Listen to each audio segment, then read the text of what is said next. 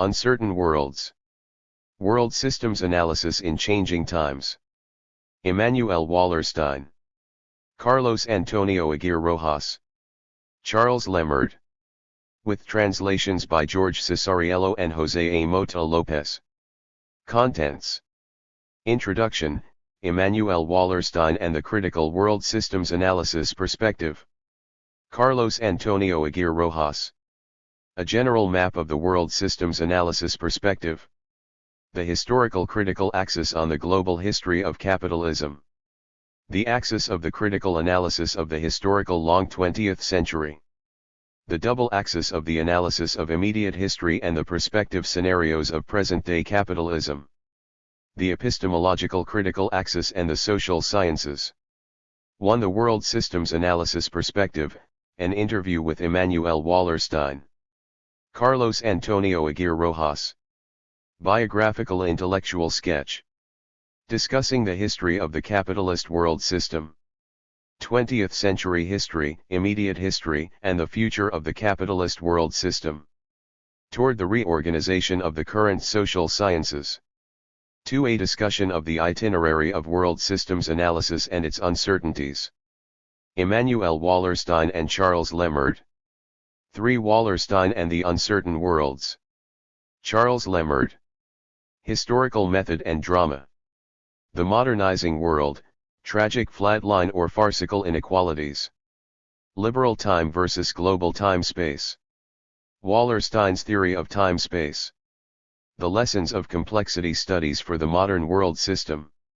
Uncertain Worlds. 4. The Itinerary of World Systems Analysis, or, How to Resist Becoming a Theory. Immanuel Wallerstein. Index. About the authors. Introduction. Immanuel Wallerstein and the Critical World Systems Analysis Perspective. Carlos Antonio Aguirre Rojas. How is it possible to maintain a position of resistance when one is becoming an established theory? Immanuel Wallerstein, The Itinerary of World Systems Analysis, or How to Resist Becoming a Theory, 2002. Immanuel Wallerstein is today, without a doubt, one of the best-known social scientists in the world. As he is an acute observer of the most contemporary events, the author of an already classic and fundamental work on the history of capitalism, an active promoter of a total restructuring of the social sciences, and an implacable critic of the most common explanations for the phenomena and processes of the long 20th century, his figure and his work have been disseminated and projected the length and breadth of the 5 continents on our ever smaller and more interconnected planet. Through the numerous translations of his texts into the most diverse of languages, or through varying sorts of conferences, colloquia, symposiums, and university forums among historians, sociologists, economists, and political scientists, as well as philosophers, epistemologists, anthropologists, and specialists in international relations, the work and contributions of Immanuel Wallerstein have come to represent one of the most indispensable theoretical reference points for the everyday work of practically all present-day social scientists. At the same time, and given that Wallerstein also deals with the analysis and critical diagnosis of the events and processes of our most immediate present, his work has also been circulated among political activists and members of the most diverse range of social movements the world over, a fact that explains, for example, why he has been invited several times as a distinguished panelist to the World Social Forum in Porto Alegre, Brazil. Alongside these planetary echoes of his most important essays and books, there has also been an equally global dissemination of his personality, sometimes in the role of distinguished lecturer at that global summit of altermundialist movements, other times in the role of the director of the distinguished and well-reputed Fernand Braudel Center at the State University of New York, Binghamton, but equally as the president of the International Sociological Association or as a sharp critic of the present-day McCarthyism in the United States, who speaks from within the very bowels of that North American nation. As a result, it is hardly surprising that the fortnightly commentaries that he writes about current events have already been translated into 27 languages or that the Center for Research, Information, and Documentation, located in the city of San Cristobal de las Casas in Chiapas, Mexico, has been named the Immanuel Wallerstein Center. 1 Nor should it surprise us that his books form part of the essential bibliography for innumerable history, economics, sociology, philosophy, anthropology, and political science courses in universities the world over, or that he has received honoris causa doctorates from universities in France and Peru, as well as Mexico and Portugal. In this way, and alongside this planetary dissemination of Wallerstein's work, we have also seen the global projection of his most important creation, that is, the critical analytical perspective that Wallerstein himself calls world systems analysis. Across a rich lifetime and a complex intellectual itinerary which led him from the analysis of African realities and the disciplinary field of sociology to the study of the past and present of global capitalism and toward an unidisciplinary horizon of new historical social sciences, Immanuel Wallerstein has been constructing precisely those distinct pieces and the different fields that today constitute the same critical perspective for the analysis of world systems, a perspective that, as the organizing axis of the entirety of Wallerstein's work over the past 3 decades, has equally become an indispensable reference point and an ever-present element in the most important contemporary debates in the social sciences. So, criticized by some and distorted and caricatured by others, but also recovered and defended by many contemporary critical social scientists, the perspective of world systems analysis has also been popularized and circulated enormously, contributing to the projection of Wallerstein himself, who has been without a doubt its principal creator, theorist, and promoter. This all leads us to ask ourselves what explains the extraordinarily broad dissemination of this world systems perspective and, with it, the totality of Immanuel Wallerstein's work. What are its most original moments? What central themes does it deal with? How is it useful as a critical tool for understanding the contemporary world? Why has it achieved such a vast and profound impact over the past 3 decades? In an effort to respond to these questions, it is worth attempting to reconstruct the whole map of the central thematic axes that constitute the world systems analysis perspective, as well as the essential hypotheses and proposals postulated within each of these axes, which as a whole will provide the keys not only to the work and the precise contribution of Immanuel Wallerstein but also, and above all, to the enormous projection and global dissemination mentioned above. A general map of the world systems analysis perspective. I still believe that world systems analysis is in the first place a protest against the present forms of the social sciences, and this includes the environment of their mode of theorizing. Immanuel Wallerstein, The Itinerary of World Systems Analysis, or How to Resist Becoming a Theory, 2002. If we observe as a whole all the work written up to the present by Immanuel Wallerstein, as well as all the lines along which he has developed his world systems perspective 3, we will realize that this work and this perspective unfold fundamentally along 4 major thematic axes, which connect to one another in various ways to provide us with the complete architecture of the conceptual and theoretical edifice of world systems analysis. These are 4 axes that sometimes superimposed on one another and at other times intersecting transversally also contain the main keys to grasping the originality of world systems analysis and its exceptional dissemination throughout the most diverse of academic and intellectual environments the world over. Upon carefully traversing Wallerstein's work, it becomes clear that its first axis is the historical critical axis, which seeks to explain in a novel way the entire history of capitalism and modernity within which we still find ourselves today, and which, having begun their historical existence in the crucial and decisive long 16th century once postulated by Fernand Braudel, have unfolded in an uninterrupted manner since then until the very beginnings of the chronological 21st century. This historical critical axis of a global history of modern capitalism from the 16th century until today not only serves as the original matrix of the entire world systems analysis perspective but is also already partially formulated in what is without a doubt Wallerstein's best known and most widely translated book worldwide, The Modern World System. Of this work, 4 volumes have already seen publication, covering the critical history of the long 16th, the long 17th, and the long 18th centuries. 4. Its fourth volume, consisting of the analysis and global characterization of the long 19th century, was published in 2011. A second axis constituting this perspective, one that simultaneously prolongs and concretizes the argument of the first axis, is the critical analysis of the principal events and processes of the long 20th century, that is, of those realities and tendencies closest and most familiar to us, insofar as these correspond to the specific contexts of characters, events, and evolutionary processes that we have lived and observed and in which we have been involved, whether personally or through the generations of our parents and grandparents alongside which we have lived directly. This is a critical diagnosis of the historical long 20th century that, while supporting a rupture with the deeply rooted but absurd myth of history as a science of the past, gives us the keys for understanding the essential processes of our own historical century. That is to say, this century, which began approximately around 1870, will not finish its historical cycle for several years or even decades yet.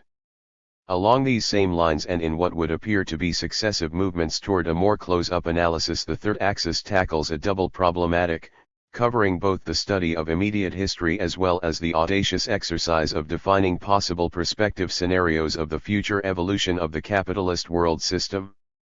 This is because, since 1968 and the subsequent foundation of this analytical perspective in 1974, Immanuel Wallerstein has accompanied the events that he has lived with critical explanations that, while introducing a powerful historical density into the interpretation of those immediate facts, a density derived, naturally, from Wallerstein's own work with regard to the previously mentioned critical axes, always resituate those very events through a clear global and comparativist perspective.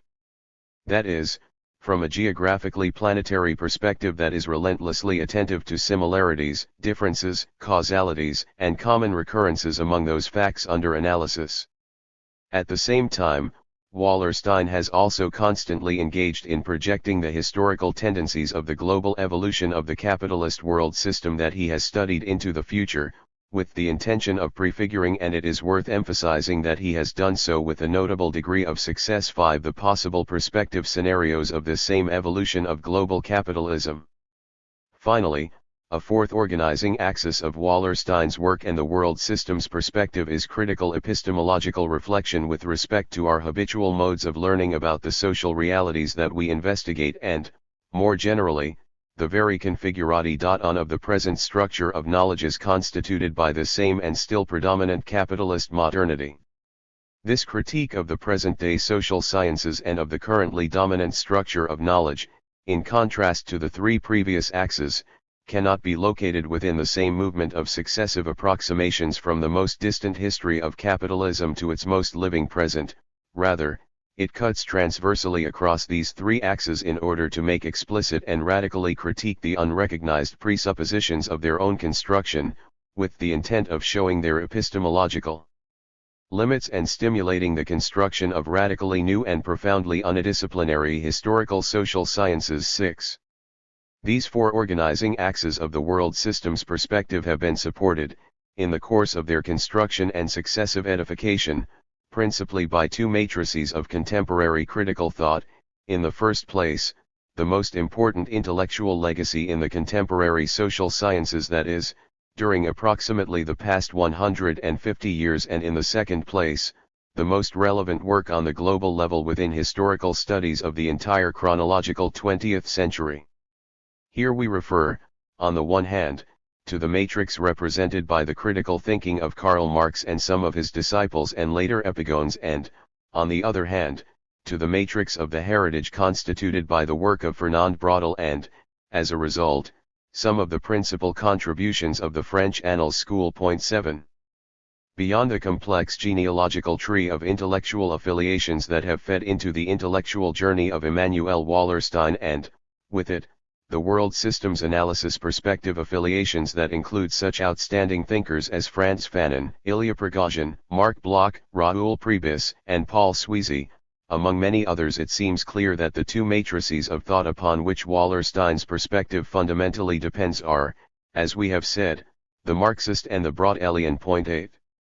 Therefore, Marx's categorical apparatus is present and active throughout Wallerstein's analysis and work, as he speaks of a historical capitalism, one based on the logic of capital accumulation and permanently marked by the dynamic of class struggle, all the while emphasizing clear processes of ideological alienation and capitalist states that obey the interests of the dominant classes at each moment. If Wallerstein interprets many of the traditional debates and Marxist theses in an original and unorthodox manner, he always does so from the horizon of assuming the general conceptual and fundamental theoretical apparatus elaborated by Marx himself a century and a half ago as the general framework of his analysis. At the same time, as he himself has declared on various occasions, Wallerstein's work has drawn in very important ways upon several of the most important Marxist works and debates on economic history and critical sociology from the 1960s onward, debates and works with respect to which Wallerstein would take positions, thereby recuperating certain authors and elements and rejecting others, precisely from the distinguishing criterion of his world systems analysis perspective. On the other hand, Wallerstein's enormous debt to Fernand Braudel is also clear. From Braudel he adopted the theory of different historical times, especially the focus on long historical duration, as well as some central concepts, such as the world economy, and some specific theses, like the particular relation between monopolies and free competition within the global dynamics of capitalism. At the same time, recovering the Braudelian idea of global history which is otherwise aligned with the Marxian demand to analyze all problems from the point of view of the totality and his call for critical history, another obvious space in which Braudel coincides with Marx. Wallerstein also feeds equally upon research in the field of economic history developed by some thinkers from the Annals current, a spectrum that extends from the brilliant works of Marc Bloch to the contributions of Braudel himself and a few of his direct disciples. This is the double matrix underlying the work of Immanuel Wallerstein, without an understanding of which it is not possible to grasp the richness and originality of the world system's perspective. We could even affirm that for an adequate and accurate understanding of this perspective, it is also necessary to have a minimum knowledge of the complex contribution of Marx and some later Marxist positions, as well as the work of Braudel and important contributions by some of the analyst authors mentioned above. Working from this general map of world systems analysis, and from these two fundamental matrices upon which its structure rests, we can now re-examine in closer detail what constitutes the particularly original contributions of this approach, those that have given it not only its peculiar heuristic strength but also its vast capacity for global dissemination and circulation. The historical critical axis on the global history of capitalism. My preoccupation with method led me to consider as central the question of the unit of analysis, and this is why we speak of world systems analysis. Immanuel Wallerstein, Hold the Tiller Firm. On Method and the Unit of Analysis, 1994. If we look more closely at the first organizing axis of the world systems perspective, the historical critical axis, we see that Immanuel Wallerstein has formulated in this field what we could consider his most ambitious and long-winded task, one that remains unfinished and has up to the present emerged through the 4 volumes we know as the modern world system. And a possible 5th and even 6th volume would have as their objectives a discussion of the long 20th century and perhaps a prospective exercise regarding immediate future scenarios of the capitalist world system. These 4+ volumes hope to provide a global history of the capitalist world system from its origins to the present, one that differs vastly from the boring traditional and descriptive histories of the 16th through 20th centuries with which we are all familiar. Against such histories, Wallerstein's work seeks to provide an entirely new theoretical model for global discussions and for comprehensive and critical explanation of the complete itinerary of capitalist history during the past 5 or 6 centuries. That is, it provides an interpretive and theoretical history of capitalism, or a historical theory and interpretation of the evolution of modern capitalist society, which as a result inscribes the name of Immanuel Wallerstein on that very short list of thinkers of the past 50 years who have dared to think about capitalism as a global problem in its integral unity and most general dimensions, a list that begins with Karl Marx and includes only a few others, like Max Weber, Werner Sombart, Norbert Elias, Karl Polanyi, and Fernand Braudel. If this effort to grasp modern capitalism from its global history and from the theoretical reconstruction of its essential structures draws Wallerstein into the orbit of these important thinkers, his specific moment of originality can be asserted, on the other hand, with regard to three principal theses that constitute the singularity of focus of world systems analysis, with respect to this same theme of the theoretical historical explanation of modern capitalism. These three theses, or methodological proposals, include, in the first place, the unit of analysis relevant to the analysis and investigation of distinct phenomena, events, and processes that have unfolded within this long history of capitalism. In the second place, we can refer to the internal hierarchical structure through which capitalism itself is configured. Finally, in the third place, we can refer to the distinct dynamics and transformative curves that provide the rhythm of the historical life and continuity of the capitalist system. As a result, one of the most original and controversial proposals of world systems analysis refers to defining the specific unit of analysis that we should use to frame our research. Here, in open disagreement with practically all prior social scientists, Immanuel Wallerstein affirms that this unit of analysis cannot, and should not, be anything less than the world system considered in its totality, that is to say, in its vastest geographical dimension, which has been, during the last 5 centuries, either semi-global or, in later years, strictly global. 9 This means that according to world systems analysis, it is an important methodological error to consider the nation-state as our analytical frame or as our global unit of analysis, that is, to confine our analysis to the national space within which the problem we are studying has unfolded, a national space that, under the names of society, the social formation in consideration, or the social structure, always limits our epistemological horizons for the explanation of those specifically national coordinates and processes, be they of Mexico, Argentina, France, Guatemala, Russia, or the United States, among others.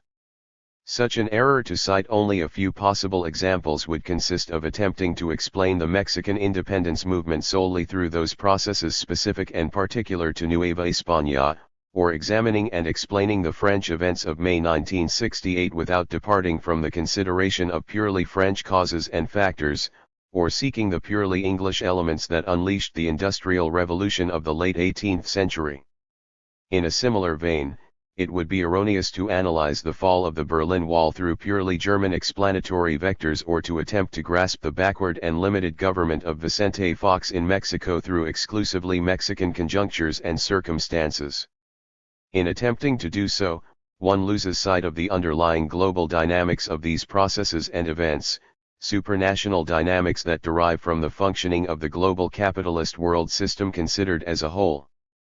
For Immanuel Wallerstein, this global world system is the only truly relevant unit of analysis, and it requires that we situate Mexican independence within the broader movement of the general decolonization of the Americas, a movement also provoked and unleashed by the global dynamics of the reorganization of European and global geopolitics at the end of the 18th and beginning of the 19th centuries, which combine and become imbricated with protonational and local processes in each of the zones of this vast American continent. Such global dynamics also reinsert the French May into the global cultural revolution of 1968 and England's industrial revolution into the broader constitution of the new global hegemonic cycle characteristic of the long 19th century, while reposing the fall of the Berlin Wall within the context of the global collapse of liberal ideology, or reframing the shameful and impoverished policies of Vicente Fox within the process of the new social and political polarization generated by that collapse of liberalism and the concomitant worldwide resurgence of the bellicose, cynical, militant, and shameless right and ultra-right that we have witnessed in recent years and decades. 10.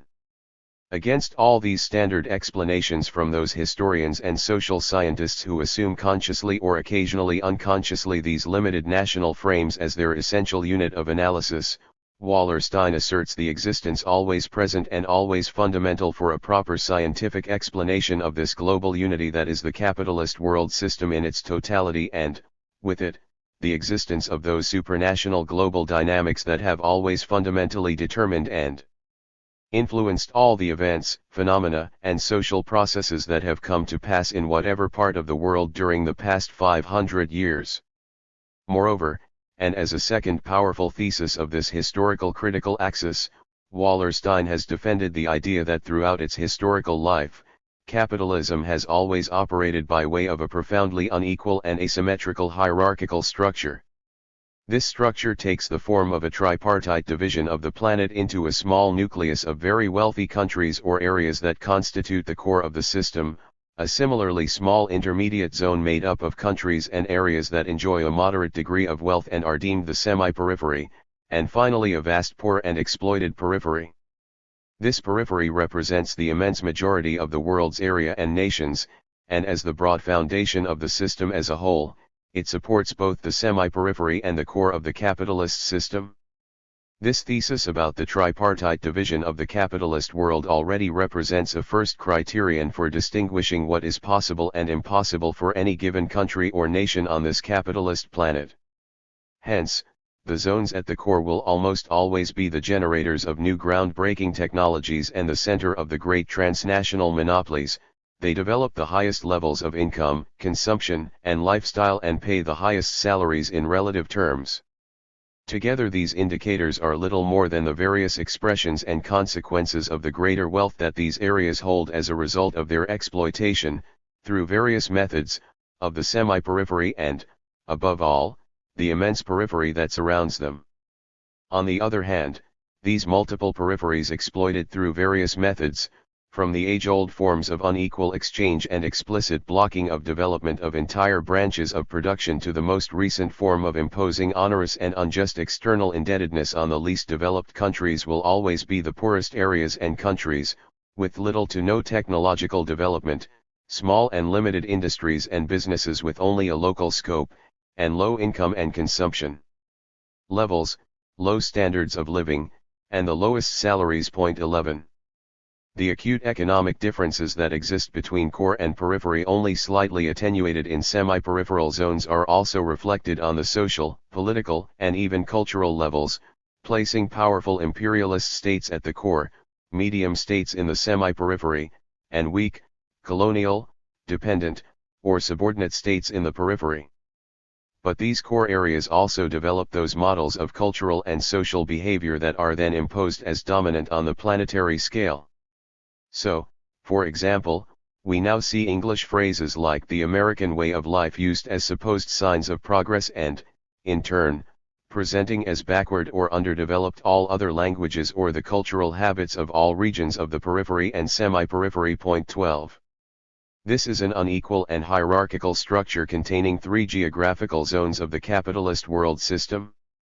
Moreover, during the 5 centuries of the historical life of capitalism, this structure has proceeded to widen and deepen, rather than to close, the gap and thereby erase the differences between these zones. If the small nucleus at the core of the system is every day more scandalously rich, luxurious, wasteful, and offensively ostentatious, this is only thanks to the fact that the immense periphery becomes every day poorer, more ascetic, more restricted, and more modest in its consumption and its use of the scarce resources not expropriated by the core. The wealth of this core today as 500 years ago is the direct fruit of exploitation, pillage, theft, expropriation, and the systematic impoverishment of this immense peripheral area. This means, and not only on the theoretical level, that all supposed theories of development, modernization, or progress, or models for the possibility of escaping backwardness or underdevelopment, are totally ineffective and absurd as explanatory theories or proposals for the evolution of the poor and peripheral countries under capitalism. But also, on a more practical and profound level, this means that the countries of the periphery do not have any promising future within the current framework of this capitalist world system. 13. A third central thesis of the historical critical axis refers to the distinct dynamics that, within equally diverse historical times, progressively adapt and set the rhythm of the evolution of historical capitalist becoming. These differential dynamics, while also profoundly intertwined, comprise, on the plane of historical conjuncture or broad alien medium time, the well-known Kondratiev cycles, as well as the broadest range of long duration. They are, first, the dynamic of the important changes that impose distinct and superimposed long centuries on capitalist history; second, the successive movements of expansion and consolidation of the world system itself; and third, and perhaps most importantly, the global dynamic of the successive hegemonic cycles of this same general path of capitalist modernity. As Fernand Braudel has shown convincingly, he is followed on this point closely by Wallerstein. The fabric of history is always woven in multiple simultaneous registers, which in their complex interrelation and interplay define the particular configuration of societies in each moment and singular historical circumstance. Point 14. Therefore, as important explanatory elements, the world system's perspective returns to the question of whether, in a determinate moment, we are in an expansive or depressive phase of the Kondratiev cycle, as well as to analyze the integration of that moment also within a singular moment of the then predominant hegemonic cycle. But we are also in an intermediary period of the second historical 20th century that began in 1968, which allows us to explain our current situation in terms of a transition between two long historical centuries, one that blends the declining elements characteristic of the long 20th century with those elements of the future long historical 21st century already in gestation. This historical 21st century will without a doubt be characterized by, among many other things, the multiform growth and expansion of multiculturalism in all its variants and expressions.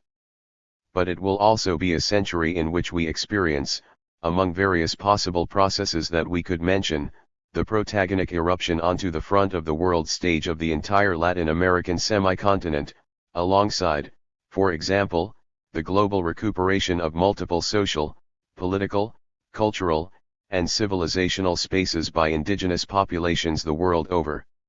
Equally, it is difficult to grasp the present global situation without considering that we are crossing into a stage that has only rarely appeared in the historical life of humanity, a historical bifurcation that in this particular case falls within our lifetime, the terminal crisis of the historical capitalist system. Point 15. This is a situation of genuinely systemic chaos of the sort not seen in the past 500 years, and it provides the explanatory key to the truly terminal and irreversible collapse experienced by an entire vast totality of structures in our society, such as the modern state, the very activity of politics, the economic logic based on capital accumulation, the present class structure, and modern, enlightened, and rationalist bourgeois culture. This collapse even reaches into structures like the global configuration of populations under the framework of the nation or the very structure of knowledges constituted by modernity 5 centuries ago. Finally, in order to understand the present state of the world, it is essential to realize that we now live in a period characterized by the decadence of the global hegemonic cycle of the United States, a phase that began more than 30 years ago. This makes it possible to understand both the U.S. defeat in Vietnam and the survival of an independent, autonomous, and sovereign Cuba, as well as the tragic events of September 11, 2001, and the subsequent desperate, irrational, and unjust U.S. invasion of Iraq, which becomes every day more and more of a failure. Point 16.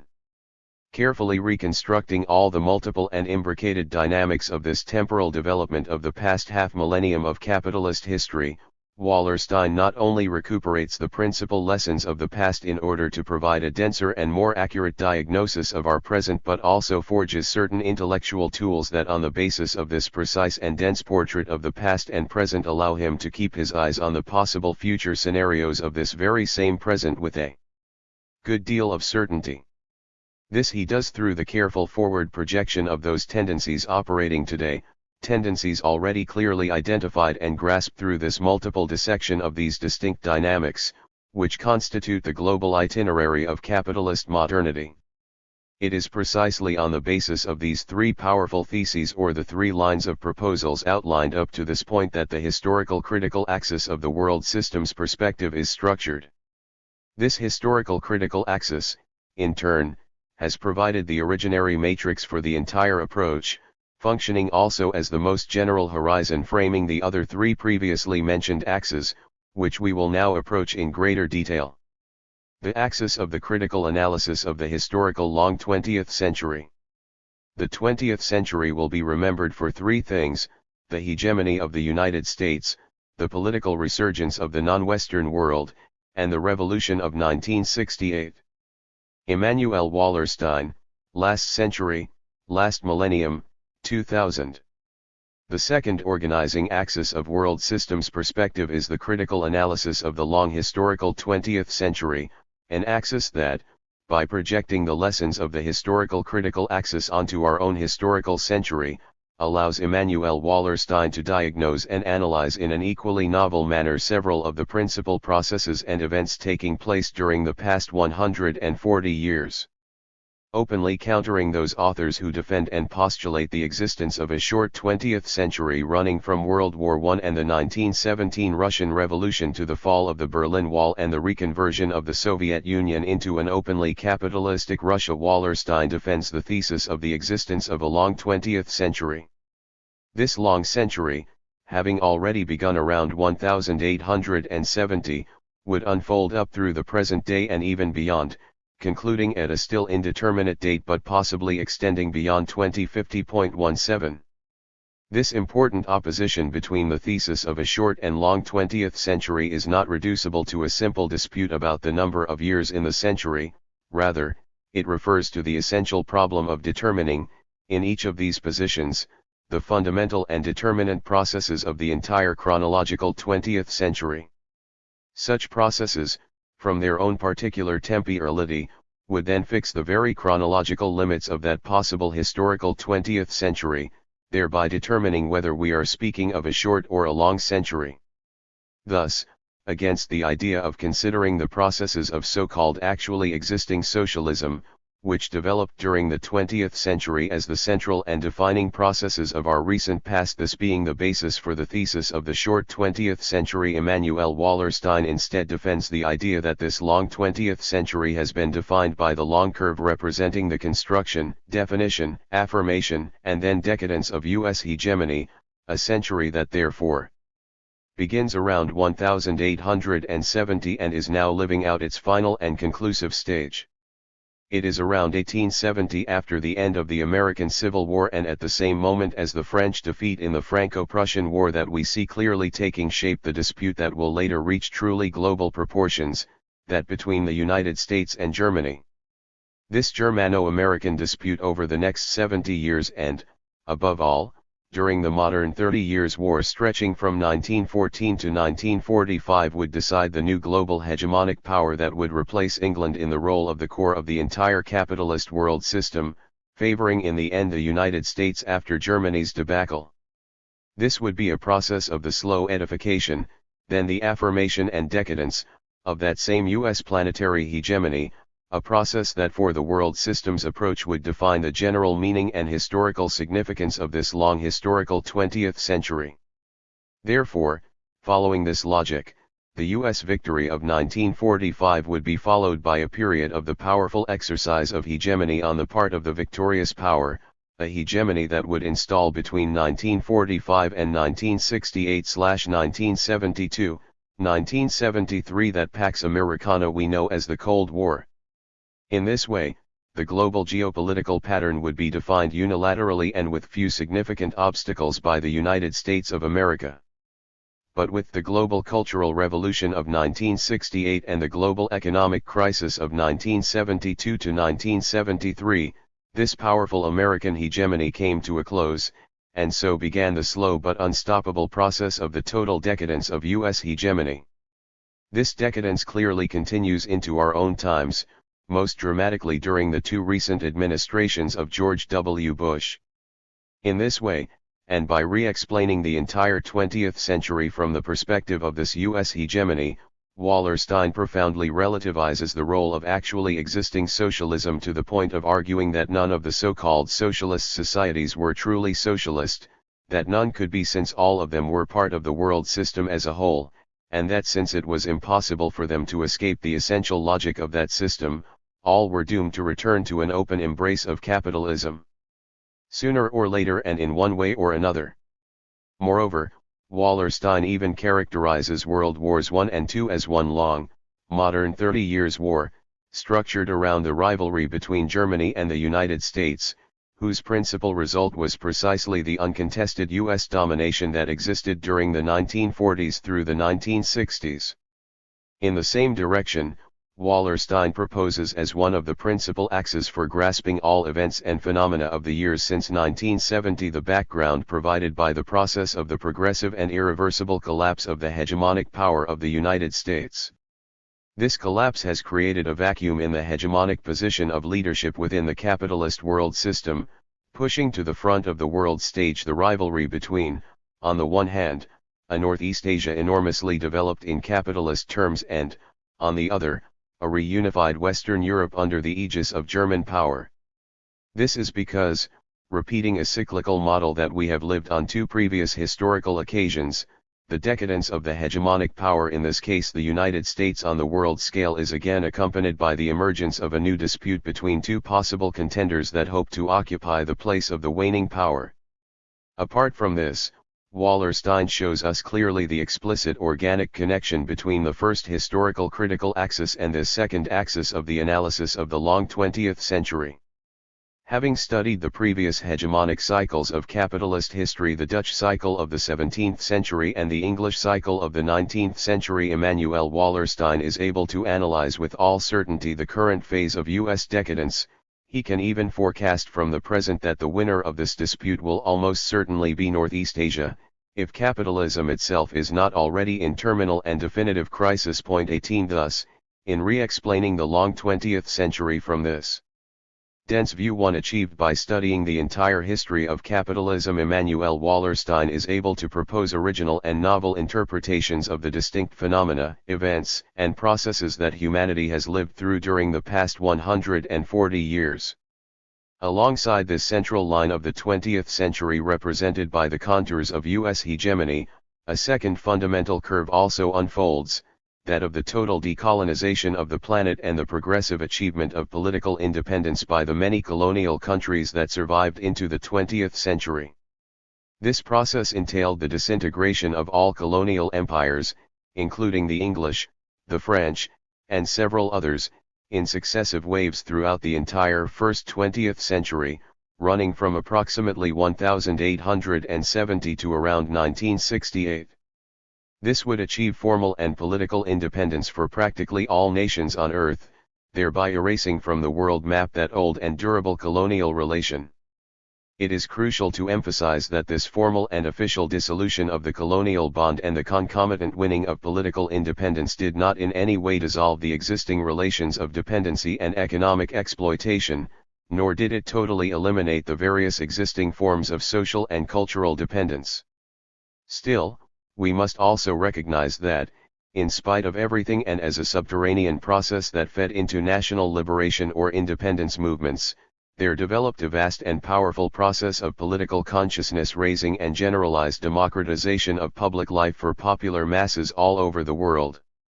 This is because once the populations of all the colonial countries began to question this relation of dependence with regard to their respective metropoles and mobilized themselves politically to struggle for independence and national sovereignty, those anti-systemic national liberation movements that proliferated during the long 20th century throughout every corner of the planet began to generate and promote, in a profound manner, a clear process of forcing countries at the core and semi-periphery of the capitalist world system to recognize and come to terms with the fact that all peoples on Earth and, with them, all nations on Earth are active and fundamental protagonists of the universal history of the present. As a result, these actors must be taken into account at the time of deciding the general destiny of our planet. If it remains clear that these national liberation struggles were partially successful in their general objectives but at the same time incapable of eliminating economic, social, and cultural dependence, it is also clear that in more profound terms they developed, on a local level, crucial processes of democratization of the public life of many peripheral countries. Moreover, this simultaneously created a reservoir of experience and consciousness that continues to manifest today in various ongoing struggles, and these will continue to manifest in various forms of social combat in the immediate future. Just as the curve of U.S. hegemony suffered a fundamental collapse in 1968-1972, 1973 passing from authoritative hegemony to hegemonic decline. So, too, does the curve of total global decolonization culminate around these same years, giving way thereafter, during the past 45 years, to the systematic and repeated global critique of Eurocentrism in all its forms. 19 Despite its limitations, this critique, which has occasionally reached absurd extremes and at other times represented a legitimate challenge to the negative consequences of European domination of the globe between the 16th and 19th centuries, expresses in a general way the profound changes brought about by this process of the complete dissolution of colonial relations on the global level. It is no accident that alongside the real disintegration of these colonial ties, this critique of European domination and its negative consequences unfolded and was largely legitimate. This critique underlies the rejection of the Eurocentrism projected through visions of universal history, models of cultural valorization, methods for distinguishing progress from backwardness, and so forth, as well as the ever more generalized calls for the recognition of multiculturalism in its different variants. It is further interesting to observe that, from the perspective of this global and long-duration optic through which Wallerstein attempts to examine and diagnose this long historical 20th century, this same century appears to be divided by a fundamental event rupture, the global cultural revolution of 1968. We could almost say that this long 20th century is divided, as was the case with the long 16th century, into two 20th centuries, a first 20th century, stretching from approximately 1870 to 1968, and a second 20th century, more or less beginning in 1970 and continuing today. This is because, in opposition to many other analysts who minimize or even ignore the fundamental symbolic importance of 1968 and the student and student popular movements linked to it, Immanuel Wallerstein underlines the profound global impact of the 1968 revolution. This revolution, unfolding as a radical upheaval throughout the dominant geocultural system, was expressed not only in the collapse of the old left movements and the birth of multiple new lefts, but also in the beginning of the definitive collapse of liberal ideology and in the definitive interrogation of the then dominant structures of knowledge, alongside the crisis and transformation of many of the previously dominant models, codes, and principal mechanisms of cultural structures. 20 Following Broadel on this point, Wallerstein characterizes the 1968 revolution, that is, the vast totality of movements between 1966 and 1969 that shook practically every country on Earth, as a profound cultural revolution of planetary dimensions, one that also has real civilizational implications, whose effects continue to be felt today in the broadest spheres of contemporary culture, society, everyday life, and politics. The central characterization of the revolution of 1968 that emerges from the perspective of world systems analysis is the idea that it was a truly long-duration revolution in the structures of contemporary society. That is, it was a modification of certain structures, in this case cultural ones, that had unfolded and predominated during several centuries and sometimes even millennia, structures that, having persisted tenaciously over long periods, began to come radically and definitively unhinged precisely from the starting point of this global cultural revolution symbolized by the emblematic year 1968. Given that we are speaking of a truly cataclysmic, long-duration mutation of cultural structures, age-old, millenarian structures, it follows that the profound meaning of these 1968 revolutions can only be grasped according to the very same long-term parameters. The extraordinarily profound implications of the movements of 1968 become clear when we realize that it was thanks to these movements that, for example, the masculinist and patriarchal structure of the then predominant monogamous family was called into question, thereby releasing the process of women's liberation and the different elements of the feminist movement of the present. Hence, by calling into question this masculinism and patriarchy which had been in force for at least the previous 2 millennia, the Cultural Revolution of 1968 began a slow but unstoppable process of revolution in the family cell, a revolution that would logically still require several decades to affirm and develop all of its multiple and complex implications and potentialities. And something similar has occurred with contemporary educational institutions, which have also been challenged and shaken to their very deepest foundations. the interrogation of the traditional hierarchical relationship between teacher and pupil, as well as other aspects, mechanisms, modes, and relations involved in the processes of generating, transmitting, and appropriating the distinctive knowledges of the collective students, also unleashed a total revolution in the educational apparatus, which today, at every level from kindergarten to postgraduate education, has entered into a profound global crisis and embarked on the total restructuring of all its elements and fundamental operations.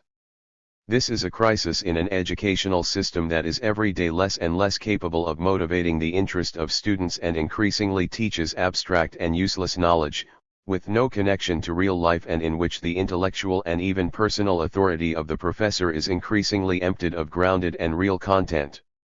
This crisis will need to persist for several decades more and will certainly only culminate when an entire revolution and renovation of this same educational structure has been carried out. The same upheaval occurs in the modern communication media, whose disproportionate influence, positive and negative, dates precisely from this global cultural revolution at the end of the 1960s. Today, the communication media can now decisively influence national and global public opinion, determining, for example, the election or defeat of a president, or absurdly justifying an irrational and arrogant invasion by the greatest military force on earth, that of the United States, against a defenseless Middle Eastern nation like Iraq. In this way, emphasizing the profound relevance of 1968, Immanuel Wallerstein rounds out his exceptional explanation of the long historical 20th century and, with it, the second principal axis of the world system's perspective. This second axis divides the long 20th century into a first 20th century, which comes to a close around the fundamental period of 1968 to 1973, and a second 20th century consisting of the period since then. Moreover, this crucial date also provides us with the connection that links the second axis with the third axis of world systems analysis, that corresponding to the study of immediate history that has been experienced and occasionally even participated in by Immanuel Wallerstein. He has examined and critically assessed this immediate history as it has happened, while exercising a critical vigilance toward possible prospective scenarios of the immediate and distant future of the evolution of this same capitalist world system. We must now turn our attention to this third axis, the double axis of the analysis of immediate history and the prospective scenarios of present-day capitalism. We are now living in an important historical moment. It is the moment of the era of transition of the present world system toward another, new historical system.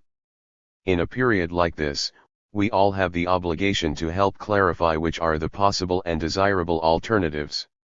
Immanuel Wallerstein, message sent for the inauguration of the Immanuel Wallerstein Center in San Cristobal de las Casas, Chiapas, Mexico, September 2004.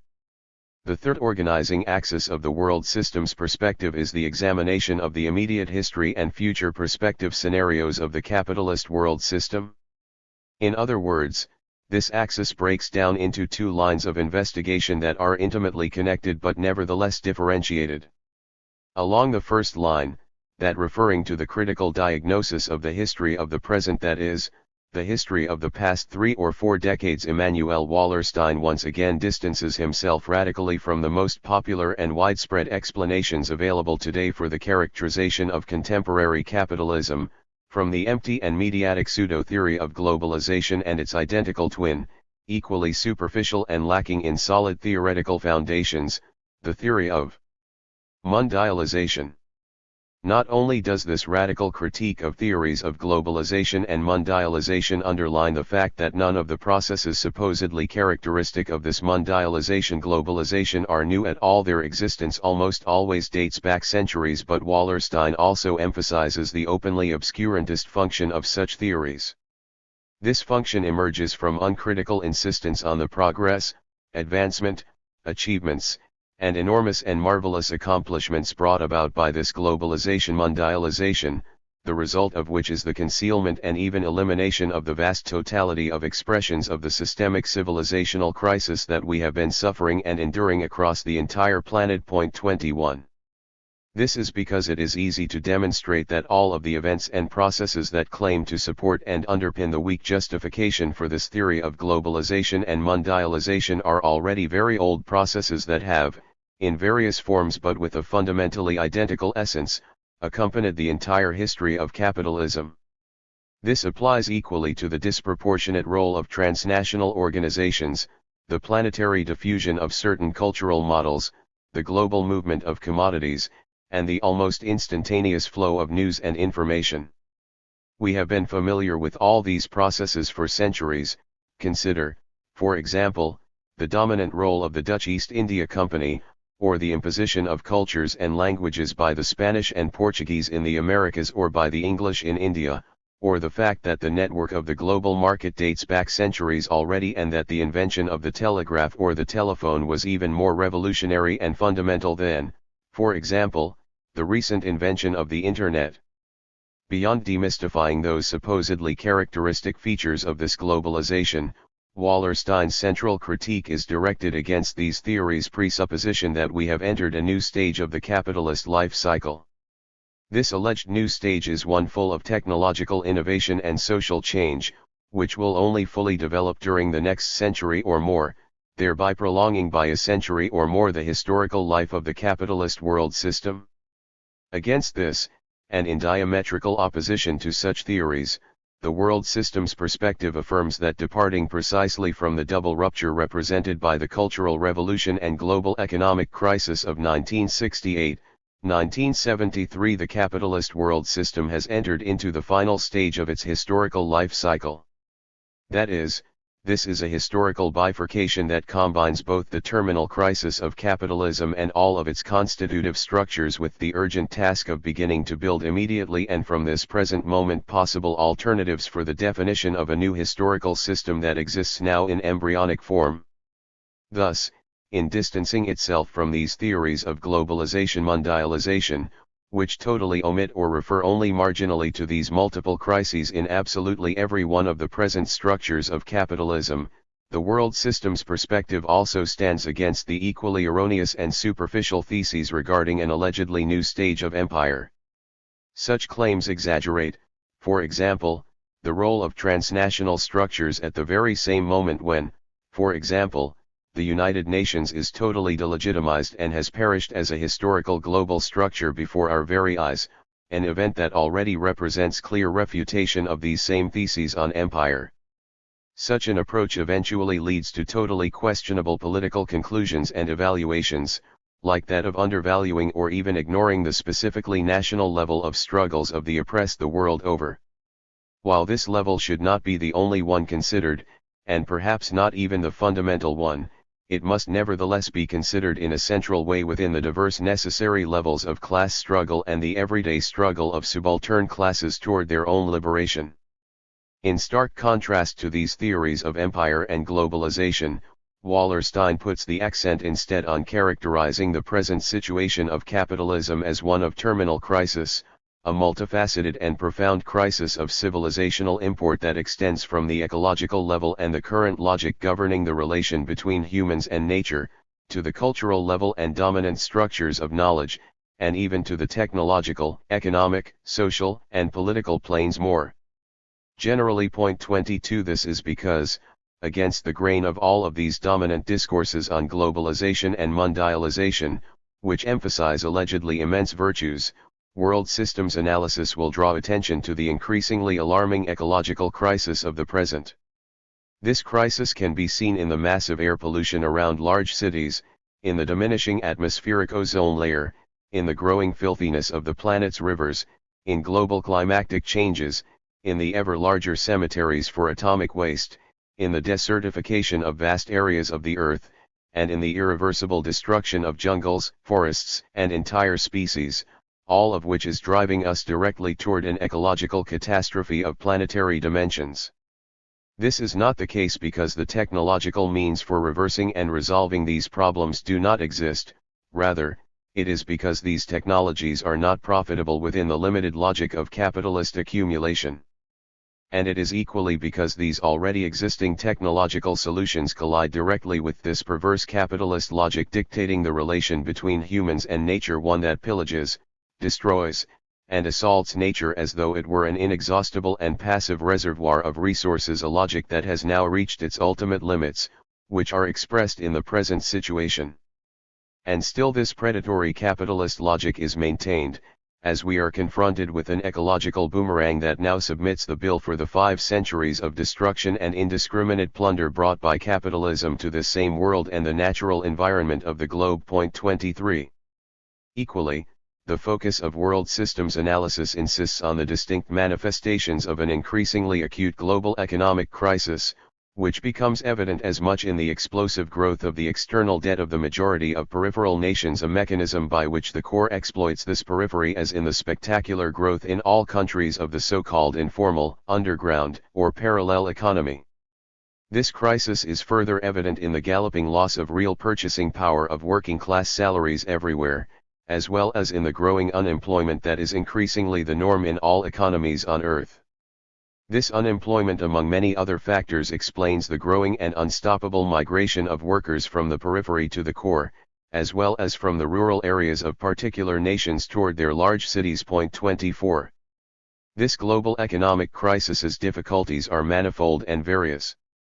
The crisis itself is manifested in the increasingly scandalous and ignominious economic, thus social, inequality that is rapidly swelling the ranks of entire sectors living in poverty and extreme poverty, while the fortunes of a tiny group of magnates grow limitlessly. This group enriches itself swiftly at the expense of the vast majority, which grows more impoverished. This growing social polarization, quite logically, is manifested in a significant growth in crime and other forms of social violence, at the same time as the deterioration of the standards of living of the immense majority of the population, creating a breeding ground for destruction and decline in all areas of the social fabric.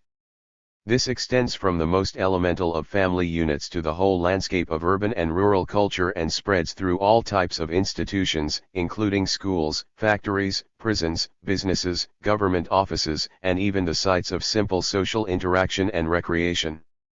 Alongside all this, there also appears an equally total and structural crisis on all levels of politics. This extends to the state level, as states are increasingly incapable of fulfilling their basic functions of providing a minimum level of acceptable services, security, public health, and education for their populations. They are also less and less capable of achieving or maintaining a minimal legitimacy and credibility among these same populations. Such crises also extend to parties, organizations, political actors, and even different political events.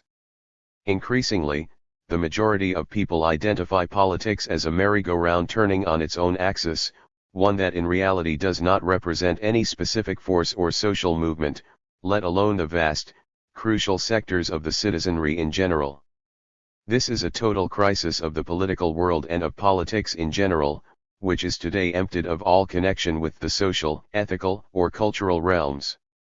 In the near future, in an already approaching non-capitalist society, this will be expressed as the total death of politics, that is, as the complete disappearance of this human activity, born in ancient Greece, which is today moving through the phase of its radical, terminal agony. 25. This will manifest as a sharper, and increasingly difficult, total disillusionment with this politics on the part of the inhabitants of the world as a whole, alongside the proliferation and multiplication of those obvious processes of its emptying and degeneration discussed above.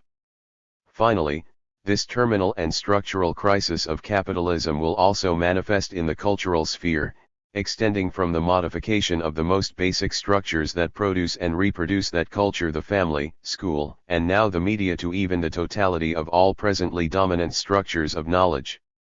In line with this broad global characterization of present-day capitalism, which emphasizes the multifaceted civilizational crisis we have lived over the past 3 decades and rejects the superficial ideologies of empire and globalization mondialization, Immanuel Wallenstein characterizes many of the events, situations, and processes we have experienced recently in a totally original and novel way, again in opposition to the common points repeated by political analysts and social scientists.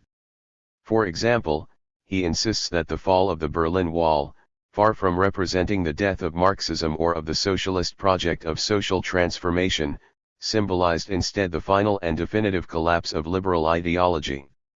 This seems all the more clear now than it did at the time, when Wallerstein first argued as much. 26 This is because it is evident today that the terminal crisis of capitalism has generated an extreme ideological polarization and expression of, among other things, the equally economic, social, and political polarization engendered by this very same situation of crisis, a polarization that simultaneously invalidates and delegitimizes the liberal and centrist interpretations that prevailed and were dominant in the geoculture of the past 200 years, from the French Revolution to the fall of the Berlin Wall.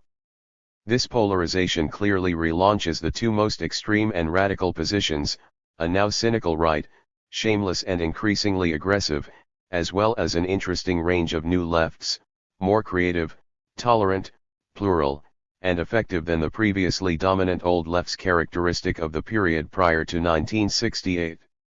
These new lefts, by linking themselves with equally new social movements and the new protagonists of social protest and struggle more generally, from indigenous people and women, to ecologists and students, to new urban groups, pacifists, homosexuals, the retired, the unemployed, farmers, and so forth, have not only recuperated and recreated Marxism but also developed an increasingly rich and interconnected project of truly radical global social transformation.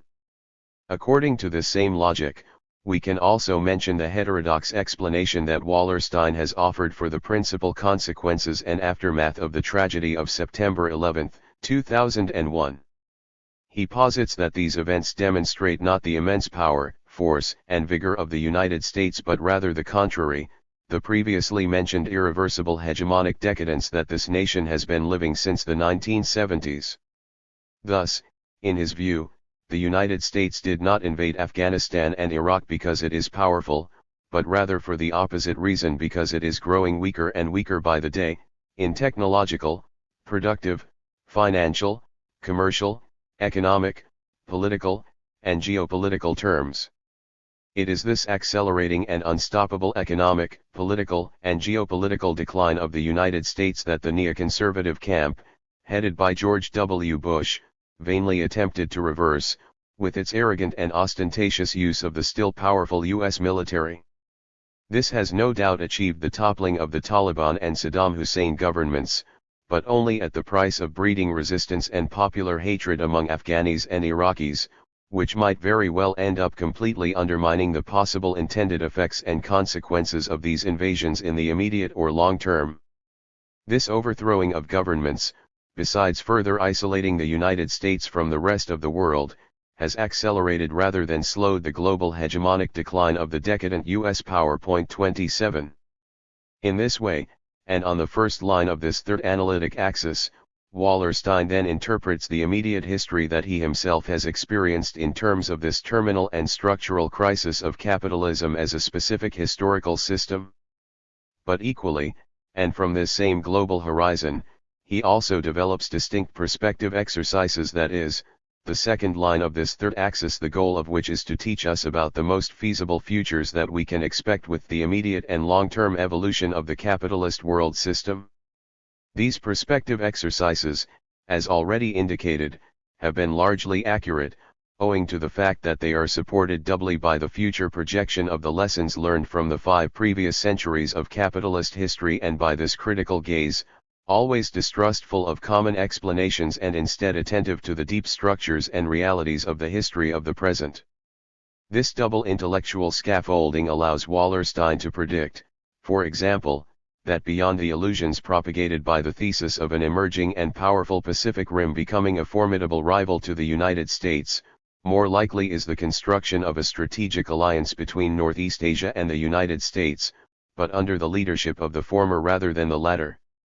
This is because, in the current dispute between Western Europe and Northeast Asia, the latter is likely to triumph, as a sea-air power confronting the European land-air power.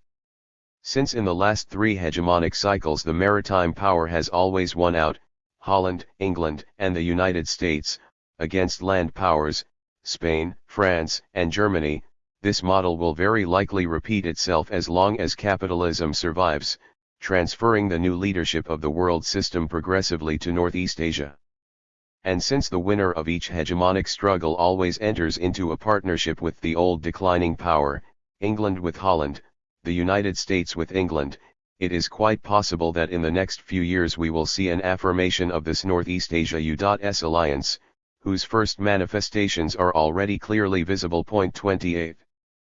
Seen through this optic and despite its progressive monetary, economic, social, and cultural unification, Western Europe will lose this hegemonic struggle, remaining a wealthy semi-periphery of the system and undergoing within the few decades that remain in the life of the capitalist world system the slow but already old process of its social, cultural, economic, political, and geopolitical eclipse. This will not prevent it from entering into an alliance with Russia, but such an alliance will not allow Western Europe to reverse this clear tendency toward its global decline. 29. Such prospects for the evolution of the capitalist world system will continue to unfold and be confirmed during the coming years and decades, although probably no later than 2050. As Immanuel Wallerstein has clearly demonstrated, all these prospective tendencies for the reorganization of the world briefly described above will develop in combination and coexistence with the equally continuous unfolding of the characteristics and manifestations of the terminal crisis of capitalism, shaping as a whole the systemic chaos or historical bifurcation that always accompanies the conclusive stage or the end of the life curve of any specific historical system. The epistemological critical axis and the social sciences.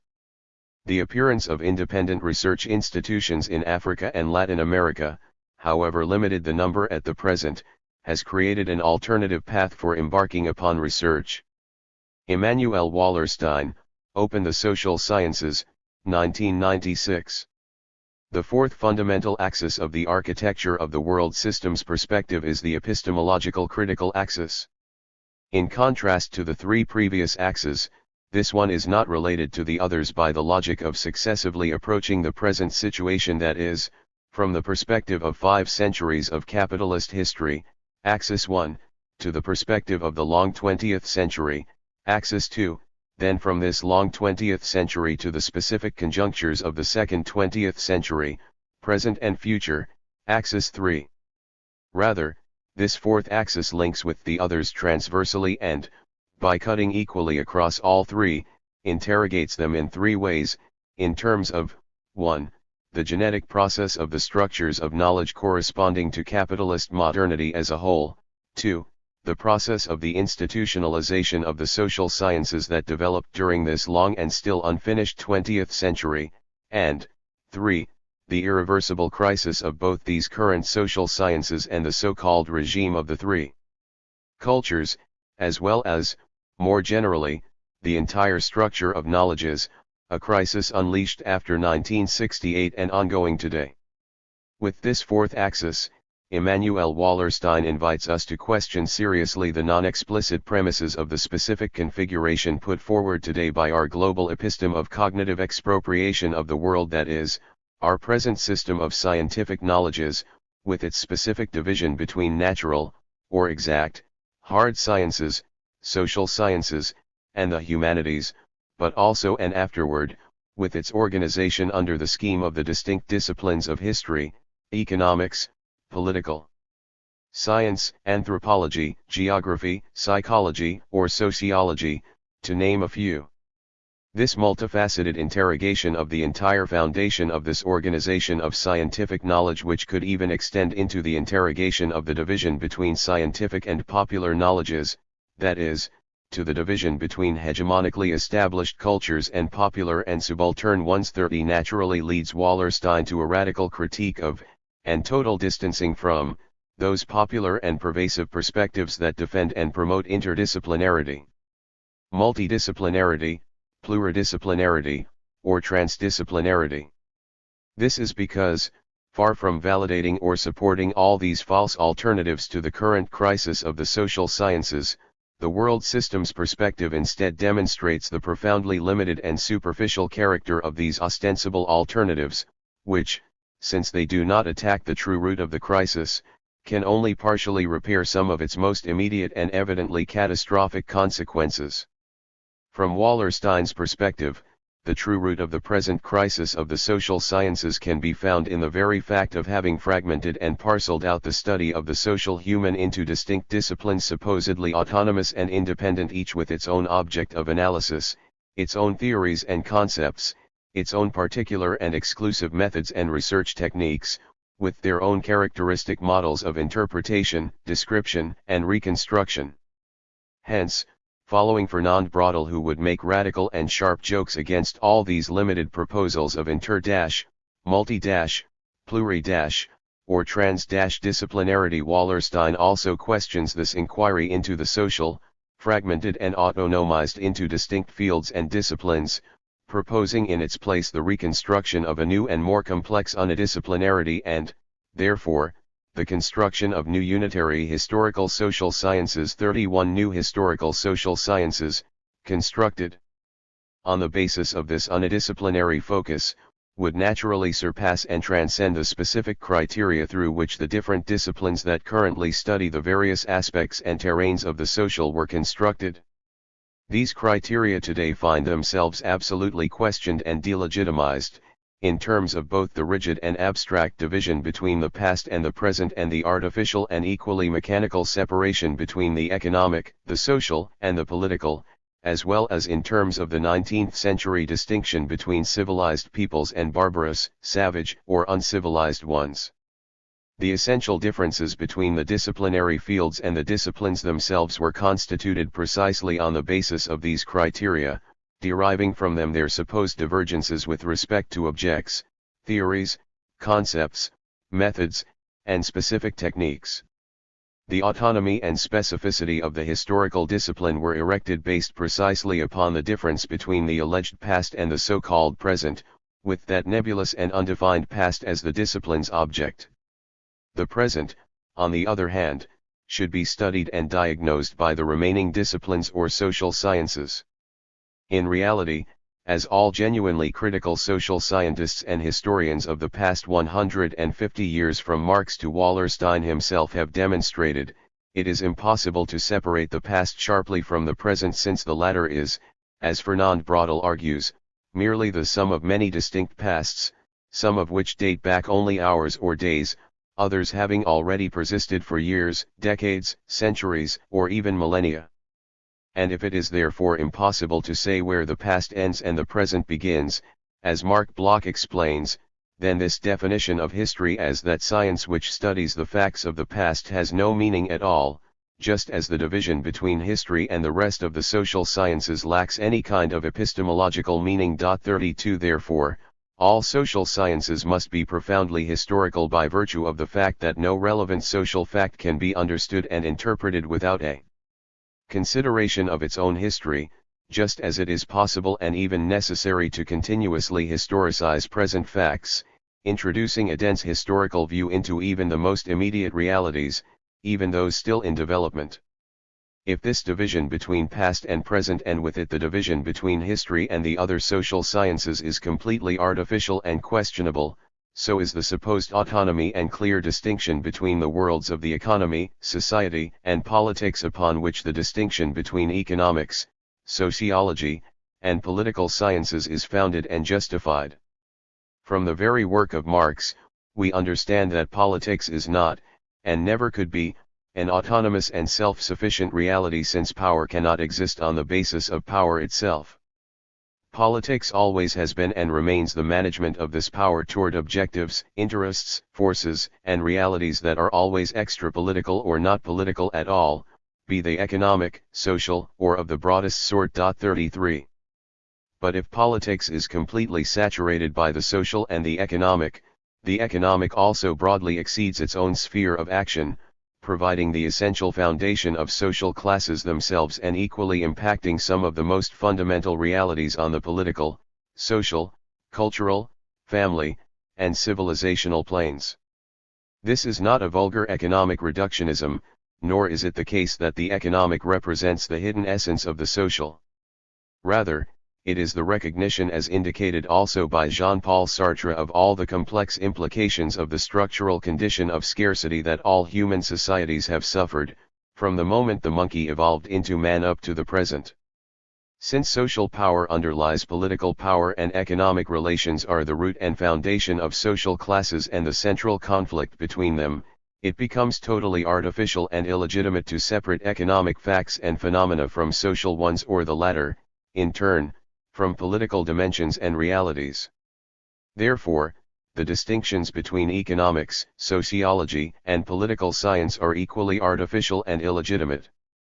All this again delegitimizes and disarticulates the validity and justification of this division of the study of the social corresponding to its present realities into the economic, sociological, and political fields of analysis. 34.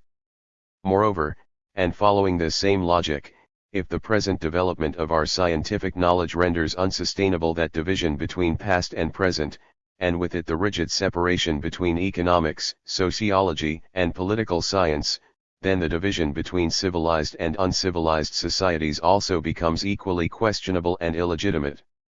That same division lent support 130 years ago to the foundation of the science of anthropology and all its sub-branches, like archaeology and ethnology, among others. If this profoundly racist and Eurocentric criterion could be accepted during the last third of the chronological 19th century, the entire chronological 20th century has developed in opposition to this postulate, relativizing the implicit equation between European civilization and civilization per se and demonstrating how human history and historical social development have unfolded precisely as a complex civilizational tree with multiple branches, giving rise to as many civilizational paths as there have existed important human groups throughout time. 35 In this way, by conceiving of history as a complex dialectic among multiple civilizations, representing distinct combinations of technological, cultural, ritual, linguistic, scientific, family, and anthropological development, 20th century anthropology itself has ended up invalidating the central assumption that gave rise to it as a discipline, allowing us now to have a more universal and cosmopolitan perspective on general human evolution itself. So when Claude Lévi-Strauss recovers so-called savage thought, showing us the different rationality through which such thought operates, or when he proposes to us that we consider modern bourgeois reason as a simple modern variant of older structures of the myth, he is fundamentally relativizing and dissolving that absurd and unsustainable difference between supposedly civilized and uncivilized societies. This becomes evident at the very moment when contemporary anthropologists begin to study European societies themselves, using the same tools forged to study and examine non-European societies, and even when they at first deem these exercises to be anthropologies of complex societies. But when this division between the civilized and the savage or barbaric collapses, so does the difference between anthropology and the other social sciences, giving rise to the proliferation of the various current sub-branches of anthropology, such as the anthropology of music, clothing, women, and social networks, as well as medical anthropology or historical, political, economic, or symbolic variants, among many others. We now also see a proliferation of new and previously unknown fields of knowledge that no longer follow criteria defined by the current disciplines or social sciences. Consider women's studies, cultural studies, folklore and popular culture studies, modern political ecological studies, or institutions dedicated to studying war and peace, or documentation centers for new anti-systemic social movements. Immanuel Wallerstein insists on the urgent task that we need to assume, as social scientists, in this immense project of the total restructuration of our knowledge of the social, which is today in complete crisis and in the process of total redefinition. This project, moreover, is inscribed within a broader horizon, one defined by the fact that since the 1970s, various theories, developing from very different intellectual locations, have begun to question the traditional division of these modern forms of human knowledge under the rule of the so-called 2 or 3 cultures, that is, into natural sciences, social sciences, and humanities. 37 This multifaceted questioning stretches from the so-called complexity science, as for example proposed and defended by Nobel Prize winner Ilya Prigozhin, to modern cultural studies that now demand the profound relativization and historicization of the canons in which are rooted the classifications and analyses of the various areas of what we know as the humanities. In this way, and questioning equally the Galilean and Copernican visions of the so-called exact sciences, as well as those atemporal and abstract criteria that define the system of human arts, the new defenders of complexity sciences and cultural studies even question whether this division of our knowledges according to the criterion of the three cultures is legitimate or productive at present. This has led Wallerstein to study the history of this very separation of human knowledges into three cultures, and therefore also to examine the specific criteria of justification that have founded these ruptures of science from philosophy and of philosophy from theorization about the arts, along with the subsequent fragmentation of philosophy into all the present social sciences, as discussed above. 38 This then brings us to a situation in which the dominant element is the end of the epistemological certainty around which we construct all present knowledges, that is to say, our knowledges and structures of comprehension and intellectual appropriation of the complex natural world, of the entire range that surrounds the world of the social, and of the complicated synthesis of realities and dimensions that comprise all of the human arts, or more briefly, the entire rationality through which we learn about the world and the universe, about our all-encompassing and global Weltanschauung. This end of epistemological certainties beyond being the most general horizon of this entire fourth axis of the world systems approach is also the framework within which this very perspective was born and developed, one that, not coincidentally, we refer to as unthinking the current social sciences. But this also means unthinking our understanding of the entire history of capitalism, of the history of the still unfinished long 20th century, and of the immediate history of the terminal and definitive crisis of the capitalist world system. This complex process of unthinking many of our most deeply rooted understandings of the problems that, as social scientists, we tackle on a daily basis finds one of its crucial points of support in the perspective of world systems analysis and also in the intellectual work of Immanuel Wallerstein. Chapter 1. The World Systems Analysis Perspective. An interview with Immanuel Wallerstein. Carlos Antonio Aguirre Rojas. Biographical intellectual sketch. Carlos Antonio Aguirre Rojas, your adolescence and early years were spent in the United States under McCarthyism, which you studied for your master's thesis. How did this McCarthyist atmosphere influence your intellectual development and your studies? What were your arguments and conclusions in your master's thesis? Do you still maintain them today? Immanuel Wallerstein, during that period the atmosphere of McCarthyism was very difficult, but this did not influence my political opinions. My reaction to McCarthyism, which developed when I was quite young, owes more to the fact that I was already on the left. So I was against McCarthy. At that time, everyone was. For example, within the environment of the university, the great majority of people were in opposition to McCarthy, against him. So when I wrote this thesis on McCarthyism, it was very well received. And it was well received because I attempted to discover the political foundations of McCarthyism, in a different way than it had been explained up to that point. Several professors even found the thesis interesting and cited it. Because what I say there, in essence using the theory of C. Wright Mills, who said that there were two types of right in the United States and the world, in the first place, an intelligent, agile, internationalist right, and on the other hand a narrow-minded right, much slower and more conservative. What I argue there is that McCarthy represented the second right, much more narrow-minded and radical in its conservatism, and as a result the principal enemy of the right that McCarthy represented was not the left but rather precisely this intelligent right, which was at the same time internationalist and high up in the social hierarchy. Because McCarthy also expressed a certain ethnicism, since he represented all those people who had suffered a degree of domination by WASPs too and who constituted a dominant sector within the traditional right in the United States. That was the principal thesis. For me it was a subject that was obviously worth studying at the time. Although the thesis was presented in 1954, and we should not forget that in that year we were already in the post-McCarthy era. At that time, McCarthy had already been removed, which had occurred in 1953.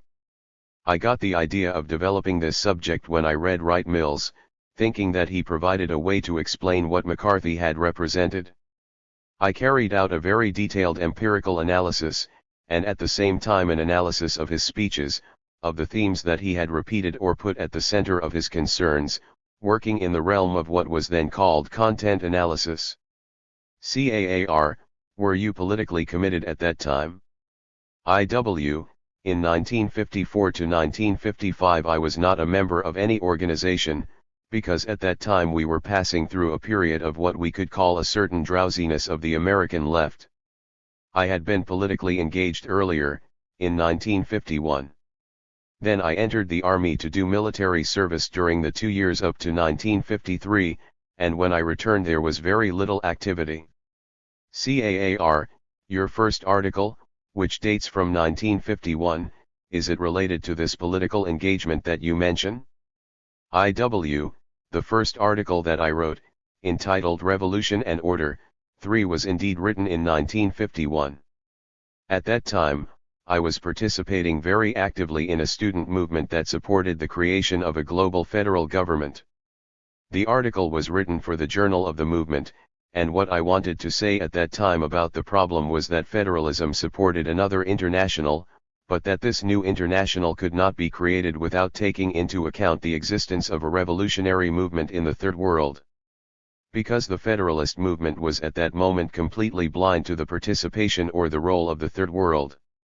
For them, the problem was reducible to the United States and the Soviet Union, and the question was one of how to achieve peace between the two, that is, a vision that only considered East-West relations. So at that time what I attempted to do in that article was to introduce into the debate the question of the role of the South in all of this. This was something that also constituted a political commitment, to put the question of attention to the problem of the South, of the Third World, at the center, raising consciousness about its essential role. CAAR, let's return to your master's thesis. Do you think that the arguments that you made in that work were correct? Would you support them now? IW, yes. Considered grosso modo, I believe that those theses are correct. The idea that McCarthy represented a movement whose principal roots were outside of and beyond the American Northeast, outside and even against the American elite. Obviously, McCarthy was against the communists, but in reality he mixed them both together, always insisting that the people he mentioned were very suspect people.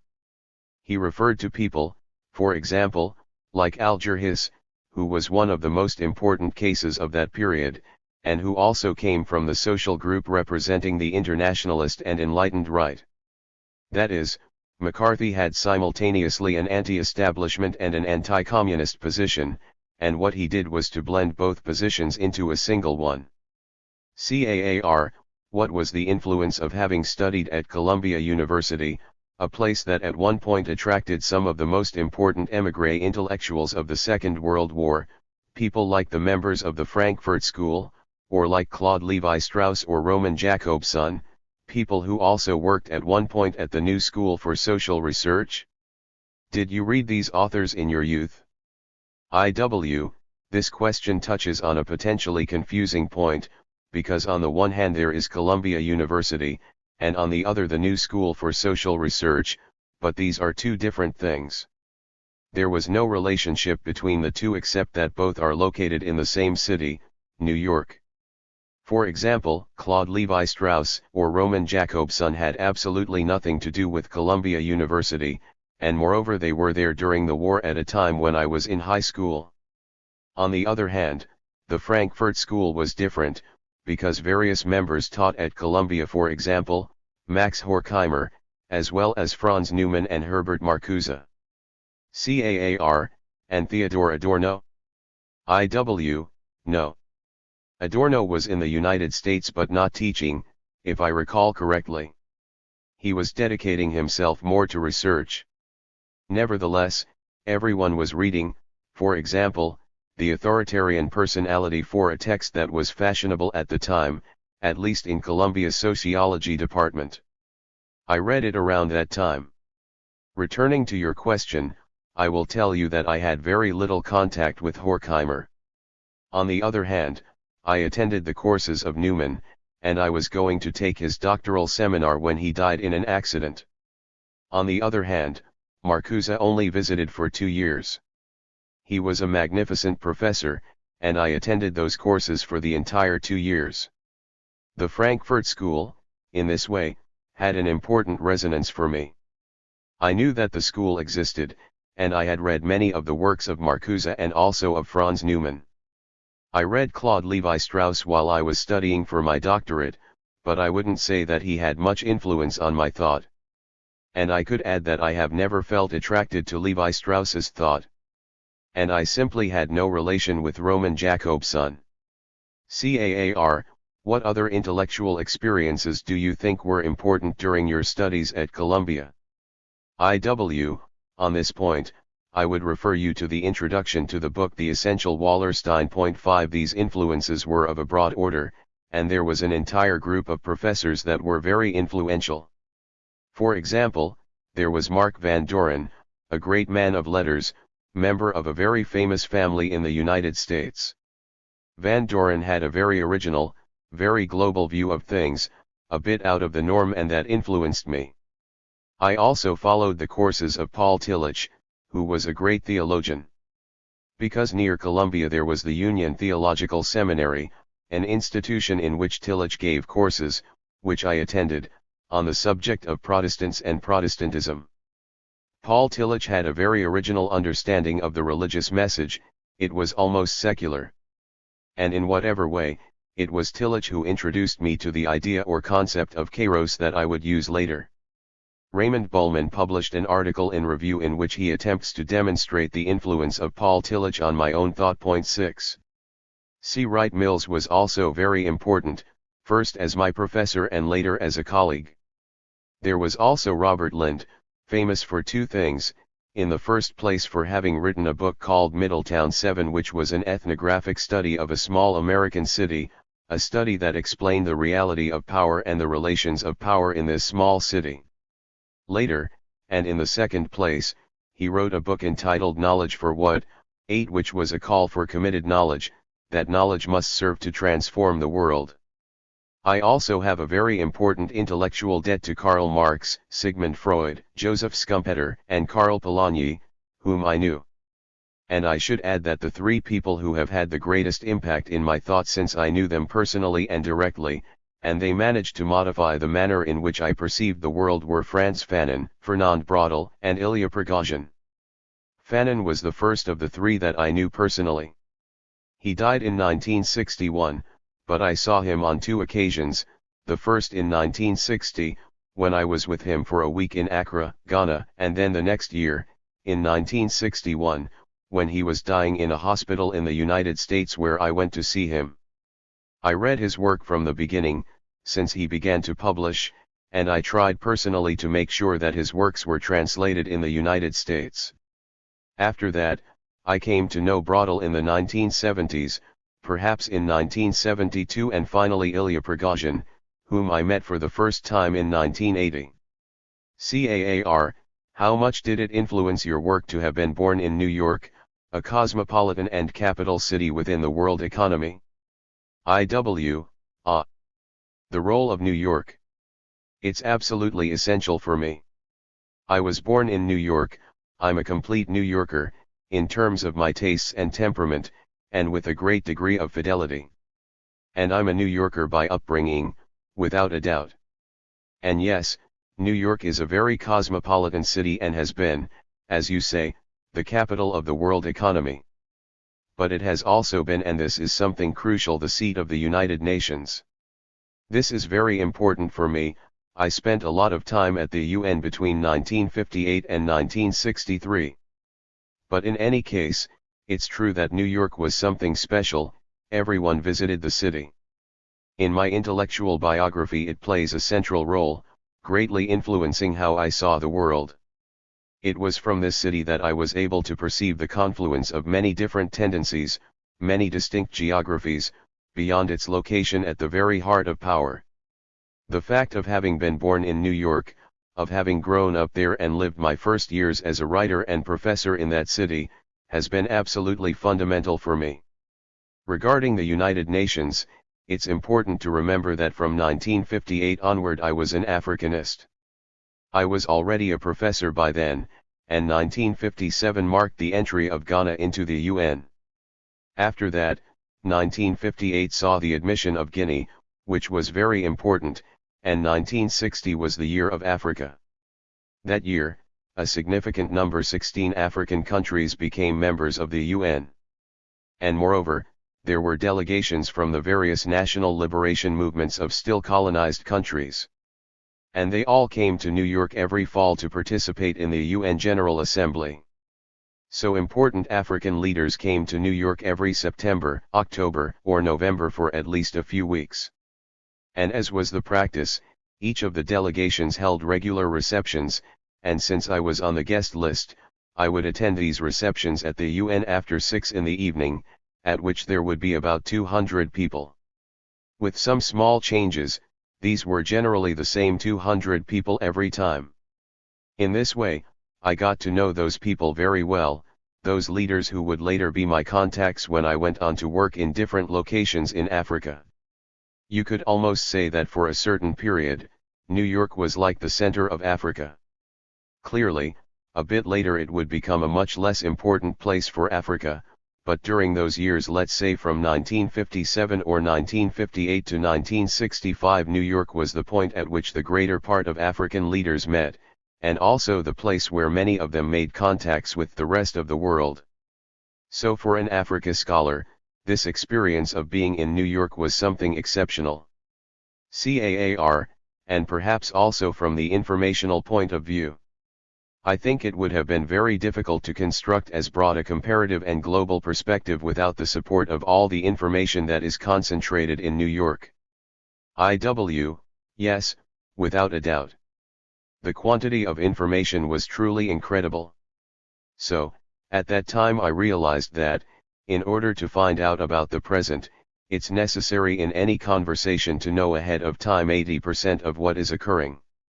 With that 80% of information, it's possible to pose an entire series of small questions to some specific people in a relaxed atmosphere, and in this way one can learn much more, and in an immediate way. Because from this information, one knows precisely which question is the right one to pose, thereby immediately also convincing the other person that they are speaking with an intelligent interlocutor who knows the subject they are discussing, and this makes all the difference. It is from this that one arrives at a certain level, and from there precisely one can begin to construct. If you look at my first 2 books about Africa, the first, Africa, the Politics of Independence, and the second, Africa, the Politics of Unity, you will see that I used and exhausted all of this informal information, to put it one way, but also all of this documentational information. Point 9 Because these people passed me documents that were not secret but which weren't easy to get. And moreover, I spent 2 months a year in Africa, during the summer, stopping over in 15 different African countries. In these stops, I met with various people whom I already knew ahead of time, or to whom I had been introduced or referred, and in this way I had even more information.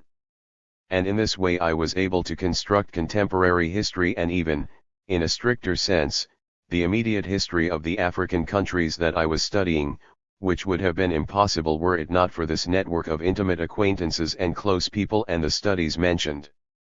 You're not an Africanist, but if you read Africa, the Politics of Unity, you will see that I developed there a very detailed account of all that happened in those comings and goings of those African leaders and their decisions. I kept myself well informed in that respect, and while I was more or less committed to certain positions, I had good relations with all parties and was able to maintain sufficient distance so that everyone would consider me to be, if not objective, at least willing to give them the benefit of the doubt and to include their different points of view within the argument of my book. CAAR, I have the impression, which I share with others, that the contribution of thinkers from a Jewish background has been essential to the construction of European and global culture during the past 150 years, from Marx himself to current Italian microhistory, passing through thinkers like Émile Durkheim, Marc Bloch, Ernst Bloch, the whole Frankfurt School, Norbert Elias, Claude Lévi-Strauss, and so forth. The question is then if you consider your Jewish origin to have influenced in some way your intellectual itinerary or work, and if this is the case, How in particular? To begin, if you ask me, for example, of these thinkers you have mentioned, if for me it was important that they were Jewish, I would say no. At the time that I read Mark Bloch, Levi Strauss, Durkheim, or other authors, I did not think that their work was more or less interesting because of the fact that they were Jews. Nor am I certain that this decisively influenced their respective works or thought, and nor did it affect the attitude that I had toward them. Regardless, I have felt identified as a Jew, and this did not bother me at all. For me, this is a very important intellectual tradition, the carrier of an ethic that no doubt influenced me. And it's also certain that I realized completely that an important number of revolutionary thinkers were Jewish, and that the fact of being Jewish, and as a result never being well received or integrated into society, made them to a certain degree a species of foreigners. I think that Jews are a bit like anthropologists, at the same time that they are found in the condition of the foreigner, they study the subject to the marrow, which gives them a crucial viewpoint. And alongside this, the fact that Jews were persecuted even after the Second World War has given them a position more or less on the left. They were persecuted for being Jews, but also largely for being poor people, and people were as a consequence very active from their own class condition. This has all changed after the Second World War, because Jews in Western countries have been able to climb the social ladder both as a result of a decline in anti-Semitism, a decline that may not have been real but has indeed existed in practice, deriving from the war and the reaction it provoked against Nazism, and also because they had been admitted to fill an entire variety of professional positions, and they took advantage of that opportunity. Therefore, the class status of the Jewish population in the United States, France, and England, and in all of Europe more generally, has changed completely. They became members of the middle class and even the upper class, and as a result their political positions have also changed. Perhaps not as quickly as their social condition, but it has changed regardless. So there exists now in the United States an entire group of people who refer to themselves as Republican Jews, something which would have been completely unthinkable in my youth. Perhaps this or that person in particular could be Jewish and Republican at the same time, but the idea that an entire group of Jews could refer to themselves in this way was impossible. At that time, Jews were either Democrats or on the extreme left, there was no other possibility for them in New York. Today, however, Jews on the far left are somewhat less common, and the majority are either Democrats or Republicans, as a result of the change I mentioned. Now, if you ask me if this Jewish condition has influenced my intellectual itinerary or my work, I would respond that I believe that insofar as I am committed, be it morally or politically, this commitment is part of a Jewish heritage. CAAR, I would like to recall that, in some of our previous conversations, you also mentioned that this Jewish condition has made you a more sensitive person, for example, when it comes to questions of nationalism and some related issues. Yes, you're completely right. In my youth, the question of Jewish nationalism was central. In the discussions of the time, it was part of the debate over whether or not a state of Israel should be created. Obviously, before that state had been created, and if it was created, what attitude was necessary toward it? I knew very well these arguments pro or contra coming from practically all sectors, from all different positions. And when I began to dedicate myself to studying Africa, I immediately realized that in the African debates one finds exactly the same arguments, for and against the subject of nationalism in Africa. Clearly, the geography changed, it was different, but the substance of the arguments was exactly the same, and the only thing that changed then was the nouns. So I traveled that path regarding the African debate on nationalism, and one of the reasons that I felt a great empathy for the Palestinian cause from the beginning was because I couldn't see any difference between their arguments and those that the Jews had made. They were exactly the same, and the same logic underlay both positions. I was therefore very sensitized to these sorts of discussions, and that was one of the reasons I was able to fully commit myself to the African process, to the struggle by African countries for their independence. And this helped me to understand that African struggle, at the same time that I grasped its own limits, the limits of this nationalism. But it's necessary to say that not all Jews took a similar path. Perhaps prior to 1948, but not thereafter, because from the emergence of the Arab-Israeli conflict, or the Arab-Jewish conflict, there came into existence an important group of Jews committed to the Israeli cause, who saw Arabs as enemy number one, thus to a position that brought them closer to the West. Because we shouldn't forget that prior to 1948, Zionism was a clearly anti-Western movement, which rejected the West, but after 1948 it became the absolute opposite. There then occurred a clear swing in Zionism and its whole logic after 1948, which constitutes a new reflection of real political evolution, of the real situation, but which from an intellectual point of view seems incomprehensible.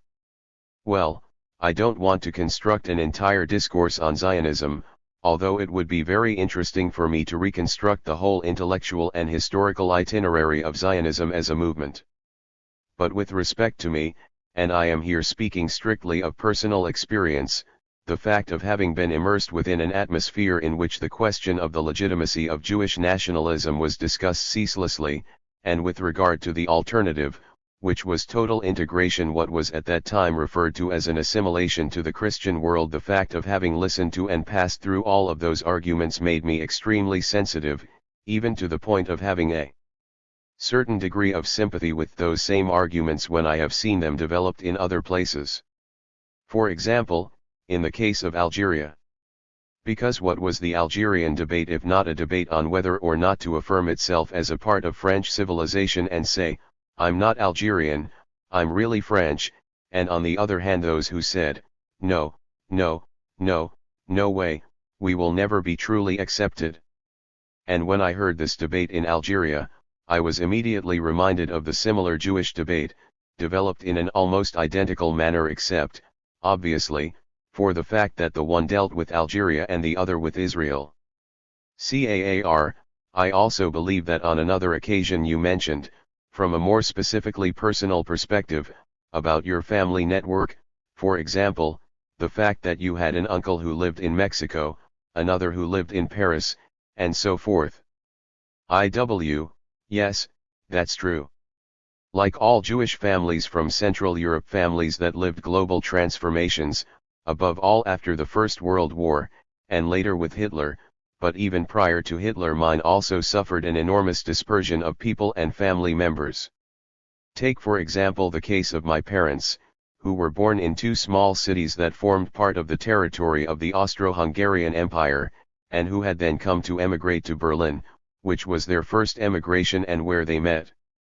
After that, my parents emigrated to New York, and with the rise of Hitler, one of my uncles was forced to move to Paris. Another of my uncles emigrated to Mexico. But this was a completely normal process, at that time it was something very common, in no way an exceptional situation. So this gave me, for example, a sort of family that was dispersed all over the world. And I also have friends who had relatives, for example, in Brazil, or others with family in South Africa. And there were others who spent some of their lives in China, people who in fleeing Germany ended up, for example, in Shanghai, put down roots there, and began to construct their lives in Eastern Asia. So it was not only my immediate family, but also those of many of my close friends, that had developed this feeling of being part of what were, in a certain sense, global families, living in many different countries, and might visit other family members in far-off places. This is something that I believe is no doubt a different experience from that of other types of families that are born in more or less the same space, and in which even the largest family lives and develops generally within that same space. This makes a big difference even from the linguistic point of view, because this was an impetus, for example, to speak various languages at the same time. CAAR, yes. I believe you mentioned this at some point, in the sense that this situation perhaps opened broader horizons for you since childhood, in order to develop certain linguistic capacities, to practice in different languages. Yes, of course. For example, my family, originating from a German-speaking area, obviously spoke German, but when they came to New York they began to speak English. They even spoke English at home, but it's also true that they often had friends visiting, people who had just arrived in the United States and couldn't speak English, or who sometimes didn't want to, and so my parents would speak German with those friends. This was such that, from a very young age, I often heard German spoken in my own house. But I should say that, despite hearing it often, German was a language that I didn't learn very well, perhaps because as a young American I had a certain resistance to German. CAAR, but resistance in what sense? To what exactly? What do you mean by that? It's often been shown that second-generation Americans, those who were children of immigrants who had come to the country, generally rejected the original language of their parents with the goal of integrating better into the new environment of the United States. It's generally only the third generation that begins to relearn the language, to return to a more open attitude with regard to this original language. But in any case, I heard German from a very young age. It's also true that from this very early period, I had the opportunity to study French in school, and I immediately took advantage of this possibility. However, neither my mother nor my father spoke French, nor could they read it. And Spanish came later.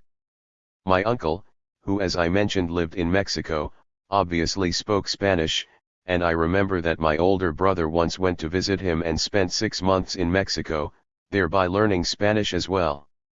Later, I too began to study Spanish.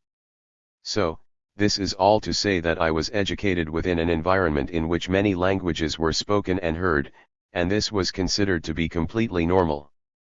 During their childhood, my parents had also spoken various languages, moreover, they were from the Austro-Hungarian Empire, in which different languages were spoken. So for me, learning various languages was something completely normal. In whatever case, when I finished high school, I could read French fairly well. I still didn't speak it very well, but I had a good foundation for the language. My Spanish too had developed a bit, and so I had some elements to know how to construct statements in that language. I learned Italian later, and after that, in order to learn Portuguese, I read a book that explained how to convert Spanish words into Portuguese, and this worked more or less.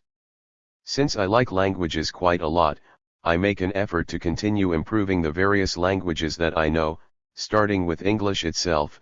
One could say that I have spent my entire life attempting to perfect my English. CAAR, how do you go about perfecting your own language, English? Do you work through a dictionary? Well, yes. For example, if I see or hear a word that I don't know, I turn to the dictionary to look it up immediately, but I also do crossword puzzles regularly, and this teaches me new words. I also occasionally read books about how to use English well, to such a degree that I feel that I have truly attempted to improve my English all the time, up to the present.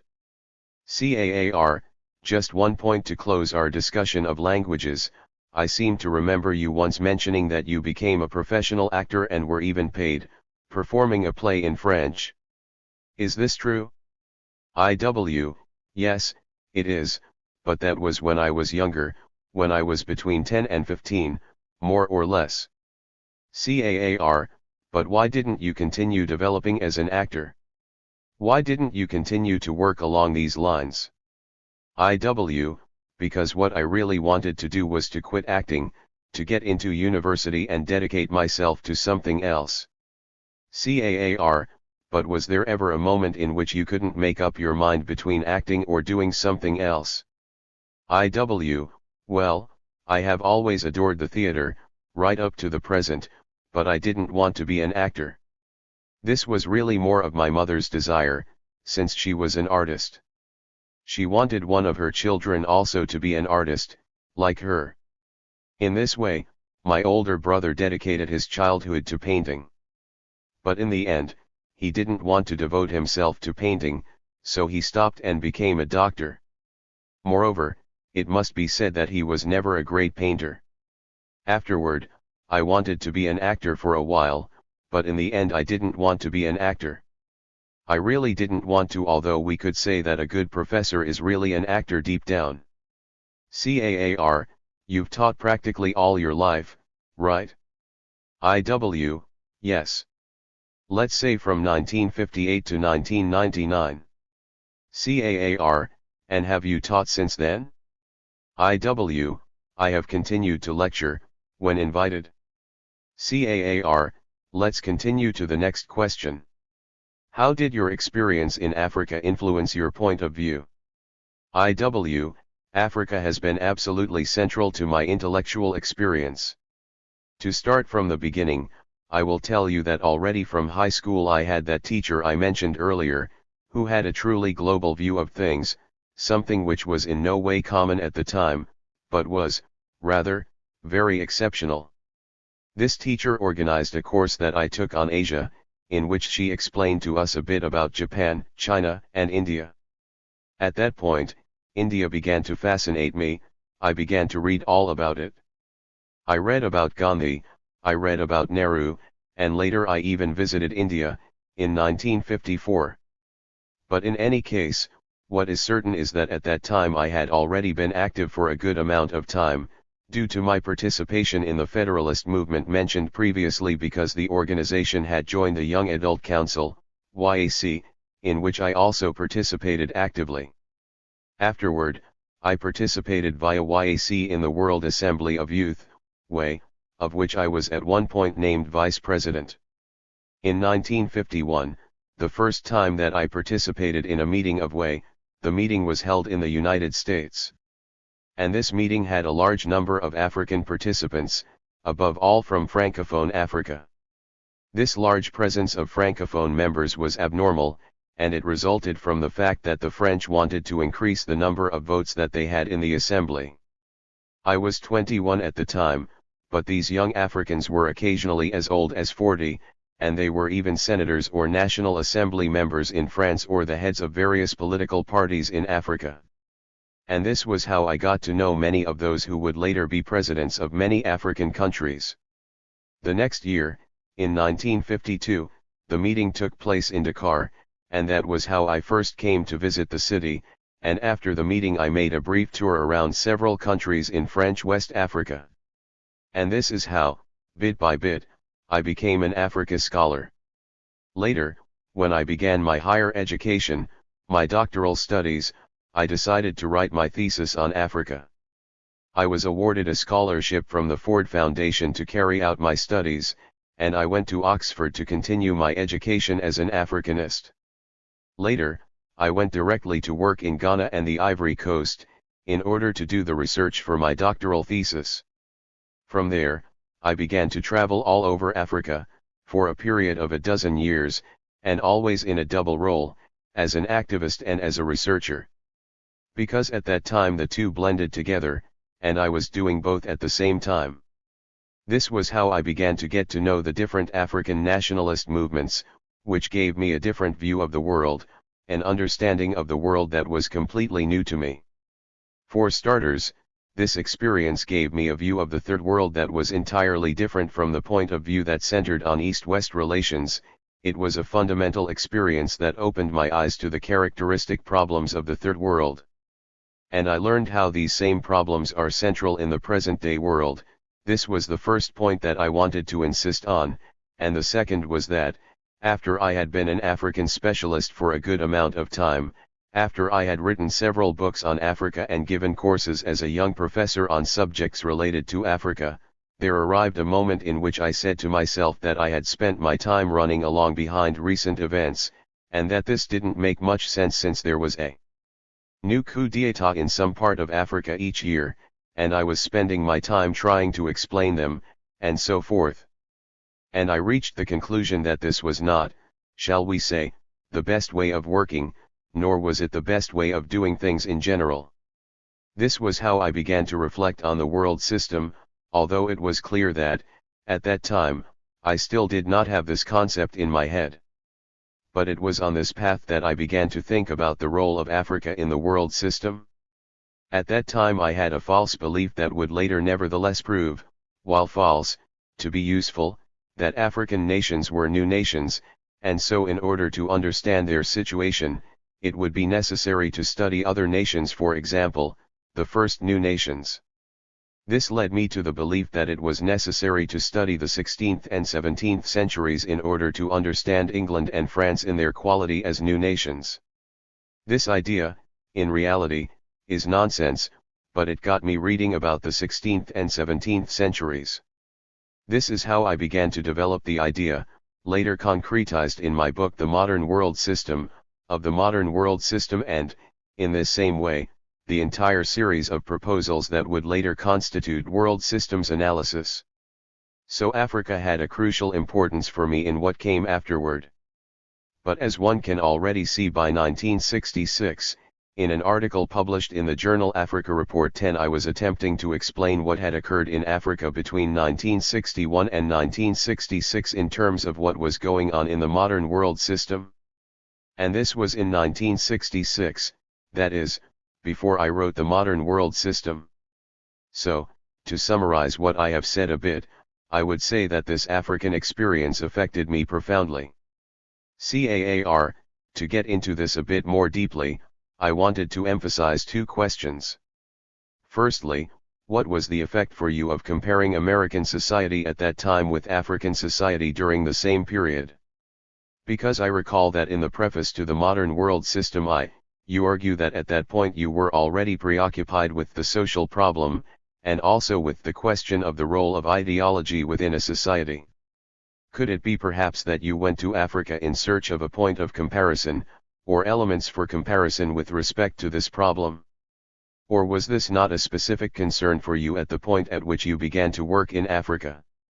I have always been preoccupied with the problem of social conflict in the United States, as demonstrated by my master's thesis.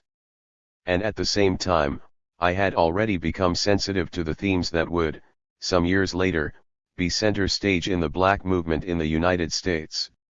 I had already read, for example, Frantz Fanon and Amilcar Cabral, long before great American black leaders had read them.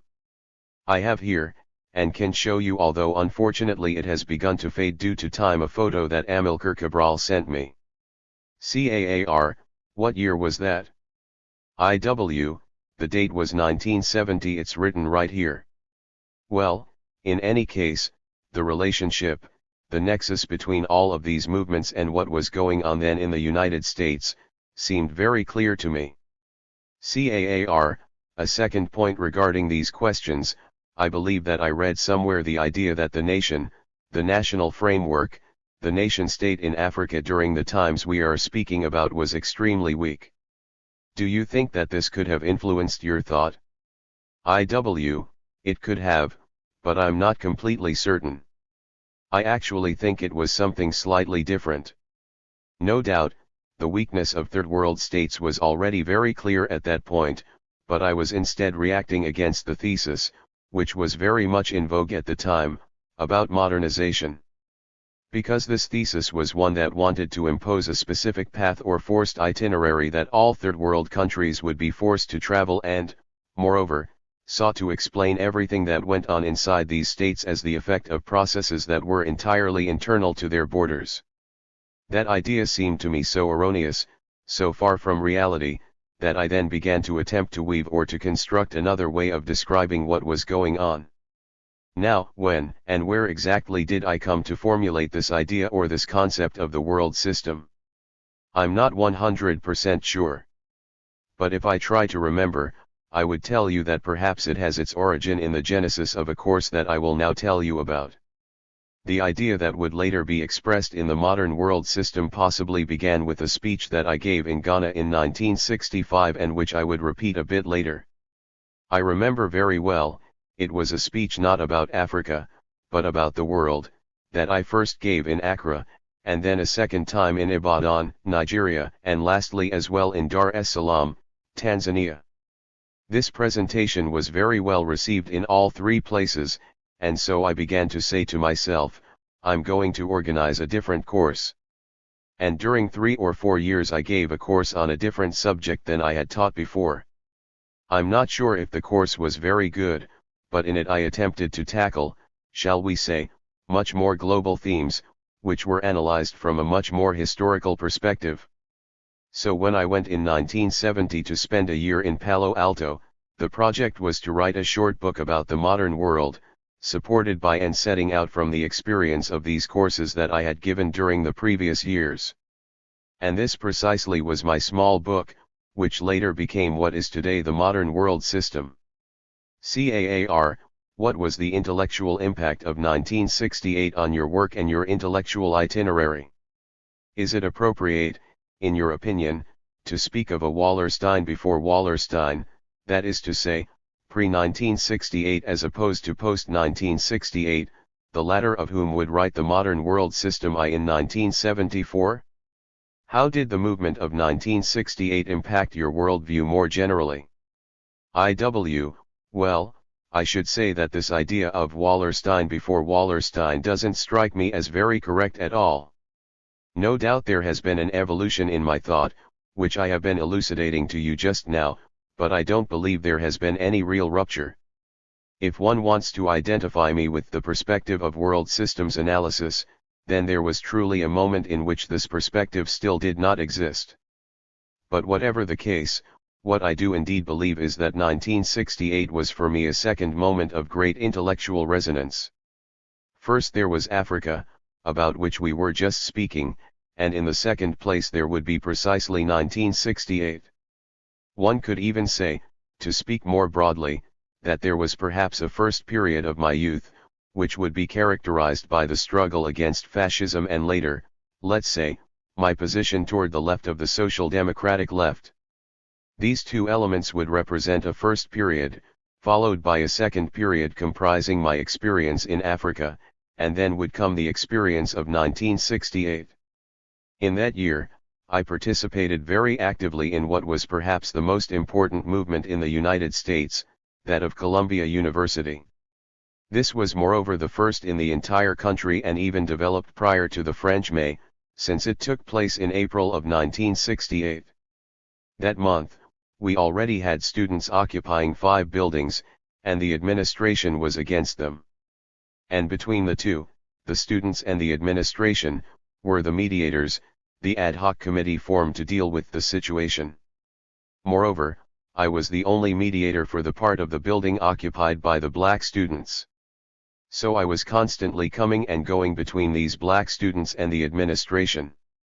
But I believe that I explained this entire experience in much greater detail in my oral testimony about the movement of 1968 at Columbia, in which I explained all the details of my participation. There is also another book, written not by me but by others, entitled Up Against the Ivy Wall, which explains everything that happened then, in 1968, at Columbia. This is an excellent book written by student journalists at the time, which can be consulted for more details. Point 11.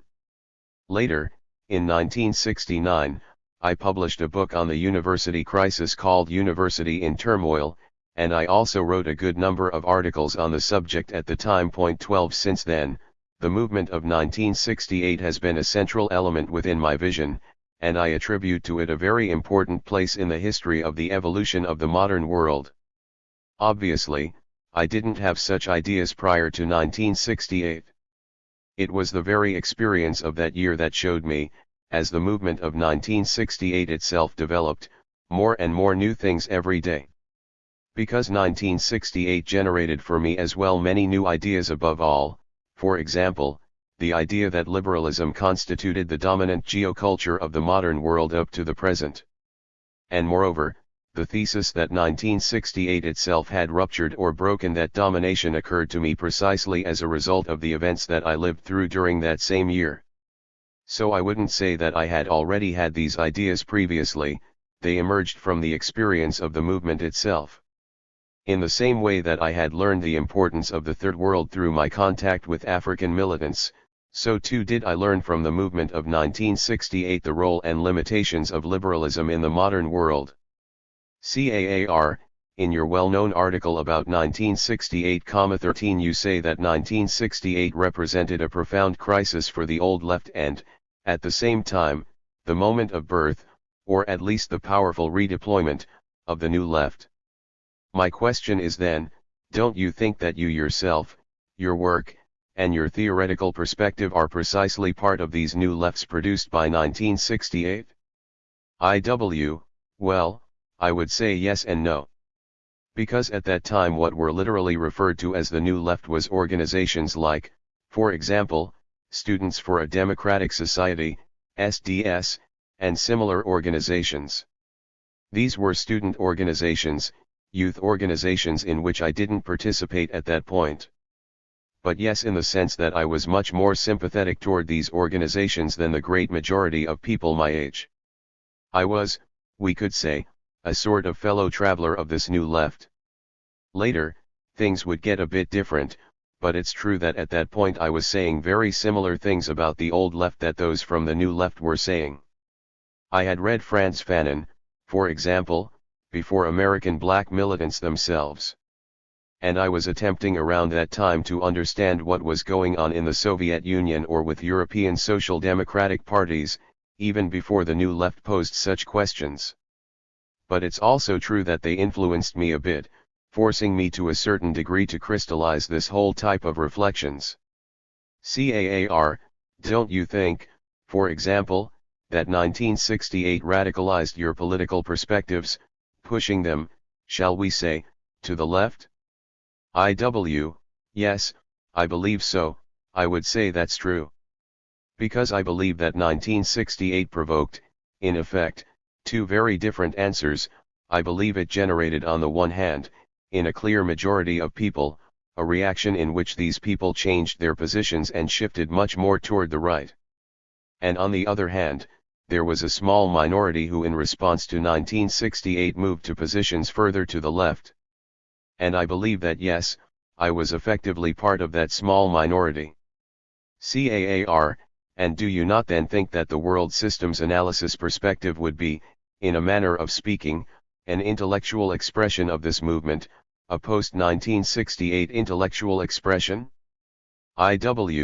Yes, certainly, without a doubt. I believe that this perspective is an intellectual response, a way of responding to a vacuum created by the crisis or the collapse of the predominant doctrines of the 1950s and 1960s, particularly theories or doctrines of modernization. But more generally, it is also a response to doctrines or theories of progress and all those other elements that were part of the theory of modernization. So I think that I was profoundly influenced by 1968. With respect to this question, there's no doubt. CAAR, do you think that we could also characterize world systems analysis as a type of neo-Marxism? This question bothers me a bit, because I think that in order to be able to respond, we must first know, with regard to the person who is asking, what they consider Marxism to be, in order, on the basis of that, then to be able to say if I believe this perspective can or cannot be categorized as neo-Marxist. Perhaps you know how I generally respond when people ask me, are you a Marxist or not?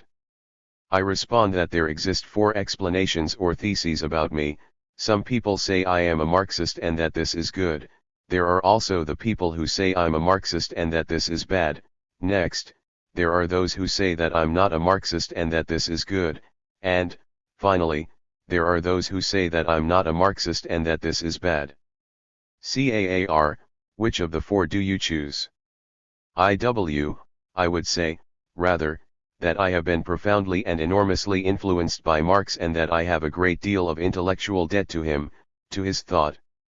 I would also say that I consider him to have been the most interesting thinker of the entire 19th century, but that he's not the only thinker on earth, that I don't agree with everything that he says, and that for me it's not important to characterize myself as a Marxist or not.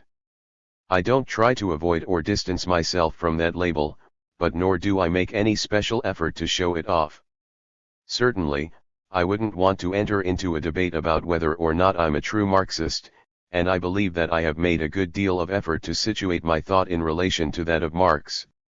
For example, there is my proposal for a rereading of Marx, developed in various articles included in the book Unthinking Social Science. Point 14, or also, one could see the introduction to my book Historical Capitalism, in which I expound upon the manner in which I believe we should situate ourselves with regard to Marx, as a comrade in the struggle who knew as much as he knew. 15.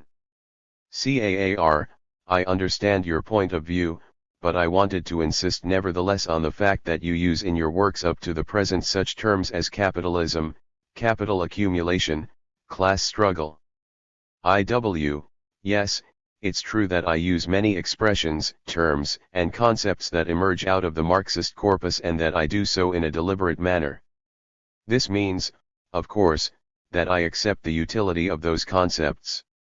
And to say it with complete clarity, I would say that if I were a person observing my own analysis from the outside, I think I would say that my work is located precisely at the heart of Marxism.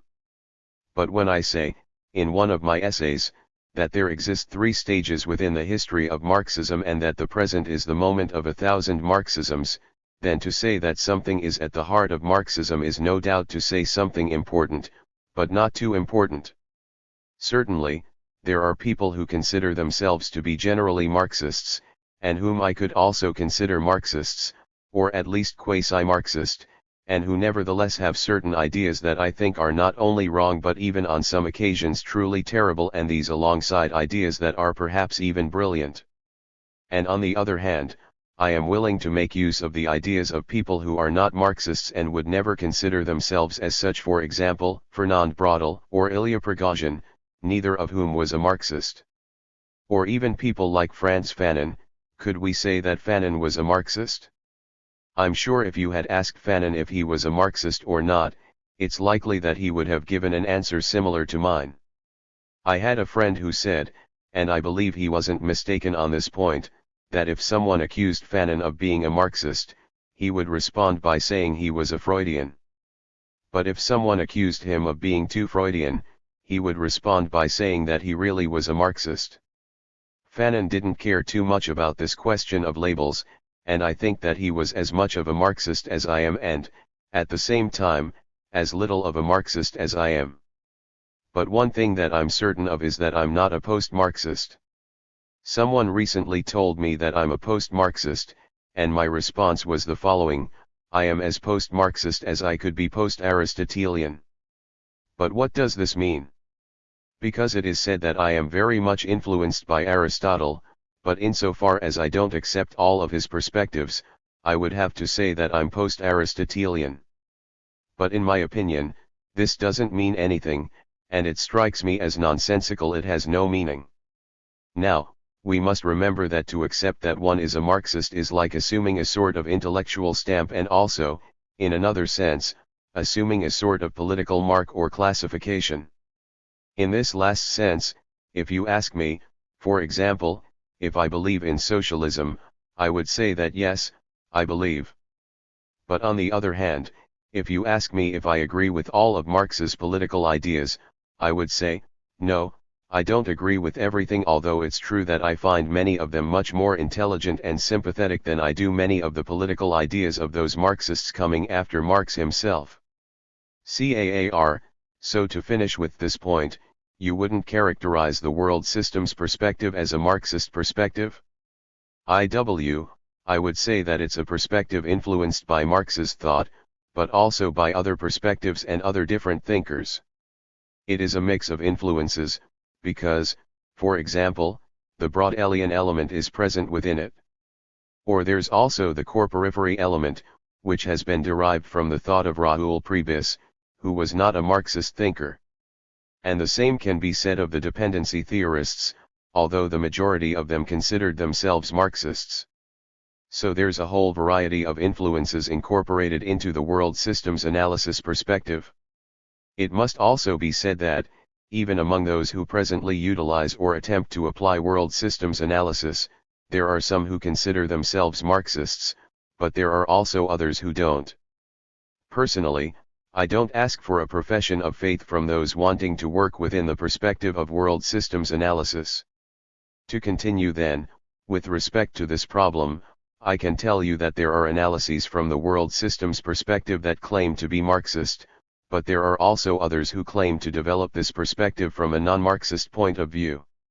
In any case, World systems analysis refers to a whole set of elements that have been developed in a series of articles already published. Point 16. CAAR, but then, can the personal perspective of Immanuel Wallerstein regarding world systems analysis be characterized as Marxist? IW, if you or whatever other person call my personal perspective Marxist analysis, then I have no reason to object. CAAR, and if we label it post-1968 Marxism, would you agree to that as well? IW, yes, of course. If you describe me in this way, I would have no problem with such a label or qualifier being attached to my work. It wouldn't bother me at all. CAAR, good, on to the next question. How did the year you spent in Paris affect you, especially your direct contact and discussion with Fernand Braudel in 1975 to 1976? What were the mechanics of the discussion of your book The Modern World System I? Who attended that seminar, and how did such an unusual review process influence your historical vision and the argument of the book? To what degree do you believe that this seminar influenced Braudel, his understanding of capitalism, and his work in Progress on Capitalism? IW, things went more or less like this. I had almost finished writing the book when Braudel read it. At that point, he was very enthusiastic about the work and proposed that we do a seminar together on the basis of my book. So, what did it mean more specifically to organize a seminar based on my book? It meant, for example, that I gave an exposition in the first session of the seminar, and afterward there was a whole series of people who made interventions, or who directed specific debates in which I was present, as was Braudel, on the basis of which more general discussions were arranged. These expositions or interventions referred to subjects that I had dealt with or approached in the book. The experience was excellent, and from that moment Braudel and I began to have much more frequent contact. Then Braudel arranged to have the book published in French. CAAR, who was in this seminar? For example, which economic historians participated? IW, there was, first of all, a group of faithful followers of Braudel's seminars, who had attended for many years and who continued to attend all of his seminars. They weren't very well-known people. Then there was a group of various scholars who taught at the École de Hautes Études de Sciences Sociales or who were involved in various research centers at the Maison des Sciences de l'Homme. They only participated occasionally, sometimes in one or two, sometimes in many seminars. The only person who attended in an absolutely regular manner, without missing a single session, because Braudel himself had personally invited him, was the historian Christophe Pommier. CAAR, so the general framework of what you discussed was the problematics characteristic of the long 16th century? IW, yes, that's true. That was sort of the general subject of the seminar's discussions. Now, on the question of how much the seminar influenced Braudel, that's really a difficult question for me to answer, because I wouldn't be able to say to what point the experience of this seminar could have influenced Braudel. Perhaps I had a certain impact in the sense that, as Braudel himself has said, while he and another group of people had thought a whole series of things for a long time, none of them had up to that point connected all of these ideas or elements in the specific manner that I had. So perhaps this connection was useful at that moment. On the other hand, Braudel discusses the arguments of my book directly in the third volume of his book on capitalism. We need to recall that during those very years, he was probably in the process of writing that very book. Or perhaps he even wrote it after the seminar, because the book was published only in 1979. Now that I think about it, we could presume that Braudel had not yet written Volume 3 prior to the seminar. Regardless, what needs to be said is that it was above all I who benefited from this contact with Fernand Braudel. If, beyond that, he benefited a bit, then all the better. In any case, what should be said is that on the basis of this shared seminar, we began to weave a friendly relationship. A bit later, Braudel introduced me to the Settimana di Studi that took place annually in Prato. As its director, he invited me to participate and suggested that the following year the Settimana di Prato, which was being organized at the time, have as its central subject the core-periphery relations in Europe and also a bit outside of Europe. Putting these core-periphery relations at the center of the debate was a way of introducing my ideas and arguments into the discussions of all of the historians and participants of the proto-discussions. CAAR looked at more generally, then, what was the nature of this important relationship of academic interchange with Fernand Braudel, and what did it contribute to your intellectual trajectory? What was the general impact of this 10 years of dialogue with him, between 1975 and 1985? This interchange was continuous from 1975 onward and was very frequent, since in those years after 1975, I came regularly, every year, to Paris. So I was able to see him and to chat and discuss with him. Now if we speak of the general balance sheet of this 10-year relationship, what I could say would perhaps have to do with what lessons I personally learned from Braudel. Although this isn't necessarily reducible to those 10 years but is rather more general, what was relevant for me, what is important within my thought that I believe I obtained from Braudel. So the two most important things would be, in the first place, the idea of multiple social temporalities and, in the second place, the scheme for explaining capitalism in terms of three levels, that is, the material level, the level of the market economy, and finally the level of capitalism, and in particular the idea of this capitalism as an anti-market.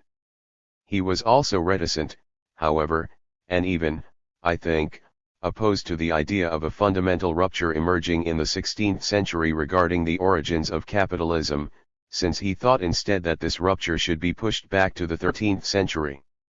Moreover, I believe that he also disagreed with the idea that capitalism was a phenomenon that had only existed in the modern world. But I believe that, more generally, Braudel posed these disagreements with my points of view very clearly in that first chapter of the third volume of his book mentioned above. CAAR, turning to another question, I wanted to ask how important the founding of the Fernand Braudel Center and the Journal Review has been for the development of the perspective of world systems analysis. I believe that the foundation of the Fernand Braudel Center and the Journal Review has been fundamental for us. Because it has been on the basis of these nuclei that the group in Binghamton had been able to enrich our analyses, to deepen them empirically, and then had allowed us to create and produce a whole series of works that filled new spaces, with studies that, even if they haven't always had an evidential nature, thus nevertheless allowed us to launch a debate regarding each of these new themes, which have been tackled in a successive manner. The list of all of these subjects and the results of the investigations can be found in synthetic form in the intellectual report that I wrote after 15 years of life of the Fernand Braudel Center, FBC. Point 17. This report, which you know well, is an essay in which I attempted to summarize in a very concentrated manner the role played by the Fernand Braudel Center. I also believe that the FBC has become well known all over the world. I think that for many it is like a symbol of something important, something that is simultaneously very open but that nevertheless has a very definite point of view about things. And I think that our journal has also come to be very much respected in the world and considered a publication of high academic quality. Because I think that for the people who read it, it is also useful in terms of establishing and maintaining contact with us. With respect to myself, it was primarily with the FBC that I carried out all of my activities and work regarding world systems analysis. And while there exist other people in different places who are more or less close to this type of analysis, I nevertheless think it's the case that if the FBC didn't exist, it would have been very difficult for us to have done the work we have done during all these years. On the other hand, the FBC has also been, in my opinion, an excellent educational space for many people. A great number of people have passed through it. And I'm not only speaking of students, although no doubt they are important, and there have been a good number educated here, who have worked among us and spent a good deal of time there. But alongside them, there are also people who come to the FBC for 1, 3, 6 months a year, just to listen, to read, to work, and to edit articles. And I believe that there are various cases in which it's clear that their stay had an important impact on their form of thinking, their way of analyzing things and seeing problems in general. It's clear that many came because they already had a clear idea of what it was we did and were interested in our perspective.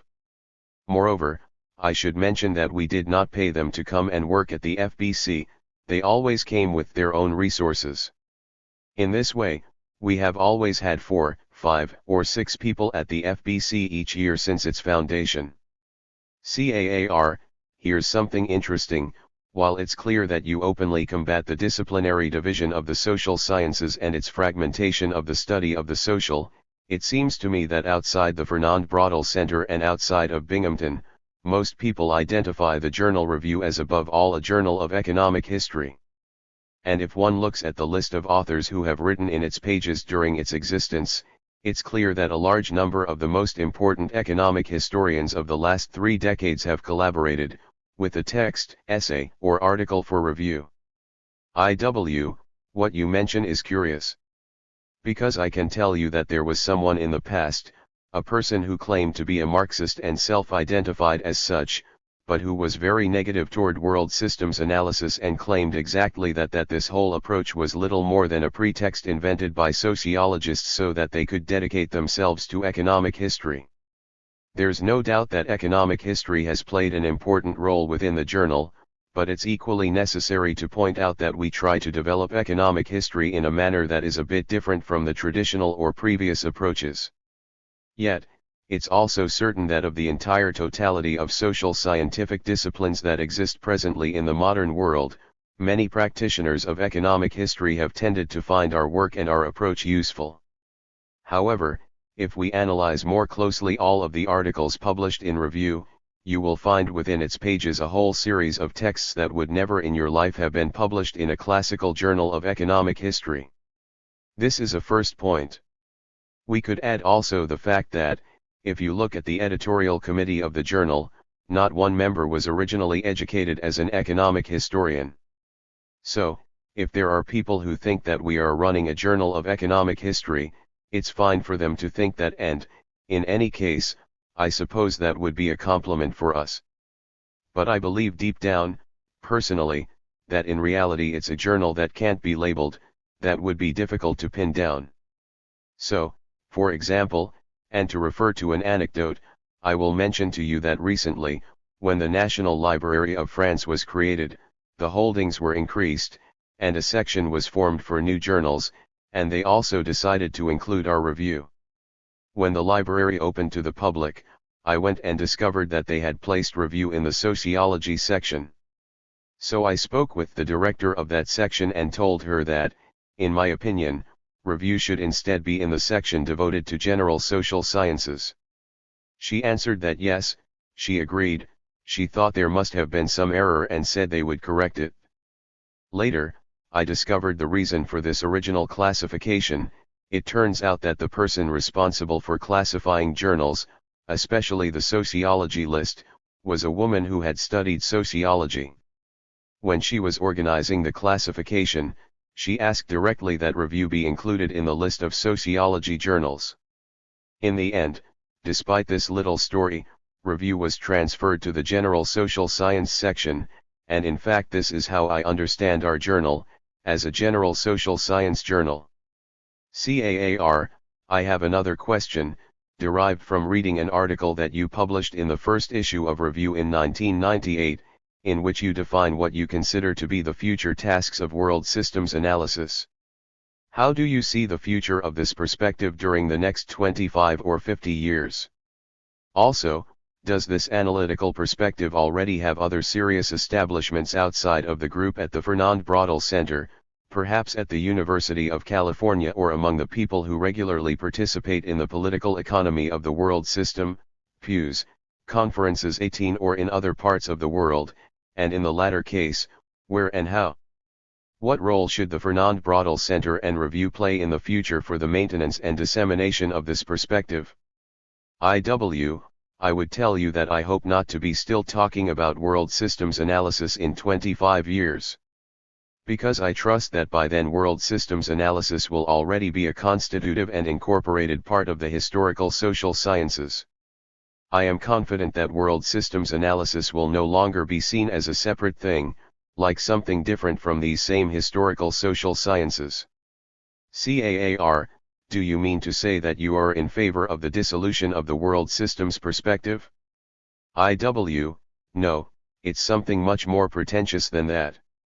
I hope that this perspective will end up conquering the intellectual world. And this is why I have always said that world systems analysis is not a theory, not a paradigm, but is better considered as an intellectual protest against the dominant mode of analysis in the social sciences during the past 150 years.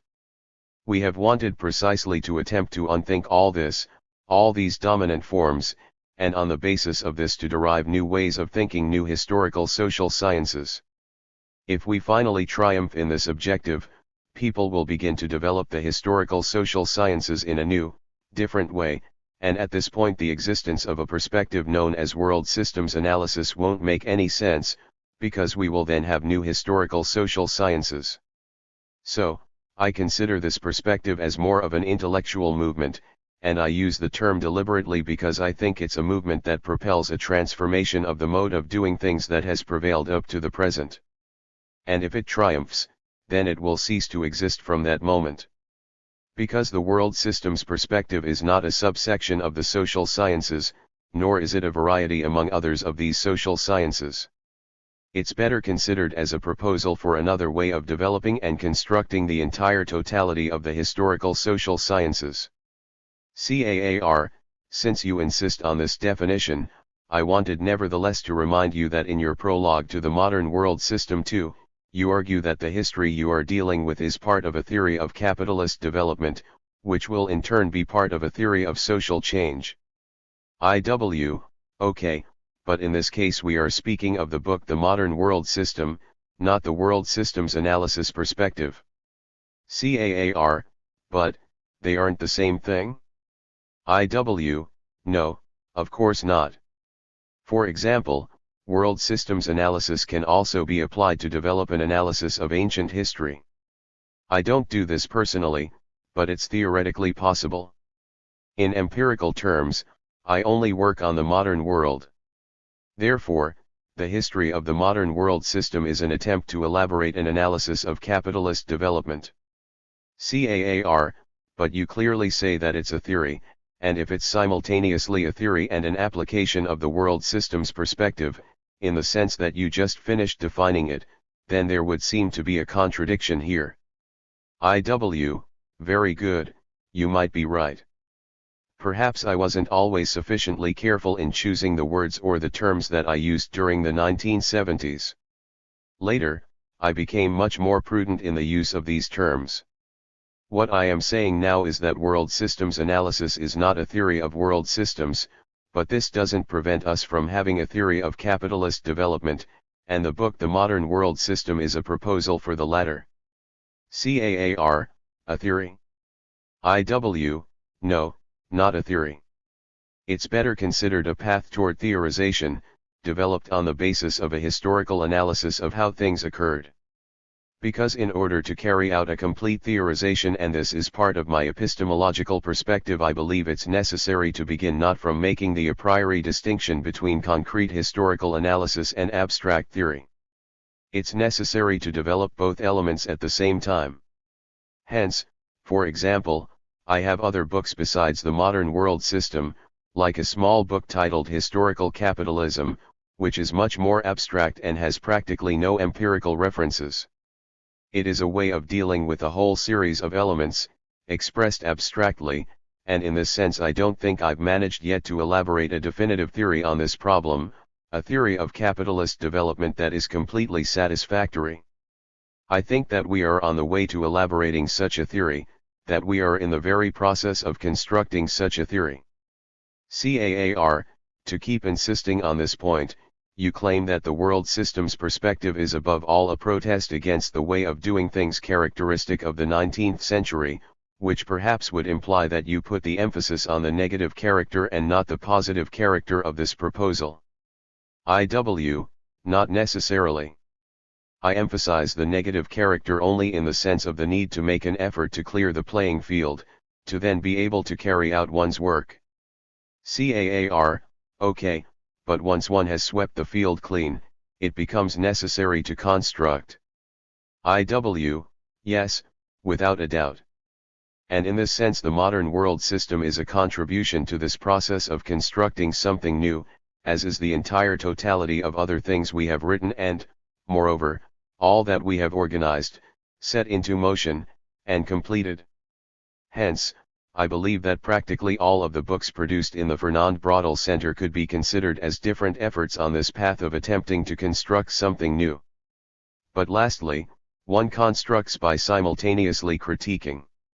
So when we say that theory is simultaneously critical, we would have to remember that in reality, in a certain sense, all theorizing is necessarily critical. With respect to this question, you can see my article Hold the Tiller Firm, 19, which is a critique of the positions of my friends, since what I say there is that, at the very heart of those who work in the world system's perspective, there are those who fish here and there for other elements. Of course, I don't think the point is to exclude them, because when we speak of the perspective of world systems analysis, we are not speaking of an orthodoxy, and this is why I critique them directly. And it is clear that they too, for their part, sometimes think that I am myself or all of us are mixing up the perspective, incorporating into it other elements that we have found outside it.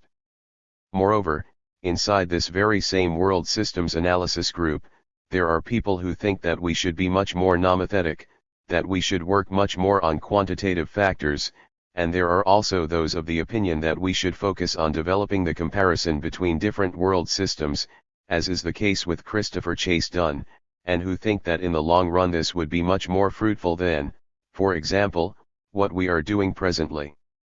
And it's worth recalling that Christopher Chase Dunn, in contrast to us, does speak directly of a theory of world systems in an explicit manner. Moreover, there exist other people, like André Gunder Frank, who have returned to the ideographic perspective of arguing that there has never existed more than a single world system in history and that this comprises all of human history. And clearly, all of these authors whom I mention consider themselves to be working within the lines or perspectives of world systems analysis. And logically, we are in constant discussion. CAAR, don't you think that this perspective runs the risk, one that is common to all perspectives, of having been born and developed in determinate circumstances but beginning, after a certain point, to be vulgarized or simplified? No doubt this is a real risk. Personally, in this respect I have tried to follow a prudent strategy. I don't think it's necessary to be so strict, because that might provoke people to reject us and withdraw quickly from participating in the different things we are doing, and we would thereby run the risk of becoming a small sect. But on the other hand, I don't think it's necessary to be so exaggeratedly open that one ends up in the end without any clear and well-defined point of view. I believe it's necessary to try to move forward a bit between these two extremes, and this is precisely what I have tried to do, both in Binghamton and inside the group that participates in Pews, and even all over the world, with colleagues who, more or less closely, are considered to work within this same world systems perspective. And I'm very clear that I don't want in any way to be converted into a sort of pope or pontiff of this approach. CAAR, I understand what you're saying. So you believe that, considered generally, the Pews program can be considered to be within the world system's perspective? Well, in theory this perspective was the very reason for which the Pews section or program was created. The group was created in 1977, with the idea of following or carrying on the perspective of world systems analysis. But it's true that there was a moment in the history of the program when a group of people came up with the idea of changing the official name of the subsection, to rename it something like the Development Program. I'm not sure this was the exact name that was proposed. Then there was a reaction from another group, which said, no, we don't agree, and if the group is renamed, then we're going to abandon it and create a new and different group, since if we rename the group, it loses all meaning. But regardless, the Pews section of the American Sociological Association is in reality quite broad. I am a part of it, as is Christopher Chase Dunn and as was André Gunder Frank, and I think that the Pews conferences reflect this variety, this diversity. I should confess that sometimes I'm not too enthusiastic about some of the contributions, but I think they are useful, because in general, they maintain a certain degree of camaraderie and also represent a permanent intellectual discussion, which is pretty healthy. I believe that the same has happened on the international level, since while a formal structure doesn't exist yet, we have nevertheless managed to hold 13 international colloquia on the world economy between 1978 and 1995, which has been very useful. CAAR, where have these colloquia taken place? IW, in different places all over the world. These colloquia were co-sponsored by our Fernand Braudel Center, the Maison des Sciences de l'Homme in Paris, and the Max Planck Institute in Starnberg. We have met every year and a half, and through these meetings we have traveled almost the entire world. We first met in Europe, then in some parts of Africa, and later also in some Asian locations, in Latin America, and so forth. And we have always met with the clear objective of stimulating and maintaining an international debate. For me, this activity is extremely enriching. It's even to the point that I have become a sort of defender of these types of events, even if they aren't arranged very regularly or very strictly focused. CAAR, I also wanted to ask how it was that you came to the thesis that characterizes the situation after 1972 to 1973 as one of historical bifurcation. I think, for example, that if we compare your vision of things, first in your contribution to the book Dynamics of Global Crisis 20 in 1982, then in the Lessons of the 1980s, which opens geopolitics and geoculture, we can see an important shift with regard to the final objective, the socialist objective. Does Immanuel Wallerstein still think that the final objective is communism or socialism? How did this shift change your vision prior to 1989, and what are its principal stages and inflection points? IW, so you see a difference between my points of view expressed in dynamics on the one hand and geopolitics and geoculture on the other. Yes, I think you're right, and I even think that I can date this shift more precisely, because the concept of the situation of historical bifurcation derives from the terms used by Ilya Prigozhin, and I heard his name and first got into contact with him in 1980. I recall that in that year I was with a group of people to whom I was going to give a presentation, and Ilya Prigozhin was also there to give them another. So I decided to listen to it, and upon hearing it, I found it truly brilliant.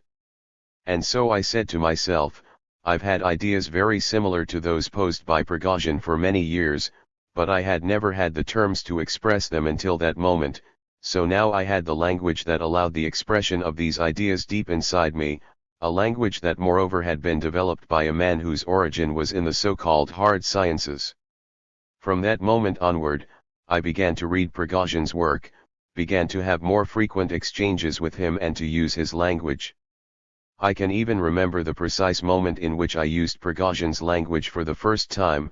It was, I believe, in one of the meetings of the Pew's annual conference, probably the 6th, and I think I remember that it took place exactly in Arizona, in Tucson. I think it was at that conference that I began to speak of the situation of bifurcation. CAAR, in what year? IW, I believe it was 1982. And from that point I began to develop the group of ideas that I maintain to today. So it's really a development of my own ideas, an evolution in my thought. CAAR, what then of the change with respect to what would be the final, socialist objective? IW, on this point, I can tell you that for me, the final objective hasn't changed. But yes, there has been a certain conversion within my understanding in the sense that during a period I was still very full of Enlightenment ideas, and I believe that, bit by bit, I have shed some of these. You can see how this conversion emerges, for example, in my book Historical Capitalism, which contains a series of talks that I gave in Hawaii, I believe, in 1982. The first 3 parts of the book are transcripts of these talks, while the 4th part is a text I added a bit later. I remember in a given moment during the talks that I said I wanted to pose a series of important questions about the concept of progress, and I explicitly added that this would provoke a powerful reaction in the auditorium. It's clear that 10 or 15 years after that, a critique of the idea of progress would hardly bother anyone, but in 1982 the idea of opposing the idea of progress was not a particularly widespread point of view. But if one ceases to believe in the idea of progress as something inevitable and begins to think in terms of bifurcations and unpredictable consequences, then we can no longer continue to affirm that within 50 or 100 years we will be in socialism. Socialism can be maintained as an objective to accomplish, but without being affirmed as a certainty. So I now reject those points of view that argue that socialism is something absolutely certain that will arrive in the future, and in this sense there was a clear shift, but it didn't occur in 1990, instead, it was developing little by little from 1982 onward. In this way, you will see that in some of my earlier texts I still use a language in which I say that modern society proceeds towards socialism, while later, and above all now, I say instead that we are headed for a fundamental transformation, one that can end up in a better situation, but which can also end up in a worse situation, and whichever of the two alternatives comes to pass depends precisely on the struggles that we will develop. So there certainly is a change in language. CAAR, so, how did the fall of the Berlin Wall and, more generally, all of the changes begun in 1989 influence your theoretical and political perspectives in general? How did these processes and events impact world systems analysis? It needs to be said that the fall of the Berlin Wall has not had the slightest impact on my point of view. In fact, I was expecting something of the sort, obviously not in terms of the details or concrete elements, but, yes, with regard to the general contours of the process. This can be seen easily by looking back at several of my articles that even date as far back as the early 1980s. Already in those years, from the early 1980s if not earlier, I was expecting a phenomenon more or less like that represented by Mikhail Gorbachev, although it's true that I expected a phenomenon in which Gorbachev would have been more successful, managing to stay in power in order to continue developing a sort of smooth or gradual change in the direction of the social democratization of the regime, converting it progressively into a social democracy in accordance with its general reintegration. It's true that things didn't turn out exactly in this way, but nor were they totally different. I even predicted the reunification of the two Germanys at least 2 years prior to the fall of the Berlin Wall.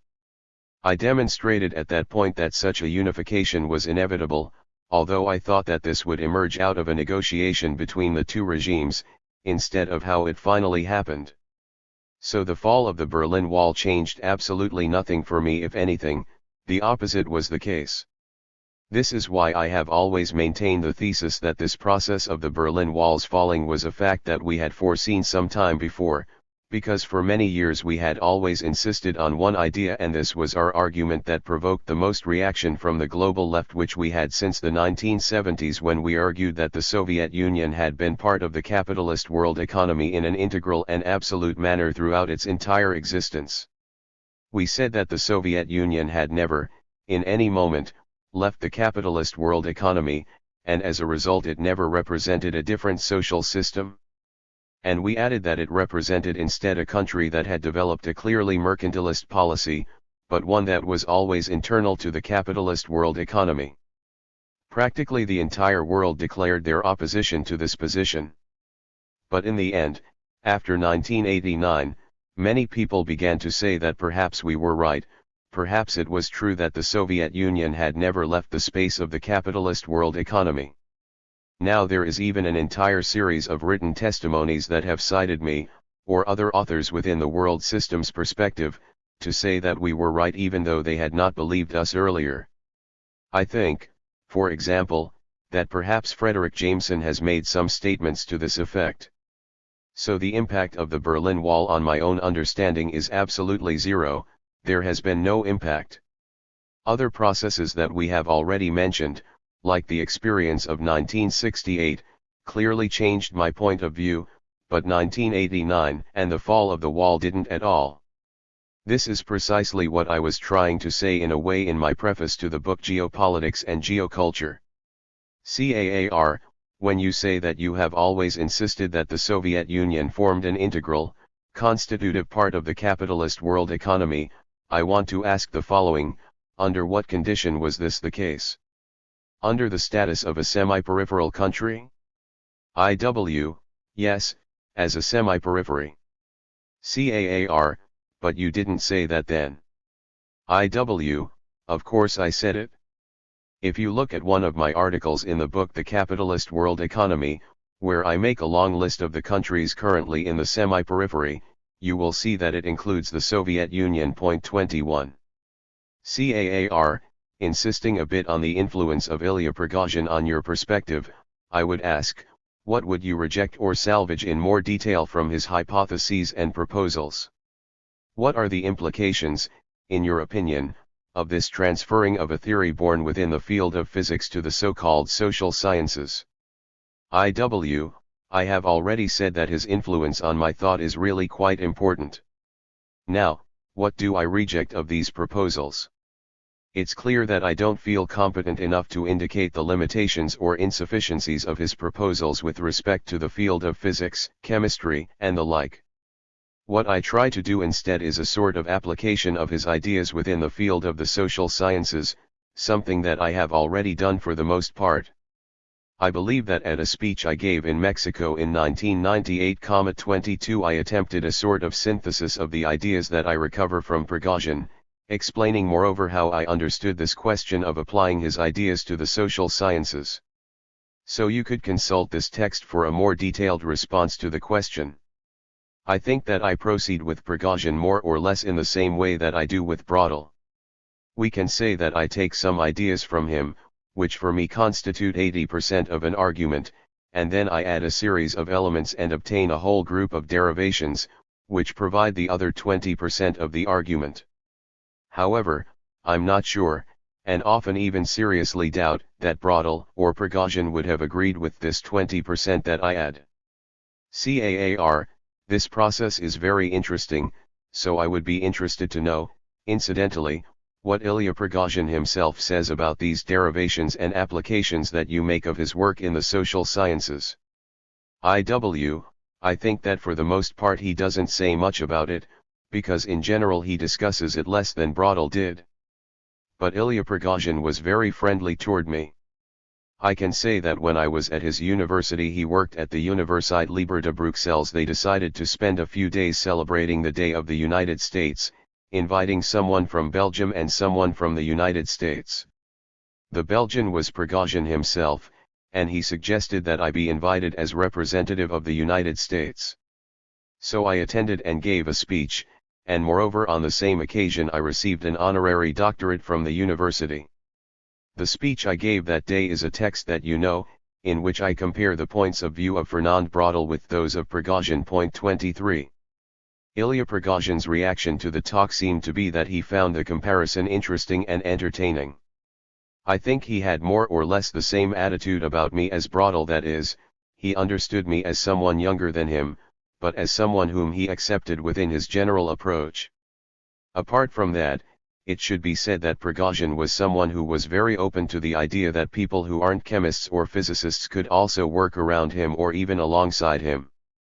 This is why, for example, he also invited philosophers, historians, and so forth, to the colloquia that he organized or in which he participated. Because I believe that he thought his ideas could be applied beyond the sphere of physics or chemistry, and this is how I was included in the group of people who surrounded him. CAAR, with regard to a possible periodization of your entire intellectual itinerary, when one considers it as a whole, it could seem that you cross through 4 stages, which in turn would represent the distinct areas or thematic axes within which you have worked. So, in a schematic manner, prior to 1968 the accent seems to be on questions related to Africa. Then, during the 1970s and 1980s, your attention is focused on the book The Modern World System and work in the area of economic history and the history of capitalism more generally. In a third moment, during the second half of the 1980s and the first half of the 1990s, the center of gravity seems to move to studies of 20th century history, what could be deemed the contemporary axis and the analysis of more recent phenomena. Finally, the fourth stage would be the decade of the 1990s, in which your work seems to shift again, this time toward the theme of the restructuring of contemporary social sciences. If we look at things a bit schematically, then I don't think you would be mistaken with this periodization. But if we look at the whole of my work, it might be possible to add a fifth period, one developed approximately between 1968 and 1970 or 1971, and in which I wrote a great deal around the subject of the university. CAAR, so you think there would be a fifth period, which in those years would represent a stage of its own. Insofar as that was the only period in which I wrote a significant amount on that subject. CAAR, and which is an important time for such questions. In reality, we are speaking of the immediate effects of the experience of 1968 and of a period after which I began to work on the project of the modern world system. But regardless, I want to emphasize that I don't think of the move from the period of Africa to that of the modern world system as a change. For me, it's better understood as a process of evolution, because it was the logic of what I was studying and researching in Africa that brought me toward the problematic of the modern world system. So, if you want to sketch a bit my intellectual itinerary or evolution, perhaps you might also need to add, prior to my work on Africa, the period consisting of my work on McCarthyism. On the other hand, I think it's important to emphasize that during the entire time, three considerations have been present in simultaneous form. In the first place, the question of the political present considered in the broadest of terms, that is to say, comprising themes like McCarthyism, or what was going on in the Soviet Union, or the problems of current geopolitics, and so forth. There was also, in the second place, a sense of the need to reconstruct the history of the modern world, and if you look at my articles and books on Africa, you can already see present this second concern. And there has been, already from that period, the problem of considering epistemological questions. So, in my point of view, I have been working on three levels, or axes, the entire time. CAAR, I agree, but with different emphases. Let's look at this point in more detail. I wrote the book The Modern World System in 1970 and 1971, during my stay in Palo Alto, and I really got excited about that work. I got so involved in that effort that when I finished writing the first volume, I wanted to continue immediately by writing the second. Moreover, this personal enthusiasm has been well rewarded since I think that people appreciated this effort of mine. So I think this is what explains the focus on the question of history during the 1970s. But it's also the case that when I would give speeches in different parts of the world, to attempt to explain and defend the ideas that I had developed regarding the history of the world system, there would always be people who asked me about the political implications of my arguments. This then led me to begin to work on and discuss the present, the element that you identify as more characteristic of the 1980s. But it's worth remembering that while I worked on this field of contemporary questions, I was also working toward preparing and writing the Modern World System 3. Regarding the question of epistemology, the process is very simple. As I presented and defended my own explanations, there began to emerge two nuclei, or principal centers, of resistance to these interpretations. In the first place, there was the nucleus of the establishment, which said that my arguments were fine but that, in reality, I had not proven those arguments, adding that I didn't practice the social sciences as they should be practiced, that is to say, they would pose a series of objections that were, above all, of the epistemological order. A second nucleus consisted of those critiques from the Marxist left, voicing objections that I had violated certain laws of analysis, for example, that I wasn't insistent enough that the proletariat consisted of people who were wage workers. In attempting to respond to these two types of objections, I discovered that what was behind their critiques was an erroneous understanding of both reality and epistemology. I realized that in order to be able to respond to all these people, it was necessary to enter more deeply into epistemological problems. It was upon immersing myself in all this that I began to speak of the need to restructure the contemporary social sciences. That is, my heading in that intellectual direction was above all a reaction against a series of critics, one that allowed us to continue advancing intellectually in our research, while simultaneously making it possible to explain what was going on in the world of the present. A crisis in the world system, in the capitalist world economy, leads inevitably to a crisis in the structures of knowledge. And if you look back at an article I wrote in 1982, entitled Crisis, the World Economy, the Movements and the Ideologies, 24, you will see that I was attempting there to say that if there was a general crisis within the world economy, this would provoke, at the same time, a crisis within anti-systemic movements and also a crisis at the heart of ideologies in the broadest sense.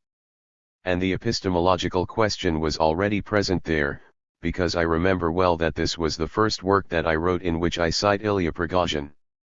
You can check and see that this text ends precisely with a quote by Prigozhin. Whatever the case, this was the first time that I attempted to connect, to blend, these three elements of my analysis. That is, I attempted to connect what was occurring at that time in the capitalist world economy, as a structure both economic and geopolitical, with what was going on with anti-systemic movements and, finally, with what was occurring in the world of knowledges and ideologies. My point was to argue that, if it was true that each of these levels had its own internal crisis, or one that corresponded to its own level, it was also the case that, at the same time, they were all part of the same broader global crisis. I believe that this was the first time that I argued this, and since that moment I have tried to work on this basis, this general framework. CAAR, I think one important point is the fact that the different and successive contexts in which you have lived, at both the national and global levels, have also influenced the definition of these different emphases and the diverse themes that you have discussed. Yes, without a doubt. So, for example, since the first year that we arrived at Binghamton, in 1977, we would request financial support from the National Science Foundation, and we really worked hard to prepare the applications, which were finally rejected. When we asked what criticisms were made of our applications, the reasons for which they had been rejected, we saw that there was, on the one hand, a group of very enthusiastic people who supported the project and, on the other, a group of people who had a much more negative view of our proposal. These two groups were divided approximately 50-50. And if one looks closely at the critiques of those with a negative view of our project, one realizes that they emphasized epistemological questions, that their critiques were above all of this order. And it was then that we realized that we could not in any way disregard this aspect of our work. In summary, I believe we are speaking of levels and questions that are absolutely intertwined. I believe one cannot do one thing without doing the other at the same time. It's not possible to work on one level without simultaneously working on the others. But it's true that I didn't fully see this interconnection of levels in a very clear way until 1975. This interrelation of all the elements came to be sketched in my mind only insofar as my own work advanced and I received certain critiques of that work. CAAR, so, this more recent emphasis on epistemological themes, was it not perhaps linked to certain questions of a more theoretical kind, or perhaps to the work at the heart of the Gulbenkian Commission? It was more of the opposite. The research and the final report of the Gulbenkian Commission were among the results of this emphasis on epistemological themes. In fact, I wanted to do something regarding these themes from an organizational point of view, and I was trying to look for a much broader base of support for the diffusion of this group of ideas, as well as a framework to deepen their discussion and elaboration. In this way I tried to push the project, following these proposals to combine different people, choose members, and put together a series of discussions that were really very interesting and stimulating, and then also to edit from among these a final report, which we hoped, and which I still hope, will have an important intellectual and practical impact. Discussing the history of the capitalist world system. CAAR, in this second part of the interview, I hope to transition to a discussion of your interpretation regarding the history of the capitalist world system. I think that the modern world system seems to be your best known work. Do you believe that your most essential contributions to contemporary social thought are included within this book? Could you go a bit more deeply into how the developments within this book connect to your more epistemological developments about the restructuring of the contemporary social sciences?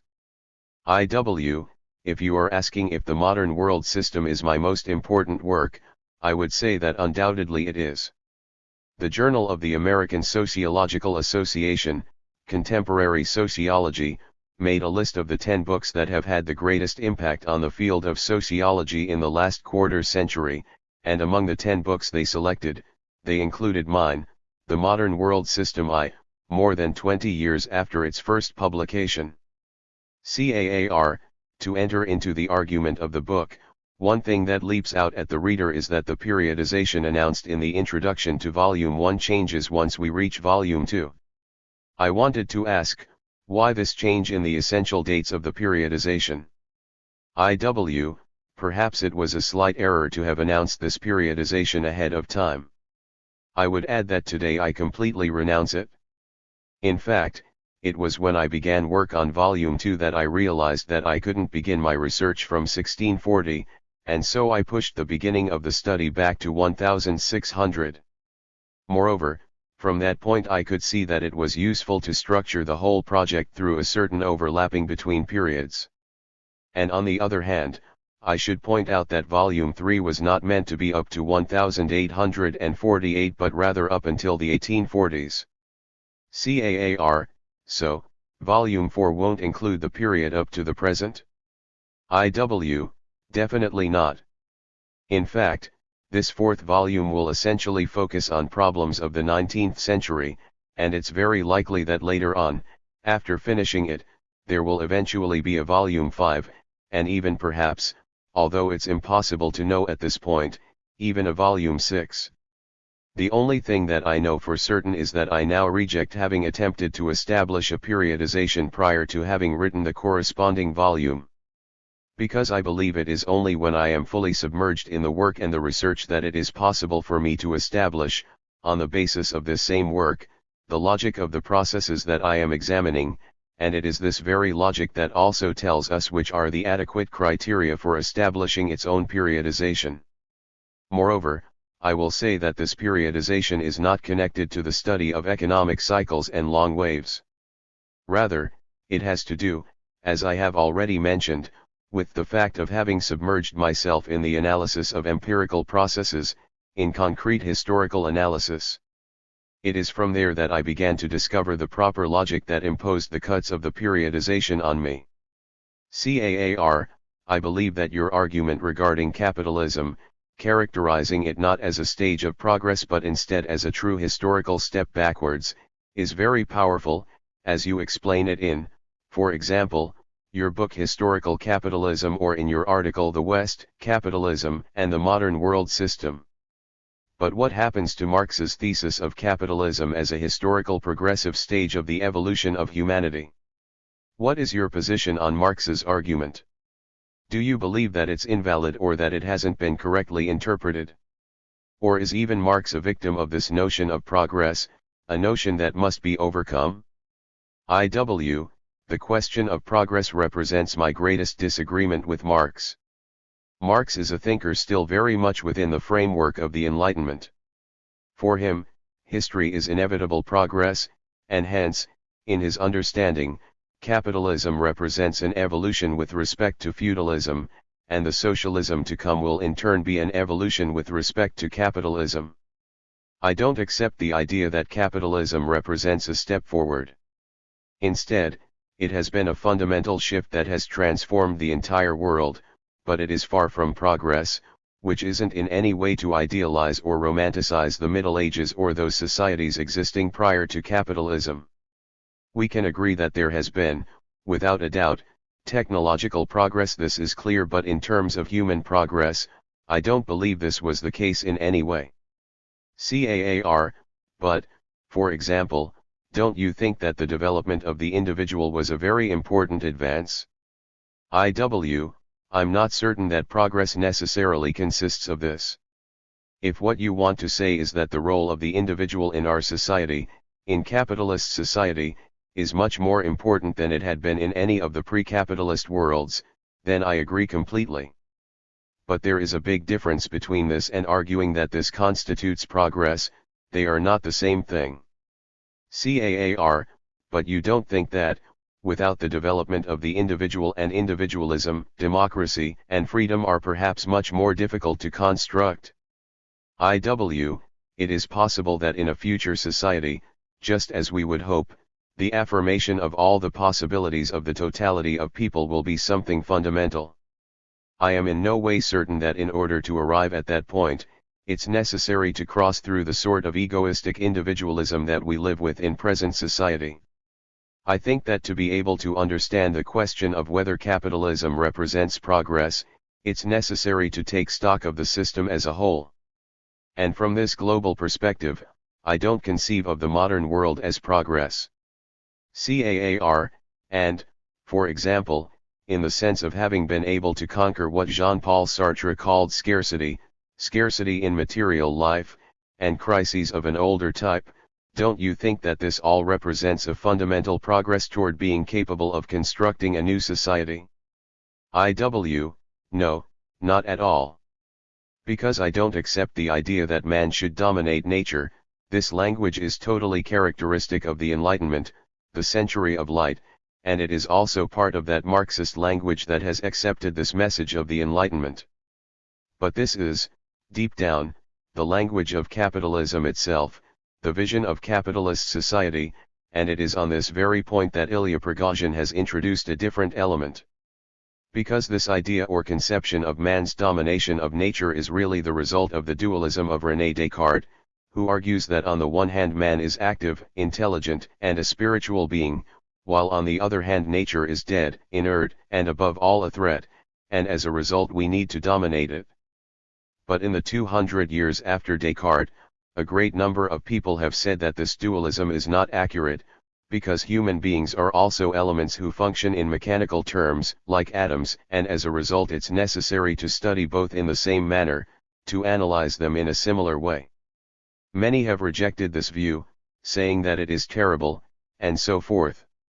So the way to try to counterbalance this understanding of the two cultures as separate, to counterweight a bit this emphasis on the difference between people or human beings on the one hand and nature on the other, has therefore advanced not only by the approximation of human beings to nature but also through the inverse drawing nature closer to certain traits of humans. The latter is precisely what Prigozhin argues, the thesis that nature in itself is also creative, the idea that nature makes choices and that, as a result, it possesses a series of characteristics that we traditionally attribute only and exclusively to people. So it's fundamentally the same argument, but now it's about arguing not so much that people are also mechanisms but rather that nature is itself something alive. Marx was trapped within a classical understanding characteristic of the 19th century. As a result, I don't see this as constituting progress, and moreover, I believe that this idea represents our central obstacle today. You also asked if Marx was a victim of this notion of progress that we must overcome, and I would definitely respond yes. And to return to one of your earlier questions, I would add that this is perhaps one of the reasons why it is difficult for me to respond to the question of whether I am a Marxist or not, or about whether the world system's perspective is a Marxist perspective or not. Because in my point of view, this perspective is in certain ways clearly Marxist, but on the other hand, in some things, such as on this last point, it isn't. And I think there's one dimension in which I have effectively attempted to break with a Marx who was still a prisoner of the Enlightenment. If you look back at the rereading of Marx that I propose in my book Unthinking Social Science, you will see that there, at a given moment, I argue not merely that everyone has their own Marx but rather that, in fact, everyone has their own two Marxes, and I attempt to show that there was, on the one hand, a first Marx, who was still a classical economist, a man within the legacy of the Enlightenment, and on the other hand, a second Marx, who had a much broader perspective, one very different from the first Marx. Point 25. CAAR, you explain the relationship between the concepts of the world system and the world economy in Chapter 7 of the Modern World System I. My question is, how do you understand in more detail this relationship between capitalism and the world economy, between the world economy and modernity, and finally also between the world system and capitalist civilization?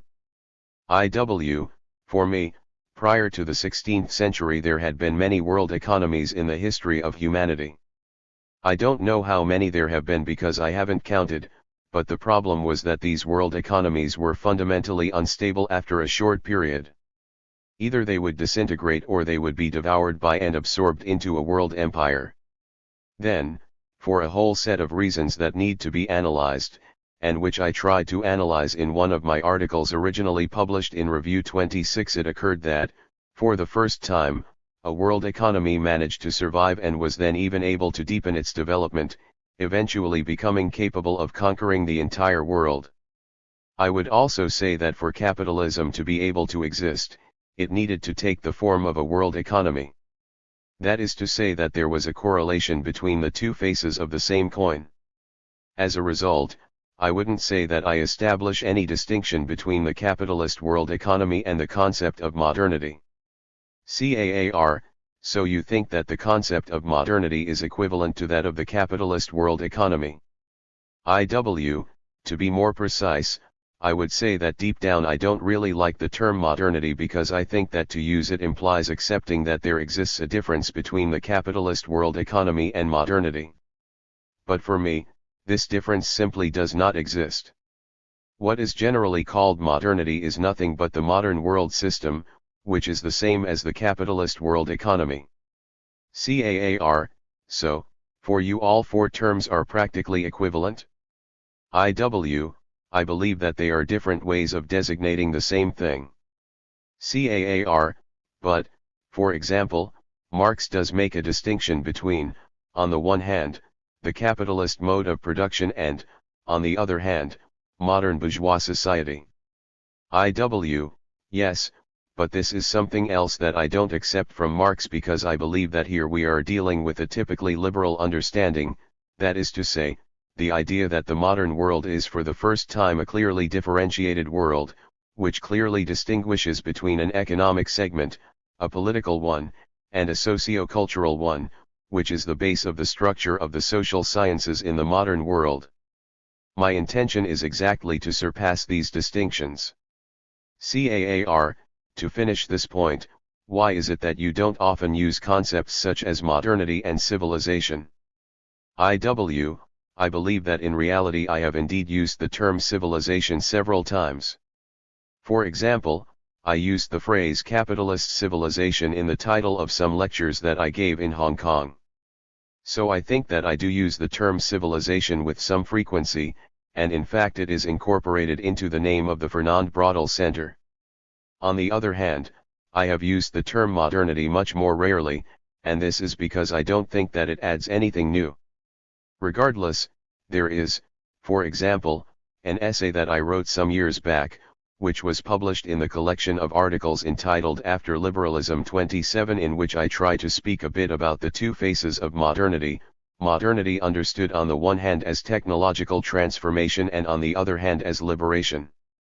But for me, what is important is the fact that we are presently living within a capitalist world.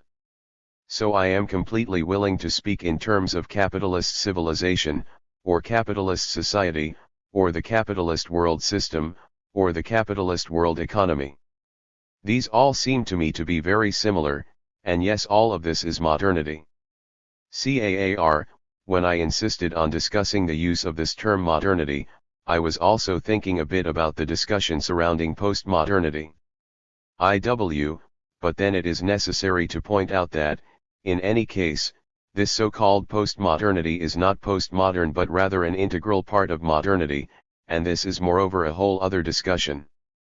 On this point, I would direct you to the beautiful book by Bruno Latour called We Have Never Been Modern 28, which puts both the theory of modernity as well as the theory of postmodernity, and even that of pre-modernity, all into the same bag, attempting to show how they all utilize the same premises. Therefore, This question of postmodernity is another problem. I should say that I find it interesting as a cultural movement aimed against certain theses, but only in this very delimited sense. That is, I find it interesting to speak of postmodernity only against the equally limited concept of modernity and, moreover, only in the sphere of the humanities, within literature and the arts. Besides, we shouldn't forget that in its origin, the term postmodernity proceeds from architecture. In this sense, perhaps we can accept the term, but on the other hand, postmodernity considered as sociological analysis has absolutely no value. CAAR, if I understand you well, you oppose postmodern positions within history, sociology, and so forth. No. It's not so much that I am against such positions but rather that I oppose those who think that we have entered a postmodern era. In my opinion, we are instead within full modernity. Postmoderns are totally modern, not postmodern. Apart from that, I share some of their critiques, but the idea that we have arrived at a new or different epoch seems to me to be absolutely false. CAAR, what do you think of the idea that we have arrived at an era of the end of the great meta-narratives and the grand theoretical constructs? This all seems to me to be complete nonsense, because even this posture regarding the end of grand narratives is itself a grand narrative. Furthermore, I believe that the only really interesting narratives are the grand narratives. CAAR, also, when you spoke of the concept of civilization, I thought a bit about the book by Samuel Huntington and the debate provoked by its publication. I don't accept the positions offered by Huntington either. I think that in reality, he reifies civilizations, and this implies ignoring everything that has happened historically since the 15th and 16th centuries. I believe that we live in a world in which there exists only one civilization, capitalist civilization. No doubt there exists certain different cultural heritages in China, India, Western Europe, and so forth. Moreover, I get the impression that deep down we are really dealing with a geopolitical thesis. Because what Huntington means is instead that white men, those of European origin, need to form an alliance with peoples of the Far East in order to maintain domination over the Third World. I really have little patience for Huntington's arguments. CAAR, but then on this point you would distance yourself also from Fernand Braudel. Because I am of the impression that he maintains the idea that there exist, even up to the present, multiple civilizations on the planet, as proposed, for example, in his book Grammaire de Civilisations. Point 29. The book Grammaire de Civilisations was written for students in high school, and its principal objective was to open their eyes to the other worlds that had existed historically. So I wouldn't say that it makes a powerful or very well-developed argument. I believe that Braudel occasionally departed from what he himself deemed histo-pensée, reflective history. But in any case, that's my personal opinion. CAAR, I think that the division of the world system into core, semi-periphery, and periphery is a thesis that everyone identifies with the work of Immanuel Wallerstein. There are even those who argue that Fernand Braudel learned this division from Wallerstein. But in a heavily circulated interview from 1982, in the journal L'Histoire, Braudel claims to have invented the idea. Where did Immanuel Wallerstein derive this division between core, semi-periphery, and periphery? What relation exists between this thesis and the position of André Gunder Frank on the core-periphery relation? And between this thesis and the Latin American dependency theory of the 1960s? And finally, how does it relate to Braudel's ideas regarding the world economy? The terms center and periphery, in the sense in which they are used today, are really derived from Raoul Prebys. It is perhaps the case that Prebys himself derived these from some German authors who had written during the 1920s and whose works had also been forgotten, but in any case these two terms had a father, and this father was Raoul Prebys. On the other hand, and with regard to the term semi-periphery, I think it was I who invented it. And I did so above all because I found it difficult to explain things without reference to this intermediate level, without using this new term semi-periphery. Günter Frank himself took the terms core and periphery from Prebys, and moreover, it's clear that Günter Frank was not the only one to do so. In those years, a great number of people spoke in these terms. This was part of the common and current phraseology. On the other hand, I took from Fernand Braudel, above all, the concept of the world economy.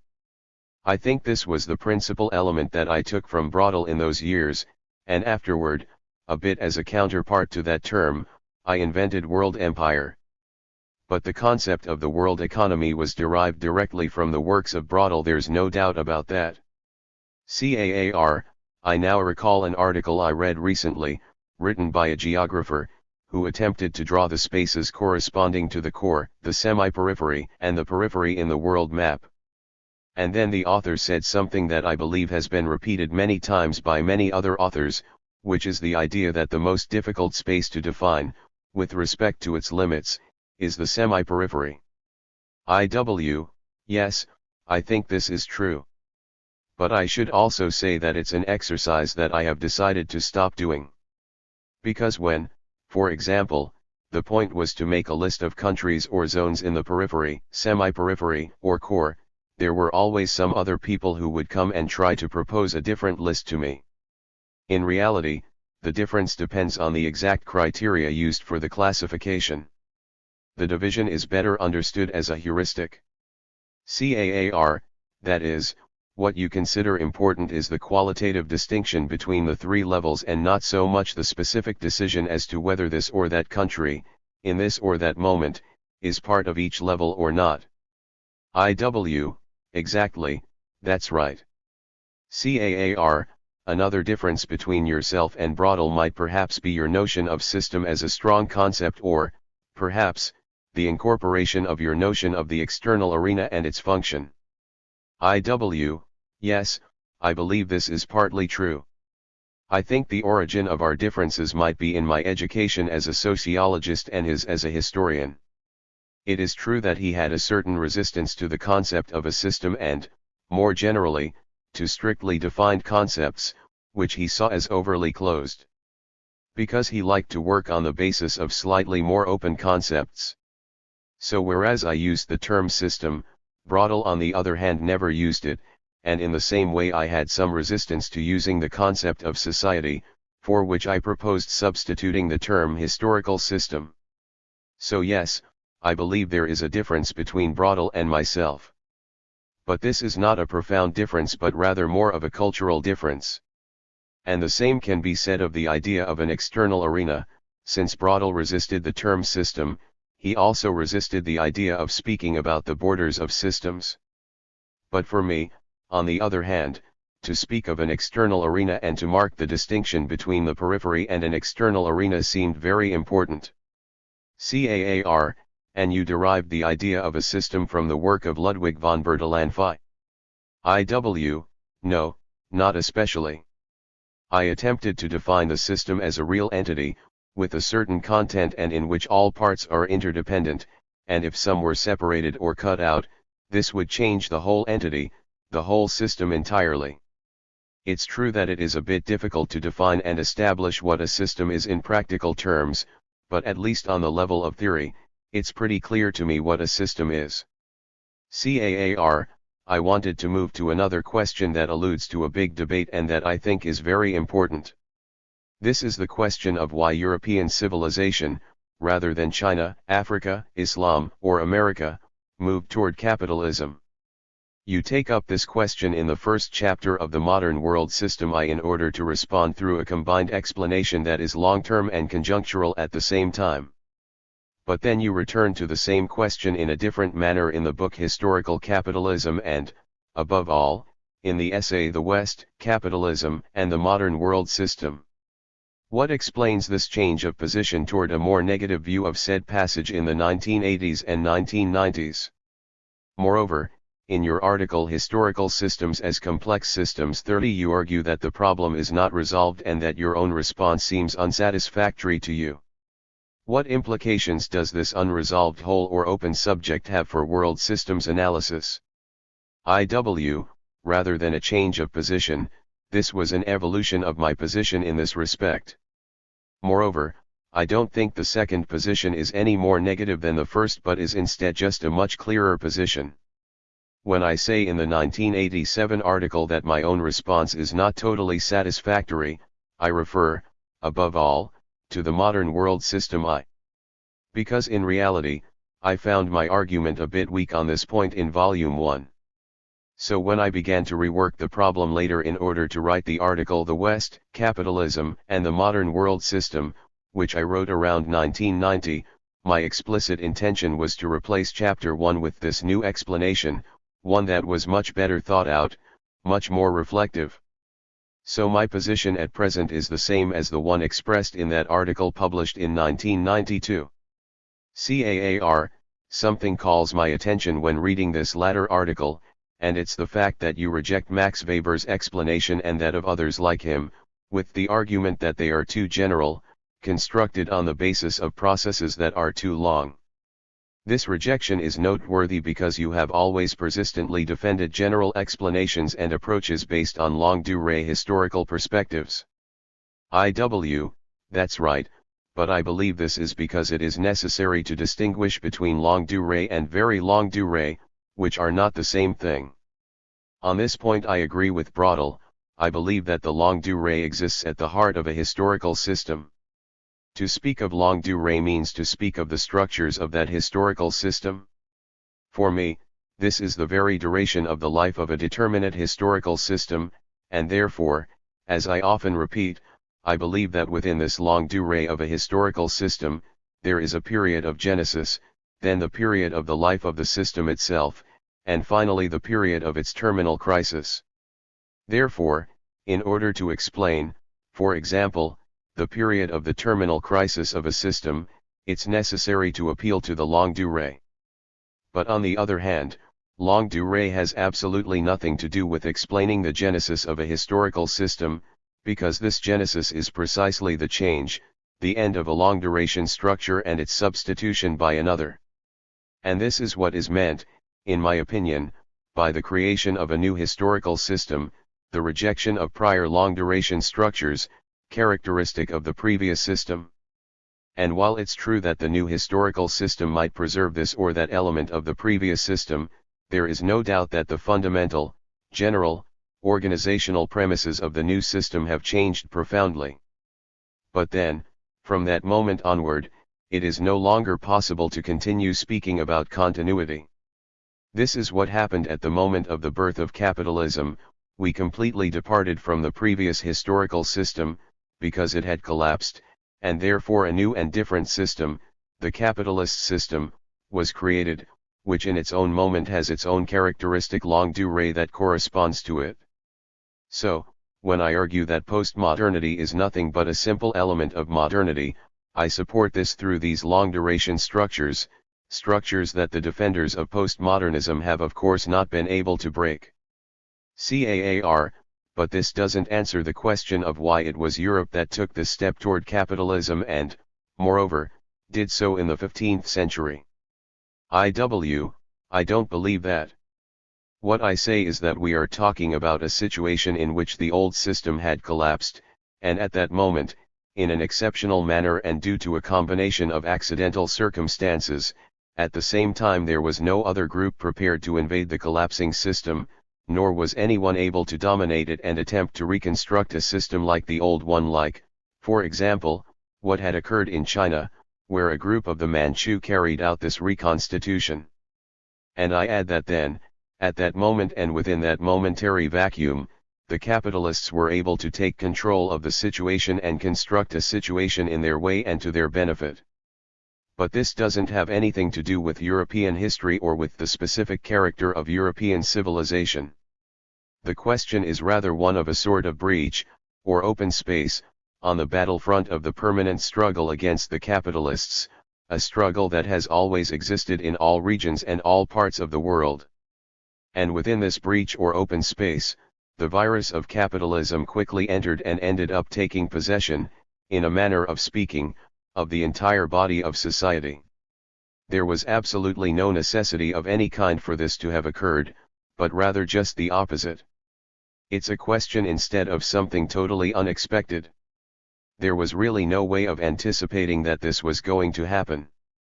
For me, this can be seen as an example of what is called by Stephen Gould punctuated equilibrium, or, for example, what Ilya Prigozhin calls creativity, that is to say, in certain moments, there are determinate situations in which opportunities are possible. At such moments, sometimes something totally surprising and unexpected occurs. And when this is analyzed a posteriori, when it is seen after everything has happened, then one can say either that it was something inevitable, which I don't generally believe to be true, or that it was something very interesting but not in any way inevitable. CAAR, this means that, according to you, this historical causality, to put it that way, could have occurred in any other place. Yes, I believe that this event, the emergence of capitalism, could have never occurred, or it's also possible for it to have emerged, for example, in China, in the Middle East, or somewhere else. At least theoretically, it could have occurred anywhere. Now, in real terms, the place where it emerged was Europe, and I tried to explain precisely why it occurred exactly in a determinate historical moment, and also why this event, this birth of capitalism, came to pass precisely in Europe. CAAR, that is to say, it could have happened in a still pre-modern or pre-capitalist system. Exactly. And it would even have been possible for us to continue living that way forever. Of course, we need to say that once it occurred, everything changed completely. Because in this case we are speaking of an Aufhebung, a process of surpassing that implied the creation of a new and different field of possibilities, on the technological level as well as on many others, which brought with it an entire series of changes that created what is the modern world. We are dealing with a transformation that changed many things, but although it provoked enormous changes, it can't necessarily be considered progress. So I think it would be useful to reread my article The West, Capitalism and the Modern World System, because that is my present position on the problem. I remain firm today regarding the arguments and the explanations that I develop in that article. CAAR, let's move on to another of your arguments. I think that your critique of Max Weber's celebrated argument, developed in Chapter 3 of Volume 1, is interesting. Nevertheless, it is a very radical critique, since there you argue that there is no necessary connection between the Protestant ethic and capitalism, and you even say that this connection is only accidental. While I agree with critique of Weber, in the sense that the Protestant spirit did not cause capitalism, we are nevertheless left with doubt regarding whether or not there exists a relationship of greater necessary correspondence between industrial capitalism and Protestantism. And on this point, I wanted to ask, what do you think of Marx's argument that Protestantism represents the religion most suited to capitalism, an argument later taken up by Lucien Febvre? And also, what do you think of Fernand Braudel's argument about the two Europes and, therefore, about the two long-duration cultural sensibilities that have manifested in any given moment in the division between Catholic Europe and Protestant Europe? On this point, I don't think that I'm saying exactly that there exists no connection between Protestant ethics and capitalism. I really say that it would also have been possible to find certain elements within other logics in other, different religions that would support the development of capitalism. The link that Max Weber establishes between Protestant ethics and capitalism is at the same time something that awakens our curiosity, something that seems at first glance convincing and even seductive, but that is at the same time too recherché. In the place of this, what I say is still much more radical, in my opinion, that is, the idea that if capitalism had emerged within a country or countries within the Greek Orthodox tradition, or Catholicism, or the Muslim tradition, it would have been possible to find in the writings of thinkers from these different traditions arguments to justify the birth and development of capitalism. That is to say, it wasn't Protestantism that created or caused capitalism, rather, capitalism was able to find justifying arguments for itself within the culture in which it originally developed. We also shouldn't forget that the capitalists who existed, for example, in Italy already by the 14th and 15th centuries had at the same time a clear and well-developed Catholic consciousness.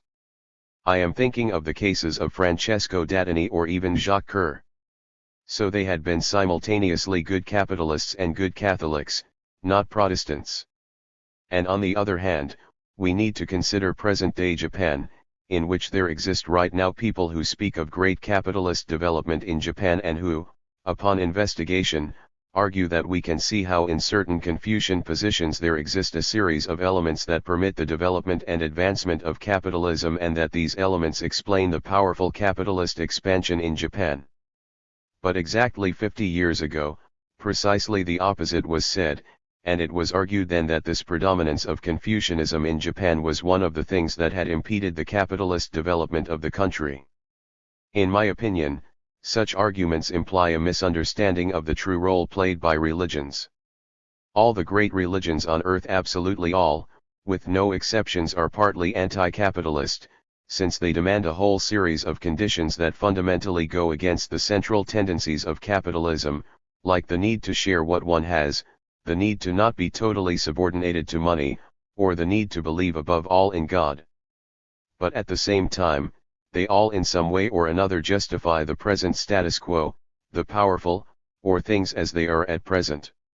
CAAR, I'm not speaking in the sense of a mechanism that everyone rejects today, including myself, of the mechanical determination of the superstructure by the base.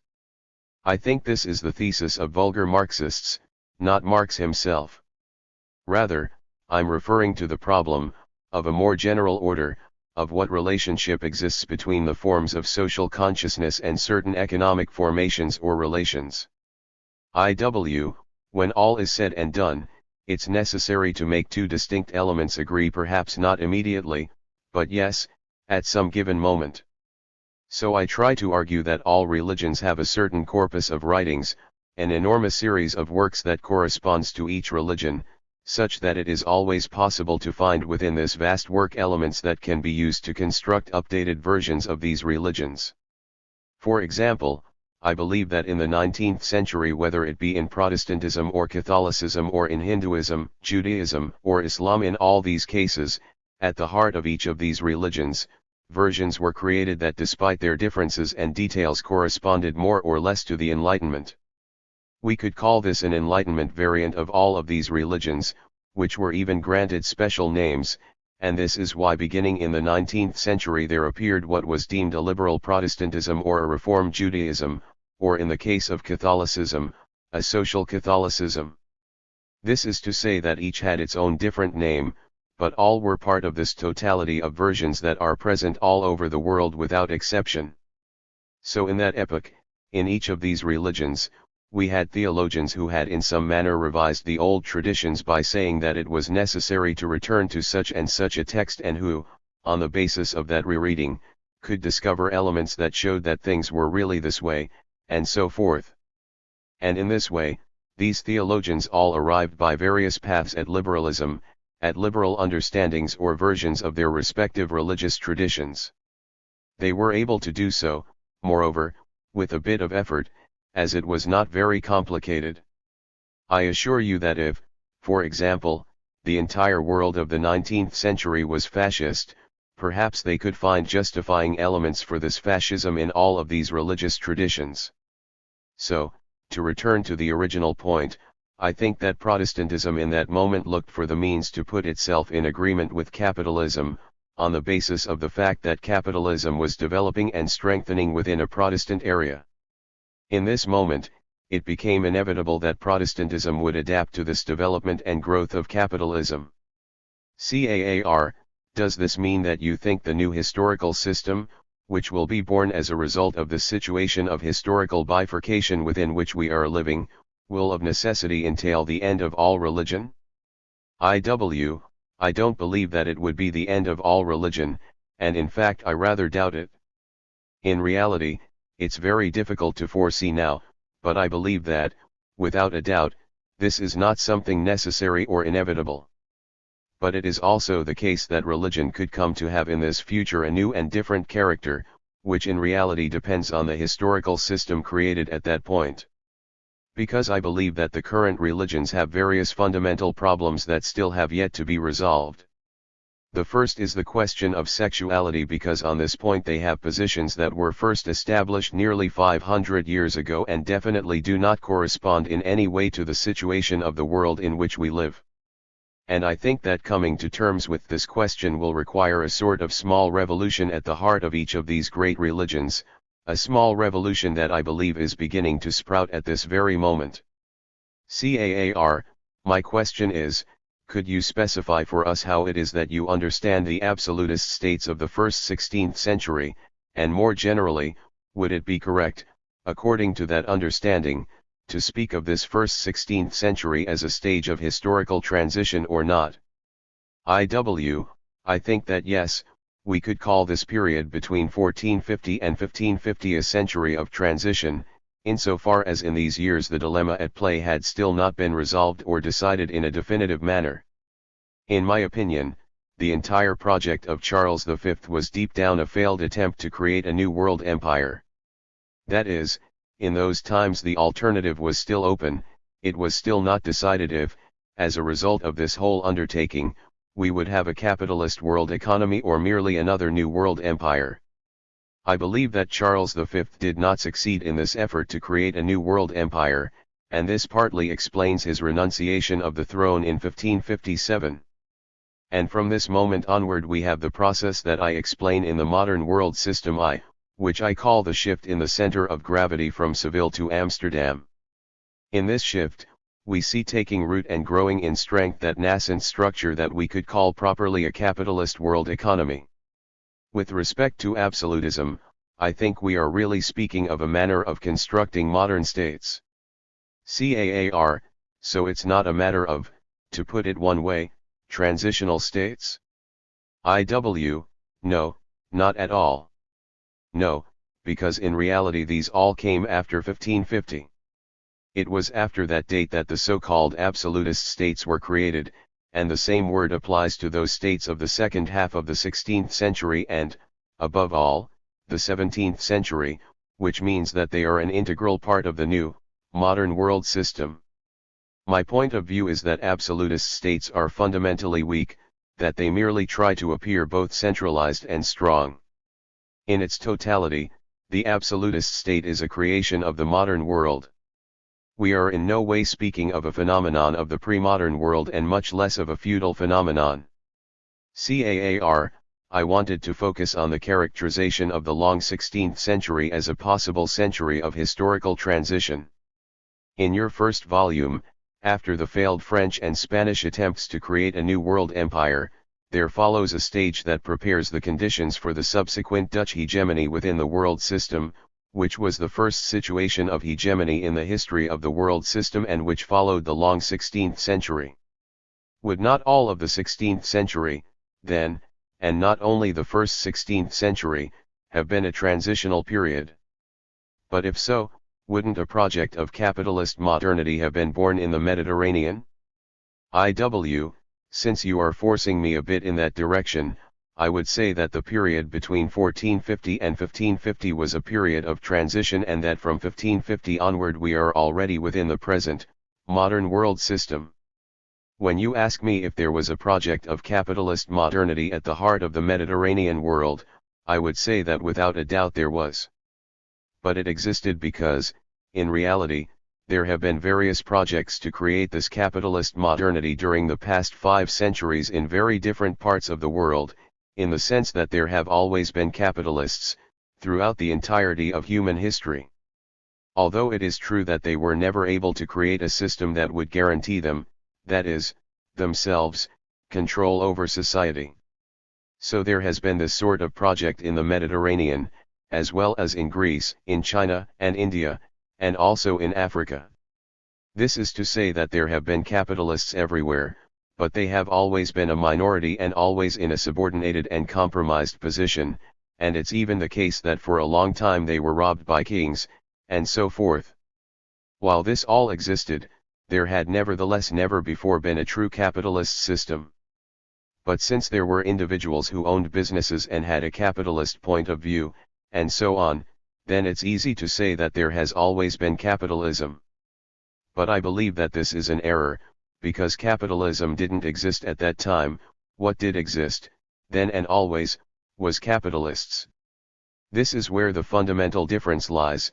In my opinion, there was no capitalism prior to the existence of a system that gave priority to the ceaseless accumulation of capital, a system that therefore allows those people carrying out this very accumulation to prevail, that is, the capitalists themselves.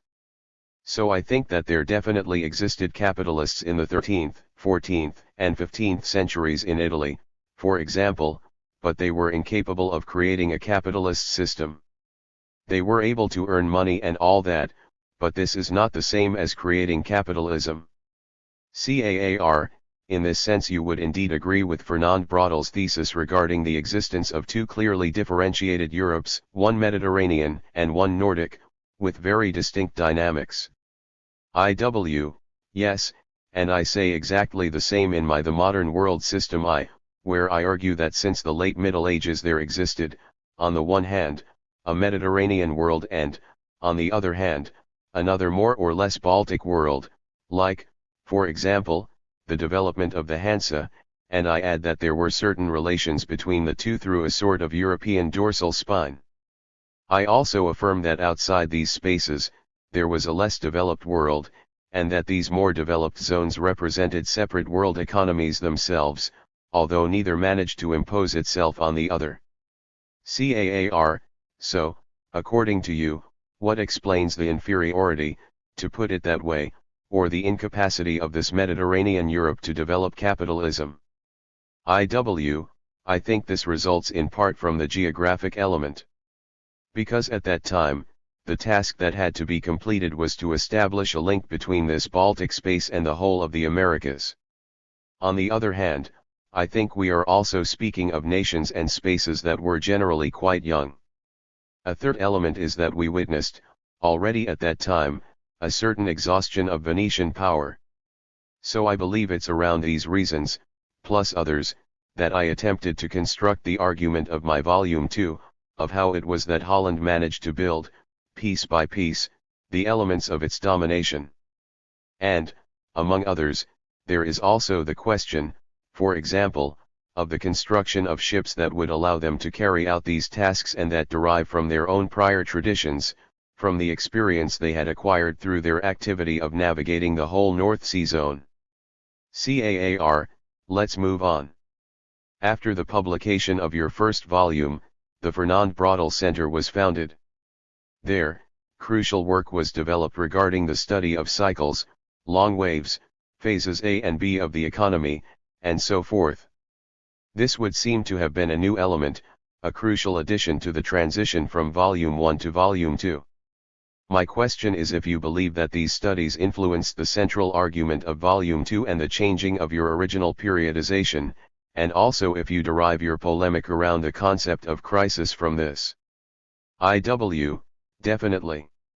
It's worth noting that at the time of writing Volume 1, I had not yet integrated this question of Kondratiev cycles and all that concerns this problematic into my framework in any kind of fundamental or prioritized manner. But regardless, I think that this was all nevertheless somehow already implicit in my thought. So I worked on writing Volume 1 in 1970 to 1971, and I came to Binghamton in 1976. And it's clear that between these dates I was moving forward a bit in writing part of the argument of Volume 2, at the same time that I began to have some contacts with people in the group at the Starnberg Institute and with Samir Emin and André Gunder Frank, with whom I began to discuss the present. And it's true that, partly due to this, the question of Kondratiev cycles had become increasingly important and central for me. But I think that, regardless, this was already implicit in the argument in Volume 1 and in some later works. Because I had already found references to Kondratiev in the writings of many economic historians whom I had read, perhaps they didn't call them Kondratiev cycles, but they referred to the same processes. And we must remember that this question of phases A and B of the economy, the famous cycles of François Simiand, were in fact present in the thought of the entire Annals school. So, I took, on the one hand, studies on Kondratiev cycles, which had been created above all to explain the 19th and 20th centuries, and on the other hand, studies of phases A and B, which above all corresponded to the periods prior to the 19th century, and I united them, arguing that in reality they dealt with the same issue. And it's true that this had a value for me and also for the works generally developed in the Fernand Braudel Center, and so forth. And I believe that these continue, to the present day, to be extremely important for us. CAAR, perhaps to conclude our discussion of phases A and B, I would mention that when you speak of these movements in the long term, you qualify them with the term hegemonic cycles. I do indeed speak of hegemonic cycles, and I should point out that this idea is not to be found in the proposals of Fernand Braudel. Here, I do believe that my position is a bit different from his and is quite clear. In my opinion, there have only existed to the present three hegemonic situations, that of the United Provinces, that of the United Kingdom, and later that of the United States, to always speak of unity. And in order to characterize these hegemonies, I have also spoken of a cycle with four phases, the same as with other cycles, a first ascending phase, which is moreover a struggle between two powers, followed afterward by a phase that is generally and almost always a 30 years war, in which the confrontation is already direct. Then there is a phase of true hegemony by that power that was victorious in the 30 years war and, finally, a phase of decline. And after this, there is another new phase of initial competition, developed between the two powers fighting for succession of the now declining hegemonic power. This is a thesis that I elaborated and sketched in one of the articles included in the book The Politics of the World Economy. 31 There has followed an entire literature devoted to discussing these theses and explanatory proposals of mine, but this has been a different literature, quite apart from what has been written about the world economy, and it has been produced mostly by people who are located in international studies departments within universities. But whatever the case, this hegemonic cycle is, in my opinion, another great cycle of the capitalist modern world economy, of the modern world system. CAAR, but then, is this hegemonic cycle for you the concrete manifestation of this secular trend, or is it something different and separate? In reality, to state it clearly, I prefer to speak of a logistic of the system. But what's important is that these logistics exist, they are there and represent another reality of the hegemonic cycle. But all systems have cycles, and the very duration of the system already implies the existence of cyclical rhythms and secular trends, but not in the sense that economic historians use the idea but rather as a true tendency that unfolds over the course of centuries. CAAR, that is, in the broad alien sense of a secular trend. Yes, in exactly this sense. CAAR, but for Braudel, the passage from Amsterdam to London is crucial because he says that with Amsterdam we witnessed the last fundamentally urban domination. Do you agree that this passage from the Dutch hegemonic cycle to the English hegemonic cycle represented a fundamental difference? I think that this idea that there did exist a major difference between the United Provinces and England originates deep down from a thesis that I explicitly reject, which is the idea that between these two structures of domination there occurred the Industrial Revolution, and as a result, from the 19th century onward, everything changed absolutely. This is the idea that at that moment there was a great rupture, and as a result, by speaking of before and after 1800, one is really dealing with two completely different things. Those who argue this even say that everything that occurred prior to 1800 should be included within a determinate period that is distinct from the period following 1800. I think that even Fernand Braudel was a prisoner to this idea, due to his original education, and this is clear from the fact that he concludes his research and his subjects of interest precisely with the French Revolution. For my part, I should make it clear that I don't find this distinction particularly useful, since in my opinion we need to analyze what occurs in the period between the 16th and 20th centuries. On this point I disagree with Braudel, and not only with him, but even with CAAR, Marx. No, not Marx. In my opinion, this isn't against Marx, but it's against most Marxists and also, more generally, the majority of historians and even social scientists. Because I believe that this thesis that 1800 represents a massive rupture is sustained by 90% of the groups I just mentioned. Marx, on the other hand, never said this. I believe that if one rereads Marx carefully, one will see that he says explicitly that the transition to capitalism takes place in the 16th century. In my opinion, this is very clear. Although we must also accept that he didn't always or on all occasions express this idea that I just mentioned with sufficient clarity or sufficient force. Because also in this sense, perhaps Marx himself remained a prisoner of the world around him, of his atmosphere. CAAR, I recall another element that Brodel highlights as a decisive difference between the structure of domination of Amsterdam and London, the presence, beginning with the case of London, of the internal market, arguing that prior to the 19th century the role of this internal market hadn't been as relevant, whereas it begins to be a fundamental element from the 19th century onward. Would you also disagree with this idea? Yes, I disagree. I think the internal market centered on Amsterdam was already quite considerable, and I think this was one of the reasons that they used the canal structure, precisely with relation to this internal market. On the other hand, I believe that the significance of the internal market, in terms of the percentage it represented in the English case, has always been exaggerated with regard to its importance and quantitative magnitude. Apart from that, I believe that this distinction between internal and external markets was very rarely made by capitalists themselves. For them, the market was simply the zone or the space that they were able to conquer.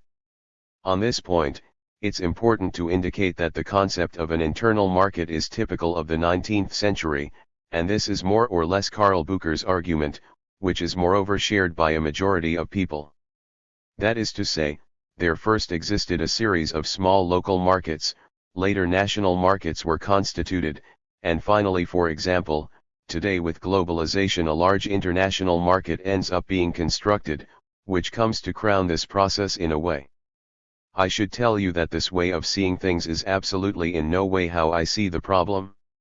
In my opinion, the process began instead with the construction of an international market, and later came the process of constructing national states at the heart of this international market.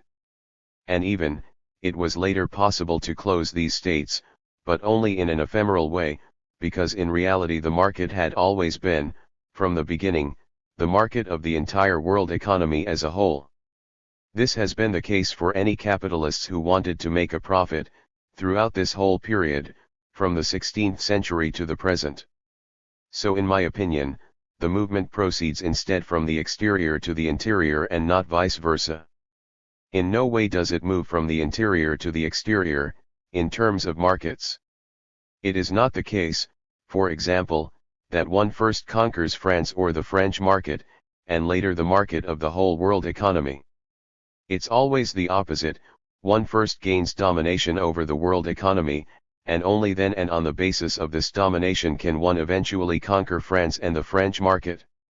CAAR, does this mean, for example, that the Soviet Union or, to take another case, Communist China under Mao Zedong, never left this space of the world market? Yes, I think you're right. In my opinion, both China and the Soviet Union attempted to construct a traditional mercantilist market, to gain strength at the heart of this world economy. And I have been making this argument since the 1970s. Therefore, once they had strengthened themselves, they began to leave their borders. In doing so, they repeated a pattern that was fundamentally the most traditional way in the world of doing things with respect to those markets. CAAR, do you think that this same framework applies to the case of Latin America during the period of the Second World War and the process of industrialization that began during those years in Latin American nations? Yes, I believe this is precisely the same pattern. This is even the old idea of infant industries, of industry in its initial period as posed already by Friedrich List. From my point of view, the perfect example of List's argument is exactly the case of the Soviet Union. CAAR, let's move on to another question. I don't believe that your attempt, in Volume 2, to delimit the concept of crisis and understand it only as systemic crisis has been successful. But you insist on the importance of differentiating between crisis and contraction or slow growth. On this point, I would say, to begin, that the nucleus of my idea is that there exists a whole literature that uses the concept of crisis to characterize the 17th century, and I am directly opposed to such a characterization. For me, and against this literature, there is no crisis in the 17th century. To schematize a bit, we can see that this literature says that there was a great forward push by the European economy during the 16th century, which is followed by the great failure of the 17th century and therefore the crisis of this century with all its effects, and later in the 18th century this will finally lead to the French Revolution, the Industrial Revolution, and all of these processes. For me, on the other hand, what we see in the 17th century is quite simply a phase B of the structure of this world system, that is, a logistical phase B. And although there is a clear stagnation of the world economy, there isn't, in my opinion, a crisis of the world system or the world economy as a whole, but rather an absolutely normal manifestation of the general mode in which the capitalist system functions.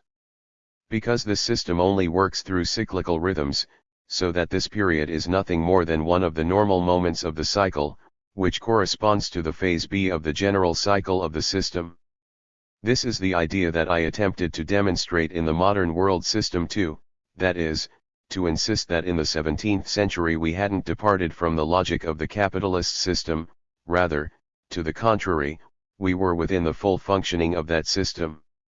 And so, all of the phenomena that are described as characteristics of the 17th century, for example, the case of Latin American haciendas or the reinforcement of serfdom in Poland, these constituted in absolutely no way processes of decapitalization, flight, or departure from this capitalist logic, but rather, to the contrary, these were ways of surviving under the conditions created by a period or phase B of the functioning of the system. This is to say that the haciendas were in reality a mechanism of producing for regional markets and concentrating on these, instead of continuing to function for transatlantic markets, which was a process that resulted from determinate reasons that I have attempted to indicate in more detail in my book. So Volume 2 attempts to refute that entire literature that tries to characterize these processes as the crisis of the 17th century.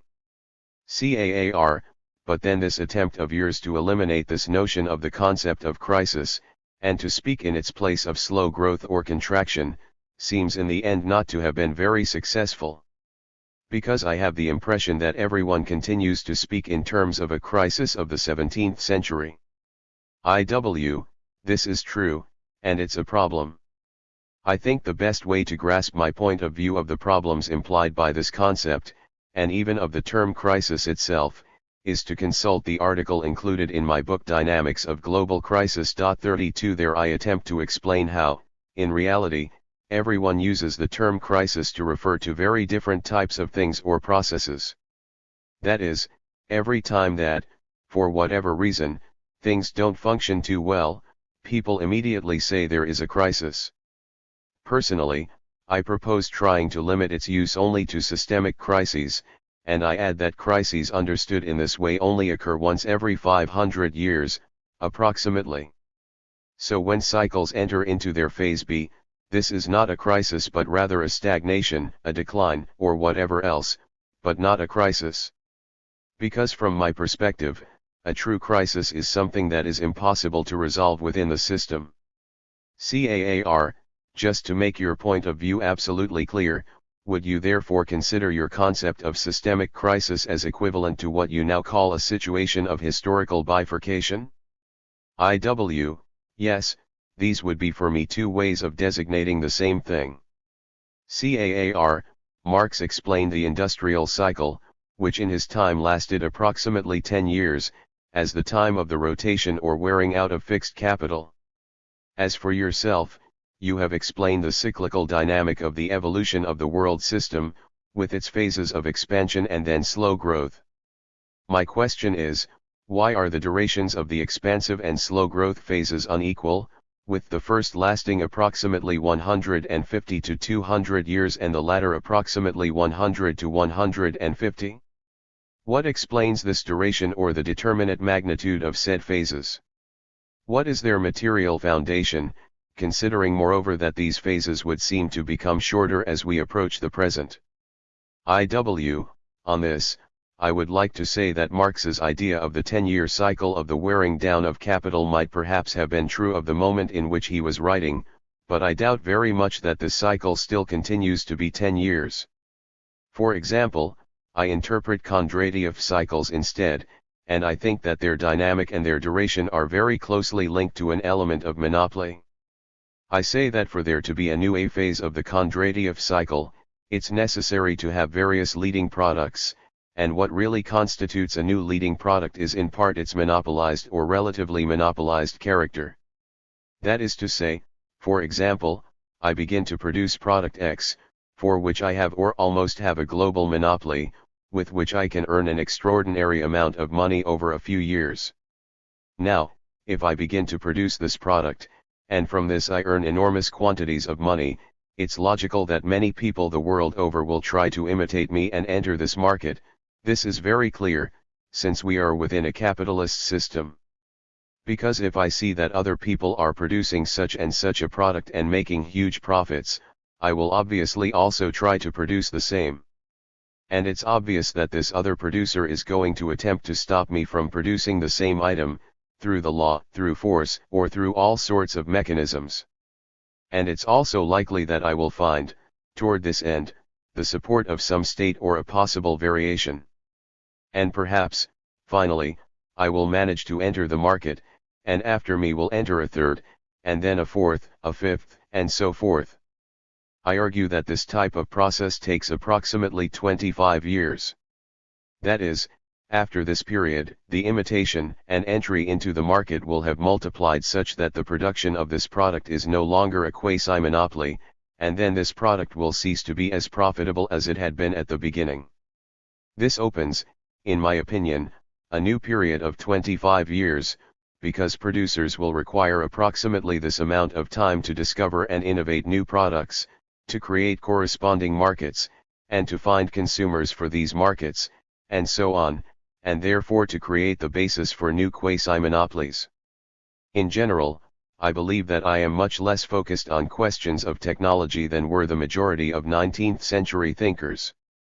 Rather, I focus much more, for example, on questions of monopoly, such that with respect to this point, I am here much more Broadelian than properly Marxian. CAAR, would the same be the case for hegemonic cycles? No. This is a process that is at its base similar to that of Kondratiev. That is, in my opinion, underlying this hegemonic cycle is another type of quasi-monopoly. Because when we speak of hegemonic power, we should ask ourselves how this is constituted, and I believe that there are two elements. The first is purely economic, because I believe that one arrives at a situation in which the production within a hegemonic country reaches such a level of efficiency that it can profit not only in peripheral markets but also in other powerful countries in that sphere of the market. So for example, in the 1950s the United States was capable of selling the cars it manufactured much more cheaply in England, Germany, and France than those sold by even local producers in those countries. This is the foundation of everything, although it dissipates over time. The second element lies in the fact that if a power has managed to become so powerful on the economic level, it is also because it has been able to not spend too much on military expenses. For example, up to 1939 the United States had spent relatively little on military affairs, and as a result, it had been capable of investing in many other things. Of course, once this power had become the hegemonic one, then it began to increase military expenditures, but not right from the beginning. I believe that between 1945 and 1955, the United States was still spending relatively little in military terms. Even after the Second World War, we had a president like Eisenhower, who allowed for an important reduction in military spending and did so for fundamentally economic reasons. Of course, later the United States began to involve itself in wars, and then came the Vietnam War. Then, in order to maintain US hegemony, it was necessary for Americans to begin to spend more money on the military, and they began to spend more lives on this as well.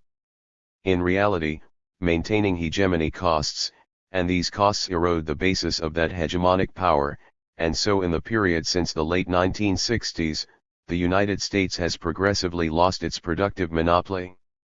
Because, on the one hand, Western Europe and, on the other, Japan have begun to compete with the United States economically, at the same time that the latter has found it necessary to spend an extraordinary amount on the military, which has not been too fruitful in economic terms. And this has begun increasingly to undermine the basis of its hegemonic power, that is, the very fact of having managed to triumph is the element that provokes its decline. In this sense, it is a process very similar to that which we have described for the case of Kondratiev's. CAAR, your interpretation of the Industrial Revolution is very critical of prior understandings. In Volume 3, you say that this revolution did not modify the capital-labor relation, nor did it unleash accumulative and accelerated growth. But Marx, in Capital, argues that the Industrial Revolution produces the mode of production technically adequate for capital. What is your opinion of Marx's argument? Do you think it's erroneous or that it has been badly interpreted? Do you think it's compatible with your general explanation, or does it instead move in a different direction? Marx says that the Industrial Revolution creates this mode of production that is technically adequate for capital, and with respect to this claim, I agree. But I say that the Industrial Revolution is therefore not that process that occurred in England at the end of the 18th century. In my opinion, the so-called Industrial Revolution is instead a continuous process, which began in the 16th century and has been unfolding in a permanent manner, and as a result nothing particular or exceptional happened at the end of the 18th century in England. Perhaps there was a small increase, but in my opinion and just as Schumpeter has demonstrated, such forward leaps have developed in successive form before and after this leap at the end of the 18th century. I want to insist upon the fact that in every phase of the Kondratiev cycle, immediately before the latter unfolds, there is always a technological leap that makes it possible. So these leaps are constant and correspond to A phases of the Kondratiev cycle, and they repeat continuously. And I think therefore that there is absolutely nothing special, that there is no exceptional process between these years of approximately 1780 to 1830, but rather that, in any case, this was a moment like the other 8, 9, or 10 comparable moments that have occurred in the history of the capitalist system. This is the dynamic of capitalism, and it is fundamentally this that I argue. CAAR, I wanted to insist on the difference that I believe Marx makes between simple manufacturing in small workshops and the large industry characteristic of the factory. And I think of this not in quantitative but rather in qualitative terms, that is to say that until the 18th century, the skill of the worker within the labor process is fundamental, while after the invention of the machine tool and the factory, the worker begins to have a function that is more like the living appendage of said machine. This process of the development of what we could call veritable factories, of great industries, comes after the death of Marx and is developed above all at the end of the 19th century and during the 20th century. And with respect to this point, I think, for example, of the beautiful article by Raphael Samuel, published in the first issue of History Workshop Journal, in which he demonstrates that the establishments that correspond to the meaning traditionally given to the term factory come to exist and develop in England only after 1870. So even if there is in this development of the factory a fundamental qualitative change, it doesn't develop in this period that we are discussing, between 1780 and 1830, either. I believe that these technological leaps are part of a more general process of the concentration of capital and also of production, which is a continuous or permanent process within which there arrived a given moment of assembly line production. Then this phase was surpassed by the use of machines, and later this stage of machine production would be surpassed again by one of computerized production. And these have certainly been important phases, because they have changed certain fundamental aspects of the sociology of labor, thereby also producing changes in the political structure. But we need to analyze these changes from a more profound perspective, and in this sense I am truly and profoundly Broadelian in my affirmation that many of the changes that we have seen, including some that are very important, are not always necessarily true transformations of long-durée structures. So with respect to the process called the Industrial Revolution, I don't believe in any way that this constituted a long-duration change. Instead, I think that it has represented a new phase of expansion of capitalist businesses. CAAR, but what about Marx's thesis, in which the appearance of the machine is a principal element in this change that we are discussing and whose eruption into the labor process represents, in a potential if not real way, the liberation of the worker and, even beyond, the very dissolution of the need for the laboring activity as such?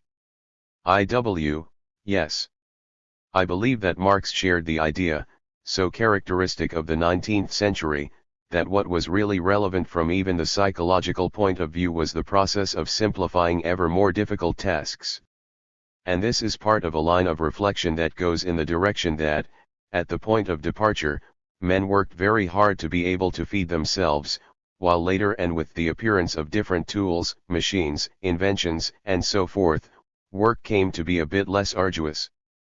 But, for example, in this sense there exists some very interesting texts, written by certain feminists, with respect to the domestic labor of women and the role of machines in this type of work.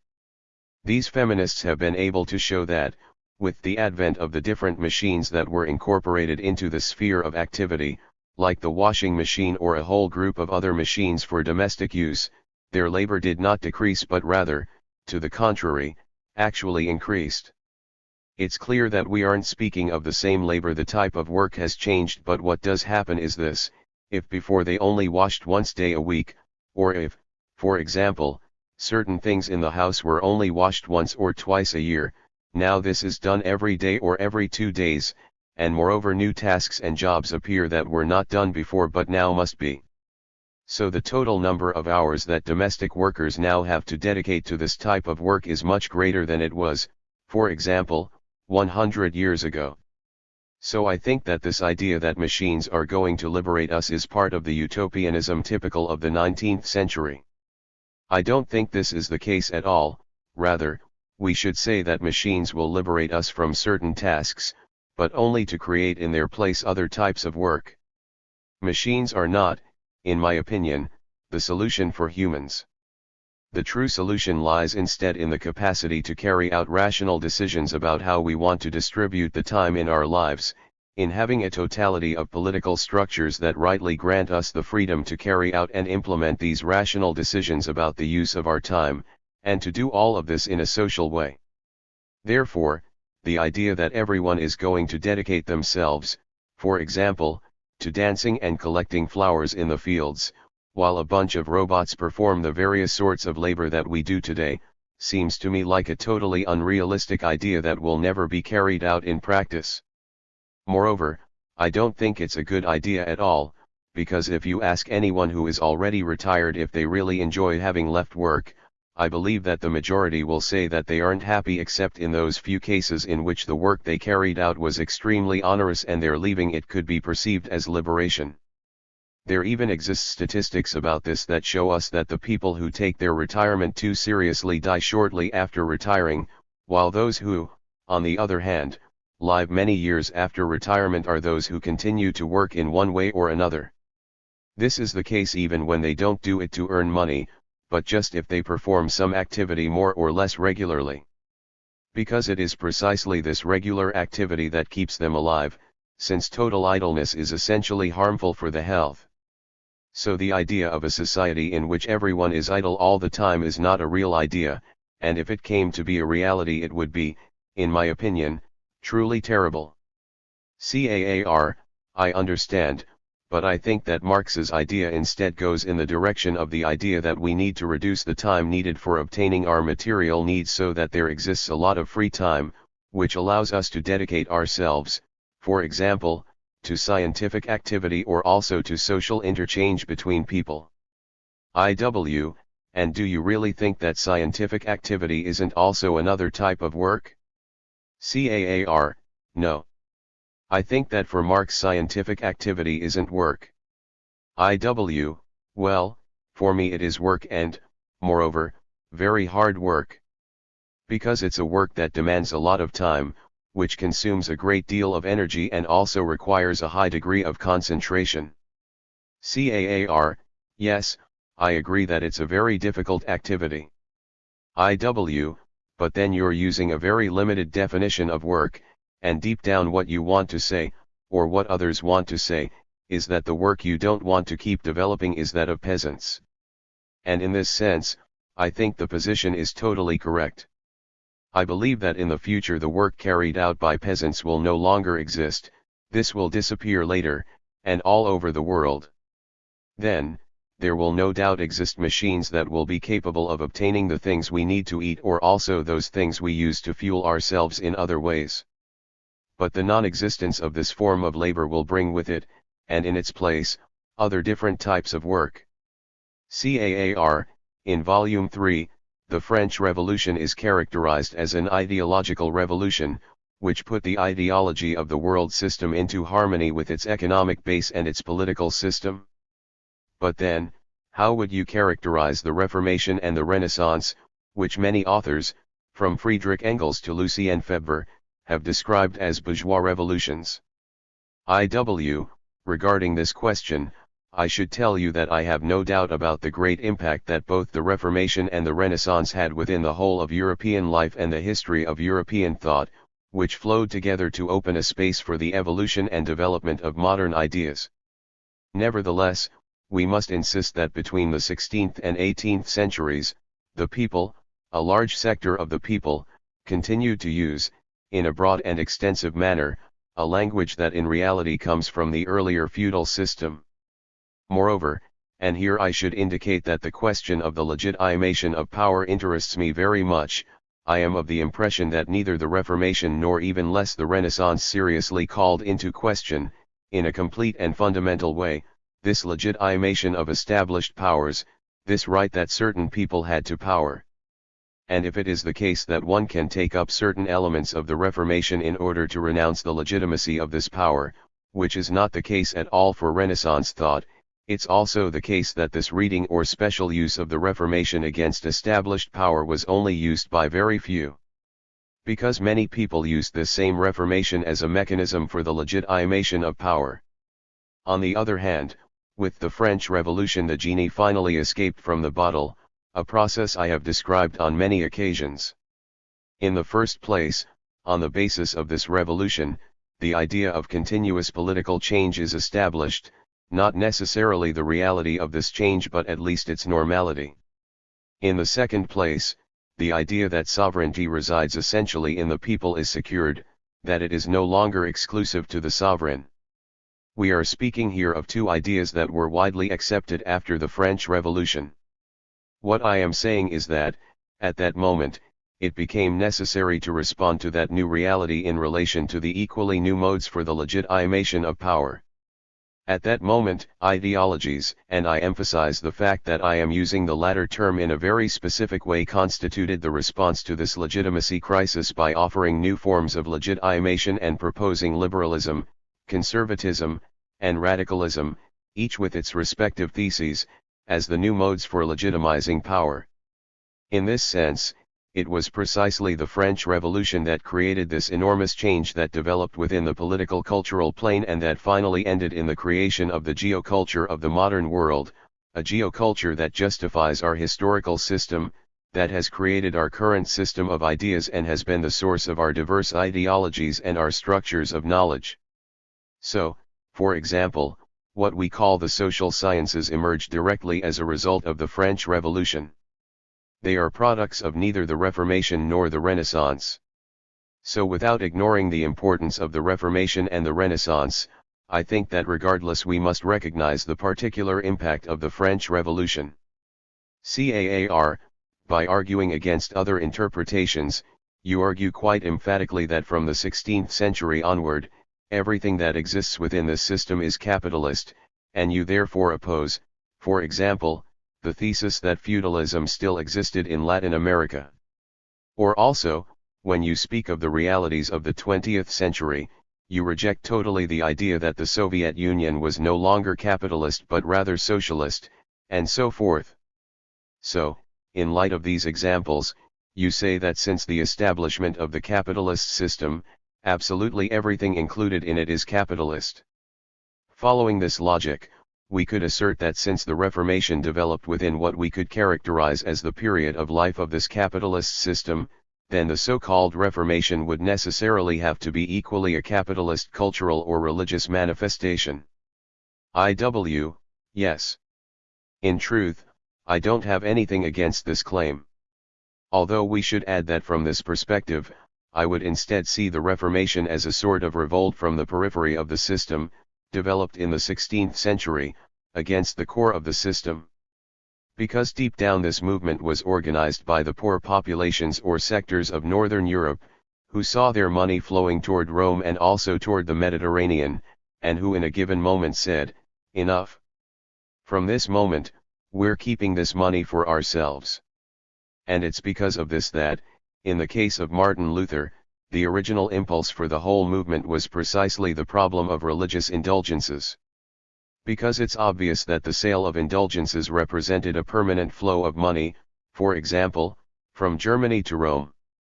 Here we find the essence of the problem. And then there came the moment when they said no, and from there they invented an entire theological argument, asserting that it's not necessary, nor is it even possible, to purchase one's own blessing with earthly money and that salvation comes only from faith. This is what Luther said, and from that moment indulgences ceased to exist, and with them so too did this flow of money to Rome. And at the same time, this whole process also becomes, afterward, part of the more general process of creating the premises of the modern world, also on the cultural level. CAAR, what do you think about Marx's argument, as developed in the German ideology, that the French Revolution creates the bourgeois political state par excellence, the pure and adequate form of bourgeois democracy? Would you agree with this argument or not, for what reasons, and with what implications? I would say that, in general, I don't disagree with Marx's claim, except perhaps for one small difference. You will see this in the analysis that I develop in the modern world system, for I call this state that was characteristic of the 19th century the liberal state, and I argue that the creation of these liberal states is a process proper to the 19th century. Moreover, I add that the cases of England and France are the original and most important examples of this process, alongside perhaps the United States.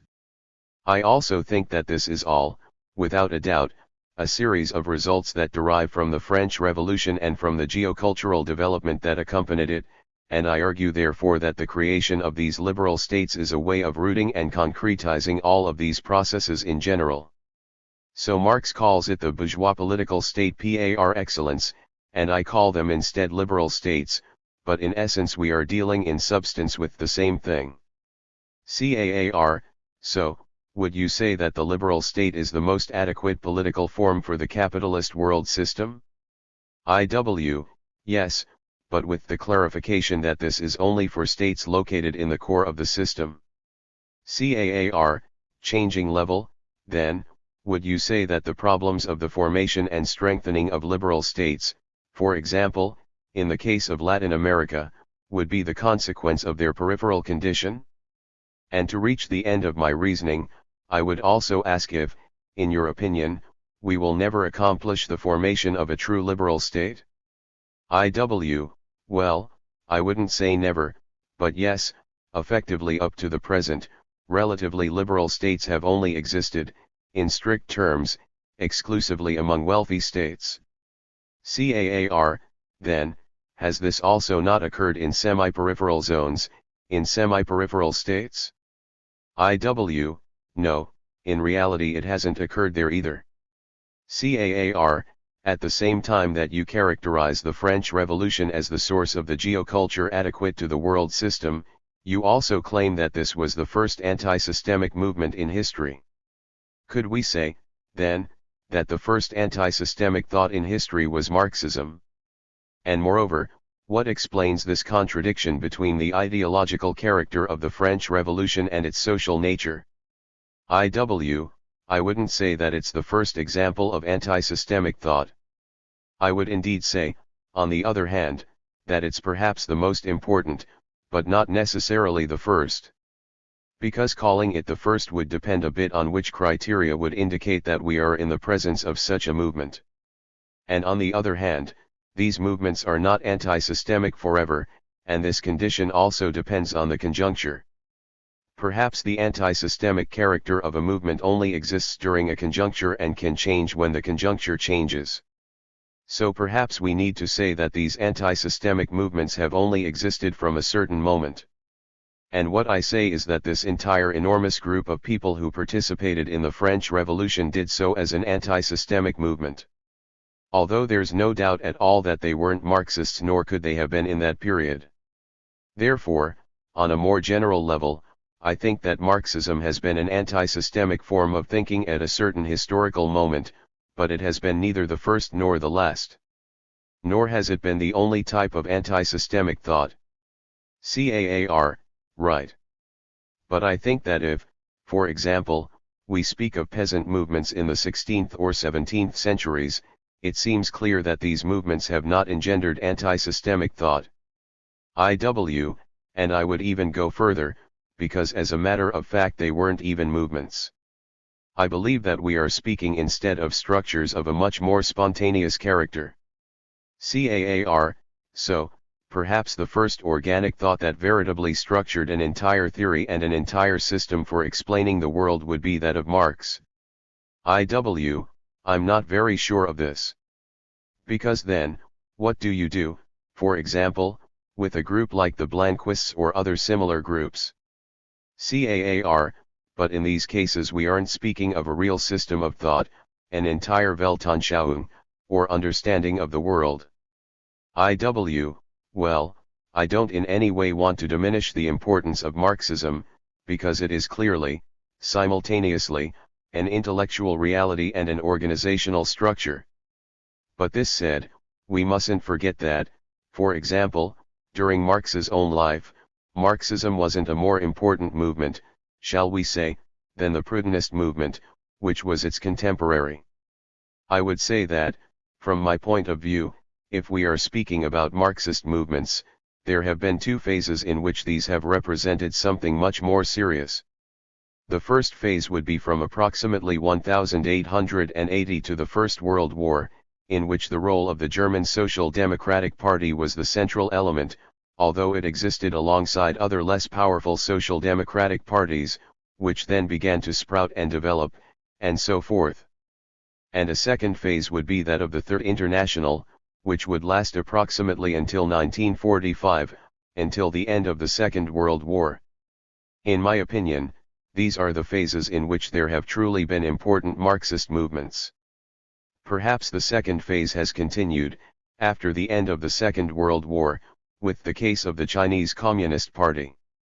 CAAR, so, maybe the Marxism of Mao represents a third stage that is also important. It could have been a third stage, but I think it was really a derivation and a belated prolongation of the second stage, by a party that had freed itself from the control of the Soviet Union, and would be a variation of this second phase. So I would be willing to consider Mao's Marxism as simultaneously a Marxist movement and an anti-systemic movement. Obviously this only extends to the 1970s, because from that point I believe that this movement ceased to be such and was no longer either Marxist or anti-systemic. CAAR, very good.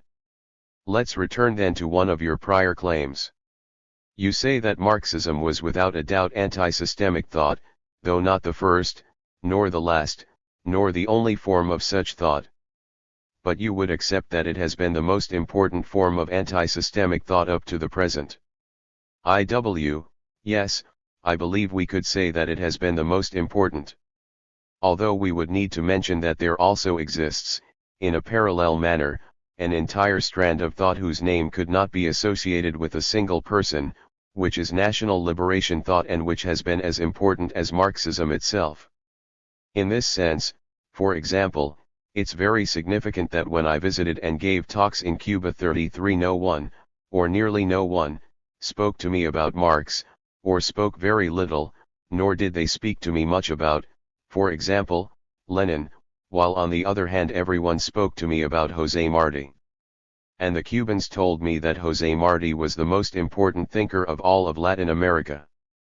Now, I certainly like José Martí, and he is without a doubt an interesting thinker, but we must also recognize that Martí is above all a nationalist thinker, perhaps with a certain dose of socialist elements. Fernández Redomar, who is an important specialist on the work of Martí and also a Marxist, has explained to me at length that Martí assimilated many of these socialist elements during his stay in New York.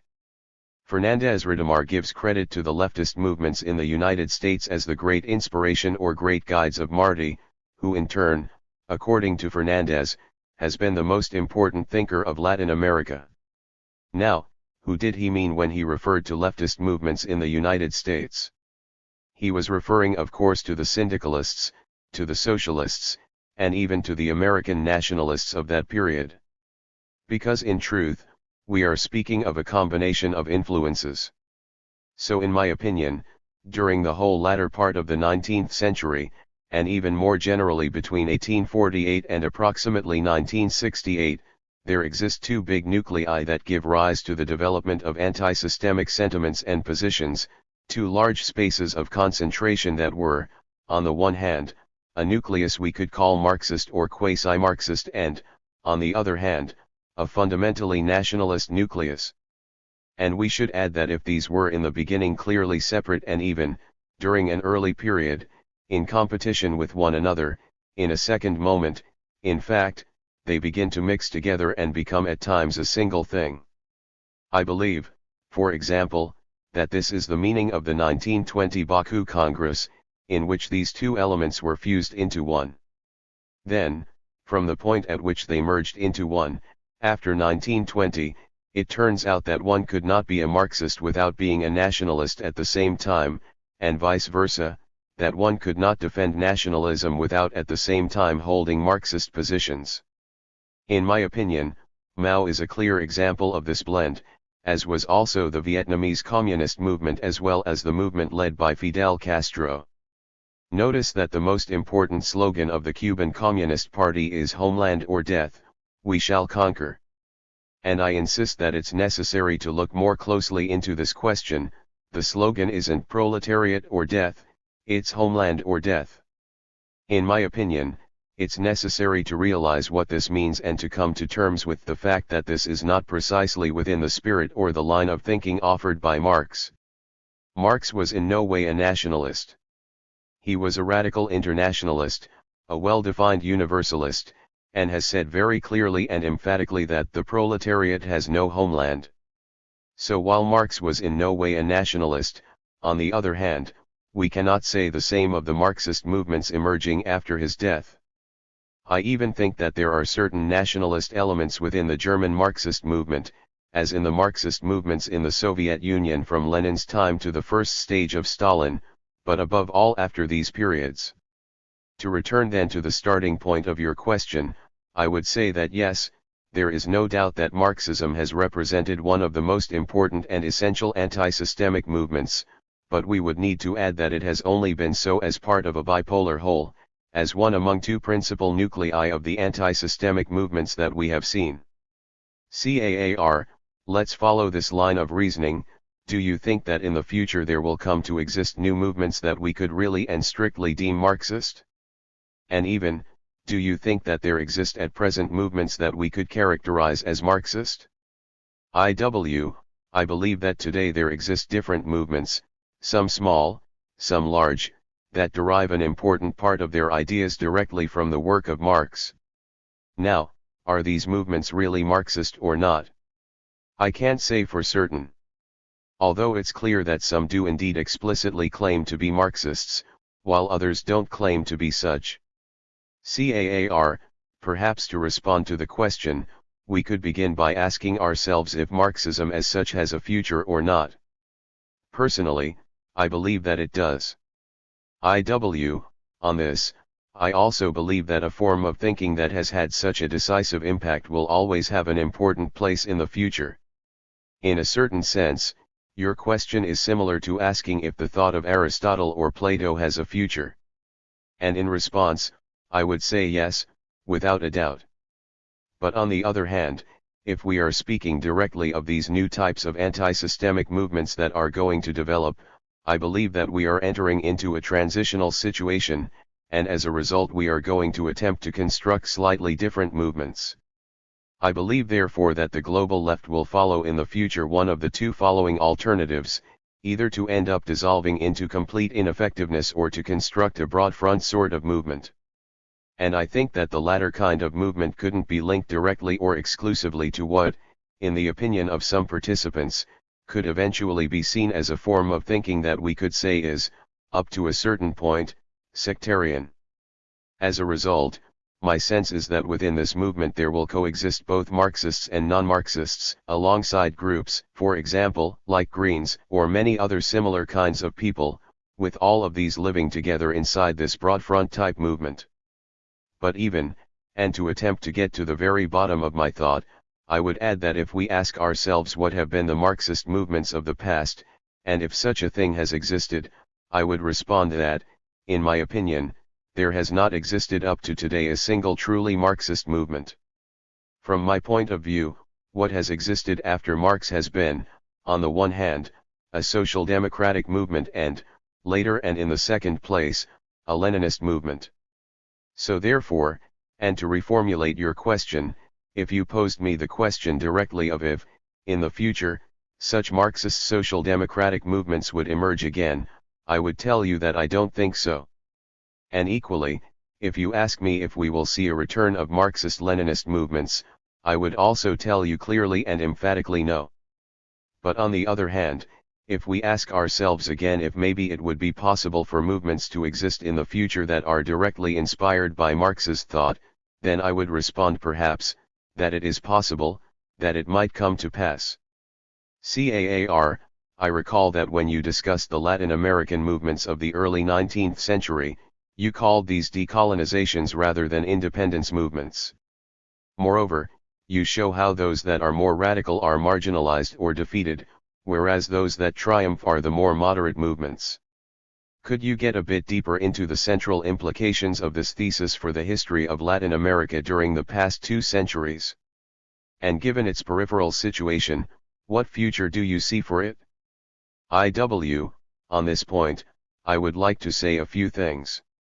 In the first place, and to get to the essential question, I would clarify that I did not intend to characterize only Latin American movements as such, but rather I was attempting to analyze the entirety of the movements emerging during that period on the entire continent, including both North and South America.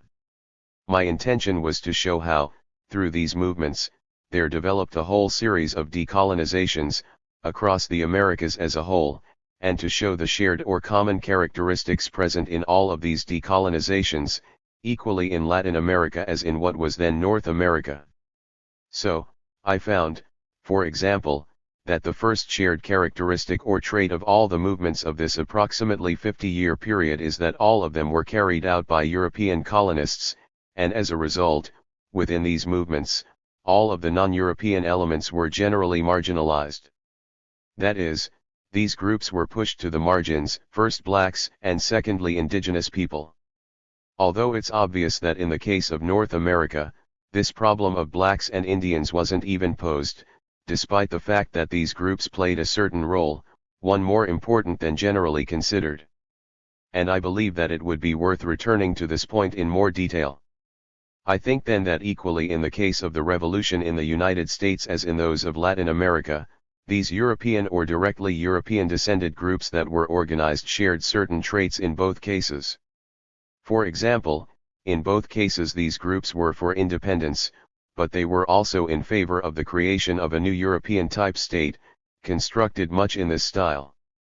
This was such that we are dealing with independence movements in the sense of decolonization, but in no way were these movements like what would be called, in the 20th century, movements of national liberation. And I believe that this shared character of these two decolonization movements, with the sorts of traits I have just mentioned, influenced in a crucial manner the entire subsequent history of Latin America, even up to the present day. Of course, this needs to be qualified, depending on the different countries in Latin America or the different cases in America as a whole that I have discussed. In the case of the United States, for example, I believe that the status of African Americans is the central problem since its very origin as a nation. Because from the very beginning there has existed in the United States a very large black population, which has always been oppressed, while on the other hand the oppression of the Native Americans has not dominated U.S. consciousness to the same degree. On the other hand, for example in Mexico or Guatemala, and even for a long list of countries in Latin America, the social and political rights of the indigenous peoples have been, in my opinion, the truly central problem. CAAR, and you believe that this is the central problem, even up to the present day? IW, yes. And moreover, I think that this whole phenomenon in Chiapas is precisely a manifestation of this indigenous demand for equality and self-government. The indigenous peoples feel that up to the present they don't enjoy complete recognition or legitimacy, a true droit decide within their own country. And I also believe that the civil war in Guatemala had to do with something approximately similar, that is to say, a war of the Mayan peoples against the so-called whites. CAAR, do you think that the question is the same in Peru? IW, in essence, I believe it's the same. Because looking at things more generally, it seems obvious to me that in all those places in which there exists a large non-white population, their very existence and their situation of marginalization constitutes the central problem, which moreover has not been resolved up to the present. Their governments have been seen by a large quantity of the population living within them as racist regimes, as regimes that oppress them. CAAR, now this is clear. Let's move on to the next question, still thinking along this line of attempting to complete, or prolong up to the present, the arguments developed in the first 4 volumes of your work.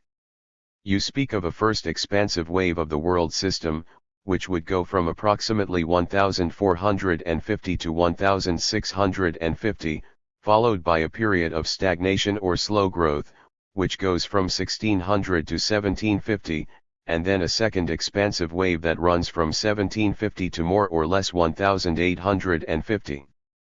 My question would be if, after 1850, there is a second stage of stagnation, which perhaps reaches from 1850 to today. IW, no, I don't believe this is a second period of stagnation. Because we can't forget that the expansive wave that I speak of is considered from a territorial point of view. I argue that from this perspective, there exists still a third wave, also expansive, and which refers to the process of the inclusion of the territories of East Asia. I believe we are dealing here with the final expansive wave, and it includes more or less the process of incorporation of China, Japan, and Korea, which develops from 1850 on.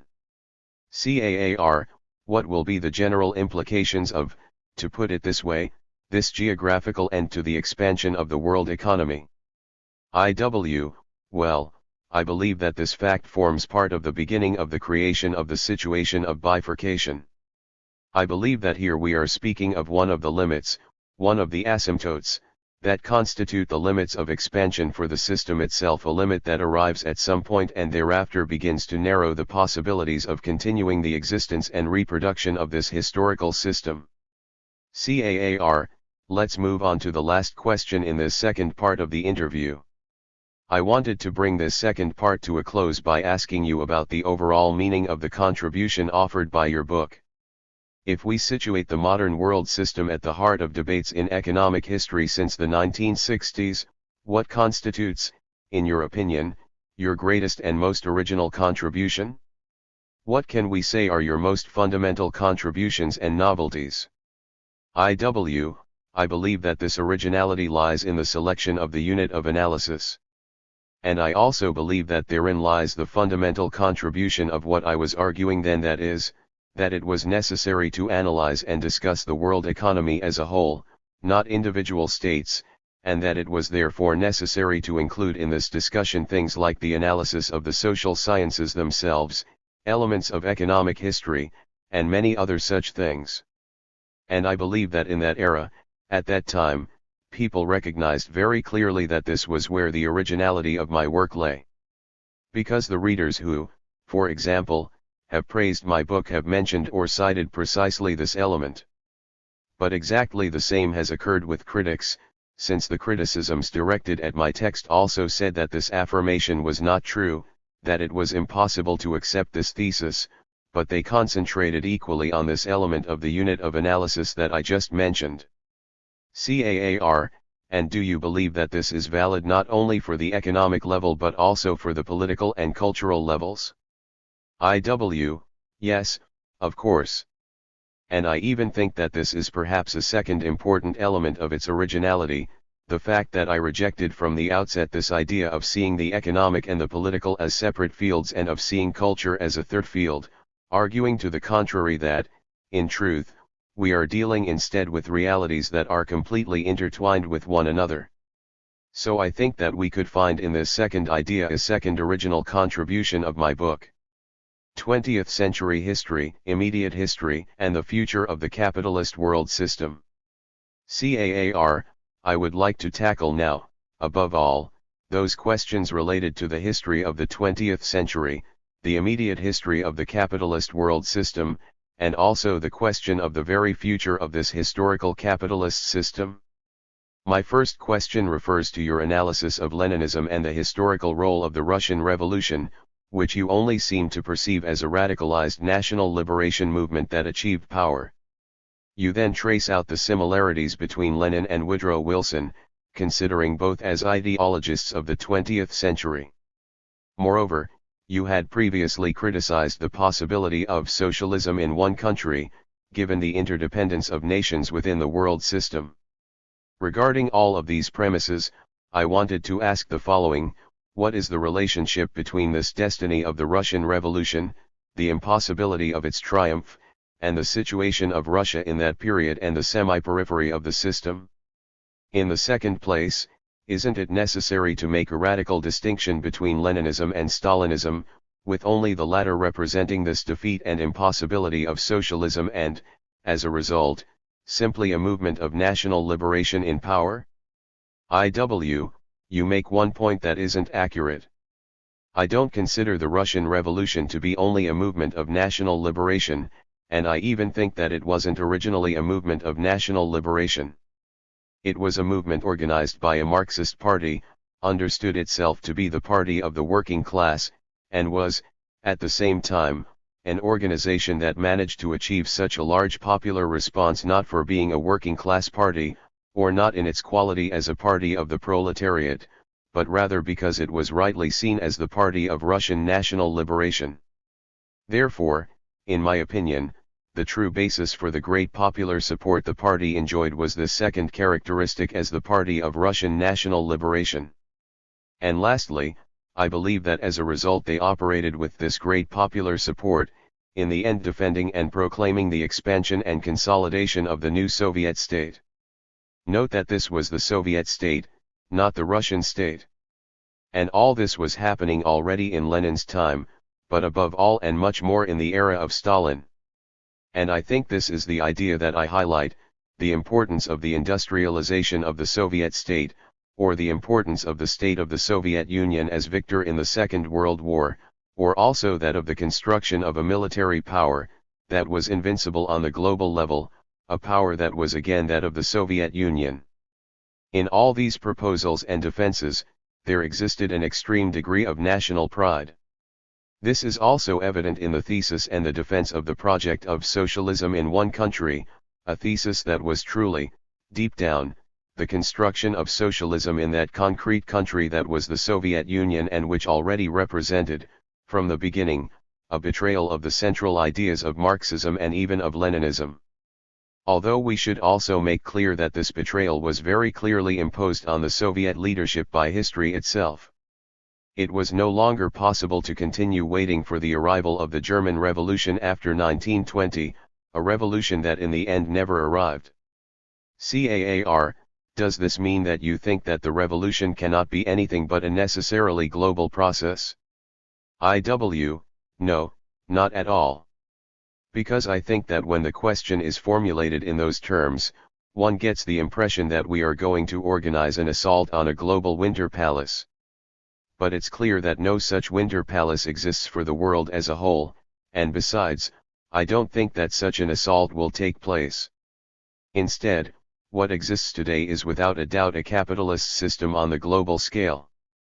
Now, we say that this system is going to come to an end someday, one way or another. Therefore, when this end comes, the system will begin to transform, and this transformation could go in the direction of the creation of a relatively democratic and egalitarian society, but it could also give rise to a different historical system that might reproduce all the worst features of our present system, perhaps in a harsher form. But it is indeed clear that there won't be a revolution in the traditional sense, that is, a movement and insurrection carried out by an armed group that is responsible for the transition from capitalism to socialism on the global scale. To construct socialism only within a single country is impossible. Now, if you ask me, on the other hand, if the Russian Revolution has had an important historical and political impact, I would say yes. And I would say yes because from my perspective it was a great national liberation revolution, which afterward inspired a number of other revolutions, also geared toward national liberation. Whether this is good or bad, that's another question. Also, if you ask me if, from the perspective of the longue durée, this was a success or not, I would reply that this remains to be seen. CAAR, was Russia, prior to 1917, a semi-peripheral country? Yes, without a doubt. But while it was semi-peripheral, it was also the most powerful country within that category, both on the economic and above all on the military levels. Before 1917 Russia was a very important country from a military perspective. CAAR, so, was this semi-peripheral situation in Russia the reason why the revolution had to lead to or turn into a national liberation revolution rather than a socialist one? It was due to this semi-peripheral situation that the revolution took place in Russia, but this is also why it became a national liberation revolution. For Marx, the first socialist revolution had to take place in England. But despite the fact that Marx himself argued this, already by 1890 Marxists had rejected the idea of a revolution in England. Instead, at that time, Marxists were expecting the revolution to occur in Germany. Why Germany? Because at that time the strongest party existed in Germany. But why did the most powerful party exist in Germany? From my perspective the answer lies in the fact that, at that time, Germany was still not part of the core zone of the world economy but rather found itself in the process of deploying all of its efforts and struggle in order to become part of it. When the Russian Revolution broke out, the Russian revolutionaries were as surprised as anyone because they had repeatedly told themselves their whole lives that the revolution would start in Germany. And even after the triumph of the Russian Revolution, they spent 3 whole years awaiting the arrival of that revolution in Germany. Of course after that time, in 1920, people began to say that it didn't look like a revolution was coming in Germany and to ask themselves what they should do and if they should abandon the whole thing. And they replied that they shouldn't abandon it, rather, they needed to change the entire logic of their position. And it was then that they began to speak of socialism in one country. I believe that already by 1920, the idea and substance of this term was present in Zinoviev, Lenin, Bukharin, and so forth, and I believe that therein lies the importance of the famous Baku Congress. This Congress was originally conceived as a meeting where the various European workers' groups were going to give a whole series of important lessons to the poor peoples of the East whom they had invited to the Congress.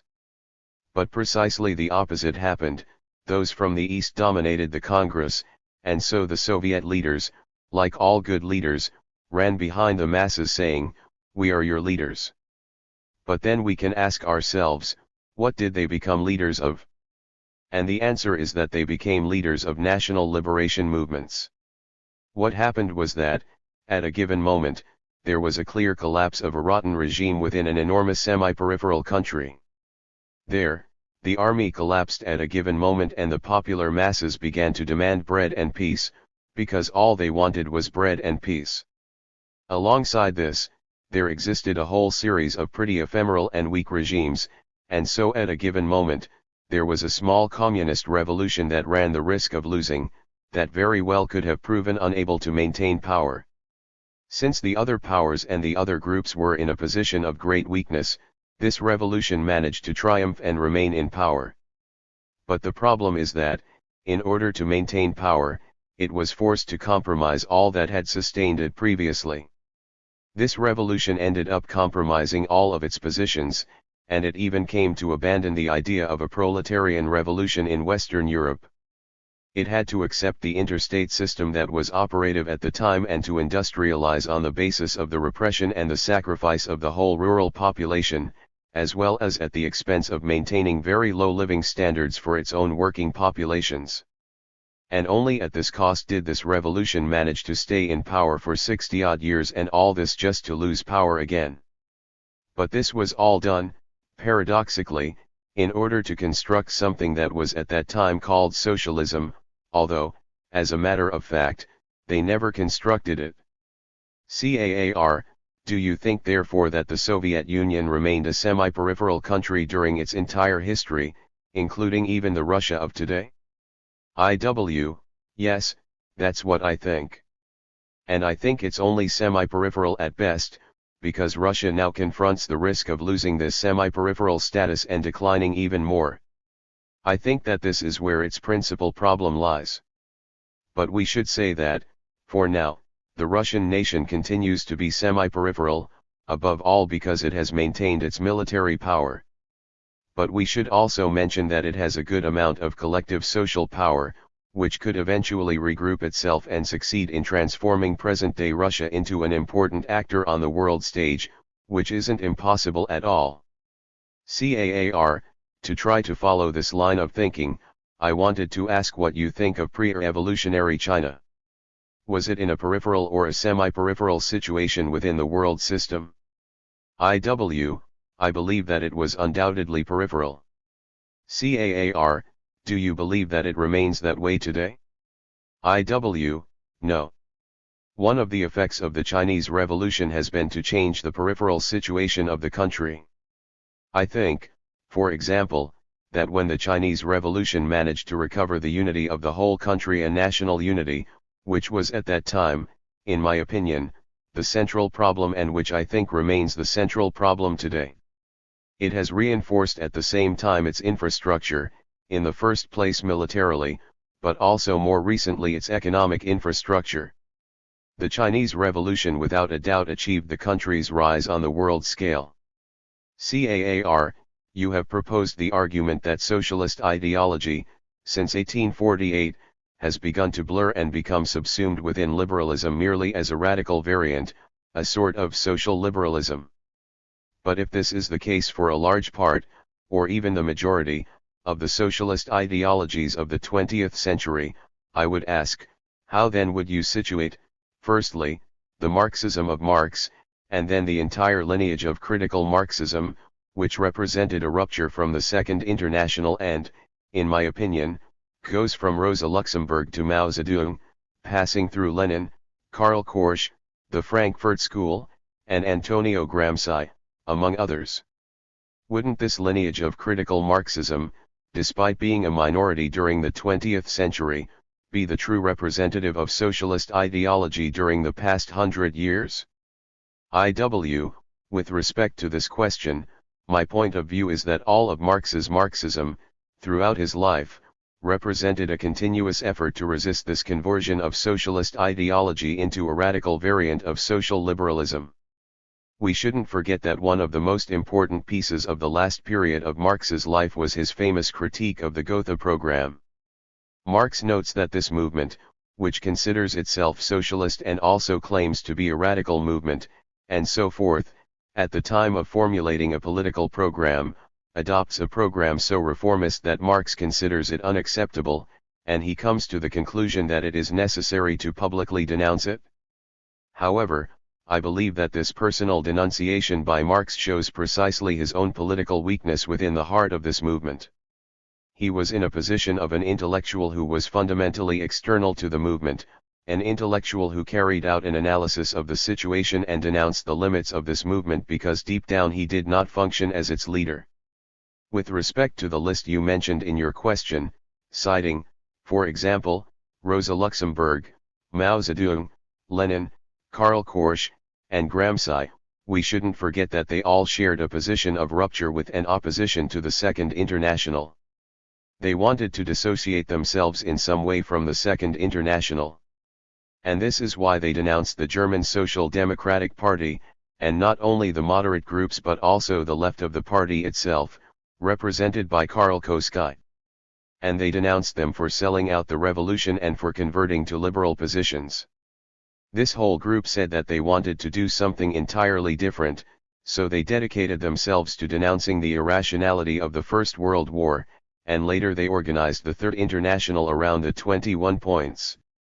At its base, this was a genuine effort to create a new and truly socialist movement that was really anti-systemic. Nevertheless, I think that if they had defended this position at the time of the First World War, by 1920 or 1921, even Lenin himself found it necessary to renounce the spirit, or the original intentions of this project. Because I believe that Lenin realized that neither he nor the whole Soviet Party was capable of maintaining, under such difficult conditions, that truly socialist spirit of the movement. In my opinion, Lenin realized that the price for maintaining this original radical position would be the loss of power by the Bolsheviks. I think he was conscious of this. And he also realized that the price for maintaining said power was the abandonment of this original radicalism, sliding into the same process of liberalization, or the conversion of the movement, which ended up transforming increasingly into a simple variant of these liberal movements. I have attempted to show in a whole series of essays the way that the Soviet Party felt increasingly obligated to give way to liberal arguments on point after point. 34. CAAR, hearing you say all this, one would get the impression that there was no other alternative and that we are dealing with the bad luck of a tragic situation, in which the radical individuals and movements were forced, with no other choice, to give ground, to abandon and renounce these radical positions. I think you're right, and to explain this situation I would refer to the argument put forward by Ilya Prigozhin. I say that, in effect, when the system is in conditions of equilibrium, that is to say, when it functions normally, attempts to disrupt it are only able to produce minor deviations in its functioning. It could therefore be the case that people make an enormous effort and only manage to shift the system slightly with respect to these general conditions of equilibrium. On the other hand, when the system begins to come undone and crumble, and when these conditions of equilibrium no longer exist, we enter a situation of bifurcation, and the exact opposite occurs. Within such conditions, a very small accident, fluctuation, or noise can provoke major deviations and can have an enormous impact on the system. To return to the point we proposed, I would say that during 4 or 5 centuries, the totality of revolutionary movements only managed to modify relatively little the general course of the life of the system. But I want to clarify, so there's no confusion, that I'm not arguing that they don't modify the system at all. But they weren't able to have a profound impact on the reproduction, the equilibrium, and the history of the system. As a result, throughout these 4 or 5 centuries, 30, 40, or 50 years after the different revolutions, people began to ask themselves what had really and substantively changed. They felt that after all was said and done, they had essentially returned to the previous situation, and the more things seemed to change, the more they ended up reinforcing and reproducing the old situations. On the other hand, it's also the case that all systems arrive in a determinate moment at situations of bifurcation, and so, when we are far from equilibrium, the smallest action or gesture, the tiniest transformation, can launch the system as a whole in totally unforeseeable directions.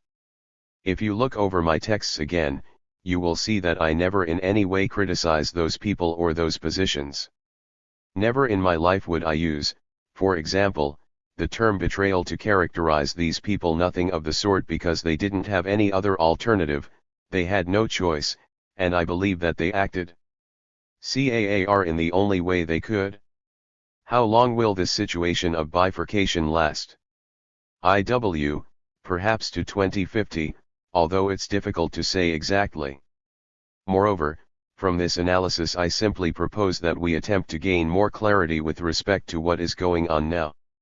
CAAR, I want to ask you then if you have a more concrete idea of how to organize a new social movement that is truly anti-systemic, according to these new circumstances of bifurcation.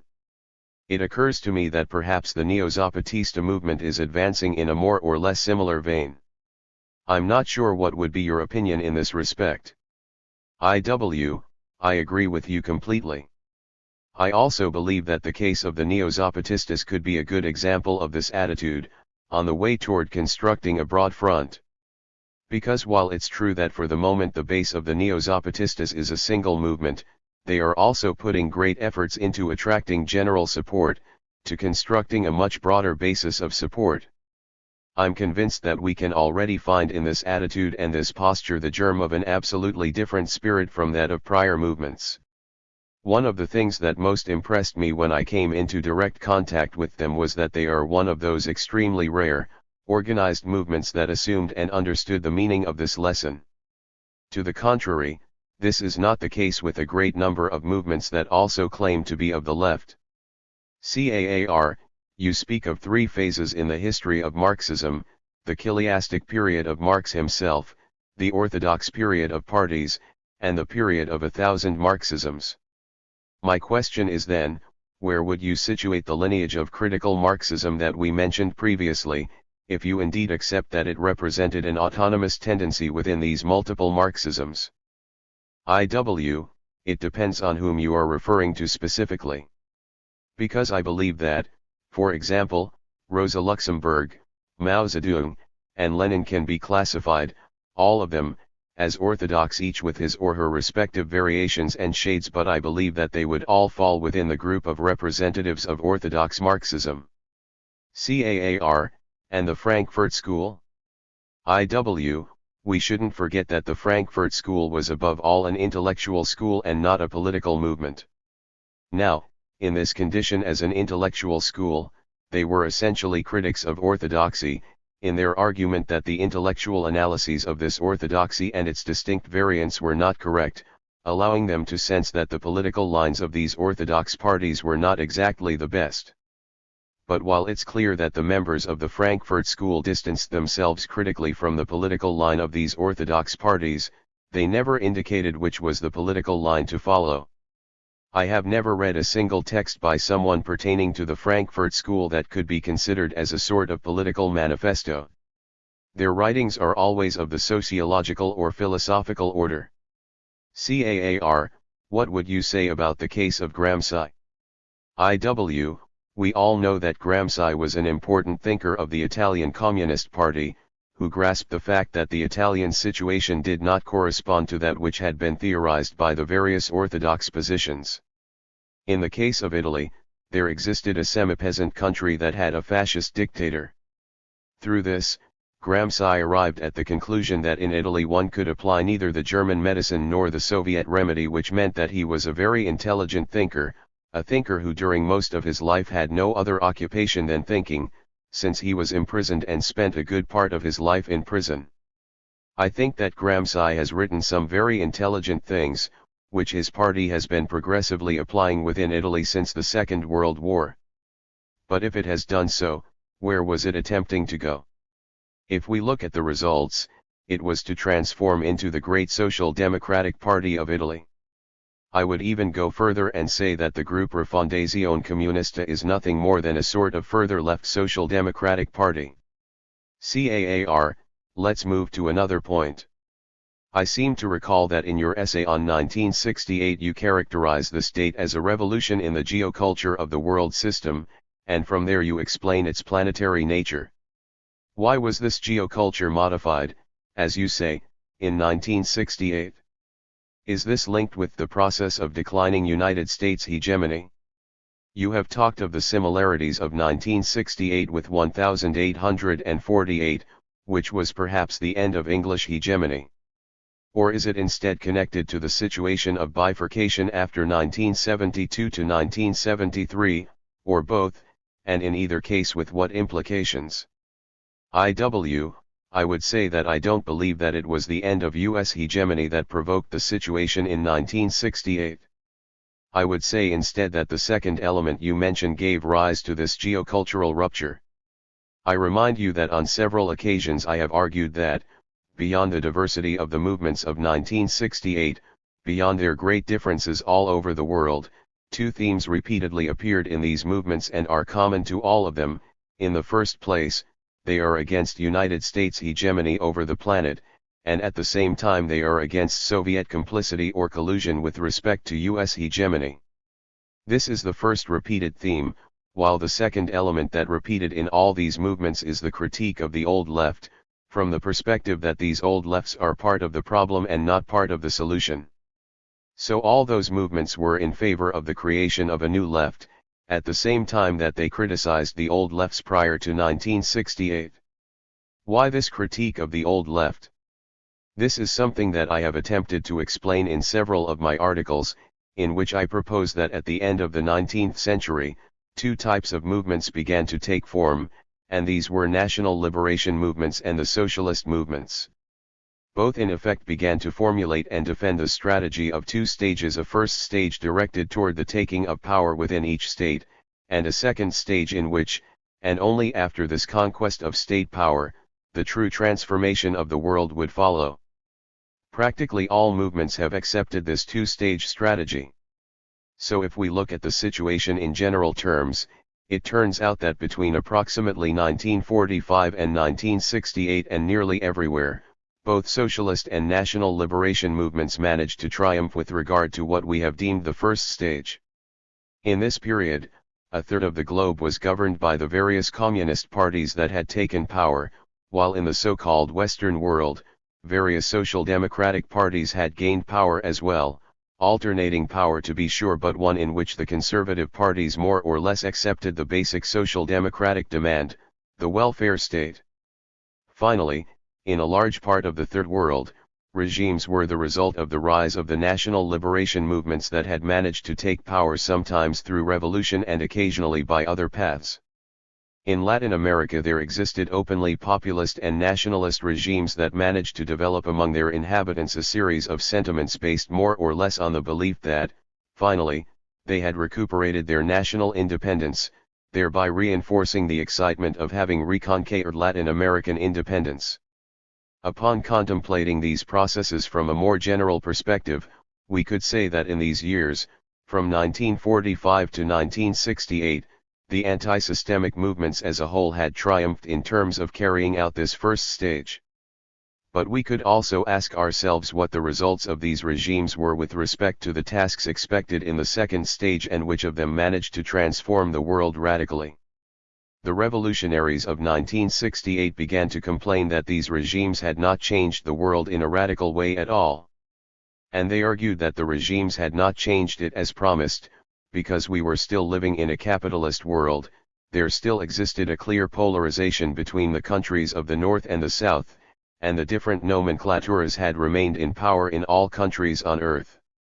This meant that, at root, these countries were not, and are not, genuinely democratic or truly egalitarian.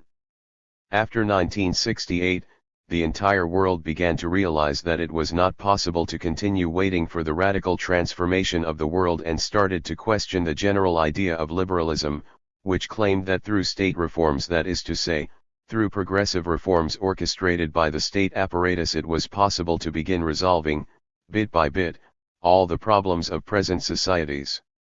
On this point, I should mention that the different anti-systemic movements that developed throughout the 20th century have said something very similar to this discourse of the liberal reformists. Because they have argued to the masses that if the latter stood by their side and supported them, when they managed to take power they would truly do all that the liberals had always promised them but never achieved.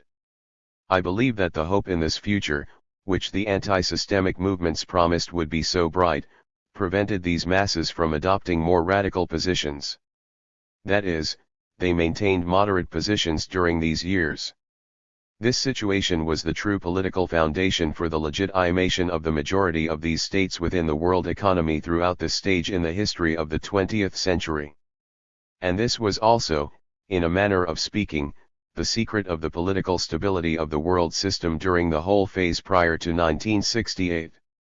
But it was exactly 1968 that came to put all of these elements into question. From this date, the people began to say that they no longer believed the promises offered by these parties and even these anti-systemic movements.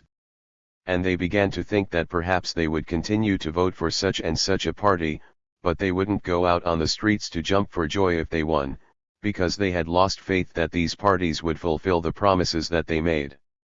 So the people began to reflect and to ask themselves after 1968 if maybe there didn't exist other alternatives to those parties, and they lost faith in the very possibility of state action, which means that from 1968 the power and legitimacy of those states in general began to break down bit by bit. This is reflected directly in the profound transformation of the geoculture, expressing itself as the end of the belief in centrist liberalism. People began to abandon the liberal idea that we are moving toward a bright and progressive future on a march that, although perhaps a bit slow, is nevertheless a certain and ineluctable one toward this better future. But we shouldn't forget that it was precisely this that guaranteed the survival of liberalism, and even at a given movement guaranteed the strength and even the existence of the anti-systemic movements, which had also to a certain degree adopted that liberal position. This is the change that 1968 provoked. The people had ceased to believe, or at least had begun to progressively disbelieve, this liberal point of view. I consider this to be the true transformation encouraged by the movements of 1968, and it doesn't have anything to do with the crisis and the end of United States hegemony. Because in reality, said crisis is a repetition of a normal process within the historical cycles of the world system, of a sort that has existed before and has now repeated in the case of the United States. CAAR, do you believe that this crisis of the old left is linked to, or has to do directly with, the practically planetary rise of Maoism and the flourishing after 1968 of the various Maoisms that exist the world over? In effect, I believe that this crisis of the old left explains in large part the rise and popularity of Maoism. Because I believe that it is like a sort of first response, or a first reflection of a reaction faced with this crisis. To understand this, we need to recall two important elements that are present in 1968, on the one hand, the struggle against the hegemony of the United States and Soviet complicity and, on the other hand, the struggle against the old left. At that time it was said that the communist parties in general were the representatives of the old left, although they are not identical to the Soviet complicity with the United States. So a first response to this situation, given that the students of 1968 had denounced this Soviet collusion with the Americans, was to say that perhaps the problem lay in this Soviet leadership. So they reasoned that if this direction was abandoned, they could look for another new leader for the international communist movement, a purer and more revolutionary leader, which in this case would have been the Maoists. On the other hand, we shouldn't forget a second element, one that I include within the whole of the movements that constituted the Chinese Cultural Revolution. I believe that this movement was extremely interesting. What occurred in this revolution? It happens that there was a character named Mao Zedong, who was the true leader of the revolution, but who did not have any official post, either in the party or in the state. And this character denounced the General Secretary of the Chinese Communist Party and the President of the Republic, accusing them of being, as they said in those times, followers of the capitalist road. This is something that seems truly unbelievable. If one reflected on this carefully, one would be surprised to see, all of a sudden, the leaders occupying the highest posts in a governing communist party denounced as both followers and promoters of capitalism. And who carried out this denunciation? Precisely Mao Zedong. In many cases, the people argued that the new governments had promised an entire series of things and had in reality only passed from a situation of imperialist domination to another in which the new government didn't keep its promises either.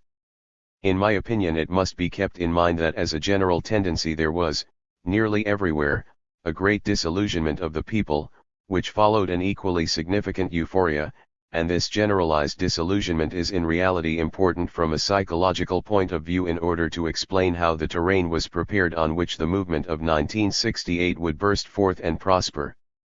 CAAR, you have described 1968 as a geocultural revolution. I wanted to ask if this term is equivalent to that of cultural revolution, or if there is a shade of difference between the two and with what implications. I would also like to know your opinion regarding whether this shade of difference might be the reason you exclude the counterculture from the central elements of 1968. Why is this counterculture not associated with the creation of a space for the contestation of established knowledges and, as a result, with the present crisis of the social sciences that you have described? I haven't used the term cultural revolution much because I think it's very much linked to the phenomenon that I just mentioned, which occurred under the same name in China. On the other hand, I think that I have tried to be very precise in my terms. The phenomenon that I am discussing is not exactly the same as what is referred to by the term cultural revolution that we have mentioned. But this isn't why I exclude counterculture from the elements of 1968. Regarding the latter, I think that while it is true that the counterculture was an element linked to the lives of young people in the years prior to and during 1968, to put this at the center would be to diminish enormously the political significance of those movements. I don't believe that we can consider as central to this revolution the personal desires of the people to affirm their liberty to take drugs, or their will to change their sexuality, or other similar things that are connected to this term counterculture. So while it's true that this element was present, I don't think it was central at all. To conclude, I would say that the global geography of 1968 is much more extensive and diffuse, and more extraordinary, than we are capable of imagining. And I think that in reality the impact of these movements is underestimated. Toward the reorganization of the current social sciences. CAAR, I was hoping to move on to the final part of our interview, which will be the briefest, in order to pose some questions regarding what I consider to be the third axis of your research, the subject of the total reorganization of the social sciences. In your book Unthinking Social Science, you argue that the objective is to surpass the limits of the paradigms inherited from the 19th century. But Marx was a thinker who lived in that century, if at the same time an acute critic of his world and his times. Could you go deeper into what you think is the critical side of Marx, as opposed to that side of his thought that corresponds to these 19th century paradigms? And which of Marx's theses and theorems could be considered important to rescue within this enterprise of unthinking the present social sciences? I think that the response to these questions is simple, and I would say that insofar as Marx is a characteristically 19th century thinker, it is necessary to go beyond him. But on the other hand, if we think that despite being a man of the 19th century he critiqued and surpassed the limits of his own century, then it seems that there's no doubt that he continues to be profoundly up to date. So I would insist on the idea of the two Marxes that I mentioned earlier and often repeat. There exists, without a doubt, a first Marx, who is a man of the Enlightenment, completely liberal, and also a political economist still very much in line with Adam Smith and David Ricardo. It is this Marx, one still trapped within the confines of the 19th century, who needs to be surpassed. But we also have a second Marx, who had seen the limits of all this and critiqued them radically and who had been able to imagine things otherwise, giving us an entire series of ways to analyze the world from a different perspective. It is this last Marx who continues to be valid. I get the impression that it has been the first Marx in our understanding who was celebrated, taken up again, and recuperated between approximately 1880 and 1960. This liberal and Enlightenment Marx dominated throughout this entire period. It wasn't until the 1960s that the second Marx was rediscovered. CAAR, precisely as a result of the movements of 1968, right? Yes, partly as a result of 1968, but also due to other factors. Because if we wanted to reconstruct more carefully the intellectual history of this phenomenon of the rediscovery of the second Marx, we would need to go back to long before 1968 and consider other elements, among which, for example, a very important one would be the proposals and developments of the Frankfurt School, about which we spoke previously. CAAR, I wanted to mention that the other thinker whom you recuperate in a central way in your book Unthinking Social Science is Fernand Braudel. Could you tell us, more generally, what essential theories, concepts, or proposals you recover from Braudel that allow us to unthink the social sciences? To what degree is your project of unidisciplinarity related to the Braudelian project of creating an interscience, and what would be the possible coincidences and discrepancies between the two projects? I have already spoken of this problem in other parts of the interview, so I will just repeat that in my opinion, the three fundamental proposals of Braudel that I recover would be in the first place, the concept or theory of world economies, in the second place, the proposal and the conception of multiple social temporalities, and, finally, the idea of monopoly as a central and permanent component of capitalism. I believe that these three are the pillars of Braudel's work, which will last a long time. And as to the second part of the question, I would refer you to the article that I wrote about Braudel's position with regard to this interscience, which I presented in the Quintus Jornadas Braudelianas. 35. CAAR, I wanted to remind you that since the appearance of the modern world system in 1974, you have criticized multidisciplinarity and defended, on the other hand, a new unidisciplinarity. Could you go more deeply into this critique of pluri-, trans- or multidisciplinarity, today so in vogue, and explain why and in what aspects these differ from unidisciplinarity? In reality, we are talking about something that has today become almost something of a game. There are some who speak of interdisciplinarity, others who speak instead of pluridisciplinarity, still more who speak of transdisciplinarity, and finally others who speak of multidisciplinarity. But I don't think that any of these is clear on what the difference is between these distinct terms. Deep down, they all express the idea that some people have said that it is necessary to change certain things, but I don't think they are very serious about establishing the differences between all these variants or terms of interpluri-trans-multidisciplinarity.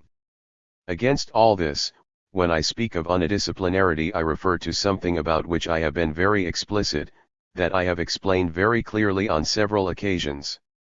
What does it mean to speak of disciplines, to speak of a discipline? For me, a discipline is the claim of a relatively closed intellectual field, which implies the delimitation of a certain field of study with its specific theories and methods. So when I defend unidisciplinarity, I am affirming that the totality of the social sciences should not have more than one unified field of work, with only one methodology, since all of the realities that they study are governed by a single logic. Therefore, when it is necessary to specialize within this field, because it's clearly impossible for everyone to do absolutely everything within a discipline, I say that it's necessary to understand fully what one is doing, in theoretical and intellectual terms. So when people speak of this multi-pluri-trans-interdisciplinarity and all this, it implies that one is recognizing the existence of various different disciplines, while I am trying to reject the idea that sociology, economics, history, and so forth constitute separate and different disciplines. This is the essence of my proposal with regard to unidisciplinarity, its nucleus.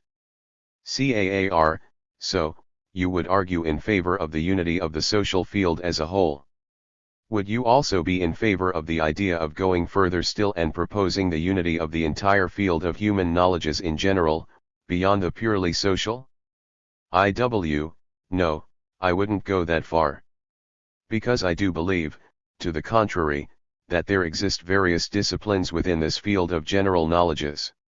Obviously, I'm also against what has been deemed the regime of the two cultures, and I ask myself very seriously if there exist perhaps various different epistemologies that provide the foundation for this regime. But if someone told me that there exist different fields of work, one that corresponds to the study and analysis of physical material, another aimed at analyzing biological phenomena, and a third dedicated instead to explaining the social, I would be inclined to accept such a claim. and I would also accept the idea that there exists a series of theorizations corresponding to these diverse fields. I think we are dealing in essence with different levels of reality. So I don't want in any way to attempt to mix everything. But on the other hand, and on the basis of the recognition of these differences, I propose that on the specific plane of epistemology, all these realities can be embraced through one single epistemology. Since when we speak of the field of knowledges in general, from the exclusive point of view of knowledge, in my opinion we can indeed speak of the existence of a single type of epistemology. So yes, I would be for the unification of the natural sciences, the social sciences, and the humanities, but only from the epistemological point of view and without ceasing to recognize that we are dealing with different fields of study that correspond to different levels of reality. Now, where exactly do we draw the borders between these various fields of work? This can remain as a problem that is still under discussion. CAAR, in several of your essays, you return to the analysis of the categories of time and space, which in my opinion are the basic elements of all possible Weltanschauungs. How has world systems analysis helped to redefine these with respect to earlier perspectives? And what is the originality of this perspective compared to the contributions of authors like Fernand Braudel and Walter Benjamin, among others, who have taken up the same themes? To refer to the essential point, I think that in these problems of space and time I try to deepen and theorize Braudel's contributions on this point. And at the same time, I add a fifth time. Because Braudel spoke, as you know, of 4 times, and I propose adding a 5th time, one that refers to the space Braudel left empty concerning the problem of social change. In order to fill this space, I propose this 5th time, which would be kairos, that of the choosing of systems. As I explained before, I derived this idea from the work of Paul Tillich, and I think that with regard to this question, the crucial essay is the one I wrote for the meeting of the Royal Geographical Society. 36 In this essay I say that when we speak of different times, we refer not only to distinct temporalities but also to the fact that each of these corresponds to a different space, so in reality we should refer to various time spaces, or space-times. CAAR, could you go a bit deeper into this time of kairos? I propose the time of kairos on the basis of the recovery of the Greek term kairos, which has gained a meaning within theological interpretations. This time means the moment in which it is necessary to make a profound, mental, and moral decision. This is a time that does not appear every day, nor does it appear easily. Rather it appears only in an exceptional manner. CAAR, what you are saying about the concept of space-time is interesting, because someone else has repeated the idea that Braudel always intended to carry out, with respect to space, a reflection equivalent to what you argued in your article on longue durée. But I should also add that Braudel himself felt as though he never fulfilled this intention. I don't know what such theses about Braudel refer to exactly. But I have tried to argue with respect to the 4 times he mentions short, medium, long, and very long time, or very long durée, that these times correlate with different spaces, and so it isn't possible to have one of these temporalities linked with just any space, or vice versa, to have whichever of these spaces connected with just any temporality. Instead there is in effect a relation of correspondence between these different times and spaces. This is what I have tried to designate under the name space-time or time-space. And with regard to this question, I would refer you to the article that I mentioned a few minutes ago, which represents my most developed work on the subject. CAAR, the next question has to do with the book you edited, Open the Social Sciences, which has had significant success the world over. There, you reconstruct the history of how the current episteme, or mode of organization, of our contemporary social sciences was established, but very little is said regarding the possible paths to their reorganization. Could you discuss your personal ideas regarding the possible developments involved in such a restructuring and how we can move forward in the construction of the new historical social science that you defend and promote? I agree with you that this is the objective of the book. But why does it fail to discuss the paths for the future reorganization of the social sciences? This is due to various reasons. In the first place, I'm not sure that the whole Gulbenkian Commission, which wrote the book, would have been in agreement when it came to proposing these possible routes. But this isn't the main reason. The reason is that, upon beginning to write the final report, we determined that we had two possibilities. The first was to attempt to elaborate a very detailed report on the alternatives to this situation. In this case, everyone would have very likely devoted themselves and their time to discussing these alternatives, concentrating on defining if it was best or wisest to do things in this or that manner, or not to do so, and so forth. But we really wanted to draw attention to the fundamental problems, inducing and even forcing people to reflect on them. We didn't want them to discuss a proposed solution but rather to think around a problem, so that each of them might try to look for and elaborate a solution themselves. So in the end, we decided not to elaborate or include this detailed scheme of possible alternatives, with the explicit goal of having people focus on the discussion, on the one hand, of the history and the genesis of the problem and, on the other, on the present situation of the same. So this was the first option we rejected, that of developing the scheme in a very detailed manner. The second option that we discarded was that of not saying anything at all about these alternatives. Because if we had chosen this second option, we would have run the risk of people thinking that we were a group who posed a problem but failed to indicate any possible way out because we had no idea how to resolve the situation. And as a result, they might conclude that this study was simply not worthwhile. So we agreed on a compromise solution between these two options, finally deciding that it would be best to develop only a few of these small suggestions. And I insist that we were speaking of small suggestions, which were only meant to function like a sort of first step on the path of these possible solutions to our dilemmas. And even then, there have been people who took the book and, without paying attention to the argument at all, focused on these two final pages of small suggestions, discussing whether these were good ideas or in other cases arguing that they had already been doing what we proposed for a long time, and so forth.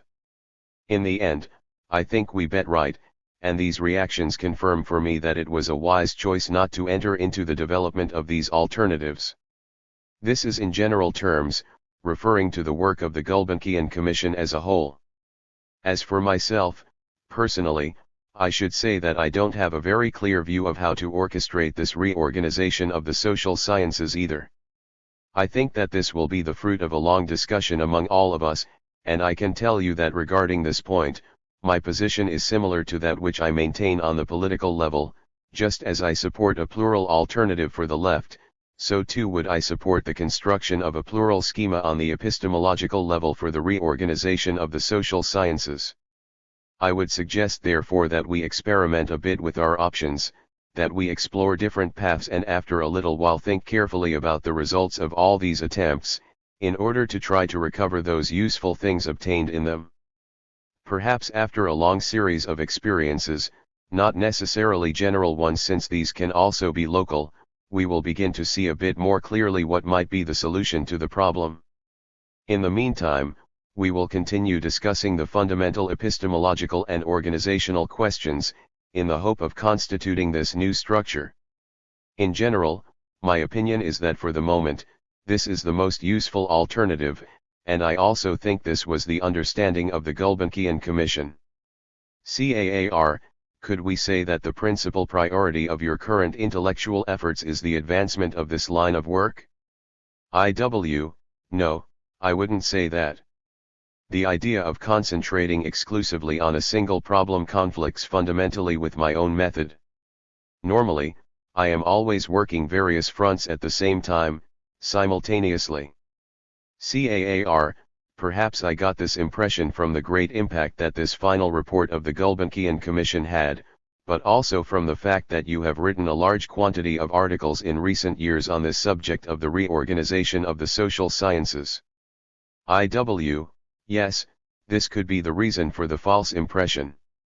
But I insist that alongside this work, I am continuing to work on other subjects all the time and simultaneously developing other research. CAAR, Could we say then that you are always working along the three lines that have represented the axis of your intellectual production in general? Exactly. I have worked along these three lines, to one side the history of the world system, in the second place the problem of what to do today and how to analyze the current situation, also united with utopistics, that is, the study of the possible future scenarios of this world system, and, finally, the third line, which is this one that we are discussing regarding the reorganization of the world of knowledge.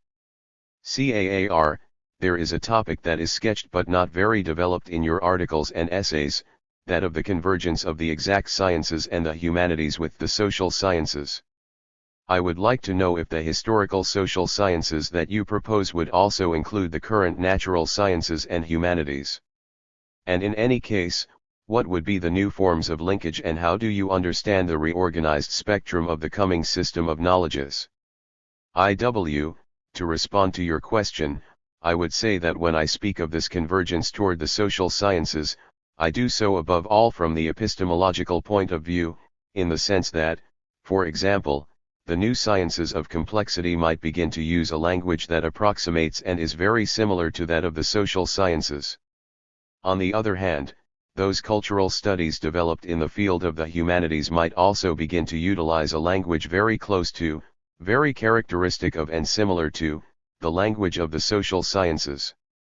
In my opinion, perhaps we are witnessing the development of a process of, in a manner of speaking, the social scientificization of knowledge structures, that is, an impregnation of the whole of the knowledge structures by what has been the mode of proceeding characteristic of the various perspectives of analysis of the social sciences. And perhaps one of the effects of this social scientificization might be that in the future all of these different knowledges will come to combine with each other even more. It could be, but the truth is that I don't know very well. I'm not sure that this will be the case. We can ask ourselves, might a biologist who works in the field of genetics begin to combine within her activity, on the one hand, elements rooted in chemistry and, on the other, elements related to the social organization of populations and to incorporate both of these into her everyday work? I don't know, but it's an open possibility. And I think that once epistemological divisions are overcome, the path is open to all sorts of combinations that are difficult to imagine in the present. I try, then, to leave these questions open. I don't want to try to foresee how this will develop because, moreover, I think that it is fundamentally impossible to do so. So, just as Ilya Prigozhin says, I am deeply convinced that we are only at the beginning of the development of the sciences and not, to the contrary, at the end of this development. I believe therefore that the human sciences will flourish enormously in the future if they are able to overcome their current limitations. And what will become of the relation between the social sciences on the one hand, the natural sciences on the other, and the arts and humanities? I'm not in any way certain of what could happen. All sorts of things are possible. It's even the case that today they are discussing, for example, if the argument of a historian is different from that of a novelist. In reality, I don't know. As for myself, yes, I do believe that there is a clear difference between the two. But I think that whatever the form, this will continue to be an open problem.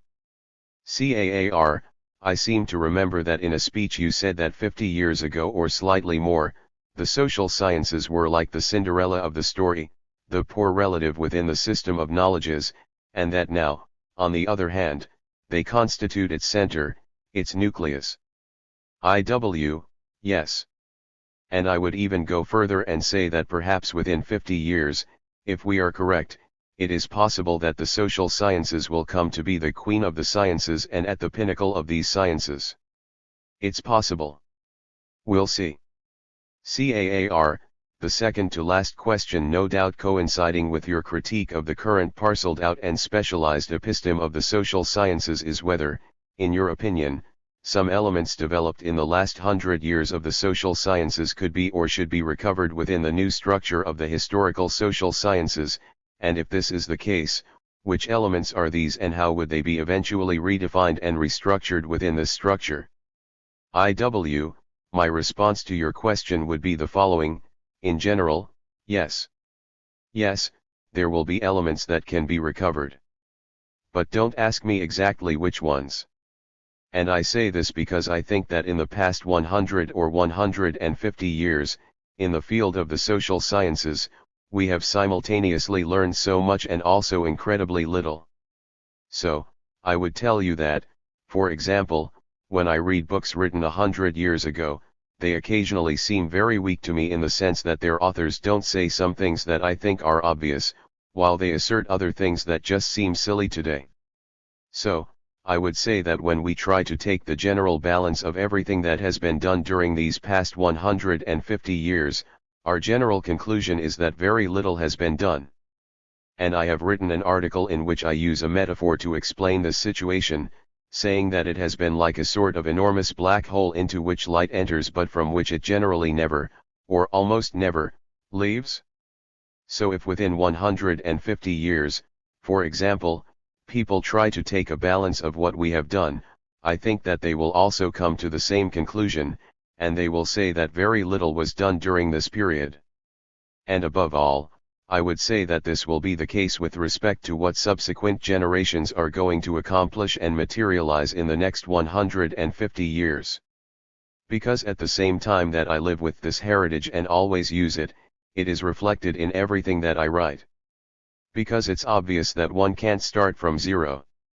And there is a whole series of things that seem clear to me, but if you ask me why this is, I would respond that it's because such and such an author showed it to be the case at a certain moment. CAAR, the last question, you have indicated that perhaps the greatest difficulty in moving beyond the paradigms of the 19th century is of ceasing to think within the classic division of the economic, the political, and the socio-cultural. Could you go a bit deeper into these difficulties and, above all, into how you foresee another possible way of confronting social phenomena, exemplifying this with a specific example, if possible?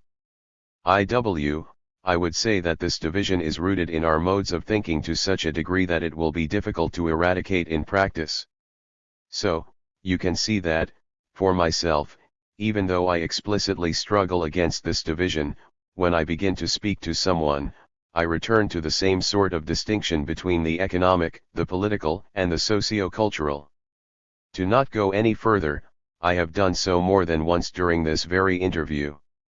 If you or the reader were to reread the whole of this text, you would notice the number of times that I have returned to such a distinction.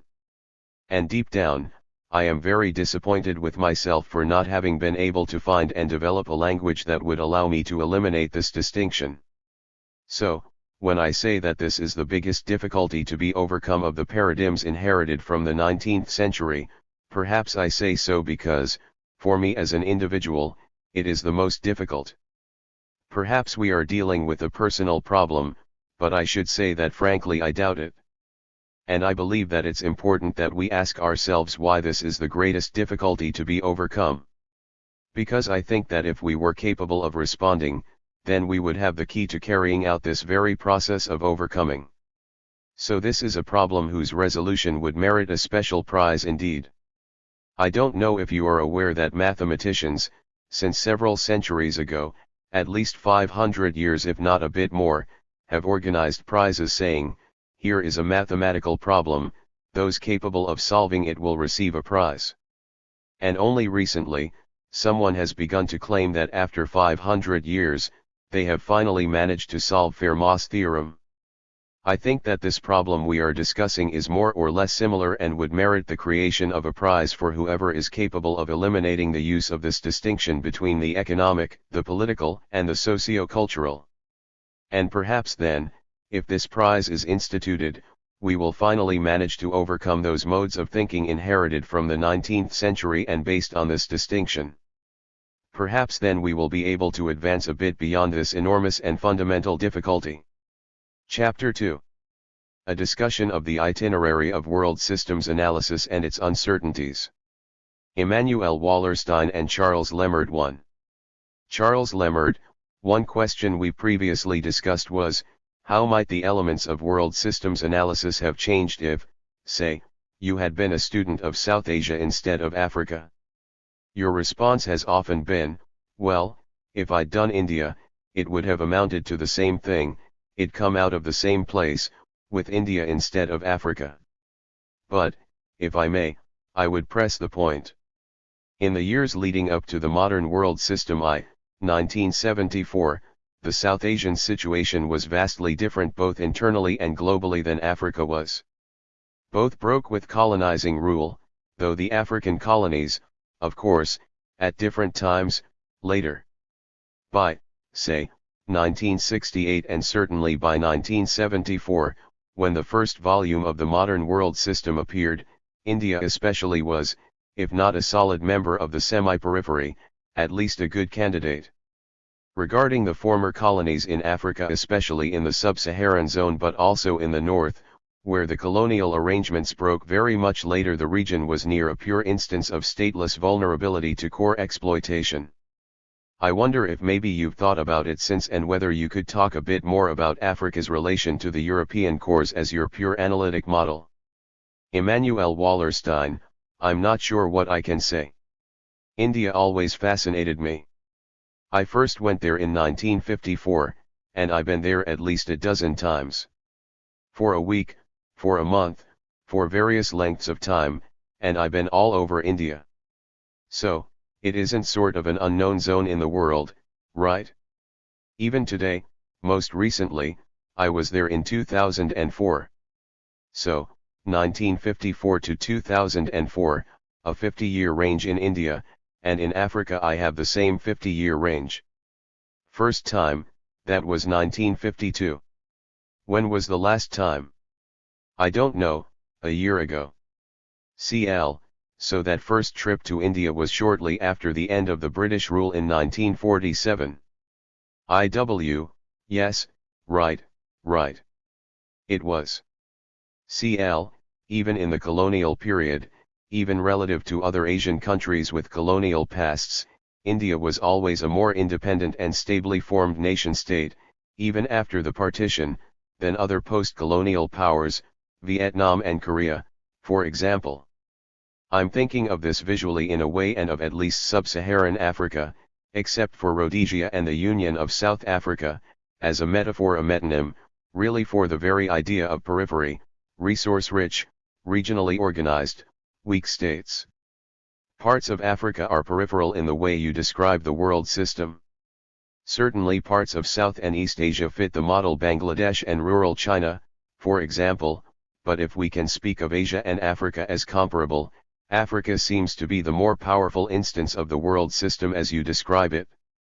I'm not sure Asia is, but, I admit, I don't know if this is a particularly important point, but but now you're talking about the difference between a zone that had been a world empire, which had a so-called world religion, that had a big bureaucratic structure, that had a lingua franca literature. And most of Africa is a different phenomenon. The nearest thing to it in Africa would be Ethiopia, but other than that, CL, in part because in Africa, what tribal and traditional civilizations there were had been overwhelmed in the colonial period in a way that they weren't in India. IW, well, right. CL, I think the more important implication for your intellectual biography, perhaps viewed as a kind of virtual history in the manner of Niall Ferguson, Chuck Tilley, and others point to, but the connection that comes to mind is Wally Goldfrank's statement that you are a prophet. Indeed, I cannot think of anyone among sociologists or other social scientists who both called out what happened in 1989 to 1991 and then interpreted it without missing a beat. What I am stressing is that, on the one hand, the thought and the work to that point were evidently the basis for that prophetic vision, if you want to call it that. On the other hand, one could wonder what would have happened had you developed the scheme even slightly differently, had you started out working on South Asia, or some other region, instead of Ghana. IW, well, I think the answer is there if you look at the origin of world systems analysis and the whole link intellectually with dependency theory. Dependency theory was developed in Latin America. There is a kind of parallel literature in India. Then there is the Arab world in Africa. So I'm working in Africa. Giovanni Arrighi III is working in Africa.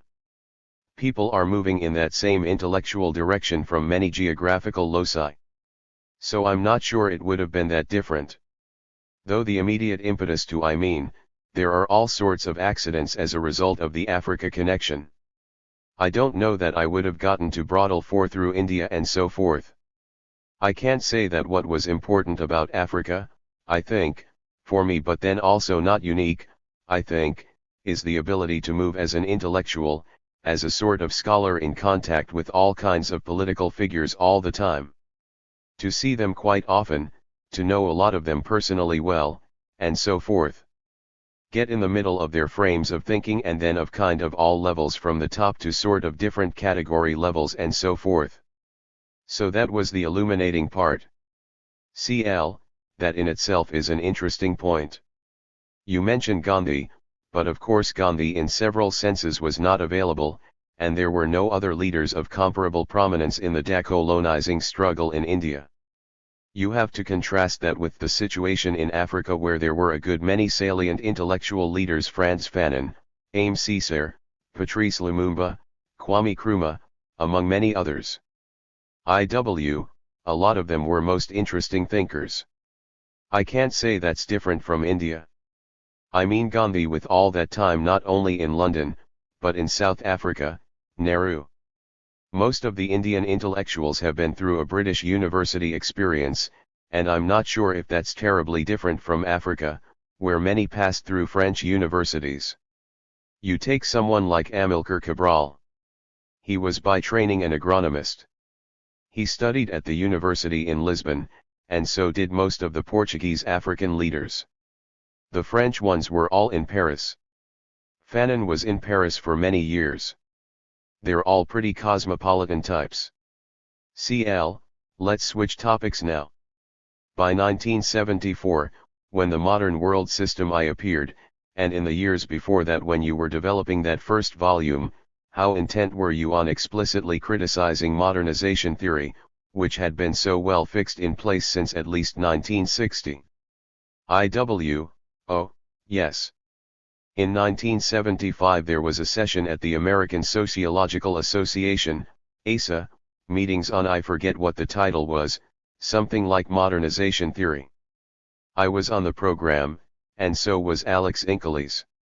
The third person, sort of, didn't play a big role. And so, Alex Inkeles gave his talk on modernization standard stuff. And I gave a talk called Modernization, RIP. Rest in peace. And so it was a very direct, explicit denunciation of modernization theory in 1975. As early as 1966, when I wanted to give a course at Columbia on what was, in effect, the beginnings of the whole business of world systems analysis, I called it social change, modernization. By 1970 to 1971, when I'm writing the book, modernization theory was already under attack. I think 1968 killed modernization theory definitively in my mind. CL, and, elsewhere in the social sciences, not to mention geopolitics at the time. Well, you know, what conclusions do you draw from this? The conclusion is getting increasingly radical.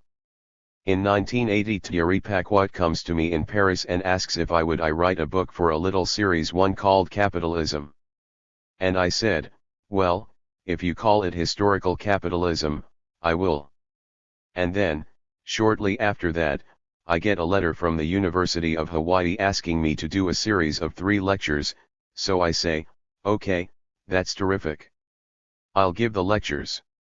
That is the spring of 1982, and I write them up as the book for Paquot, Historical Capitalism. 5 Now, if you read that book, you will see that, first of all, there are 3 lectures plus a 4th chapter, which is the consequence of public reaction to the first 3 lectures. And you will see there is a section in there that I added because it's the subject that came up in the questions. It has to do with progress. So I'm writing this in 1982 to 1983, approximately, and I say, I wish to defend one Marxist proposition which even orthodox Marxists tend to bury in shame: the thesis of the absolute, not relative, immiseration of the proletariat. I hear the friendly whispers. Surely, you can't be serious. Surely you mean relative immiseration. And so, this attack on progress, I'm only daring to make it in 1982 to 1983 at a time when I feel this is a very radical proposition. If I made that today, half the audience would say, ho hum. CL, half of your audiences? IW, yeah, alright. CL, I've been participating in a seminar at the Council on Foreign Relations. They will talk on about Francis Fukuyama or Sam Huntington, both at least de facto modernization theorists, but when I mention your ideas on the global situation, it is clear that they are familiar with them, but, well, for them they don't count, at least not in public. IW, yeah, I understand. But anyway, the point is, I draw increasingly strong conclusions from my basic position, but the shift out of modernization theory comes in the middle of the 1960s, I'm sure. By the time I write the book, I'm out of that, I'm into something else.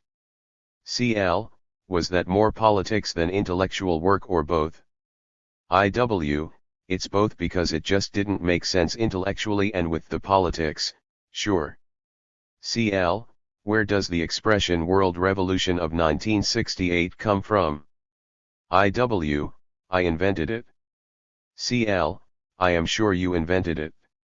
Is it singular or plural? IW, well, it's singular. It's the world revolution of 1968. It comes from, first of all, a simple observation that it's worldwide in scope, partly at the same time, and, I argue, the same basic underlying themes everywhere despite the multitude of different situations. I start with that. Then, I say later, yes, the same thing happened in 1848. That was a world revolution. That is, to contrast with the so-called French Revolution and the Russian Revolution, which are the ones that are traditionally looked at, which in many ways had less of an impact. They didn't change the geocultures, as I keep calling it in another of my books. I have a lot of terminological inventions, which have caught on. Geoculture is another. CL, and unlike Bob Merton, you didn't devote the last 30 years of your life tracing them. CL, right. So back to the world revolution of 1848. But did you have in mind 1852 as well, the failure? IW, yeah, I mean, my point about both 1848 and 1968 is that in terms of their political and economic objectives, they were both like phoenixes. They blew up, and they were extinguished, and then they failed almost everywhere. But, culturally, in terms of the geoculture, they transformed the situation. CL, so, in the one case, republicanism. IW, no, what I really argue is that, as a result of 1848, what happened was the crystallization of the three ideologies and the centrality of liberalism. Not merely was it the center, but it was central. So a whole series of changes result that lead to the creation of anti-systemic organizations and so forth and so on. And 1968 is the end of this era. It's the destruction of the automatic centricity of liberalism as the only legitimate ideology and the resurgence of a true conservatism, which we can see all around us these days. And it was the release of the left from its independence on centrist liberalism. CL, this must be in the geoculture book. IW, well, where is it? It's in various places. Well, I tell you. It's called Three Ideologies or One. The Pseudo-Battle of Modernity, and it is reprinted herein. CL, there is also a version in the book you did for Andrei Skafrin and the little one that appeared about the same time as the short book. 6. IW, 3 or 4 years later. CL, utopistics, that's the other 1.7. IW, that's another term I invented. CL, yeah, but it hasn't caught on as the others have. IW, well, I've got a lot of terms: anti-systemic movements, semi-peripheral, world economy, hyphenated, World system, hyphenated. I think someone once drew up a long list of all these terms. CL, the one thing that is surprising when you list your sources, your three influences. At least in one place, you say, well, of course, Marx, Freud, and Schumpeter, and I forget who the fourth was. IW, a Hungarian. CL, Lukács. IW, no. Karl Polanyi. CL, right. Upon reflection, somehow Marx seems more important. And I also have the impression that Marx has sort of resurfaced in your thinking in the last 20 years. What do you think of that? IW, well, I think yes. I do in fact say in the beginning of the anti-systemic movement's piece 8. I definitely say reading. Finally, let me say a word about Karl Marx. He was a monumental figure. He has bequeathed us a great legacy that is conceptually rich and morally inspiring. He was a man of the 19th century whose vision was inevitably circumscribed by that social reality. Let us therefore use his writing in the only sensible way, that of a comrade in the struggle who knew as much as he knew. He's more important than these others in the sense that he had more to say, but a number of things that the others say, which he didn't, are part of the things that I weave together. So, already back in 1975 to 1976, a Dutch political scientist interviewed me. This is right after the modern world system I came out. He wrote a big thing in a major Dutch newspaper which was entitled The New Marx, referring to me. I don't have any trouble acknowledging the big role of Marx. CL, no reason you should. It is striking, in the first volume, I think, you may even say somewhere, the evolution of class. You couldn't miss it? And yet, in fact, I think the early criticism was that world systems analysis was all functionalist. I have a standard line. I always get the question sooner or later from a large audience. How would you situate yourself in relation to Marx? And my standard answer is that there are four views in the world about me and Marx. One is he is a Marxist, and that is a good thing. Second is he is a Marxist, and that is a bad thing. The third is that he is not a Marxist, and that's a good thing. The fourth thing is he's not a Marxist, and that's a bad thing. Obviously, I'm not what is called an orthodox Marxist, meaning a Marxist of the party. In that sense, I get criticized all the time. CL, we Midwesterners have a great advantage over you who grew up in New York. We were completely innocent of all these various tendencies in the 1930s and 1940s in New York. In the 1930s and 1940s in New York, in the circles I grew up in, you were either a social democrat or a communist. CL, then there's all this business with Daniel Bell, who is 10 years older. He was more active in the 1930s. He started at 12 years old, on Union Square. And Dan Bell, one has to say, remained consistent since he was 12 years old. He was a social democrat then, he is a social democrat now. He hasn't moved to the left, he hasn't moved to the right. He is on the left economically, center politically, and right culturally. Point 9. That's of course the standard social democratic line traditionally, the real social democratic position. That was the position of the 1930s, of any good member of the social democratic movement in the United States. And he's still there. CL, there are several reasons I'm pursuing this. One of them is Foucault's line on this in a different but related kind of situation of Paris in the 1960s, with all of this Althusser and Stalinist business. Foucault was once asked if he was a Marxist. Essentially his answer was, look, you can't write history today without being Marxist any more than you could do physics without being Newtonian. A snide answer in a certain sense. But then he said, let the bureaucrats worry about my credentials. So, it was kind of a putting off move. He was trying to create something different at a time when, for one, he was identified with his teacher, Althusser, not a happy identification at the time. Relatedly, you mentioned last time that in your youth, fascism was the issue. You also were developing all of this thought early in school during the 1950s during the Red Scare. In many ways, the surprising and, if I may say so, the wonderful thing about what you did, and are doing, is that you came to it with a Marxist sensibility of some kind at a time when it was not on the table anywhere in American social science. The story of Al Goldner is so striking.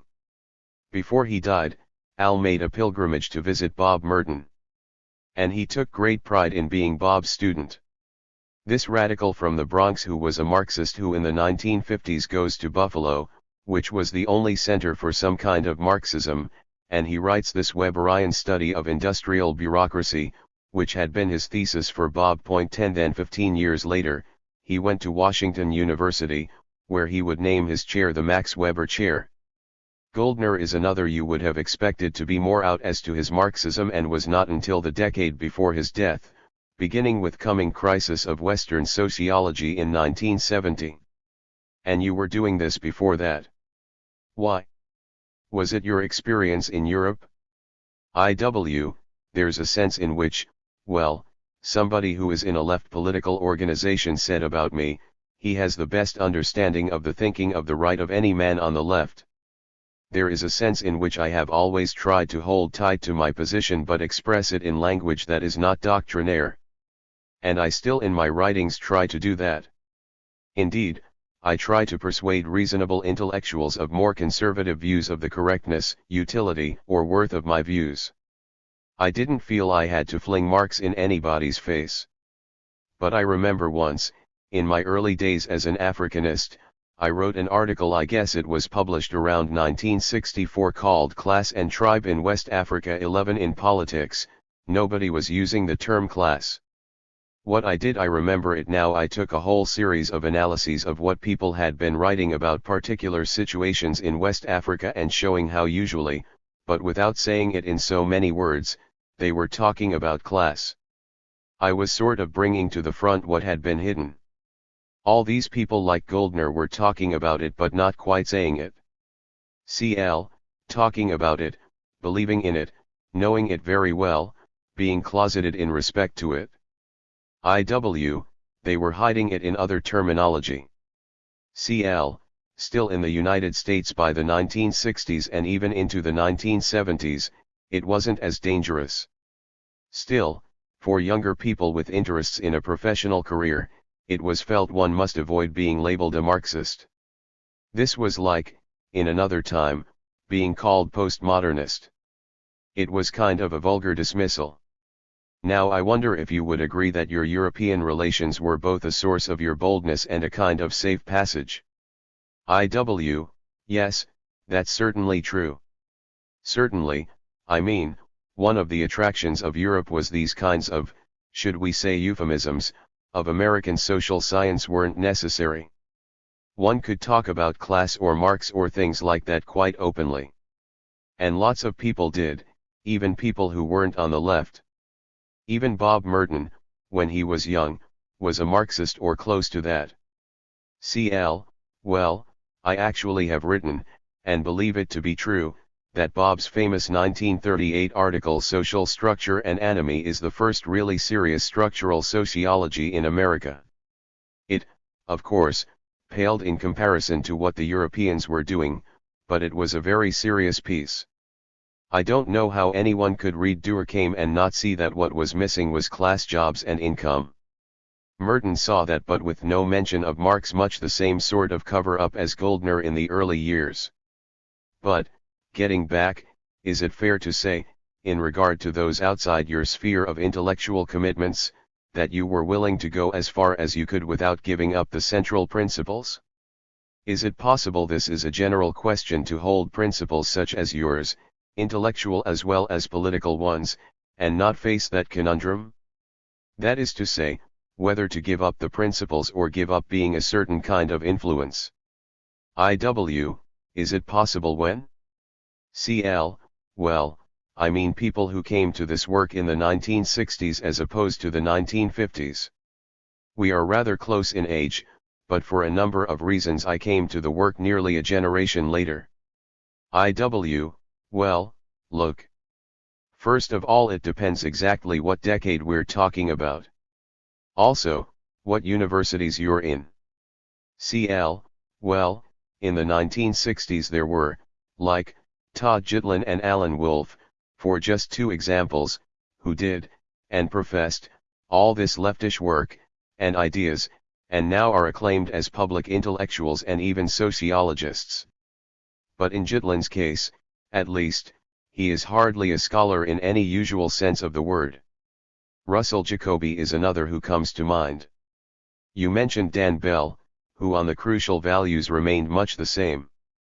People like these, of the 1960s generation, which I'd claimed as my own, have tended to go very soft, even centrist if not rightist.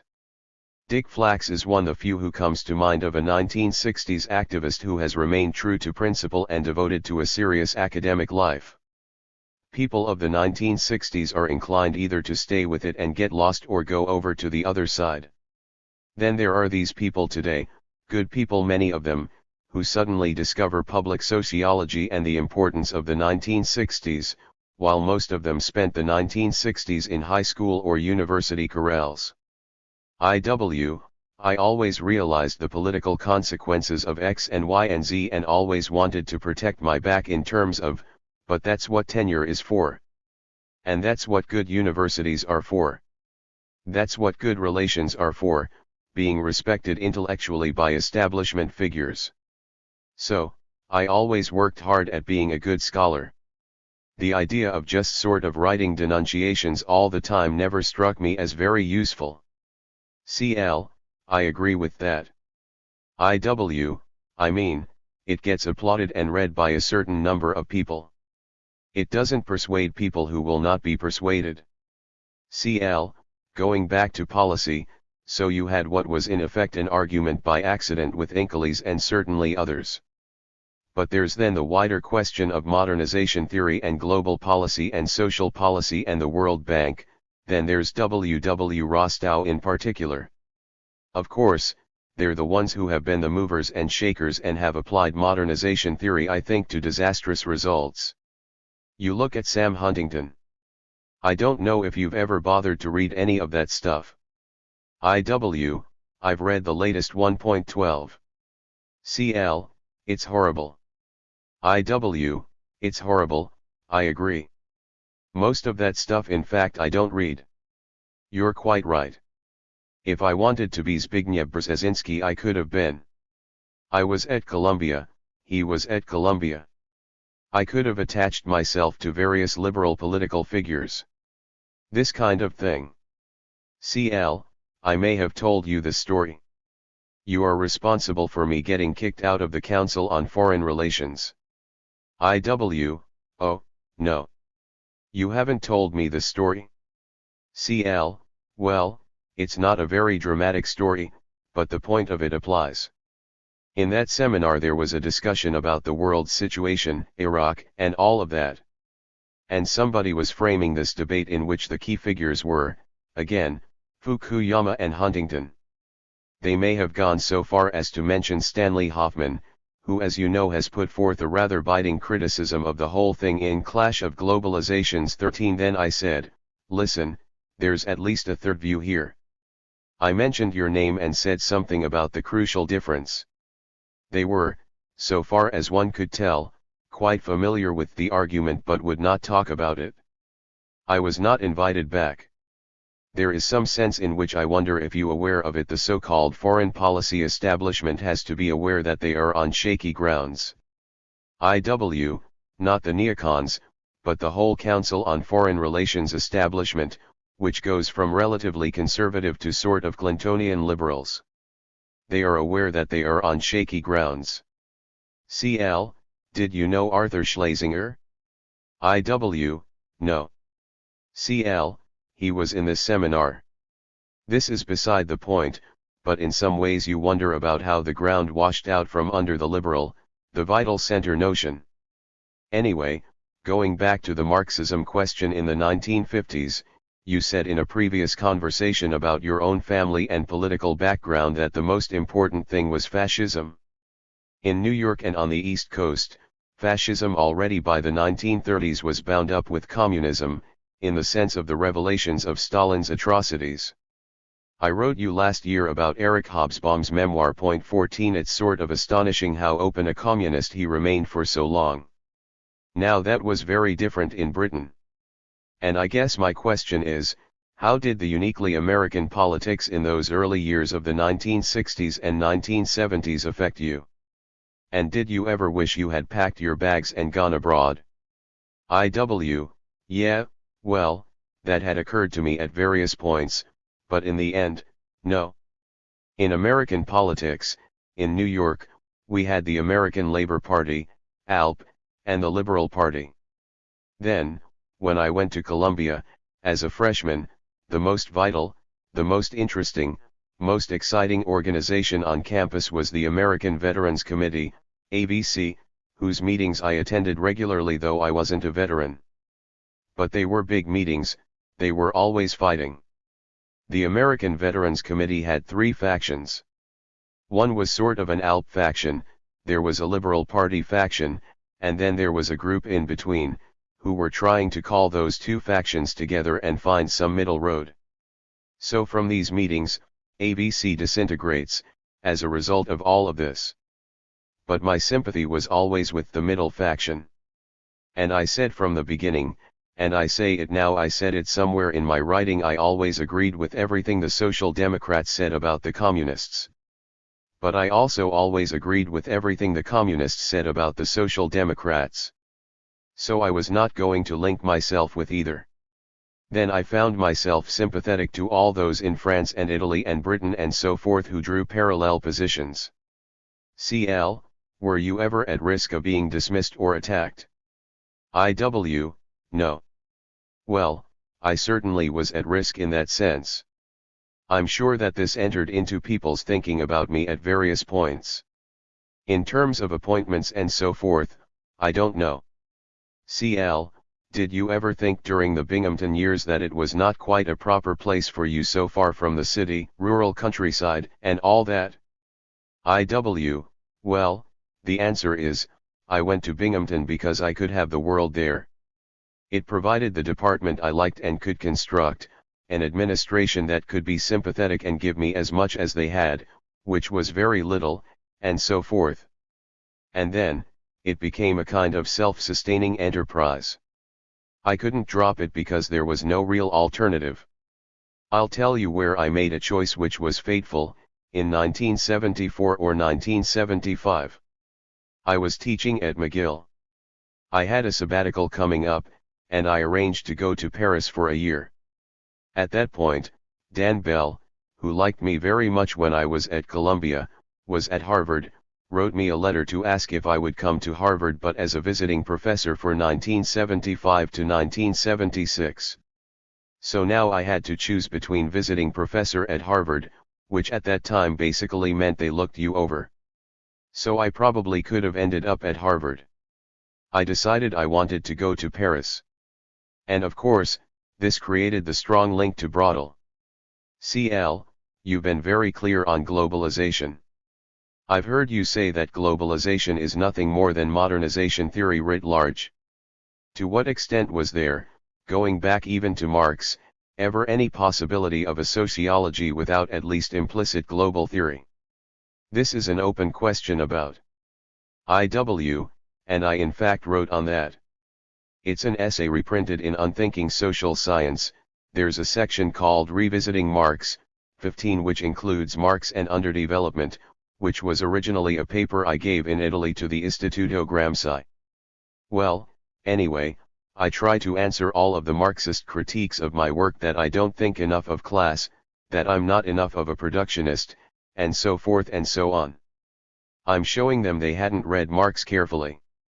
In Marx and Underdevelopment, I put together everything that he wrote to show there is a different Marx, but it's perfectly true that there are other parts of Marx that lend themselves to the orthodox Marxist view, which is a theory of progress, which is the later countries who will copy the earlier countries kind of view, and there is a strain in Marx of that. And then if you look at the second essay in that section, Marxism as Utopia, which I gave in an ASA meeting at a big session on utopians. There is where I argue that there are three Marxisms, the Marx of Marx, the Marx of the parties, and the Marx of the Marxism of the post-party era. How did I get into this?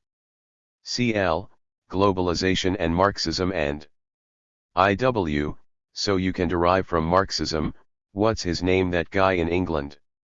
Bill Warren wrote a whole book showing you how Marxism leads you straight into modernization theory. Point 16. He was trying to answer all these people like me. You can find the quotes, and then you can find the logic that'll lead you straight into modernization theory, which is, after all, nothing. Modernization theory was preached in the Soviet Union in the 1950s and 1960s, but this wasn't called modernization theory. CL, well, Talcott Parsons was always on a plane to Moscow. The question is striking to me. I would say that you've remained surprisingly loyal to sociology. I don't mean institutionally so much but intellectually. You still deal with its institutions and often speak in its terms, and you could have bailed out at any point intellectually as well as professionally if you wanted. And yet, sociology has really struggled on issues like this one on modernization and world realities. But now sociologists you'd never have associated with the topic are writing on globalization, myself included. But all the predicate of disciplinary sociology was the nation-state as society, the bounded nation-state. IW, sociology wasn't better or worse than the others. So too were all the predicates in political science and economics. So, that's the point. If I stayed loyal, it was because there was no point in shifting. I went into sociology originally. All through college, I couldn't figure out whether I wanted to be in economics, political science, philosophy, history, sociology. And I decided on sociology on the grounds that it gave me the most space. That was the criterion. And I could, more or less, do what I wanted in sociology to a degree that I couldn't in any of the other disciplines. And I don't think that has been historically wrong. CL, would you estimate that your influence has been greater on the periphery of sociology than in sociology? I meet people all over the world who have studied with you. IW, again, you have to talk about when and where. Okay. I think only recently has my influence been great within American sociology. That begins somewhere in the mid-1990s, I think. It's sort of creeping in. So now, I'm always amazed to see that I'm a big figure because I never thought of myself as a big figure in American sociology. And it's perfectly true that, if you just take the United States, I was maybe more read by geographers, by certain kinds of historians, certain kinds of political scientists, and only then by sociologists. And, international relations people read me, but they don't like me. I'm always struck, in France, absolutely always, if someone writes a little blurb on me in the back of a book or in a newspaper article or anything, they will call me usually something like this, Immanuel Wallenstein, and the order of these words varies, sociologist, historian, economist. Or economist, historian, sociologist. The first book of mine that the New Press put out called it Political Science. They didn't put sociology on it at all. So, yeah, certainly I have a bigger reputation earlier elsewhere in the world than in the United States, but I think it's all catching up. I'm a patient fellow. Chuckles. CL, how do you feel about the future? IW, I don't worry about it actually. CL, you just don't think about it?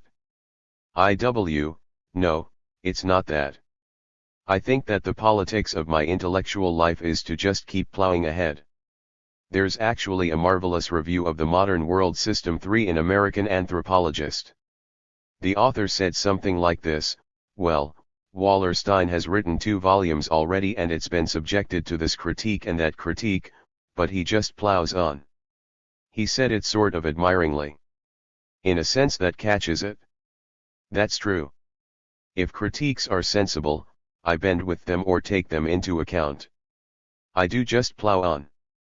CL, has there been any criticism more telling and either helpful or disturbing? IW, most of the criticisms are of three kinds. First, there are those who refuse the premises, which I have rejected, that is, they invert and go back to whatever they were already thinking. Then there are the people who attack a particular book or a particular article because that's all they've read, who complain, he doesn't say X, when I do say X somewhere else. And then there are people who make the critiques who think that I haven't gotten around to or haven't taken into sufficient account some issue. There's no question that I ignored culture, which I thought was wrong from the beginning but was just the same on the surface challenging. And so I started to write more on this. And sometimes I don't even remember what I'd done that upset somebody. An interesting young fellow who is kind of a geographer/sociologist and is into ecology says, Wallenstein has been attacked for not really taking ecology into account, but reread Volume 1 of the Modern World System, Chapters 1 and 2. I didn't even realize all this stuff was there. To show that in 1974, there I was, taking ecology into account without using the word. CL, you could hardly have been influenced by Braudel and not have something to say on that. IW, I'm occasionally surprised at how early some of the things that I think I only said later, I actually said much earlier. For example, the whole business about the unidisciplinarity, history of the disciplines, somebody said to me, you were telling me all of this stuff in the 1960s at Columbia. I said, I was. I certainly didn't remember that. I reread something that I'd written in the late 1960s, and there it was. I had the stuff there, unelaborated. In some sense, it's like an unfolding, bit by bit, of the argument. It is also true of our work on cultures. Terry Hopkins said sometime in the mid-1970s that culture is the one domain that we have not elaborated, and it is essential to elaborate it, and so forth and so on. CL, that early? IW, yes, probably in the essay Terry and I did together in Review, in 1977, Patterns of Development in the Modern World System 17, but there's also something that he and I wrote together published in 1980, called The Future of the World Economy in Processes of the World System. There was a great deal of talk between us about how culture is the big thing that needs to be filled in that we haven't filled in this exposition. CL, it would be interesting again, not to spend a lot of time on it, to ponder at least what changes there have been in the social study of culture. In the 1960s and 1970s, the culture criticism of almost anybody was really very 19th century. You know, this sort of Hegel versus Marx, ideal versus material theme. Since then, culture has become a much more complex concept. IW, well, 1968 made culture a concept because what 1968 did was force people to see that economic arguments that were standard Marxism just missed this one. Also, the political conclusions missed a lot of them. What has been put in, obviously, is that culture itself comes in, but also multiculturalism. It comes in postmodernism, and it is all a political and intellectual conclusion out of the crisis of 1968. CL, you link 1968 to 1848. What is the link between, let's say, 1947 and the beginning of decolonization and the events of 1989 to 1991? I'm sure you write about this somewhere. Do you see them linked that way? In particular, would 1968 have been possible without the decolonizing movements? IW, no, of course not. That's absolutely true. But it's also a reaction against those movements as well. That's very important.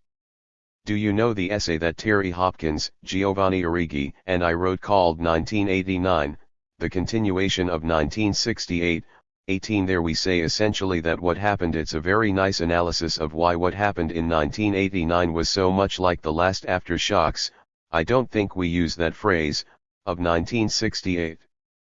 CL, in that sense, since the implications were enormous, 1968 was more of a success than 1848, more than just having introduced culture. IW, it was certainly more than just having introduced culture more of a success, I mean.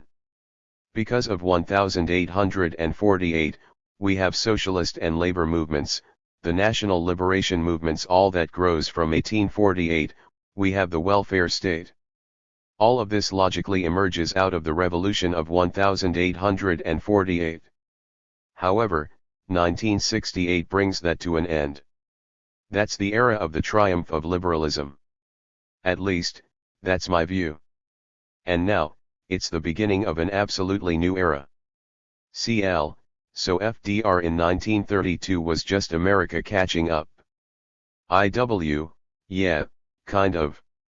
You know, in many ways, America in the 1930s did more, if you look at more than just the installation of, it's catching up in some ways, and in others it's actually jumping to the head of the line because the role of the Social Democrats in the New Deal was social democracy. It was stronger in the United States than it was in most West European countries in the 1930s. But anyway, it certainly is part of the catching up. Well, the welfare state is a kind of complicated accretion, and one of the good things FDR did was to show that the post-Civil War was all the welfare state. CL, you said last time we talked here that your major influences were Marx, Freud, Braudel, and Polanyi. But in this you must be referring to the earliest, perhaps formative influences. Then, more recently, you have provided another intriguing list, which again, and obviously, includes Braudel, but now also Frantz Fanon, whom you met in the 1950s, and most interesting of all, the physicist Ilya Prigozhin. Could you say something about the differences in the two lists, including what may have been unique and distinctive about Prigozhin? The relation to Fanon is one thing that seems obvious and quite early. But I wonder about the interplay with Braudel and Prigozhin. That's interesting. IW, now I did write an essay on that. You saw that? CL, well, I know. Itinerary of World Systems Analysis 19. IW, no, there's an essay on Braudel and Prigozhin. Point 20. In either case, I met Prigozhin at some event in Europe. I said something on the occasion about a similarity between Braudel and him, which amused Prigozhin. Braudel, of course, was dead by this point, and it amused Prigozhin no end to discover that I thought that he had some things in common with Braudel. CL, oh, he was familiar with Braudel? Or was it? IW, I don't know that he was really familiar with Braudel. CL, but this was you met Prigozhin in the early 1990s, right? IW, I met him. No, I'll tell you exactly how I met him.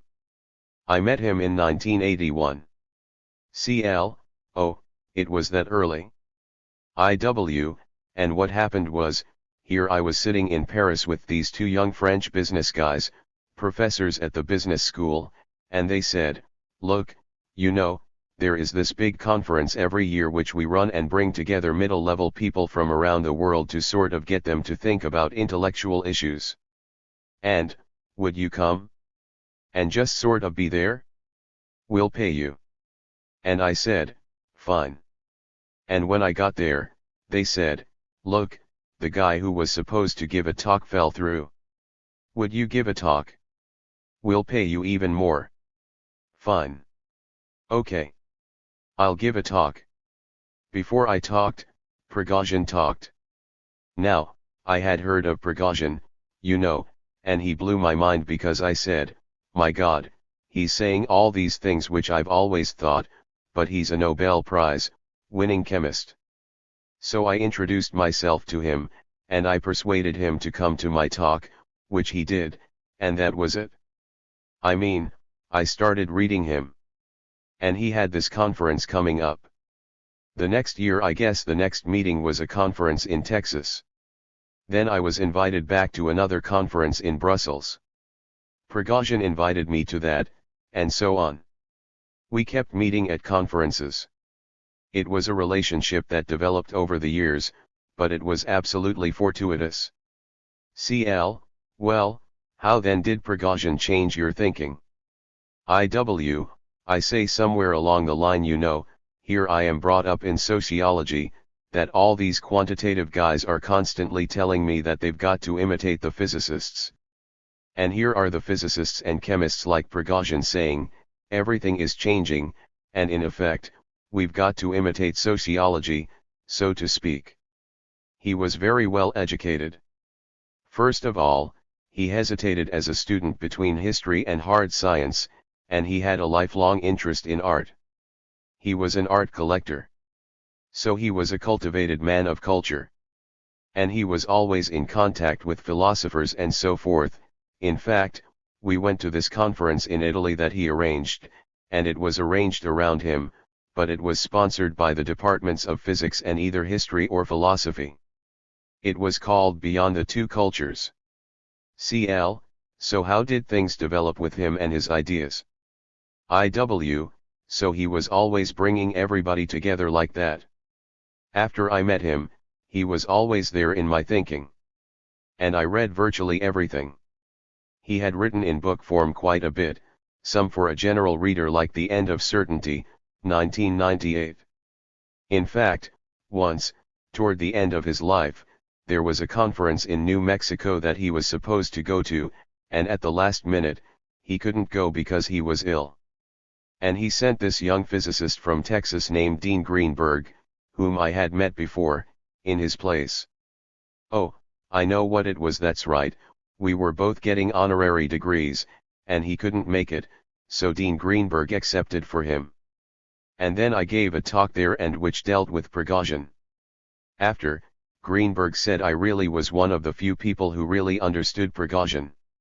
So, I think Prigozhin wrote very well for non-scientists, but every once in a while he gives one equation too much, where I get a bit lost. CL, so you've got a good math background? IW, not really. I mean, I was very good at math in high school, but it ended there. CL, well, let me ask, then, this question, which came to me in kind of thinking about that. Actually, it came to me yesterday when I was lecturing on William Julius Wilson on the disappearance of jobs, and going back to Elliot Liebau, and they were looking at this very particular question about the impoverished urban black man, and they'd already read some of you. And I said, now let's go back and realize that when you talk about the core exploiting the periphery, doesn't that in effect, in this situation, create a periphery within the core?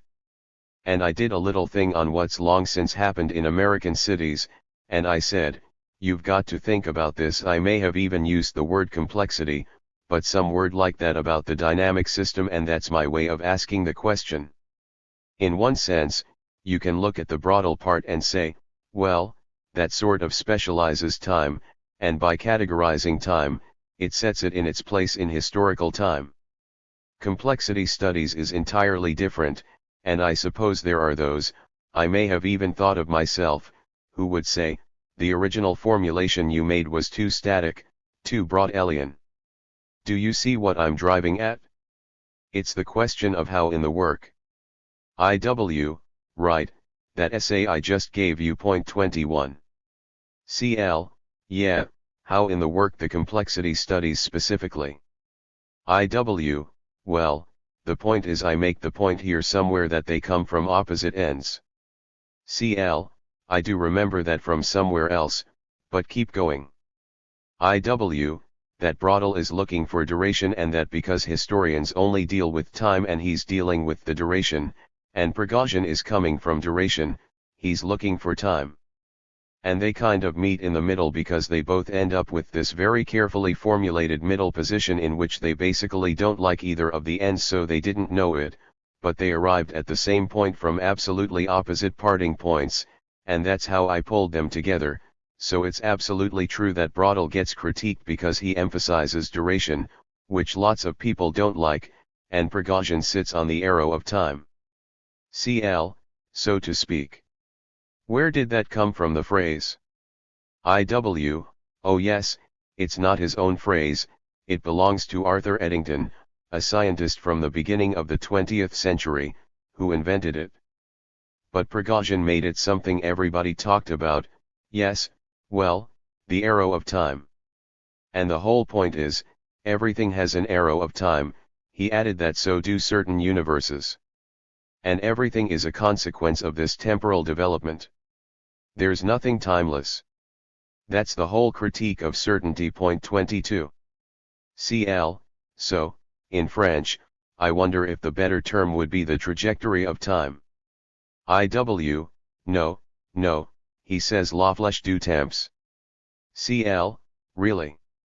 Interesting. And this was in Brussels. When did it slip my mind? When did Volume 2 appear? That was IW, 1980. CL, 1980. So this is about when you met Prigozhin. IW, no, Prigozhin comes after that. Prigozhin is, if you want to see his influence, it's more in the later stuff, like utopistics. It's a whole discussion of transition, when things move far from equilibrium and the bifurcation, and I used all that. That's all Prigozhin's language. CL, well, how about jumping ahead to everything after 1991, or at least that? Well, utopistics comes in there too. But I think that the very first essay I saw in Theory and Society was certainly prophetic. IW, which one was that? CL, I was on the editorial board in those days, and I know that they had the manuscript possibly as early as 1990, well beyond even 1989 had played itself out fully. The name slips my mind right now. IW, I know what you mean America and the World Today 23? CL, but one can say, at least as an outsider, I would that there you were then talking about a collapse of a system, as obviously you are now. But I'm trying to ask the question of the theoretical, how these tie together. IW, Braudel deals with the system, the structure, it begins, it ends, it isn't eternal. But he never really deals with how the system collapses. He does at the end of his life. He was giving a couple of interviews and writing some articles in 1972, after the economic crisis of 1973, because he sees things happening in the world. But it's not in his books, it's not anywhere. Whereas Prigozhin lends himself completely to that because he is concerned with chaos, deterministic chaos, and therefore bifurcation and transformation. CL, well, chemical structures do collapse. IW, well, of course he's a chemist, but the point is, you see, the second law of CL, thermodynamics. IW, thermodynamics, which is the heart of chemistry, is regarded by physicists historically as the result of ignorance. We don't know enough. So, because we don't know enough, CL, to prevent maximum entropy. IW, someday, we'll know enough, and then we can do away with this. In other words, chemistry will disappear, and it will dissolve into pure physics because this is the result of ignorance, and Prigozhin is fighting ignorance of this kind all his life. It's a turf battle in some sense, but anyway, he's saying, no, this is not accidental. It's inherent. It's an emergent characteristic. And I'm now going to show you it's the other way around. I'm going to go into physics, and I am going to show you that it works like chemistry rather than chemistry works like physics. In fact, his ambition, secretly, was to win a second Nobel Prize in physics. CL, wow. Now isn't that something? But you know, the other, and this a little bit to the side and before Prigozhin, but it's very interesting. Around then, I don't know if you ever read Norbert Wiener or any of those early cybernetic theorists, but that was roughly in that year, I don't remember. I think Wiener was earlier. Point 24, but they, too, played on this second law of thermodynamics. There was, you might say, an interesting bifurcation in that tradition that allowed some after Wiener to take cybernetics toward artificial intelligence and a sort of destabilizing view of, essentially, communication reality, while others essentially reverted to a systems theory. But, in the former, there arises the question from artificial intelligence theory, is the instability built in? Anyway, there is the question of the unstable global cleavages that you write about now.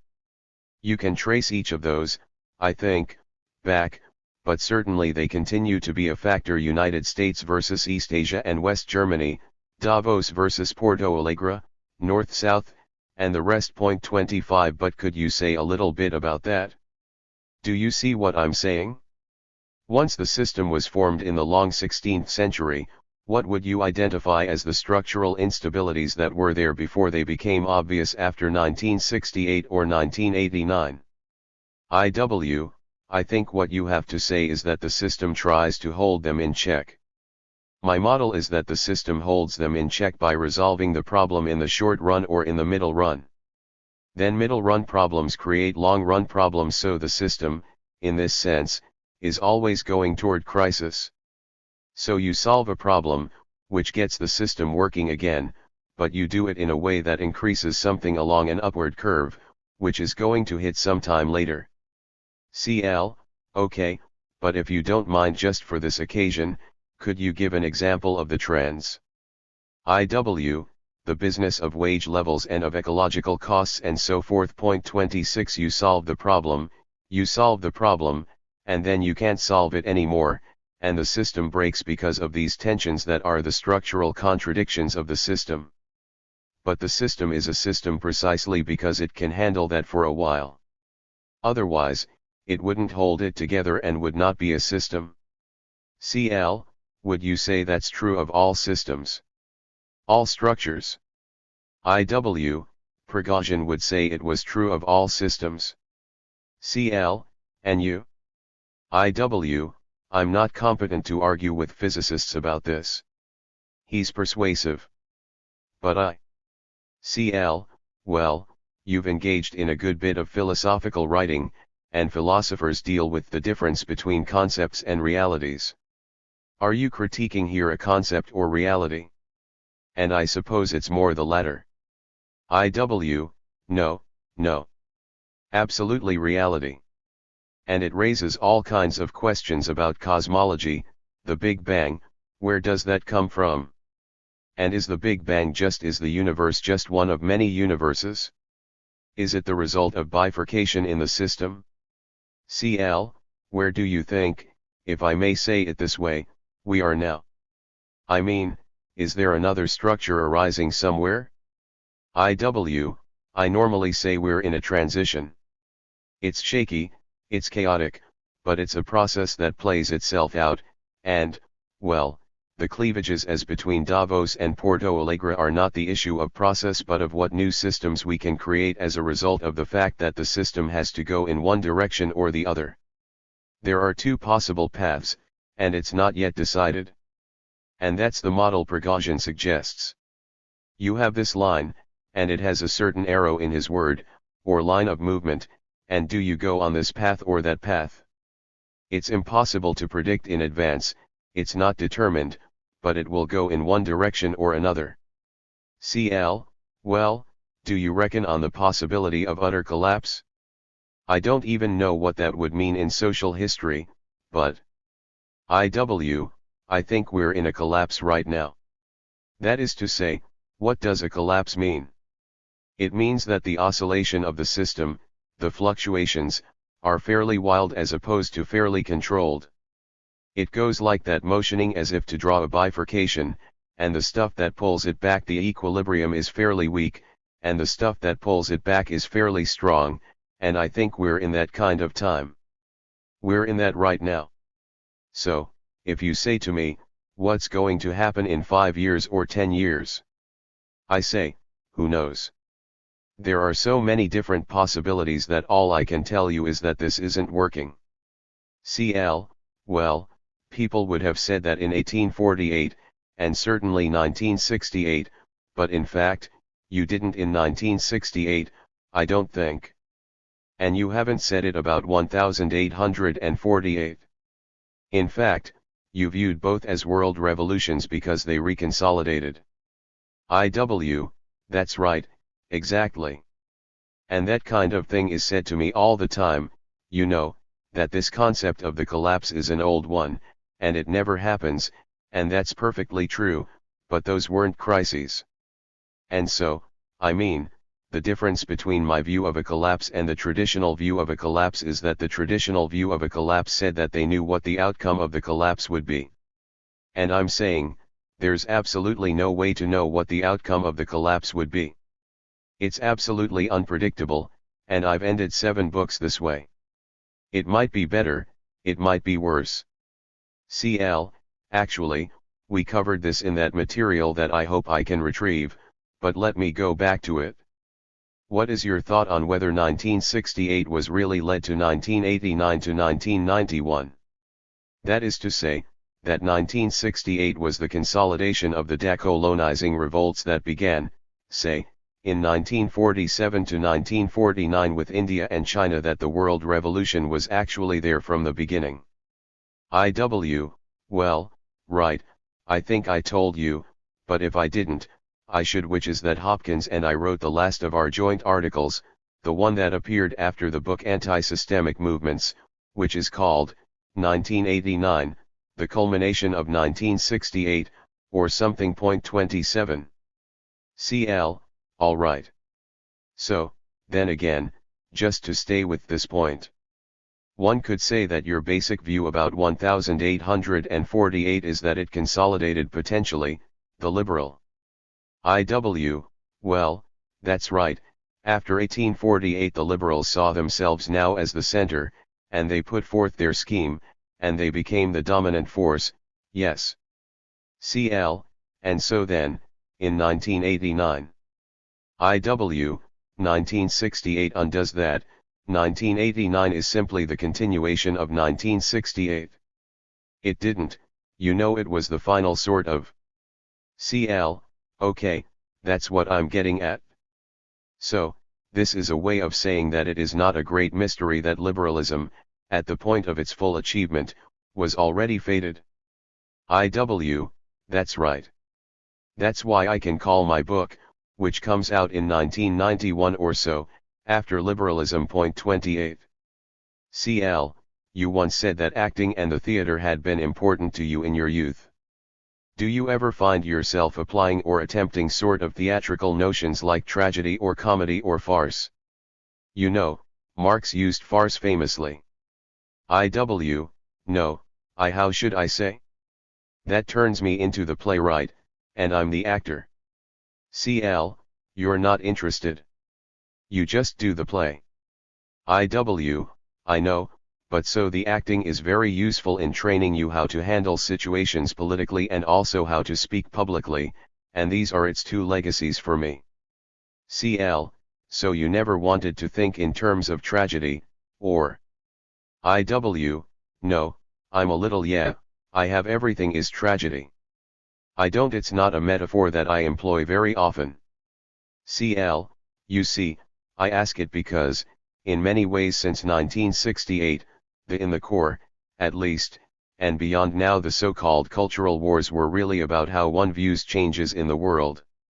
Everyone on the writing left knew something had happened, they had different theories of it. And, of course, the right viewed it as this grand tragedy because of the collapse of the values. And of all respect for authority. The liberal program, the individual, the mother of history, and all of that. And, of course, you can say that the problem with the left, at least in the United States and much of Western Europe, is it couldn't make up its mind what it really thought and sort of celebrated it without knowing really what the hell the view was. I guess that brings me back to the little discussion we had another time. I wanted to put 2 parts together from the question of how you responded to criticism, and you said, well, I just plow ahead. But, there's also all of this characterization of you as the prophet. To what extent do you think character issue or not a character issue, the plowing ahead is what allowed you to make the discoveries that were in many ways prophetic? I mean, you don't write of discovery, I don't even know that you use that word, but you do signal a number of crucial discoveries, like back in the 1960s that Fanon helped you see that you were really being a modernization theorist without wanting to be. Could you say a little bit more about the plowing ahead? I mean, it's an impressive quality of character, but it seems, to be key to your ability to see what was coming into recognition. Well, I suppose in part it's arrogance. In part it's, sure, basically being on the right track and staying with it. But it's also a political judgment. A political judgment is if you want to push ahead on what you think of the paths that other people aren't going down. If you think it's important to do it, you don't want to spend your energy answering critics on their grounds. I mean, it's such a waste of your time, it's inefficacious, you don't persuade people. And it stops you from doing your work because you have to say, no, look, your premise is wrong, and I didn't say that, and. So I have chosen very carefully the times that I'm actually willing to engage anyone. I have the half a dozen times in which I've actually engaged, it was for a particular political reason. When somebody wrote an article, Steve Stern wrote an article in the American Star Review, late 1970s or early 1980s. He's a Latin American historian, and he said I got it wrong. And I said, okay. And they invited me to reply, and I said to myself, well, it's a big audience. Okay, good. I'll pick him apart. I did his show, and what he said about Latin America, he was confirming my usual tactic, attack. And so I did that. And I answered Patty O'Brien in the Economic History Review. You know, he was saying, well, periphery didn't really contribute that much to the core, it was only 7%. And I said, only 7%? 7% is a hell of a lot. And I tried to show all the circumstances in which 7% really mattered usually. So, okay, so I picked occasions, but most of the time I was sure that most of this stuff was feigned, and what was important to me was to consolidate the point of view that I was pursuing and also to get a lot of empirical evidence for it. Well, there are several levels. I mean, this is, I think, a very mature, correct attitude toward critics. But there's also I ask the question poorly, because I have this hunch. You know, scientists put all the emphasis on discovery and a kind of almost mystical notion that one discovers truths and believes them to be true. It's a very Enlightenment principle because, as Weber might have put it, the light dawns when it dawns, and on this Weber is very clear in science as a vocation. But the plowman is more the one whom you don't see, who just keeps at it day after day, row by row. I'm talking about the day-to-day practice of science now. I'm trying to get to the all right, well, I think of myself as discovering. The idea of seeing the world system was for me a discovery. It wasn't one that was always there, although I look back on it, and I always talked about the world context. But nonetheless, in the early writings, even in the method of the standard comparative state histories, I thought in terms of world relations. So world system was a discovery, and it was a moment of discovery to me, I can remember it clearly. And when I was writing Volume 1 of the Modern World System, it hit me one day that what was going on in Latin America was the same thing as what was going on in Eastern Europe. At that time, I was only reading about Eastern Europe, and I didn't know anything about Latin America, and I don't remember why it just hit me. Sometime early on, I asked a Latin American historian, tell me what I should read. And I started reading about Latin America, which hadn't been on my program at all, so of course it was a discovery, and I remember years later learning that a great Hungarian economic historian said it was a breakthrough for him, he should have discovered it himself. I mean, the idea that this is the same thing. So I can think of myself as having moments in which I suddenly have an aha experience. Well, you seem to have had, maybe it was around the same time when you talk about Fanon and realizing you shared his rebuke of modernization. But if you had to do it over again now, and this were if, that is, 1974 were now, would you still use system, given the history of systems theory, which turned out to be quite another matter? Because what you just described is exceptionally counterintuitive. The idea that these two very different locutions, yeah, but you see, yes, I would, because when I tie it all together, What social scientists deal with are historical systems, because they're both systemic and historical simultaneously. And if you drop one or the other end of this, you get what we had, and it doesn't work. I'm thinking, though, about Braudle's terms in regard to time and historical structures, because even the conjunctural, which is, in many ways, of these three categories, the one that had the influence in France with Althusser and others, and it's the longer enduring history that many don't illuminate, or some people took the annals shift as the end of event history, which is fundamentally not possible, and they fail to locate the historical time aspect to each other. And maybe this is the connection. What I'm searching for is in Prigozhin, that Prigozhin reintroduced that dynamism of the three layers, or four, I suppose specifically in Braudle. But the system has this, I think, again because it was taken over by the systems theory people and turned into this really kind of all too neat conceptual scheme. Even Parsons, I think, is guilty of this, though he was clearly the best of that lot. He at least had a concept of environmental effects from outside on a system, and thus allowed for any given system not being entirely closed. Well, you know, I am comfortable, most people are not. I am comfortable with a lot of fuzziness, so sure, you know. Systems are never perfectly closed, but they're substantially closed. And I mean, you know, that doesn't bother me. And everything is open, and I said everything was connected with everything else up to a point, but... So, yeah, I have to deal with that when I already in volume 1 of the modern world system when I talk of the external areas. There are these phenomena that are there, but they're external to the world systems of a given time. And I distinguish the external area.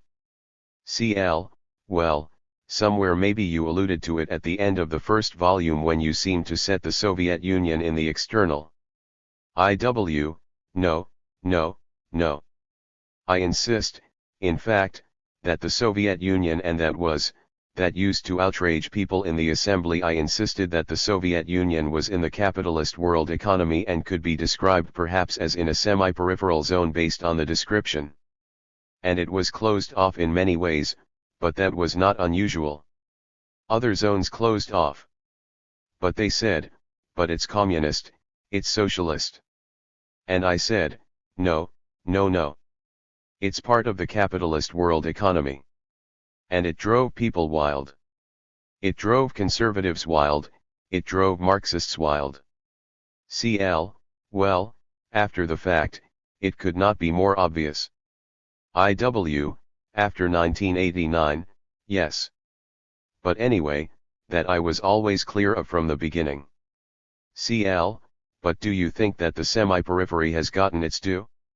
I don't mean from you, but it's so tempting for people to reduce this to core, periphery, and then just leave the rest unless you're doing. Yeah, well, of course that was, you know, core/periphery I certainly didn't invent, I borrowed it. And I threw in the semi-periphery, and that bothered people too. It still does, but it's gotten accepted. But without the semi-periphery, you don't have that same dynamic quality. Exactly, I agree. But they make this issue of the long 16th century. As it played out, Latin America and Eastern Europe were growing. The idea was to think of, you know, of Spain and Portugal becoming the semi-periphery at this point, and lapsing back into a secondary relation, yeah. The rise into it or the descent. So, when you talk in the Cleavage 29 essay about the triad United States, Europe, East Asia, there are implications for the core, right? Because there's a triad, it is the core. And the semi-peripheral powers play a clear political role right now, you know, there's the G20. And the semi-peripheral powers operated in a new world trade organization, as we saw quite clearly. And everybody does it. In fact, the semi-periphery is stronger than in some and weaker in other arrangements, but it is the same language, but it's the same idea. Going back to that, I wanted to get at the three parts there. It's pretty clear that the North-South cleavage and even the trilateral core, as you say, you can trace those back in certain ways to the beginning of the system. But then the Davos/Porto Alegre cleavage is something else. That whole World Social Forum to which you attribute a considerable importance, but you know, some would say it's a little more on the culture side, political culture. And what strikes me in reading the World Social Forum sites is the question of what would happen if they had to go face to face, on the streets with the Davos people. Against, say, Bono and Bill Clinton, all the World Social Forum talk seems rather too programmatic. I don't know how much you follow it, I know you've been there. Yeah, but now you're talking about the actual people at Davos and the level of their analyses and so forth, and I am using it. CL, you said metaphorically. Metaphorically and symbolically, but also as political forces. The fact is that the people in Porto Alegre would like to transform the world in a certain direction, and they're not very clear how to do it, and they certainly have no unified strategy, but that's the whole point of the structure of the actual world. But I'm not sure that Bill Clinton could talk them to death, because in fact, the last couple of years, the people who literally have dazzled us in the past have been tongue-tied. They haven't known how to handle the situation. They're no longer self-confident. CL, that's true. That's very true. Well, they've got Bono there, and these other people. Well, exactly, but that's a sign of weakness. And they've got all their sort of reformers now, from George Soros to Paul Krugman to, what's his name, the guy with the World Bank. Joseph Stiglitz, 30. Jeffrey Sachs is another one of those. But anyway, I mean this whole thrust of people saying that, you know, there are limits to the market and so forth. These are signs of unclarity as to what they want to do or think now. CL, when do you suppose? I guess it's a little more on the cultural side, but there's a structural element that the idea as well as the reality of markets entered in the long 16th century. I mean, you had this long sort of lead-up period, the market. Well, I think the reality enters, the idea. I think the whole point of my discussion of the geoculture in the 19th century is the invention of it, and that they didn't have the language in the 16th, 17th, and 18th centuries to talk about the reality, and they were still trying to use out-of-date language in the speaking about the economic world and what was going on, and so there was no sort of dominant and, finally, market breaks through. And I think the French Revolution had a lot to do with its breaking through. But the point is, and that's why people insist that the 16th, 17th, and 18th centuries were pre-modern, pre-industrial, pre-this, pre-that. It's perfectly true that they're still talking about the divine right of kings and had to be pretentious about their work and so forth. They wouldn't be in the 21st century, but they were there. So we have a kind of geocultural lag. You get the political and economic reality of the capitalist world system without the cultural reality dominating for a good long while. CL, is that a bit of vulgar Marxism there, that the materialism always leads? I'm playing with you here, but I'm not sure, because CL, the reason I ask is 1848. I mean, if you look at it another way, 1789 was not a world revolution.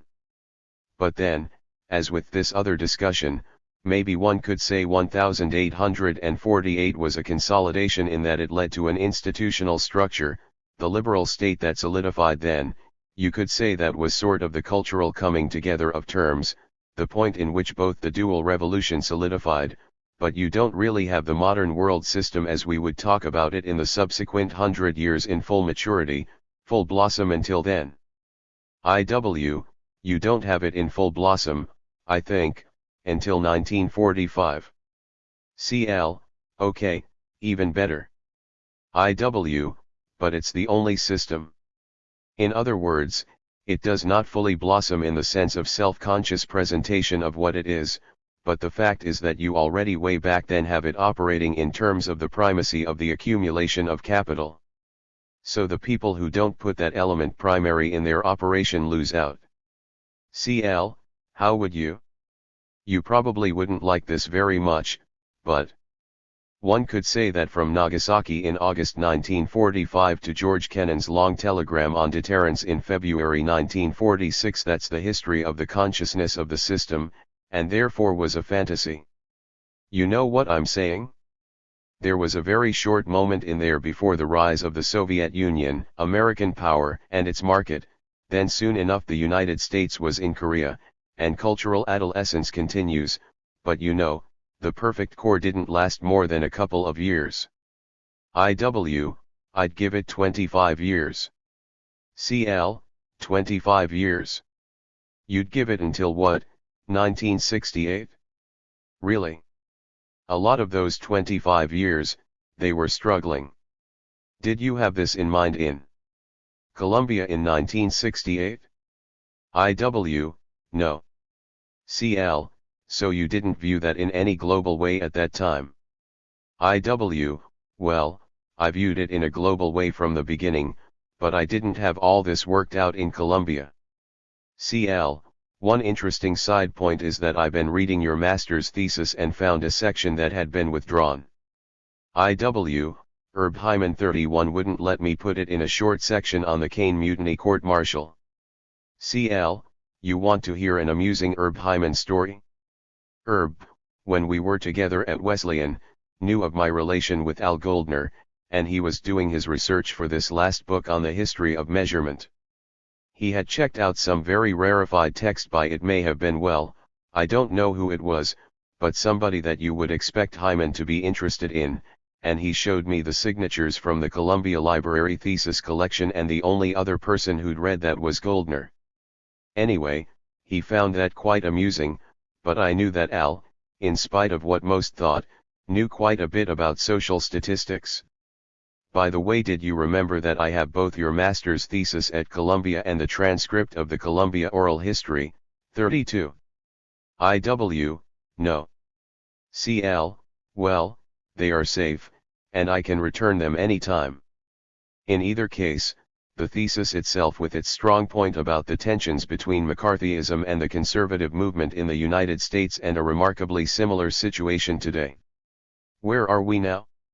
That was 55 years ago. CL, and now the right wing is so different from the categories you used then. I suppose the question is, what are your thoughts on the right today and the disappearance from party and movement of the sophisticated internationalists? They're gone from the Republican Party, but they're not gone. CL, right, they're not gone. But I mean, what you called the official right wing is gone, and the other one was well, the practical right. Those were terms that C. Wright Mills had invented. Maybe it was in the New Men of Power. But yeah, I took those terms from Mills. CL, but they certainly don't apply to the situation today. And yet this complaint about Barack Obama and socialism lingers on. Amazing though, maybe not. I think that, you know, the Sarah Palin right is preparing for civil war. CL, really? Oh yeah. They're storing guns, they consider the center traitors. I'm waiting for them to denounce George W. Bush because he sold out his last 2 years by allowing Condoleezza Rice to be more important than Dick Cheney. It took years before Cheney admitted that Reagan had dubious policies from their point of view. He came close to admitting it 2 years ago. Now the thing is, of course, that they are passionate, they will get out their vote, they will try to purge everybody from the Republican Party. Reagan made this point: if somebody agrees with me 80% of the time, he's not my enemy, he's my friend, okay. So they grabbed hold of that and came to the Republican National Committee, and they said, here are 10 things, if somebody disagrees with 3 of them, then he's not a conservative. Well, then, a while back, there was that one Senate seat the Republicans hoped to win in Delaware. They had this very strong candidate, Mike Castle, who won elections all the time, and the Democrats were in a little bit of trouble, and so forth. Well, it turns out Mike Castle is only a 70%er, there were 3 other cases like this. So this illustrates the problem: will they actually now learn how to succeed? So, on the other hand, the kind of withdrawal by the Democrats, the extra voters that Obama got out, are going back into the woodwork, the young, the blacks, and also, of course, he tends to lose some of the independent workers. So how this turns out remains to be seen. Yeah, who were on the fence to begin with. With all their problems, the Republicans can do better than they ought to, given the fact that they are shrinking in size. But on the, how to put it, larger scale. You've got these two things: a willingness to self-destruct or at least make stupid moves on the right that may or may not correspond to their attitudes toward America's wars abroad. What thoughts do you have about whether this is what happens in the declining core, in the bowel of uncertainty, that may be in the system at large? I don't want to.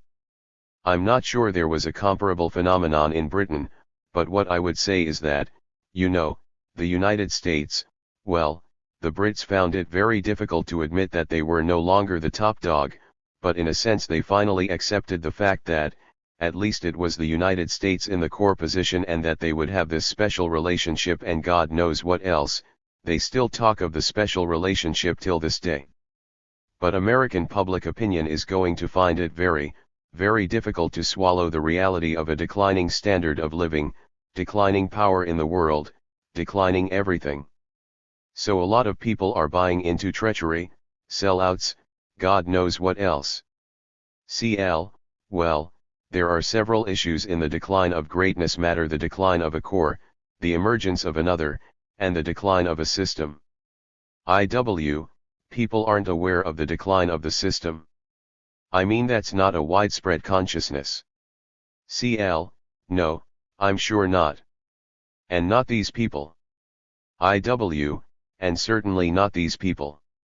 These people don't even know really what they stand for. I mean, they claim they stand for free enterprise.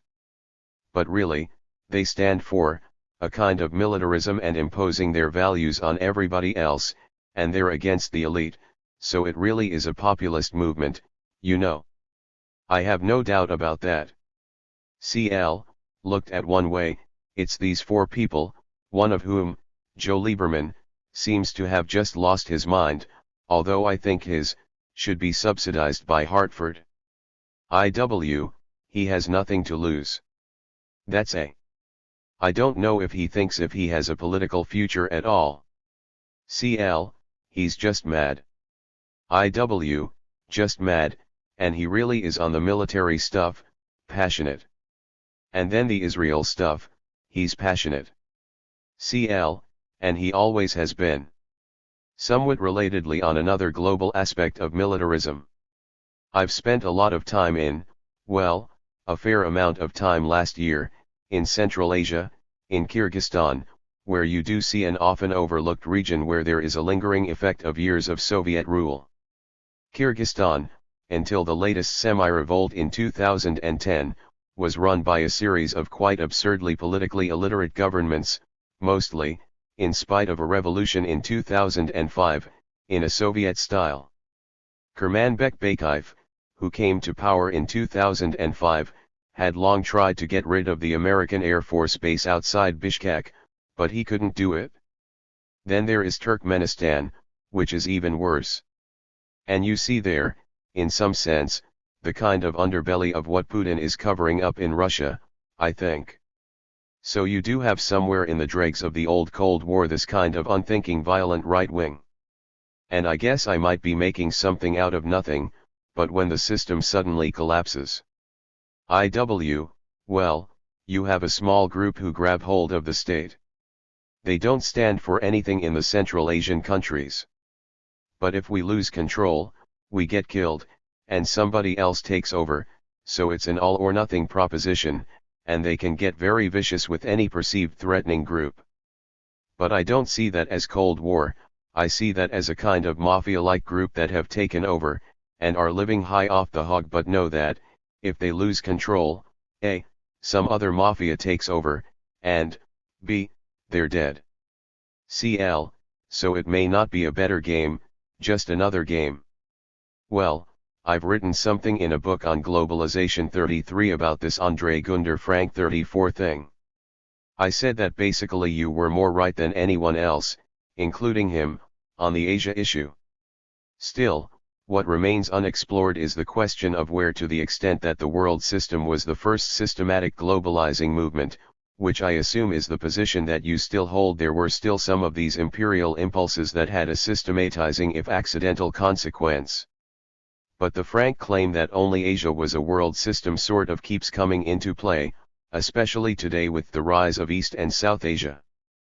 Frank made a strong, absurdly aggressive argument that was his way against you. A vast area of the then globe, Alexander earlier sort of drawn into that, the beginnings of the Silk Road and all these tensions, it does suggest that there was something like a world system, and I'm certainly not taking Frank's position. I said everything I think in that article in the interview. CL, this was the one responding to him. Oh yeah, this is the one in review in 1999.35. Yeah, my position on that, I haven't changed it. Aside from the accuracy of his empirical statements, the question of in the end he throws capitalism out as a category entirely. It's the only way he can, well, three of us objected to that centrally in his analysis, and then, any links between, any place where A and B touch each other is, for him, already a system, and I try to be more careful. So that's why I have the whole concept of the external area and try to argue the theoretical differences in the trade and so forth and so on. He throws that all out, and he feeds on a sense of downward Eurocentrism, hitching it to China, the rising star. CL, yeah, that was a little quaint. I mean that line and not necessarily the argument. But the dismissal of capitalism or the sliding of it? No, the dismissal. CL, the dismissal. Is that just capitalism, or to what extent is it the element in your view that is the rationalizing of capital accumulation? And, of course, it's true that the whole Asian synthesis was a lot rational accumulation. Well, Frank in the end didn't know what capitalism is. It's not a category worth having in his view. Nothing has changed in the economic structures of the world for 5,000 years, and, of course, that is the classical nature. CL, closet neocapitalism, you mean neoliberal? Well, it takes the same theoretical position that, the economics of the world have not changed for 5 or 10,000 years because of these universal rules, and in a sense, analysis was a protest precisely against that, and he was part of that protest until the mid-1980s, and he pulled away. CL, the question of the enduring nature of certain of these right-wing ideologies, from which it is easier to see the decline. Are you shocked in any way that the neoliberal, at least even the more sophisticated versions, modernization theory, I mean it is diplomatic in its geopolitical form? I guess it's almost impossible to distinguish it from neoliberalization and such, but it seems to have this incredible staying power. Yes.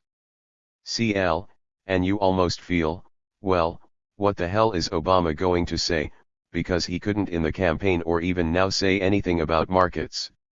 It's not a question of market.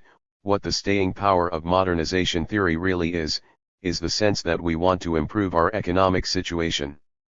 We are the people of a state, and that means the state has to do X or Y or Z, and you can argue whether this is more social democratic stuff or more pure market stuff. That doesn't matter, the state has to ensure that we even maintain our position or improve our position. And if you take that away from people, they say, well, what are we fighting for? Because their nationalism is so strong everywhere. And it's hard to make progress with the argument that everybody will not become Denmark within the framework of a capitalist economy, and pushing for it is counterproductive, but then people say, what are we supposed to be fighting for? CL, The Economist got very excited about Botswana not so long ago as a development story. Botswana. CL, it has pretty good numbers, and they controlled AIDS and their growth rate. IW, and diamonds. Diamonds and a small population. And also, nobody is taking them over. CL, well, that is one point, they concede that they had the British and in the end didn't care at all, so they had a free hand. But in some ways, maybe the answer is obvious. The way you formulated it sounds right to me, that the state, it's a formulation of a kind of slippage. Also the state, that has much debate, from the state being the defender of the global market, of last resort, that's the ideology in fact of the first resort. Now the state, at least that's what you hear, the state must defend the nation at a distance with only the vaguest I need to talk about vague relations between A and B. Iraq is one, and now so is Afghanistan. The thing is to mean exactly the same thing. I mean it's a different theory of the state, it's more entrenched. I mean everybody in a capitalist system depends on the state, even if the official ideology is that they don't. What does a freedman want? He wants the state to make sure that there are tariffs and barriers, he wants the state to maintain a certain policy on monetarism, and so forth. So in force, what he wants, he is turning to the state to do it, and the Social Democrats are turning to the state in a different way. But they're all turning to the state, it's all state-oriented. CL, well, there is the healthcare debate this year 2011, where it's not too long a jump to the argument that this kind of attempt at destroying Obama by destroying healthcare really has the effect of destroying what remains of the American market position globally, and maybe even destroying the state.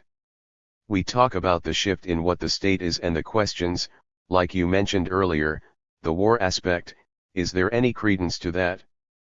People like Cheney, they try to do it inside the government and did to a large extent, and now they want to carry on outside.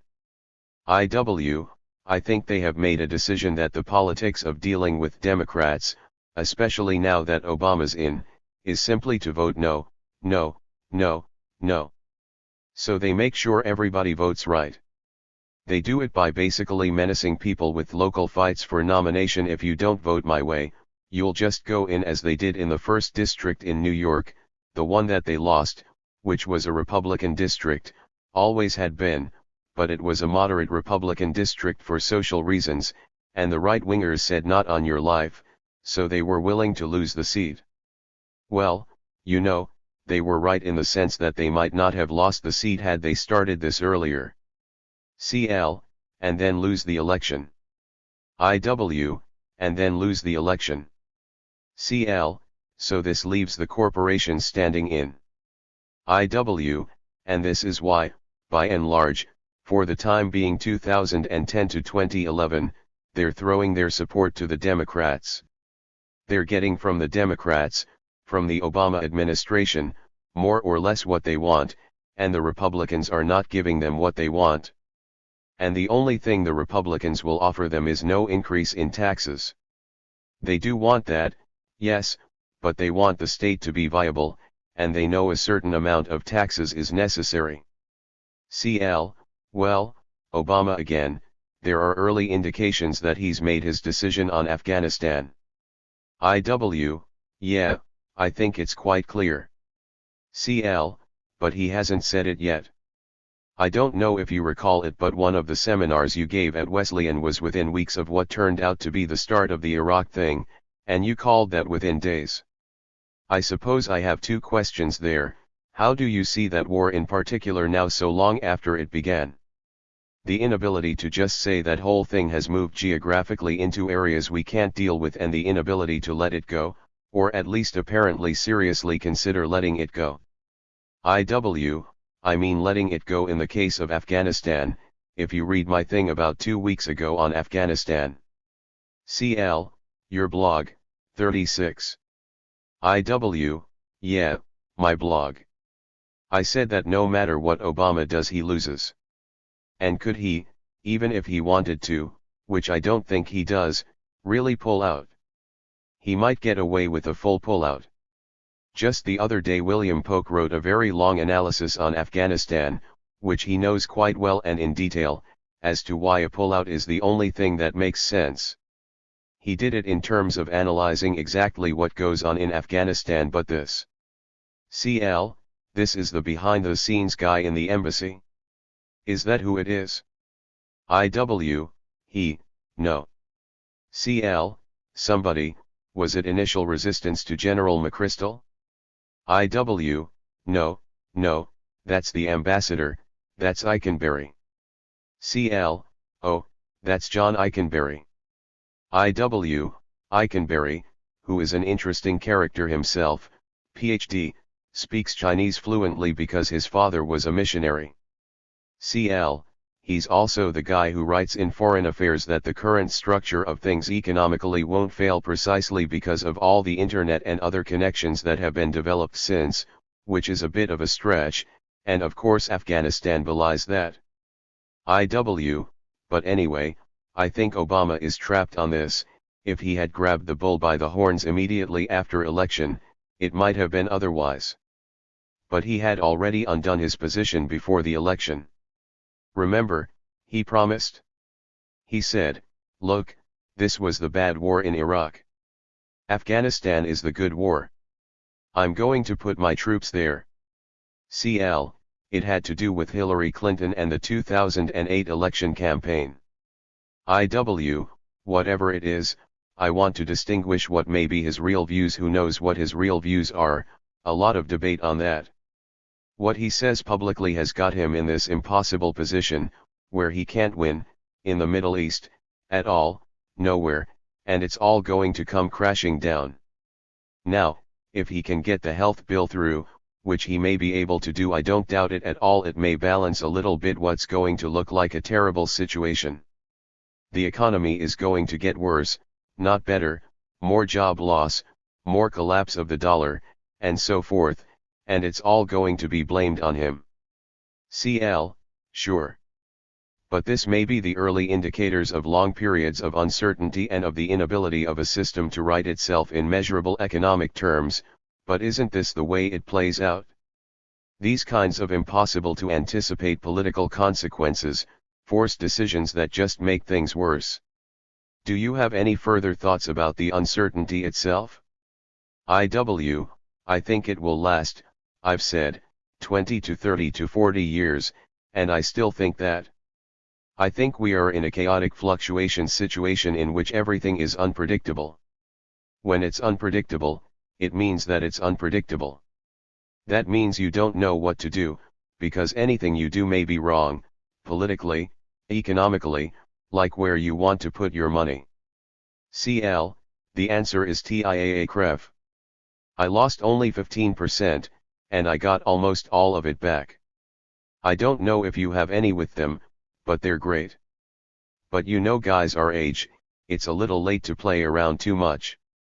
But again, no reason for you to remember it, but I've several times asked you about it.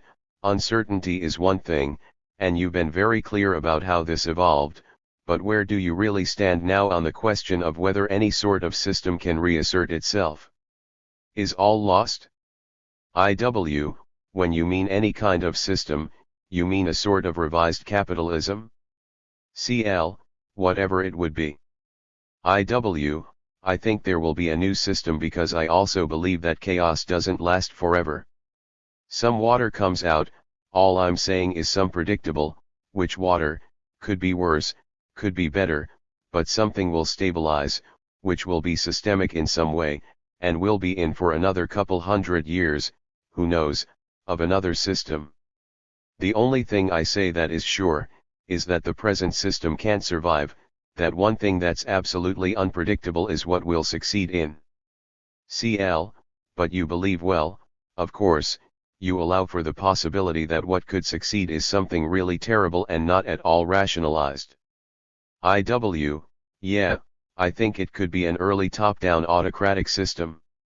One might want to call it fascism. I just don't like to use those words because they bring up particular images, which may or may not be correct but may be much worse. CL, but it would be capitalist in some recognizable sense. IW, no, it wouldn't be capitalist. It would be hierarchical, polarizing, exploitative, but not capitalist. Capitalism is a particular kind of system, works in a particular way, but you can have other systems that can have those features.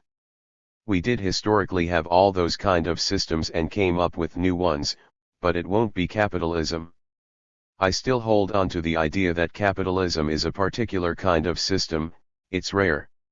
It was created once, was difficult to create, has thrived for a long time. It's no longer thriving, and that's it, and I don't think we had capitalism before that, and I don't think we'll have capitalism after that. I don't know what will happen after that, whether it's a better or worse system. CL, you were braced by the fact that there are now 20 years since 1989. So, in how many generations, we could be halfway through the uncertainty. But the question that comes to mind is that it has taken all this time to even begin to clear the decks, and they're not very well cleared.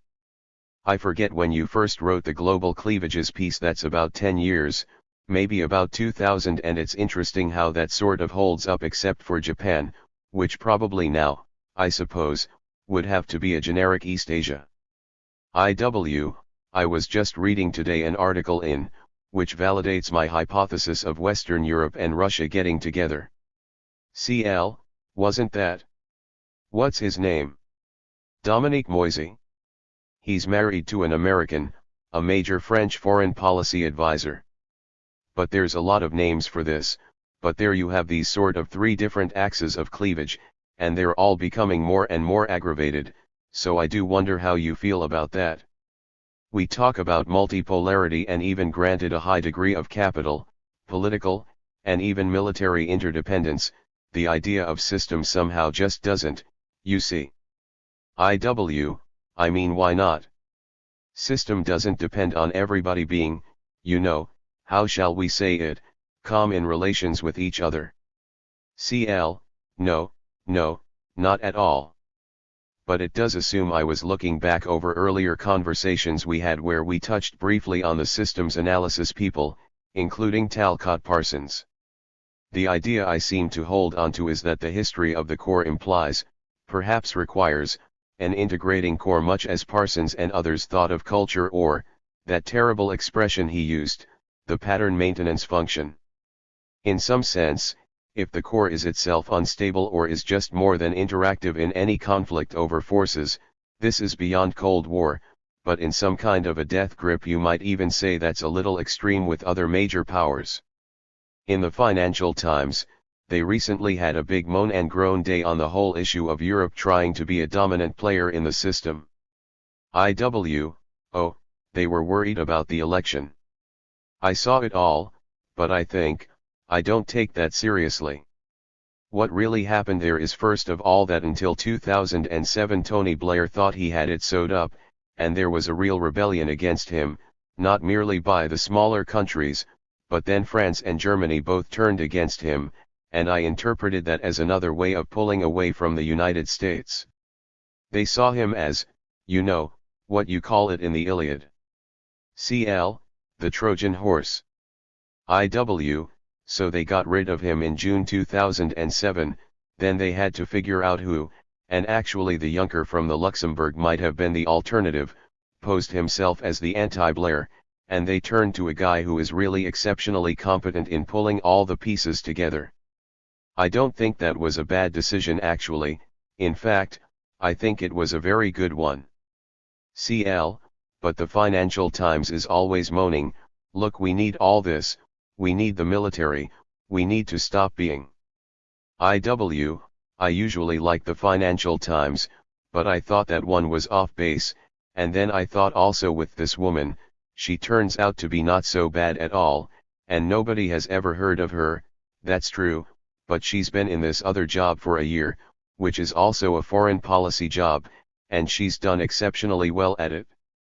And I think again, the present guy, the Spaniard, got too linked in with the United States, so at the same time it was a bone for the British, but I thought the choices weren't bad.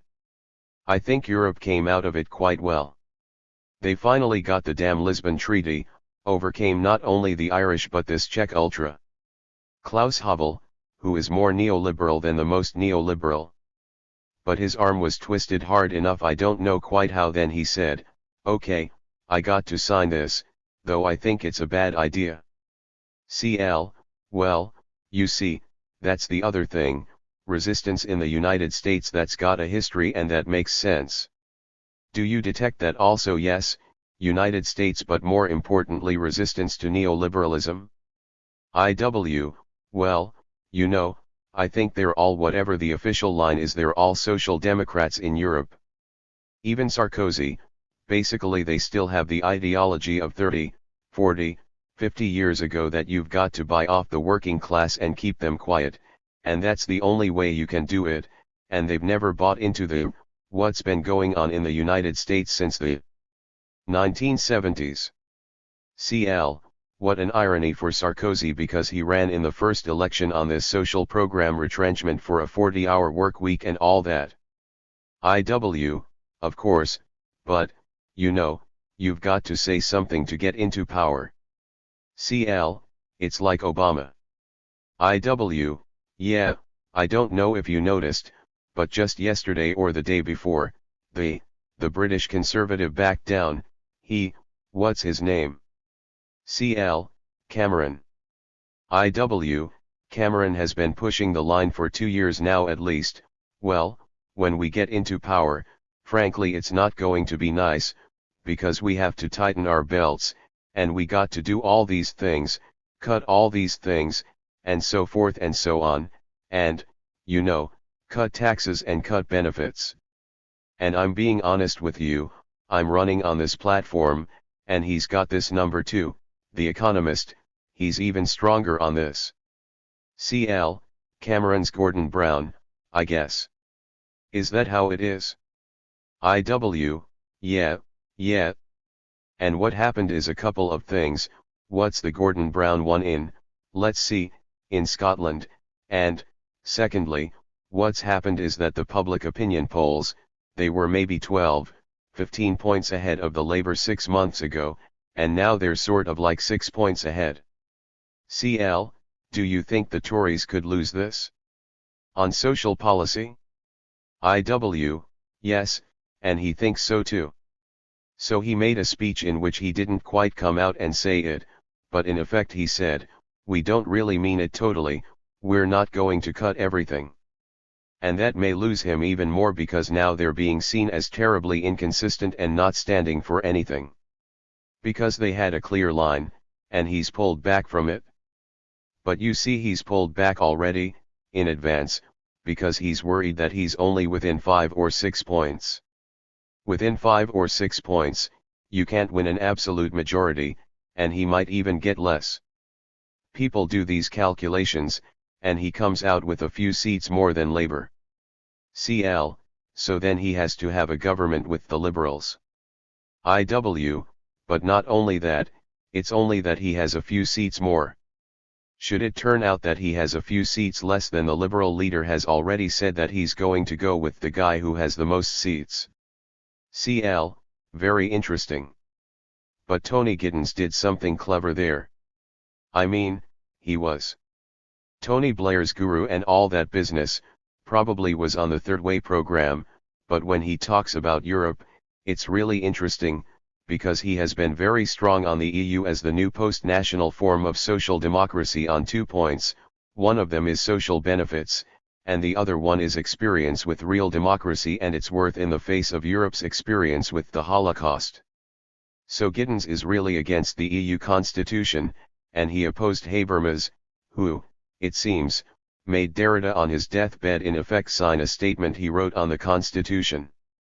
Anyhow, speaking of these people more or less of our generation, and to change the topic, do you find anybody out there who's new and coming along in social thought and world systems, anyone in the many fields who's daring enough to take this particular moment by the horns, as you did?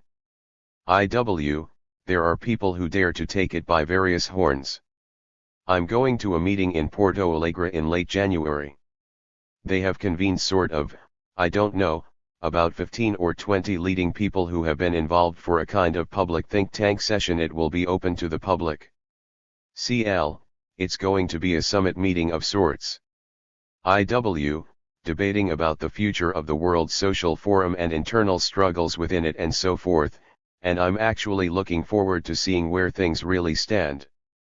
There's some real movement. Today Hugo Chavez was involved with a meeting of left movements in Latin America. They invited a lot of different people, and he announced that we should create a fifth international. He used that phrase, the fifth international. The third got caught in Stalinism, and the fourth has fallen apart. We need a fifth one, which will include all the governments he likes in Latin America and maybe some others. He doesn't really spell it out.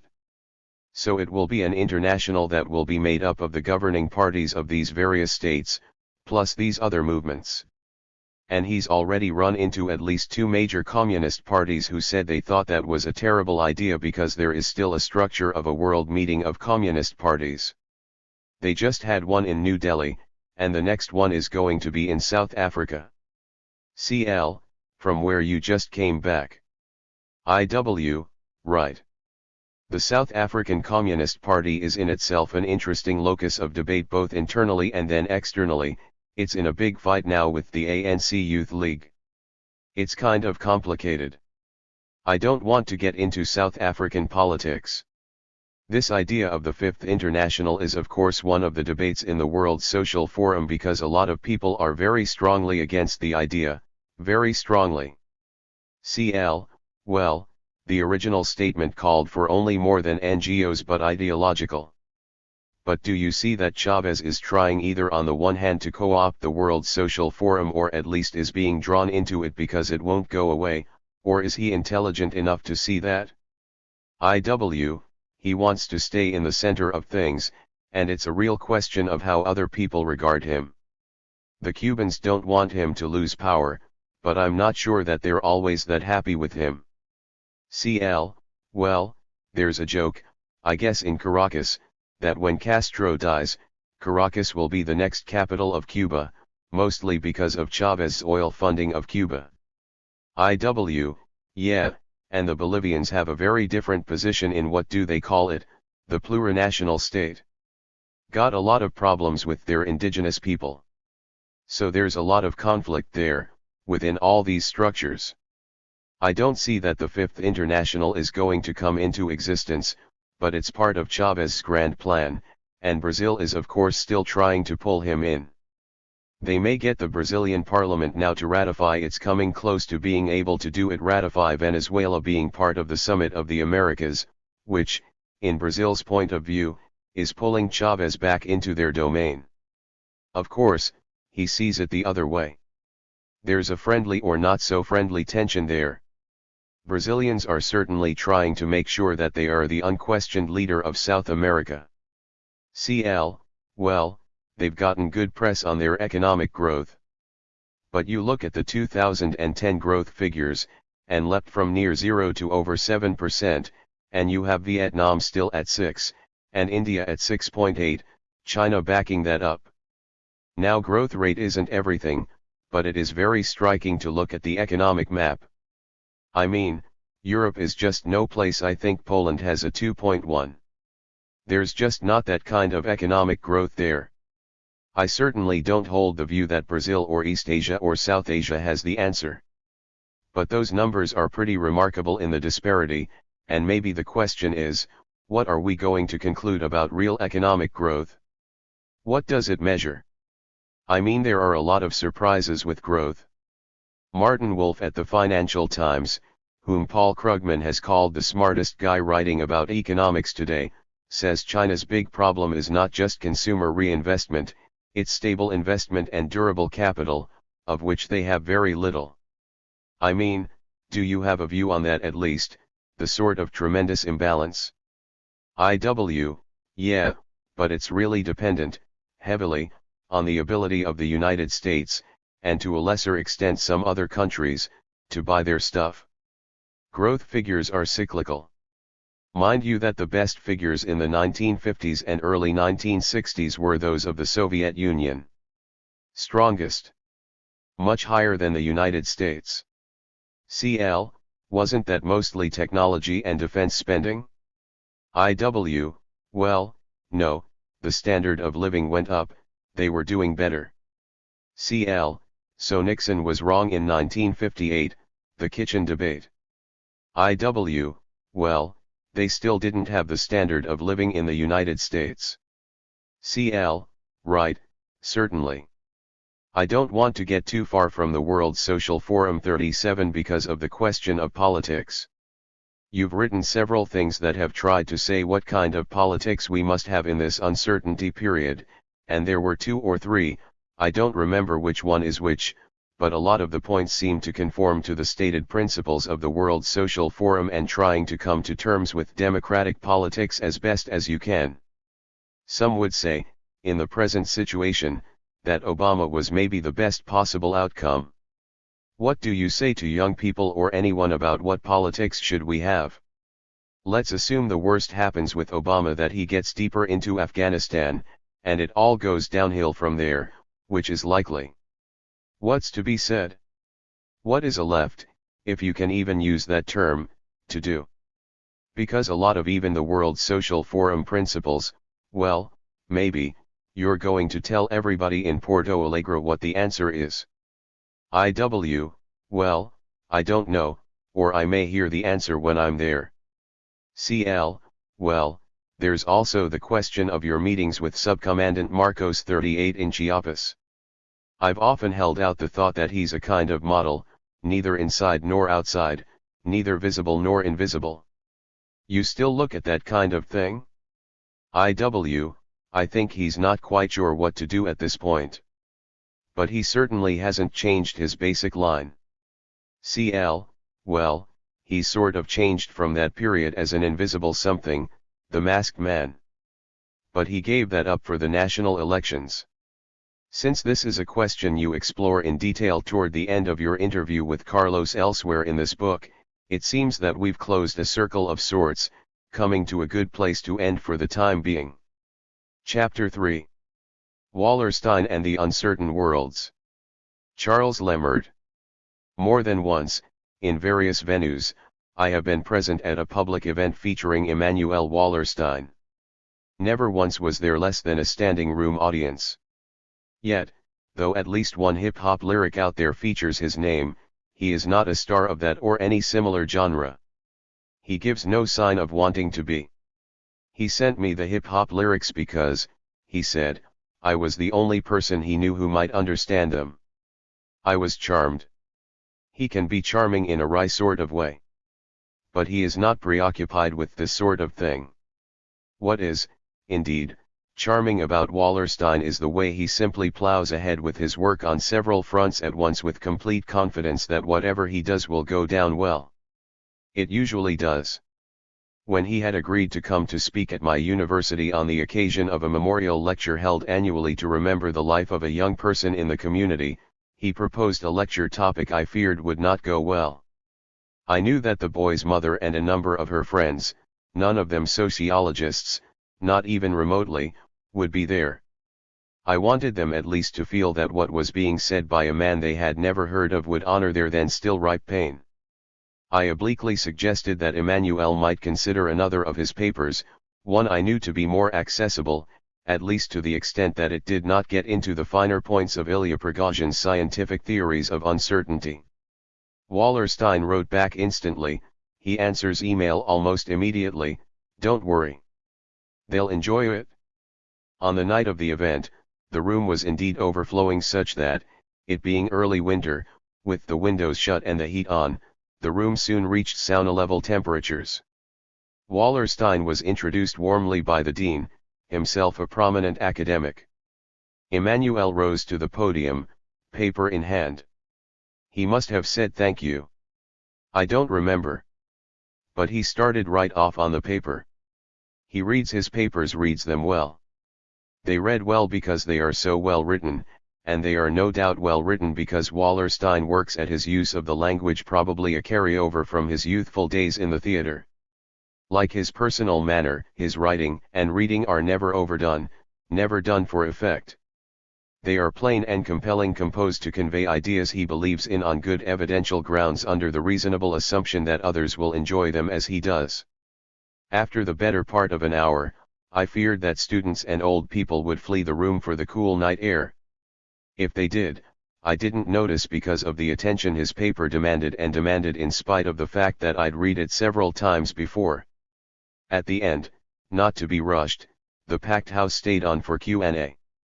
Eventually, in what I considered, perhaps mistakenly, to be an act of mercy, I excused the house. Afterward, only the mother of the child memorialized by the lecture series, herself one of wry humor, said something passively negative, on the order of, whatever, but it seemed important. What is this charm that defies the standards of a sitcom culture? There is no laugh track accompanying Wallerstein's public work. It just is what it is, and what it is plenty good enough. But what is it? It has been said reasonably enough that he is a prophet. If, instead of this essay, I were writing an ode to the man, in a major key, I might use that line. It is true that no sociologist of his prominence has ever quite grasped a world-changing event as Wallerstein did so soon after 1989, which he recognized as the coming end of the enduring structure he, more than anyone, had named and explained in the first place. If, indeed, the fall of the Berlin Wall turns out to be the end of the modern world system, his 1992 paper in Theory and Society, America and the World Today, one was written with the events of 1989 to 1991 in mind. The Soviets did not finally give it up until Christmas Day 1991. The paper, I know for a fact, had been sent to Theory and Society not later than late 1991 in mind. Its touch was just right. The Cold War had ended. What now of America? And in respect to the American core, what will be the tomorrow of the modern world system? His answer was sharp to his point. The American global hegemony that began effectively in 1945 had ended in 1990. America had begun its decline, which, he said, would also be the decline of the capitalist world system itself. The date he put was 1990. By the time 1991 had come to its denouement, nearly everyone else not of the thoughtful left was predicting the final triumph of the American century. The big idea in those days was Francis Fukuyama's The End of History, a 1989 essay that became a best-selling book in 1992. These were the days of George H.W. Bush's end of the Vietnam Syndrome. Wallerstein stood virtually alone in seeing the end of the American era and, effectively, a dramatic uncertainty in the capitalist system America had dominated for a near half-century. Prophetic? Yes. But does prophet do justice to whatever Wallerstein is? More down to earth and, in my view, more to the point would be to describe him as steady, focused, undeterred. Though he is an admirer of Max Weber and certainly a Weber scholar, I do not mean to suggest that Wallerstein is purely and simply a disciplined entrepreneur imbued with the spirit of capitalism. This he may be, as are many of us. Still, few are as steady in their pursuit of the work. For one thing, over the years he has been subjected to a steady stream of criticisms, some worthy, some overwrought. His attitude toward them all has been, roughly, to ignore the ones that don't matter and respond sparsely to the ones that do. In the early years, mostly in the 1980s, the fashionable attack was that world systems analysis ignored culture. I confess to having held such a thought myself upon first reading of the modern world system, but had the good sense or lack of conviction not to write the idea down for publication, or if I did, I don't remember and certainly now realize that it was a weak criticism. Wallerstein is clear that he responds only rarely to criticisms and only when doing so serves some intellectual purpose. At the same time, he recognizes what others say. In respect to the culturalist critics, he is, first of all, able to identify the more responsible ones, of which he singles out Stanley Aronowitz. Point two, more importantly, in time he set out to develop and clarify his theory of the culture of the modern world system, beginning notably with Geopolitics and Geoculture, 1991, but also that same year Unthinking Social Science, 1991, then, in the years following, After Liberalism, 1995, and The Uncertainties of Knowledge, 2004. Point 3, otherwise, he is, in his way, courteous toward his critics, even when they behave badly toward him. Of these latter, the most striking case is that of André Gunder Frank, whose last book, Reorient, Global Economy in the Asian Age, 1998, was a stunning reversal, Wallerstein's word, of views Frank and Wallerstein shared in the 1970s. Frank's Reorient, like most of his books, is a work of careful scholarship undergirding what can only be called a pointed rebuke of Wallerstein's thinking. I have pressed him several times on his views of Frank, who died in 2005, but try as I might, I could not extract from him a bad word about Frank. The worst he would say about Reorient, Global Economy in the Asian Age, was to the effect that somehow André just lost his interest in capitalism, which says a lot about Wallerstein, his refusal to be drawn into pointless arguments, but also his dogged approach to what some would call their life's work. I say some because I cannot really imagine Immanuel referring to his work as a life's work, an expression that edges toward pomposity. In either case, whatever he would call it, the work over a good half-century so far has, needless to say, been prodigious. More importantly, he keeps at it. When he is in town, Wallerstein is at his desk at Yale usually by 8 in the morning. He reads online for the most part a good half-dozen newspapers in several languages. He answers email never at length, always to the point, always seriously, if occasionally sardonically, if mutedly so. But soon he is bent over a special computer system that allows him to peer down to a screen situated just above floor level. The idea is to relieve strain on the back. When he installed a new one of these, he very kindly gave me the one he'd used for many years. I couldn't quite figure out how to get used to it. Then again, not many bent over their work, relaxed but steady, as he does until well into the afternoon, when often Beatrice is there to meet him for dinner out or a musical event in New Haven. Some of those close to him call him a workaholic. I suppose this arises from the desire to have him around more. Yet, those who have passed social evenings with him know that he is a gracious host and, needless to say, an engaging conversationalist. As to his good sense of humor, I once took my then 5-year-old daughter over for dinner. She was notably rude in the way children sometimes are, so I asked if she could watch some TV. Immanuel was kind enough to go with her and try to find some kid channel she wanted. She kept demanding such and such a program. She was beyond baby stuff, and this was before Hannah Montana. I was lost, so was he, but he kept at it until she was satisfied. It may be, of course, that when home he works so assiduously because he travels so much to all parts of world, and I should say not always on a direct line of flight. Apart from their keeping up the habit of living in Paris from late December through April, he keeps a long list of global commitments. Once, a few years ago, I was trying to arrange something minor with him, and he told me, well, I have to go back to Paris, then to Korea or was it Chiapas, but I have a talk in Dallas in between, so I'll try to get back to you then. He did, by the way. He lives a full life, apparently without visible drama. He just keeps at the books and articles and talks, some of which are written out, and, usually in the Paris months, completed work on the 4th volume of the Modern World System. That fact alone is important, and not because it illustrates the man's determination but because Wallerstein's truly great invention is the discovery of the drama of the modern era. Historical method and drama. Among sociologists and others in related fields, methodology is often a loathsome subject. In sociology, methodology is at least a troubled topic because it is so fraught with silly debates that come to nothing. Of these, none is more futile than the claim that at the highest, or is it the lowest, levels, there are two kinds of methods: quantitative, in which statistically certified mathematical explanations are put forth, and qualitative, in which deep, closely gathered observations of local gatherings are collected, then put into, sometimes, well-written accounts that propose to demonstrate just how the locals studied represent a general phenomenon of the same or similar kind. Those who do either kind are often proud and arrogant to the point of calling the other names of a supposedly devastating sort.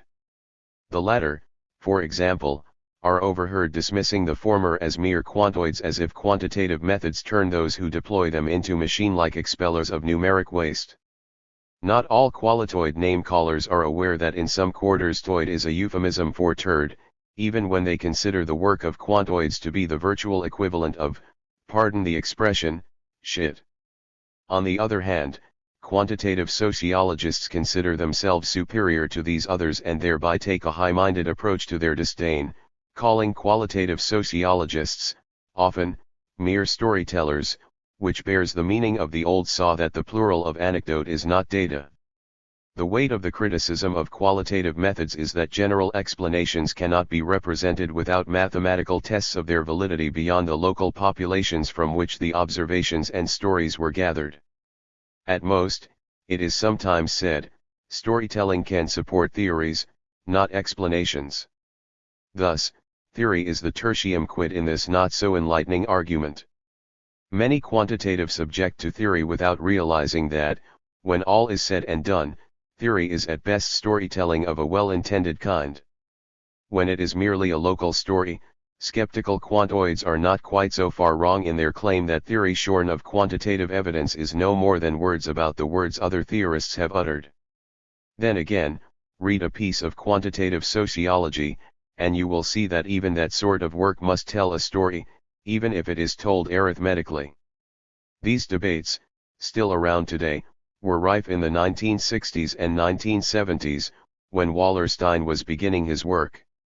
He did not engage them as such, in part because after his student days at Columbia's Department of Sociology, he had, perhaps it might be said, seen enough of it all.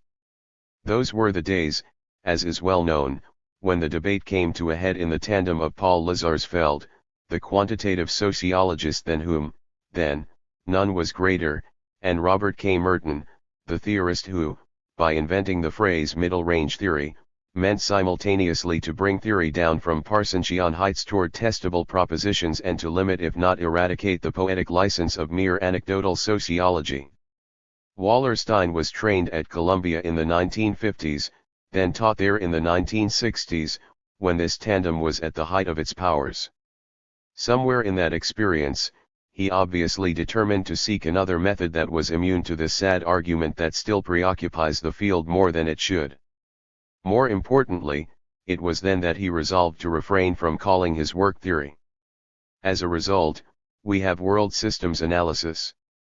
I have personally, on several occasions, attempted to get him to concede that, at least in the long run, people have come to use world systems analysis as a theory of how the world as such works. He would not yield an inch, which, by the way, is quite another matter from his own willingness to use and engage theories in his analytic work, of which one notable instance is the conclusion to the modern world system theoretical reprise.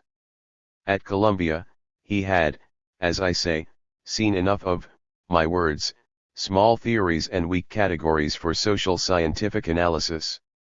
These attitudes, long typical of American sociology, were not, however, simply a rejection of his teachers at Columbia. So far as he let on to me, at least, Wallenstein had good relations with all quarters of the Columbia faculty without being drawn into one or another sector. His master's thesis was written in 1955 under Herbert Hyman, who was, yes, an early pioneer of political sociology but also, and even more, a co-founder of survey research in the post-World War II era in the United States and a close ally of Lazarsfeld. Wallenstein is not, so far as I can tell, a joiner of parochial causes. He goes his own way, thinking independently and inventing new solutions to old problems. Among Wallenstein's methodological inventions, none has proven more influential and lastingly important than his clarification of the basic unit proper to social research. Whereas from the beginning of sociology, in particular, society had been assumed to be that basic unit, Wallenstein argued, and still does, that from the beginning of the modern world, with its array of societal and national states, The actual unit that made the separate national cultures possible was the world system. Hence, world systems analysis, world to denote global, systems, plural, to denote the variety of system dispensations in the emergence of the modern world system from circa 1500 through the long 16th century, down through the centuries, until late in the 1900s on the eve of the 2000s. To begin with a unit like the modern world system is to commit oneself not to a theory of it but to its history over the good half-millennium of its coherence. Today, the better part of a half-century after the publication of the modern world system I, 1974, there are technologies that afford relative ease in gathering, or, as some younger techies call it, tracking, global trends.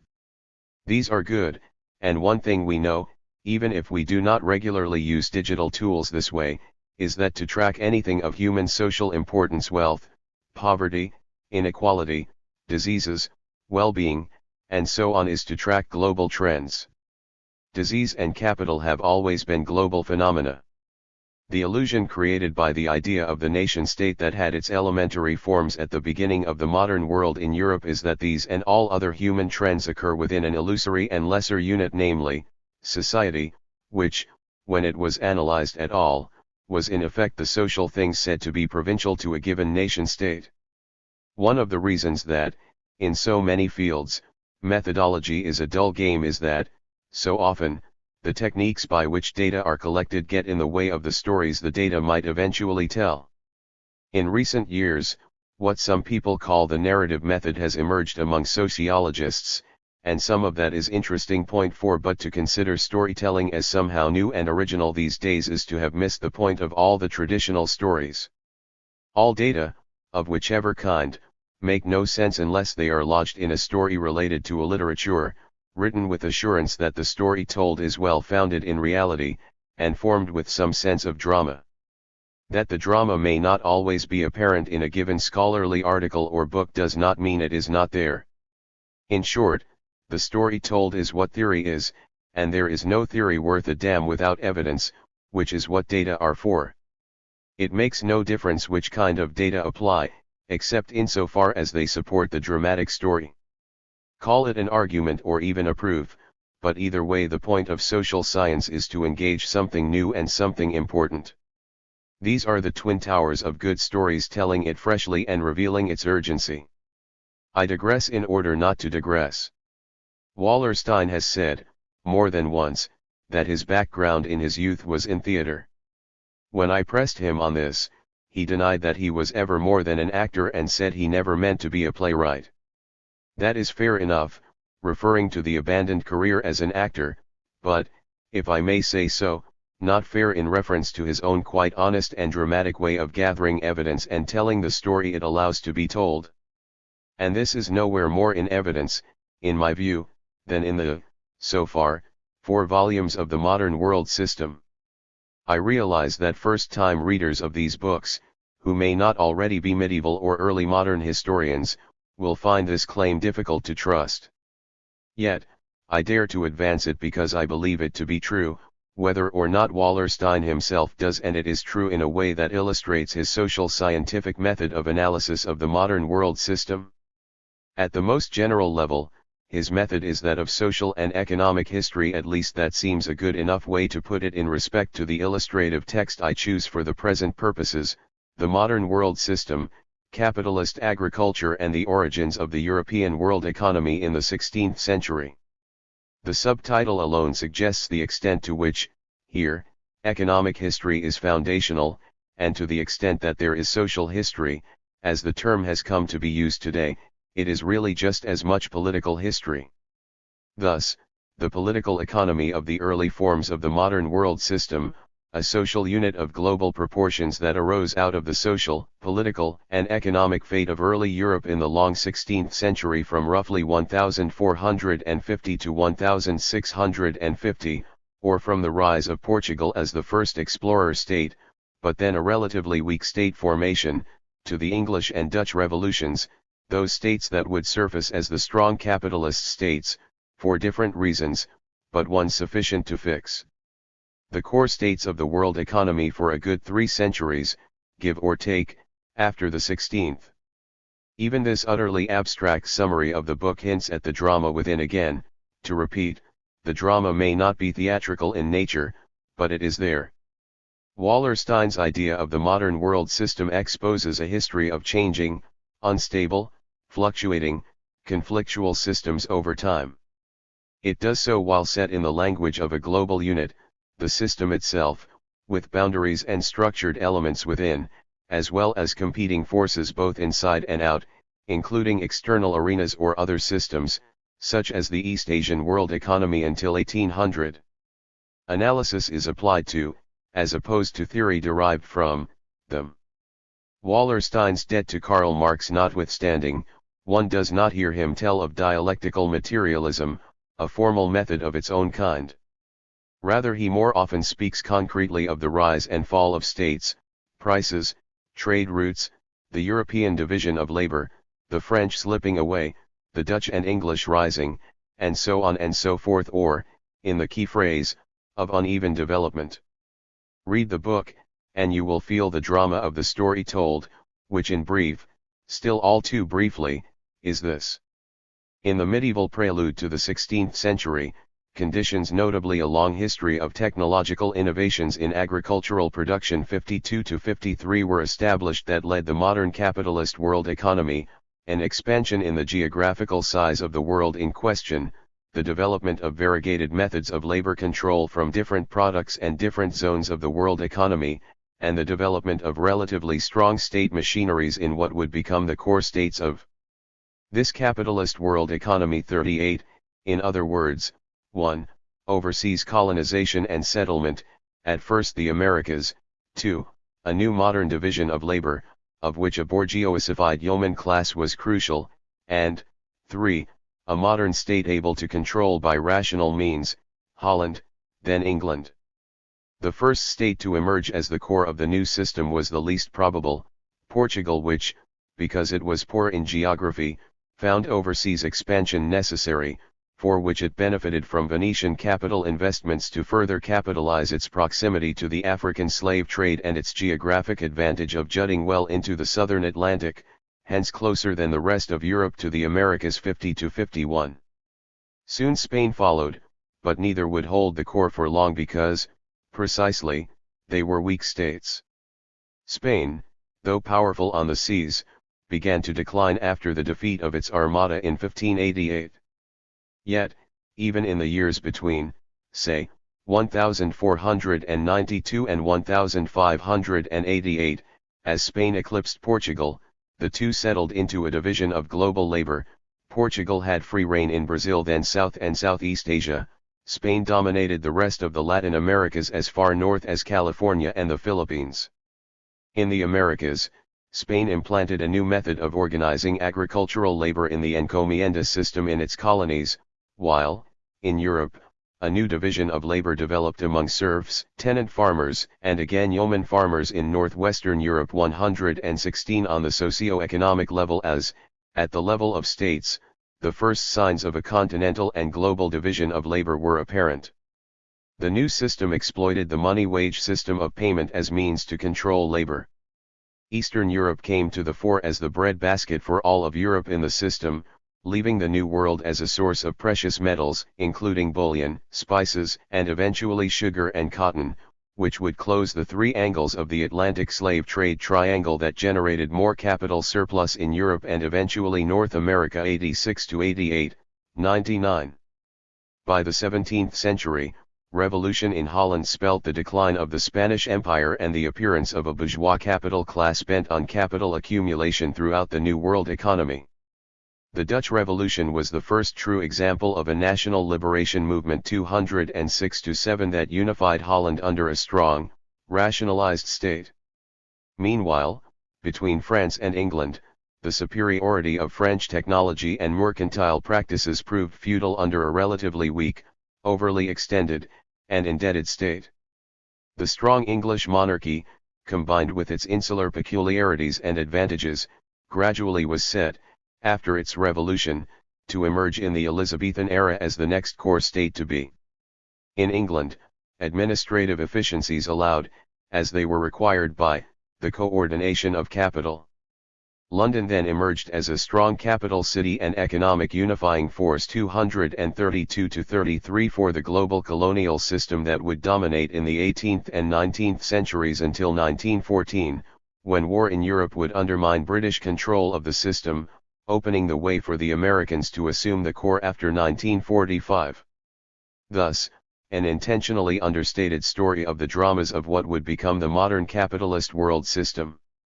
To be sure, a first-time reader of the story's telling may well be put off by the twists and turns, not to mention Wallerstein's copious footnotes and nuances. Even the expert may balk, as some have, at the fact that in his sources, secondary historical accounts predominate over original archival research. The purist would ask, surely, what kind of method is this? Even one familiar with the influences might ask, why, if Fernand Braudel's enormous The Mediterranean and the Mediterranean World in the Age of Philip II was drawn largely from the archives, could not Wallerstein's just as ambitious work have been?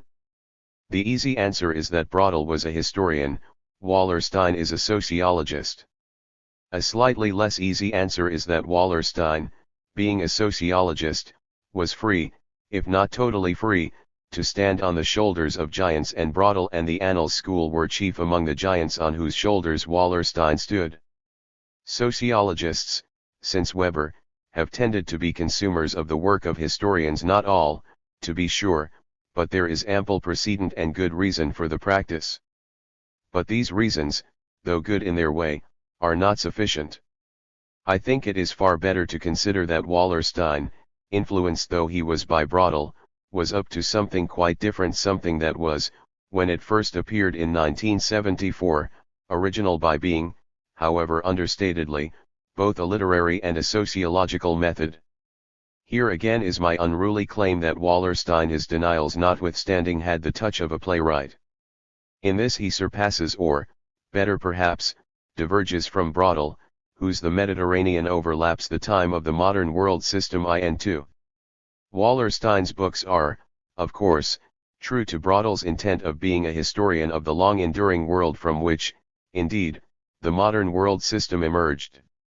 Yet, Braudel, ever the archivist, divides his story into chunks: environment, economies, empires and societies, politics and people, each in turn further subdivided into its proper analytic parts. Braudel's literary achievements are real, but they are at the level of the word and the locution. Some of his sentences, especially in the occasional and collected essays, are beautiful beyond measure. Among them are the sentences with which Braudel opens the conclusion to Capitalism and Material Life, 1400 to 1800. A very old bell struck the hour in the small Lorraine village where I grew up as a child. The village pond drove an old mill wheel, a stone path, as old as the world, plunged down like a torrent in front of my house. The house itself had been rebuilt in 1806, the year of Jenna, and flax used to be wrecked in the stream at the bottom of the meadows. I only have to think of these things and this book opens out for me afresh. Braudel stirs the soul, but his literary brilliance is of the stories of material and social things and their environments and times. His is more a literary nonfiction, while, I claim, Wallerstein's is more the work of the dramatist he claims he is not. Just read any particular passage in the modern world system and you are unlikely to be stirred by childhood memories. Rather, the writing draws the reader into the writer's world. Where Braudel lets his childhood world be what it was for him, as an inspiration for the book he opens up for those who would read it, Wallerstein tells, actually, the story of what other storytellers have told of the worlds he is creating or discovering may be better out of the record. No question about it, Wallerstein, whatever may have been his immersion in primary archives, works with secondary sources. And he works with them as few other writers of the kind have. On the surface, I agree, the modern world system is a series of diagnostic representations of what others have said in respect to elements in the story of the emergence of Iberia, its decline, and the rise of strong core states beginning with Holland. Read it on the surface alone, and you can be bewildered. But the bewilderment, usually a sense of awe at the author's vast and discriminating learning, can be set aside under closer scrutiny. Wallerstein is telling his story but telling it on the ground, nothing less, of what is known about his subject. Let me illustrate with a passage of particular virtue, I think. It occurs late in the modern world system where Wallerstein comes to account for an irony in the rise of the Dutch and the fall of Seville after the defeat of its armada. The irony is that, though bullion imports fell, prices did not. The value of capital remained constant in spite of the political and economic decline in the trade of coin of the world economy. Just then Wallerstein introduces a dramatic insistence, here for the first time the existence of a single world economy of uneven national development made a crucial difference. 271. Experts will recognize immediately the technical concepts the statement is built upon: single world economy, uneven development, but Wallerstein does not fail to satisfy them with the finer details some may demand. He continues. The countries of Northwest Europe devalued far less than those of Southern, Central, and Eastern Europe. These are of course the bullion prices. René Borel has a very brilliant excursus in which he demonstrates that shifts in bullion prices bear no necessary relationship to shifts in prices and that men make their real economic decisions primarily in terms of the latter. It is significant, however, that he does this in a book devoted to discussing the economy of the 17th and 18th centuries. A. D. Lubinskaya makes the point that what distinguishes the 17th from the 16th century is precisely the fact that, after 1615 for the first time, there is an independent movement of prices, not dependent on the influx of gold and silver. She insists that this fact defines the end of the price revolution. 271. Still, I repeat, on the surface a now somewhat less skeptical reader may say something on the order of okay, as if getting the drift but without yet being enchanted. But to resist at this point is to resist the occurrence, in one paragraph, of two firsts in history: uneven development in a world economy, and now the freeing of prices and thus capital from its material backing in gold and silver. Even the skeptic, at this late point in Wallerstein's mini-drama, must at least grant that the language itself is as it always is with him, in the form of short, pithy, declarative sentences linked nicely into an argument, dare I say, a story line, of his own composition. But to be serious in reading this sort of paragraph for its literary method, it is important to grant that, against and with respect for the sources he uses, Wallerstein is constantly bobbing and weaving, a tender punch of disagreement or correction here, an affirmation there. In this case René Borel's references to a later period are brought back to bear on the 16th century, the subject of the book. But there is more still than meets the eye. The footnotes. The countless, small print footnotes that one is inclined to skip over as the reader in a rush often does. But you cannot read this book against a deadline. The footnotes count, and they are usually composed with the same pungent grace that inhabits the page text. For example, footnote 210 still referring to page 271 cites René Borel's work but then goes on to explain the attribution as very brilliant. See Borel, Uncoisance inhibit. Cambridge Modern History, 4, also René Borel, Économie and Histoire à propos de prix, in Éventail de l'Histoire vivante, Homage à Lucien Febvre, Paris, Libramt Collin, 1953, I. 287-310. Borel concludes this article: pay attention to social screens, Mark Bloch recommended. Must we also speak of economic screens? Lucien Febvre taught me once that Luther's objection to the indulgences was that they provided a false security. Can we say as much about bullion prices? Still no 210. At this point, one need not bother with what the skeptic says if he won't yield the point. Here is Wallerstein, the text, and the note, doing as his sources do, in this case René Borel, digging deep into the material in order to, if I may borrow Brodel's phrase from his village scene, open up the book as a whole. I find this drama of a special sort. It took me a good quarter century of reading these books to get the point to be drawn in, but then I may be slow. In a word, the drama of the origins of the European world economy, as of the world system itself, is in the details into which the dramatist bores, deeper and deeper, until he comes to a series of first times and by the ways that bring the reader up for air.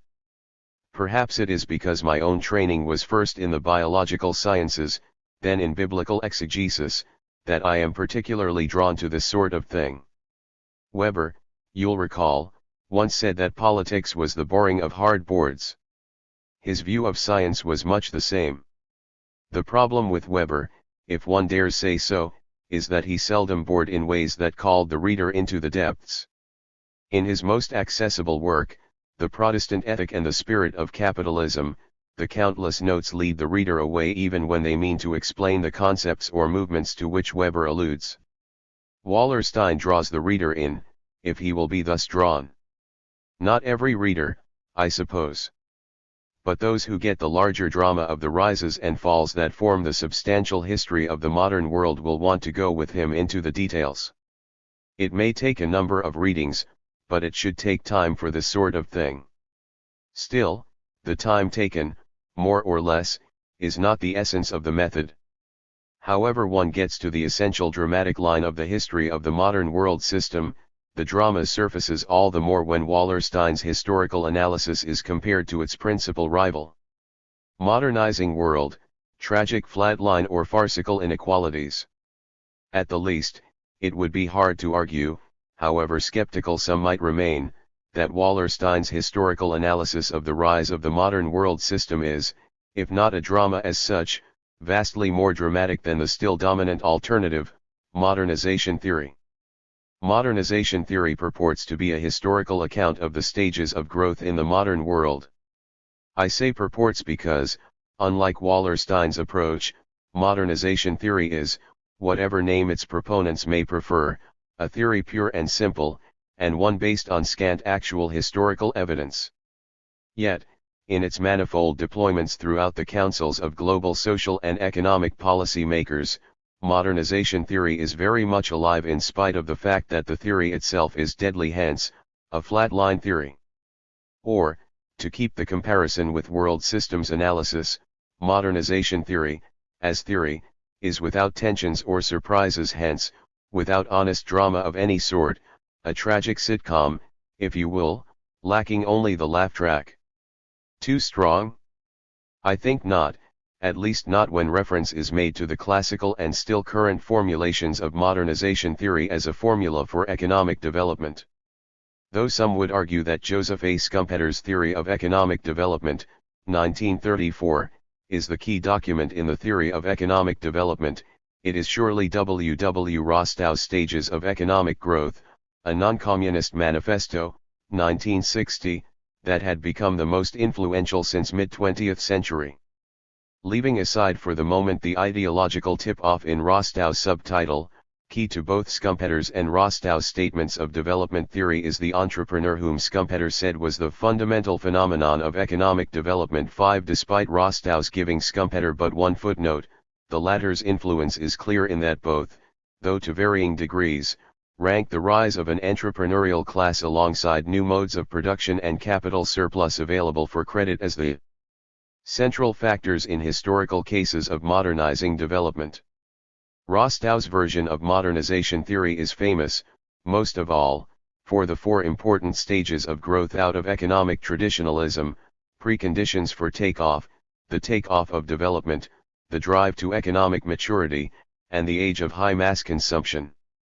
Where Schumpeter is brilliant in diagnosing the social psychology of the new entrepreneur of the industrial era, Rostow is more vague, a difference due in part to the fact that Schumpeter was an economic historian while Rostow, who held positions as an economic historian, came to be, after 1960, the general, and generalizing, economist turned policy theorist, even ideologue, as the book's subtitle, A Non-Communist Manifesto, illustrates.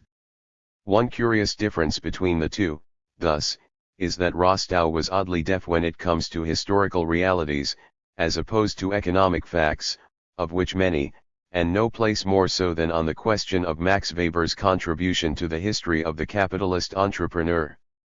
It is increasingly this was 1960 conventional for economists to pay their respects to the Protestant ethic. The historian should not be ungrateful for this light on the gray horizon of formal growth models. But the known cases of economic growth which theory must seek to explain take us beyond the orbit of Protestantism. In a world where samurai, Parsis, Jews, North Italians, Turkish, Russian, and Chinese civil servants, as well as Huguenots, Scotsmen, and British North Countrymen, have played the role of a leading elite in economic growth, John Calvin should not be made to bear quite this weight. 6. It is apparent in this passage that Rostow had little appreciation for the historical claim Weber was making, that Calvin's influence was deferred by a good 3 centuries. More importantly, Rostow thought solely in terms of historical time as a flat, forward-moving line. For Rostow, the modern world was progress irreversible, stable, incapable of spilling over into the traditional pasts of differing historical times. Hence, in both senses, Weber's history was unthinkable to Rostow in the sense that, and keeping the contrast to world systems analysis in mind, in historical time, what may have begun in a 16th century religious movement in regions of the West could grow secular, then come to dominate the geoculture such that the spirit of capitalism, hence, by implication, capitalism itself, might, in that time, act back, especially from the British core, upon the less mature, capitalist developing areas, or the still traditional and underdeveloped parts of the world it dominated. There could hardly be a more shocking symptom of the historical flatness of modernization theory than these, admittedly offhand, remarks by one of its codifiers.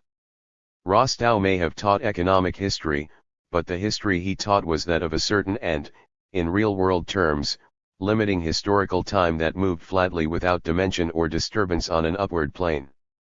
Or, if not the time of economic progress, Rostow's and modernization theory's time was no time at all, the time of traditionalism, which is effectively dead time from the modern point of view. The effect on Rostow's theory is between the lines. Like Schumpeter, and notwithstanding Rostow's disregard of Weber, he considers the entrepreneur fundamental to development, but one reads Rostow's manifesto for anything approaching serious historical judgment and finds, instead, hesitations and qualifications. Although an elite entrepreneurial class appears to be required for takeoff, without significant power over aggregate income flows and industrial investment decisions, most takeoffs have been preceded or accompanied by radical change in agricultural techniques and market organization. By and large, the agricultural entrepreneur has been the individual land-owning farmer. A small purposeful elite can go a long way in initiating economic growth. 7. In defense of Rostow, one might claim that this book is, after all, a manifesto and thus might be excused from the usual scholarly declamations. Still, a manifesto, one would suppose, would be precisely when and where one would want to assert without qualification the particulars of the theory. By contrast, compare the following from another manifesto-like text, one by Wallenstein that could have been titled Historical Capitalism, a left but non-liberal manifesto.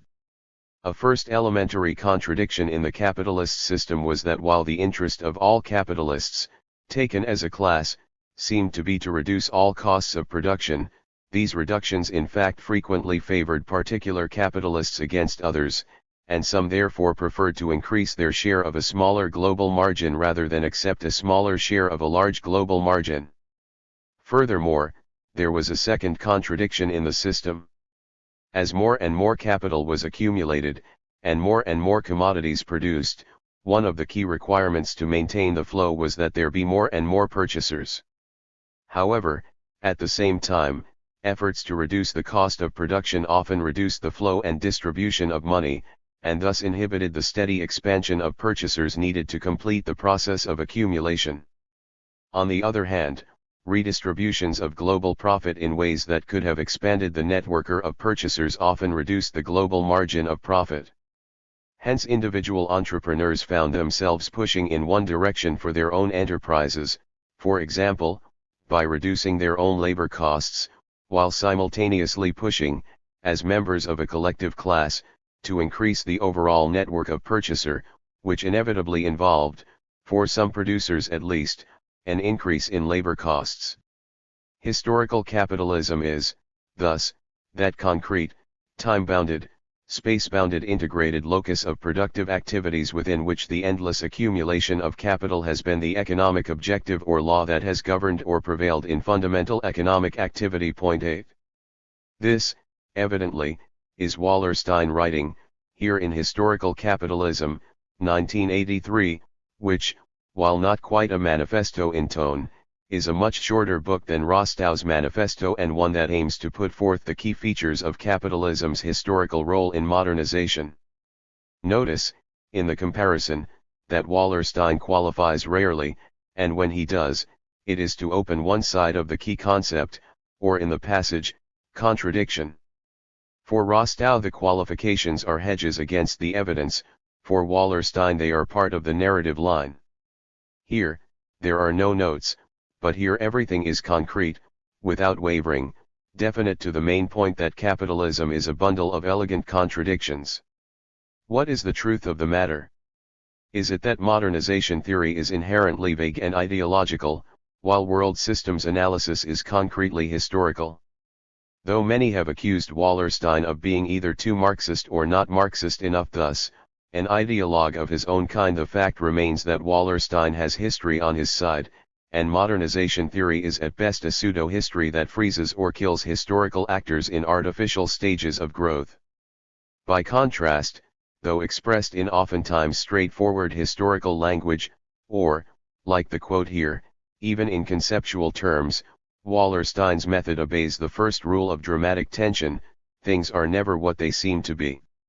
What was remarkable about capitalism as an historical system was the way in which unequal exchange could be hidden, indeed so well hidden that it is only after 500 years of the operation of this mechanism that even the avowed opponents of the system have begun to unveil it systematically. 9. Capitalists profess growth as the liberal good for all, while hiding the costs they impose on society and labor in order to rake in accumulated capital for themselves.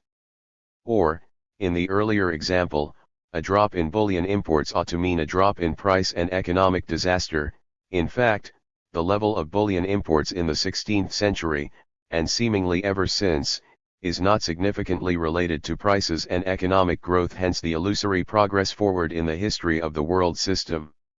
On the surface the capitalist entrepreneur, whether an individual or a firm, remains an actor, but one whose actions are always in a certain tension with other players in an arena where states and prices and labor and costs are indefinitely indeterminate tensions with one another.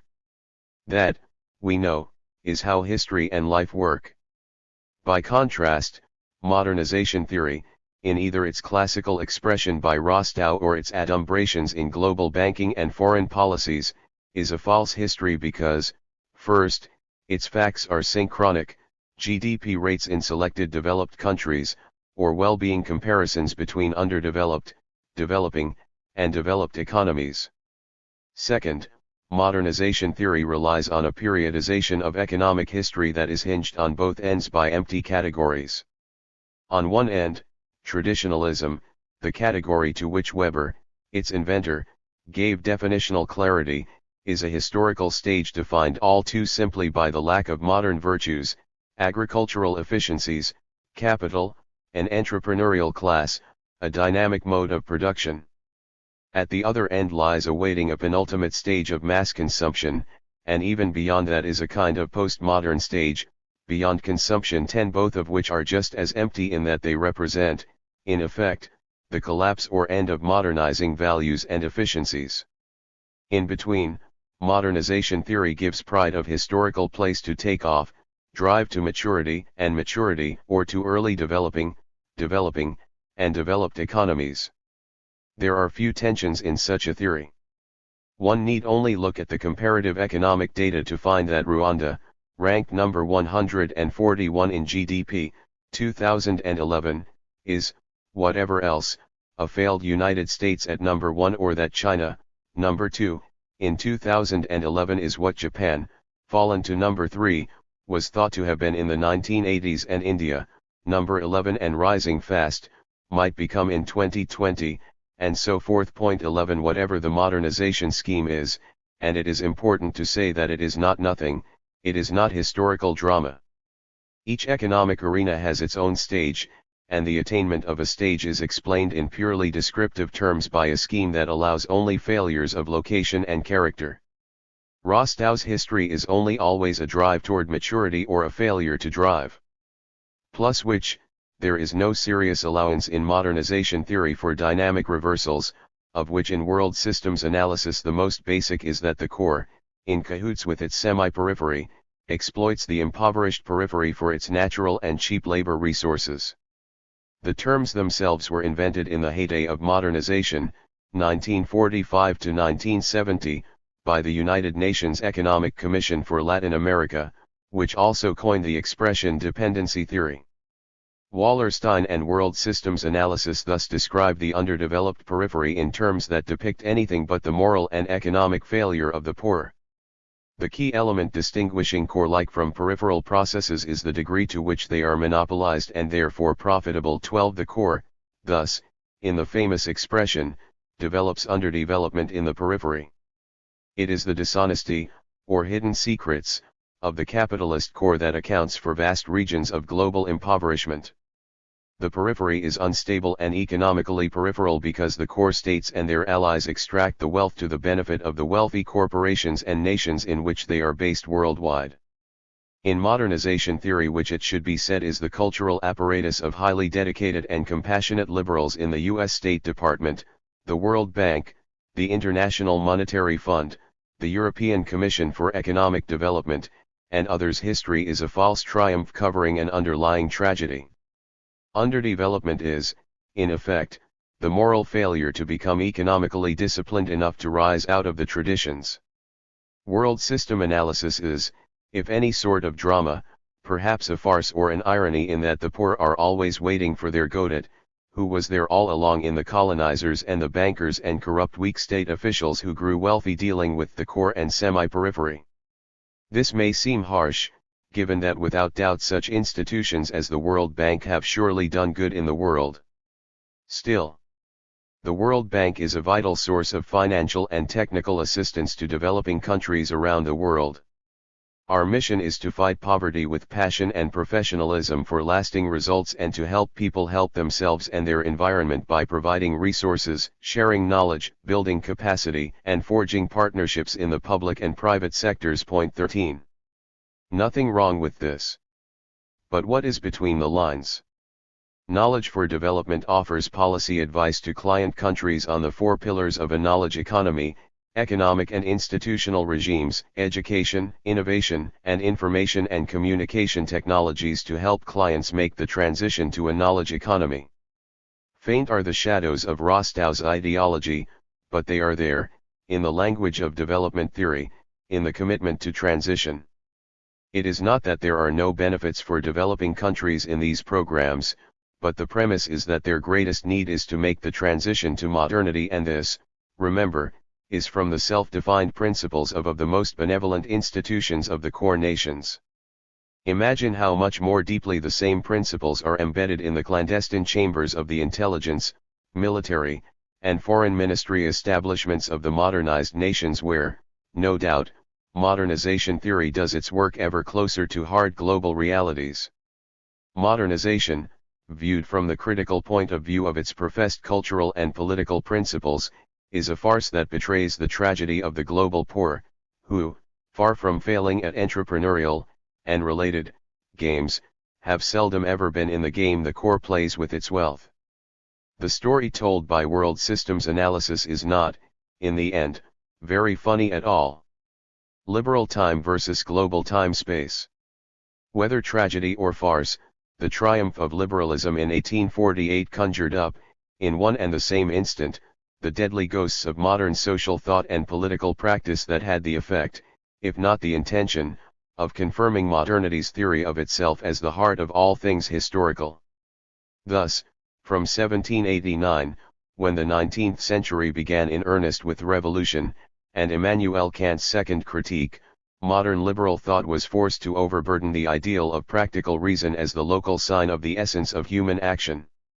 Hence, the great divide of the high modern era was aggravated by Hegel, Kant, and Marx, all of whom trusted that knowledge could be salvaged after the death of the gods, who were remade into the dialectic of universal consciousness, the moral imperative, and the utopian vision of a new socialist state, all of which were to be found, if at all, outside history in a final synthesis, or the starry skies above and the social impulse within, or in a variety of communisms in 19th century sectarian movements and 20th century socialisms, nationalisms, and labor movements.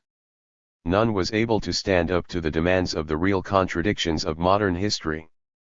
If there is a decisively fatal flaw in the long narrative of liberal geoculture, it would be its implausible, if implicit, theory of its own time. No other globally dominant culture even dared to consider the prideful idea that the time of the modern era, beginning in the long 16th century, was the time of humanity itself, from which it deduced, without evidence or logic on its side, that the modern European diaspora was inherently and self-evidently progressive. Modern time, thus conceived and imposed on global culture, was the time of the ever-new, ever-renewable advance of modern economic, social, and technical change for the better. One of the modern global culture's most common rhetorical gestures was the stipulation that the time of human bondage was in the past. The past was primitive, elemental, tradition-bound, thus a prison house in which the true soul of the human was held captive.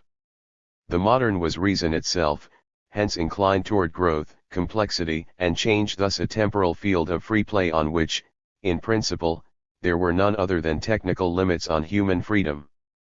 When it comes to time, the question whether human time is a prison house or a playground is always open. Thus, it is surprising that it took so very long for those occupied with the study of the social history of human being to put the question that exposed the now more obvious third alternative. Against the straitjacket of historical time as either absolute prison or pure liberty, now stands the idea that modern history is the time, neither the one nor the other. Rather, the history of modern culture is an elaborate scheme whereby humanity itself, in the ideological sense, came to be the carceral form that confined time, thus the human, in a pure implausible absurdity. Man, as the ideology puts it, is at the least, and without reservation, naked before his constructions of life itself as somehow split between the time of his animal nature and the progressive time of his progress. In our day, in the 2010s, the author best known for calling this out is Giorgio Agamben. 14. But, as he would be the first to say, the possibility arose, first, with Michel Foucault in the 1970s and, shortly after, along a different line of inquiry, with Gilles Deleuze and Félix Guattari. In 1975, in Discipline and Punish, Foucault began the series of studies of biopolitics, then to speak of the carceral texture of society, by which he meant to say that modern politics are the politics of life in service of the creation of docile populations. Thus, they are the politics of a global social mechanism in which the institutions of society were carceral institutions that stripped human life of its allegedly sacred nature, exposing the human animal to death, the ultimate prison house. Foucault's idea of the carceral society is today justly well known. Those preoccupied with Foucault and others of his day in Paris understand less well that at the same time, also in Paris, another theory of the modern was taking shape. This alternative did not use the language of imprisonment, but it was just as historical as Foucault's own thing and, at a certain remove, also indebted to the French school of historical studies by which the particular event, hence the historical individual, was called into question and, thereby, the idea of historical time as an open trajectory in a field of free play. In his analytic of the modern world system, Wallenstein, more than anyone to that point or since, codified and elaborated the critique of the modern system as itself a kind of carceral of social and economic underdevelopment. He used different, more measured language, but his critique amounted to much the same thing by stipulating, on good and generous historical evidence, that the modern system of domineering European core states economically and legally enslaved an impoverished periphery of underdeveloped regions. Among others, two aspects distinguish Wallerstein's approach as oddly similar to, yet different from, Foucault's.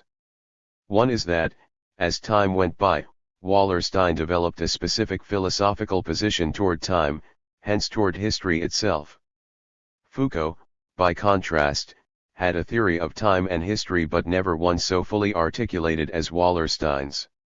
The other distinguishing aspect of Wallerstein's thinking was that it avoided the trap of becoming a doctrine. Thus, more than anyone else among social scientists, he both anticipated and explained the decline of the modern era into a deep and prolonged period of uncertainty. One supposes, in passing, that Foucault, had he lived, might well have done much the same. But the fact remains that Wallerstein's work, while far from being above criticism, has led the way out from under the limiting features of so much of modern social thought, and most especially radical thought overly indebted to Marx, hence the justification for this attempt to assess its origins and continuing importance to the prospect that the modern system, if not exactly a prison house, was at least more trouble than progress for the species. Whether the structures of the modern world system are uncertain in a deep structural sense remains controversial. Well after the events of 1989 to 1991 appear to have changed global things in ways hard to define but impossible to ignore. Still, if there is room for responsible inquiry into the possibility that modern structures have fallen into disequilibrium, then there must be a corresponding inquiry as to the whither of historical time in the decline of a temporal order so rigidly linear and spatial as that of the modern world system. Time in its modern formulation is ultimately historical time, generally conceived as a measure of movement in space along a definable if imaginary trajectory. This is liberal time, what Wallerstein and, before him, Braudel and others have identified as event or, properly, episodic history. L'histoire événementielle is, of course, a formula so loaded as to press the idea of history down to its narrowest and least enduring units, an analytic hypostasis that reduces the wider and larger structures of social time to a downright arbitrary. Episodic history fabricates the uniqueness of allegedly decisive events selected according to the prominence of, usually, some political figure or event, as if the ordinary nuances that abide in the larger structures of conjunctural and enduring structures were mere background noise. Hence, Waterloo on June 18, 1815, is taken as a decisive event in Napoleon's political and military career that turned Napoleon, the figure, into a metonym for France in a certain period of its history and, thus, by extension, synecdochical for the early history of modernity. The figure of speech thus allows no signifying room for the geographic features of the battleground outside Brussels, not to mention the long building and complex structure of Britain's superior naval power, advantaged by Britain's insular geography that, with much else, codetermined the range of possibilities for the Waterloo episode itself. Waterloo was indeed an event on an interior plane, but the structural advantages and disadvantages were, as such things always are, complex, inscrutable, and distant in time-space. They began, if structural forces have a beginning, with Wellington's hold on the higher ground and continued in the rain the night before the battle, but rains and much else go back to the seas from which England's navy could limit an enemy's approaches, while supplying its own forces with relatively little interference. Plus, even to move to these levels of historical time is only to touch on the long-enduring structures of climate and geography that, always without exception, shape the episodes comprising events in history. Wallerstein's theory of time-space is of course drawn from his most fundamental direct influence, Braudel, and thus appears very early in his writings, prominently even in the modern world system in 1974.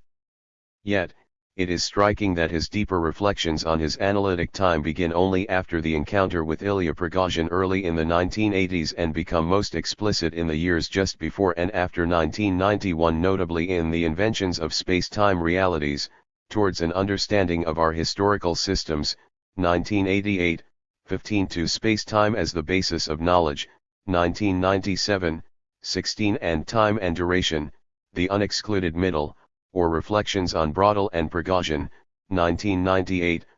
17. More interesting still is that two of these texts and others related to the general theme of historical times are collected in 3 books wherein Wallerstein offers his most sustained and challenging interpretations of the limits and possibilities of social thought, including Social Epistemology, Unthinking Social Science, 1991, The End of the World as We Know It, Social Science for the 21st Century, 1999, and The Uncertainties of Knowledge, 2004, point 18.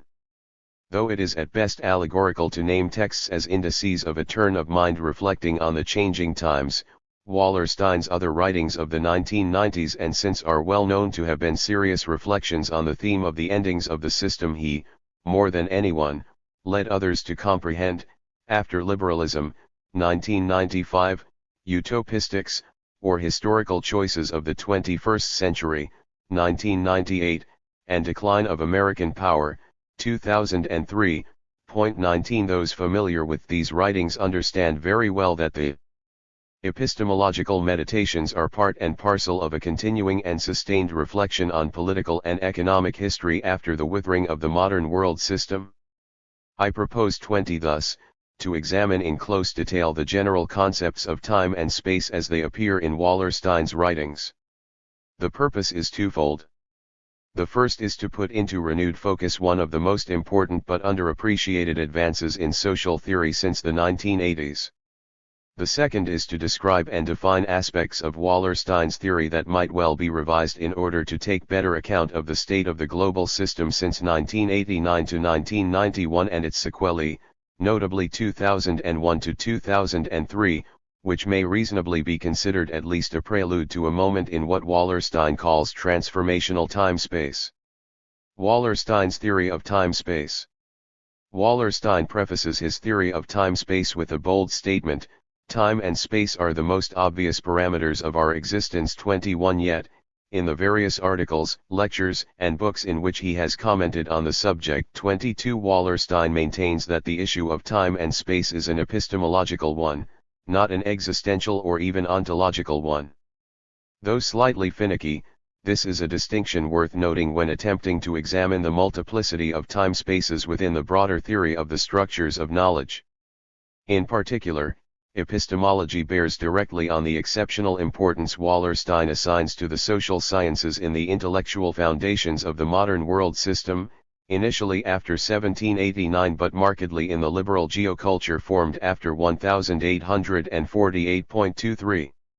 A historical account of time's relation to space is not, for Wallerstein, a question of how the experience of space and time may have changed but one of the means by which time-space, the relation, is apprehended. In other words, space and time, though not universally or quasi-universally categorical in the Kantian sense, are above and beyond their articulations with human social histories, including cultures, sciences, and technologies. In this regard, Wallerstein is evidently and deeply critical of the 19th century paradigms by which moderns have understood time and space.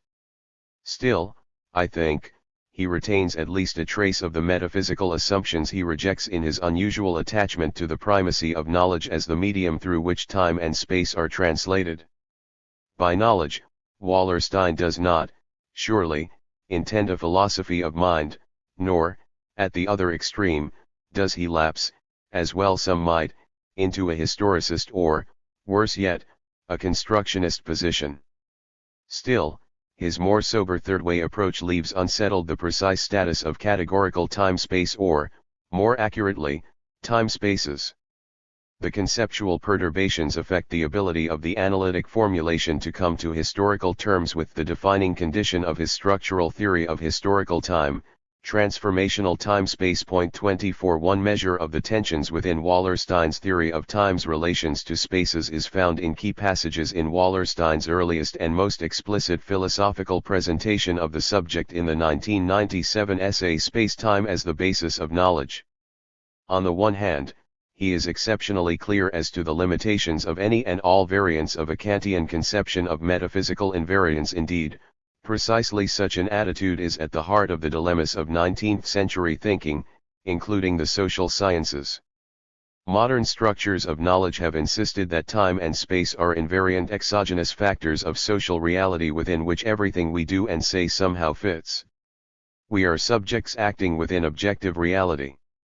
We are humans, and time and space are external to us, part of our natural environment. We exist immanently, but time and space persist despite us. This belief in a radical disjuncture of humans and nature, reflects the same binary, antinomic conceptualization of reality as the purported disjunctures between the particular and the universal, the ideographic and the nomothetic, philosophy and science all part of the intellectual scaffolding of the modern world system. 25. On the other hand, in the same place where one comes upon his most systematic philosophical presentation of time-space as such, Wallerstein is at pains to distinguish the prevailing modern concepts of time-space as either episodic or eternal from structural time-space as he defines it. Structural time-space speaks to what we cannot change, the system in the short run, and what will surely change, the system in the long run, and why the system doesn't really change in the short run, cyclical rhythms, and why it in fact does change in the long run, the secular trends, leading far from equilibrium. 26. So far so good, until he turns to the crucial and, for him, distinguishing instance of structural time-space without which the concept would remain effectively, if not explicitly, invariant.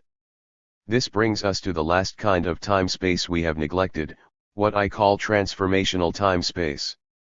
This is the brief, very rare, moment of fundamental change. It is moment of transition from one kind of historical system to another, from one mode of organizing social life to another. These moments do not come often. They come only when an historical system has exhausted its mechanisms of re-equilibrating itself, has used up the efficacy of the cyclical rhythms, has gone sufficiently far from equilibrium that the oscillations have become wild and unpredictable. We enter then into the moment of which Prigozhin speaks, the moment of bifurcation in which a new, but non-predictable, order will emerge from the chaos into which the structure has acceded. 27.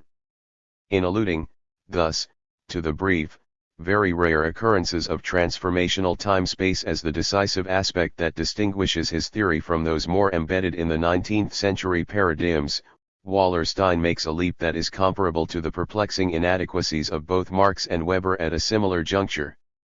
As Marx could not account for his strong theory of transitions from one to another of the various historical modes of production he stipulated in the German ideology, so Weber in his famous iron cage lamentation at the end of the Protestant Ethic was unable to account for the future prospects of relief from the grinding effects of historical over-rationalization save by the exceptional instance of a charismatic figure able to break the rationalizing mold.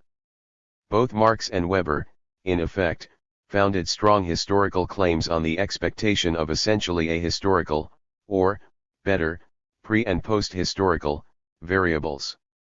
Wallerstein is well aware of these shortcomings of classic modern social thought.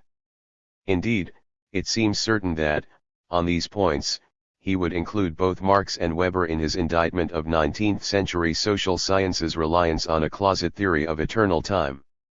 Yet, it is an open question whether Wallerstein's transformational time-space escapes the hazards of the very double binds that limited his predecessors. Still, it is right to pose a question of the limits of Wallerstein's idea of time-space and to do so not on strict philosophical grounds but on the basis of problems in the way of any theory of history that attempts to transcend a theory of time and its desiderata that were themselves formulated within the terms of the 19th century paradigm. Here, needless to say, Fernand Braudel again is the crucial reference for his thinking, one that when juxtaposed with Ilya Prigozhin leads to a closing of the excluded middle of modernity's idea of historical time, as Wallerstein puts it. 28.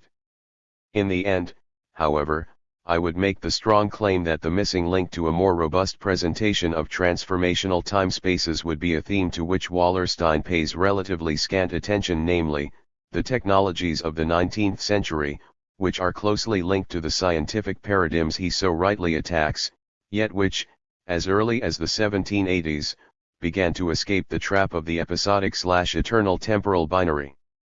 I suggest that the actual history of technological change in the modern era is both a strong instance of transformational time-space and a history that in fact avoids, and in the end voids, episodic and eternal theories of historical time. Wallerstein argues that space and time are human inventions rarely thought of as such. Even today, when the uncertainties of the time-space relation have long been on the social theoretical table, their status as universal constants tends to be assumed. 29 This occurred, he says, after the rise of modern science over traditional philosophy as the dominant structure of authoritative knowledge in modernity. He claims that only two variants of time-space were in fact given legitimacy: episodic geopolitical time-space and eternal time-space, 30, which make up two ends of the epistemological continuum. Episodic, geopolitical time-space consists of the micro-events that make up everyday life explanations of the immediate in time and space. 31 It is episodic in the sense that it is embedded in a series of episodes, one event occurring after another, each in its own particular moment. Units of spatial differentiation, in this instance, are highly particular and equivalent to every other. Every episodic moment, Wallerstein writes, is equivalent to every other, hence no patterns which are trans-event can be discerned, because they cannot exist. 32 On the other hand, eternal time-space purports to be the exact opposite. It maintains that laws hold across time and space, disavowing the particularity of contexts. As Wallerstein rightly points out, the major problem with this dichotomous approach to space and time is that most people do not live in social realities made up of two antonymous time spaces. Inevitably, most people exist fluidly, migrating between at least two, if not more, time spaces. As in all things of his doing, Wallerstein's account of the time-space divorce in modern culture is historical, which explains the prominence of a critique of the decisively modern conceptions in his own notion of the modern world system. Modernity, he avows, necessarily involved the breaking down of the traditions of the Church, which occurred with the rise of two intellectual movements, the Renaissance and the Reformation. These two movements had in common the deification of knowledge. Many social theorists have made this claim, including Anthony Giddens 33, who has argued that modernity could very well be characterized as post-traditional, that is, based intellectually in a post-religious knowledge. But Wallerstein's point is quite unique in that he recognizes the methodological individualism that lay behind and came to the fore in the toppling of the Church's dominion over the intellectual structures of Christendom. As he writes, both the Renaissance and the Reformation involved the assertion that truth can be ascertained directly by human beings, in one case by insight into the natural laws of the universe, in the other by insight into the mysterious ways of God. But in both cases, truth was ascertained on the de facto authority of the one who had the insight, and in theory everyone might have such insight, or at least it was not an option that was linked to holding some office. 34. Weber's famous argument as to the religious foundations of the individualism inherent in the Protestantizing ethic is well known. Wallerstein adds a deeper appreciation of the early effects of secularizing philosophy on, eventually, the geoculture of the modern era and the social sciences as they came to be in the 19th century.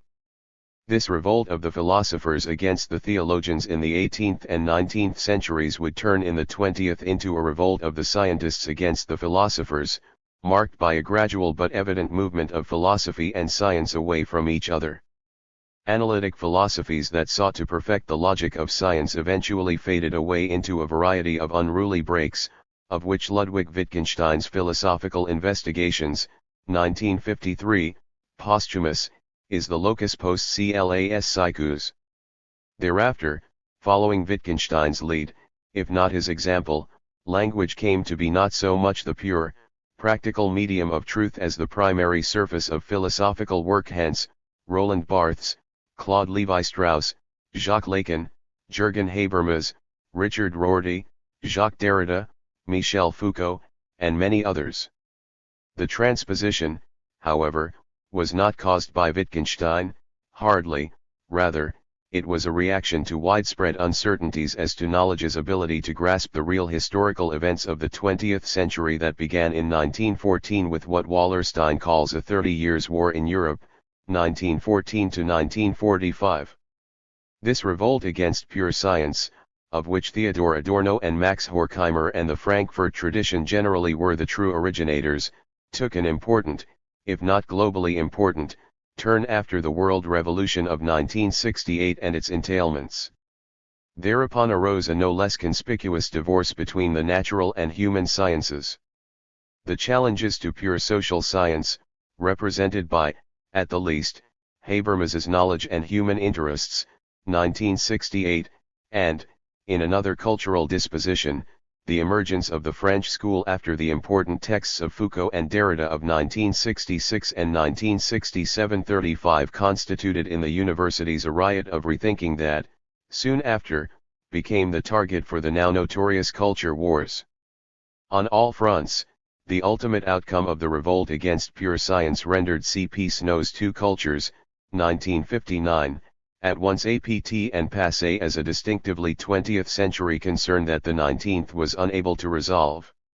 Another way still to define the issue, a way entirely consistent with Wallerstein's own philosophical positions, is that, from the point of view of the social sciences, the 20th century, short though it was, became the century in which history as such intruded upon the calm of modernity's claim to a pure practical, hence philosophical, reason.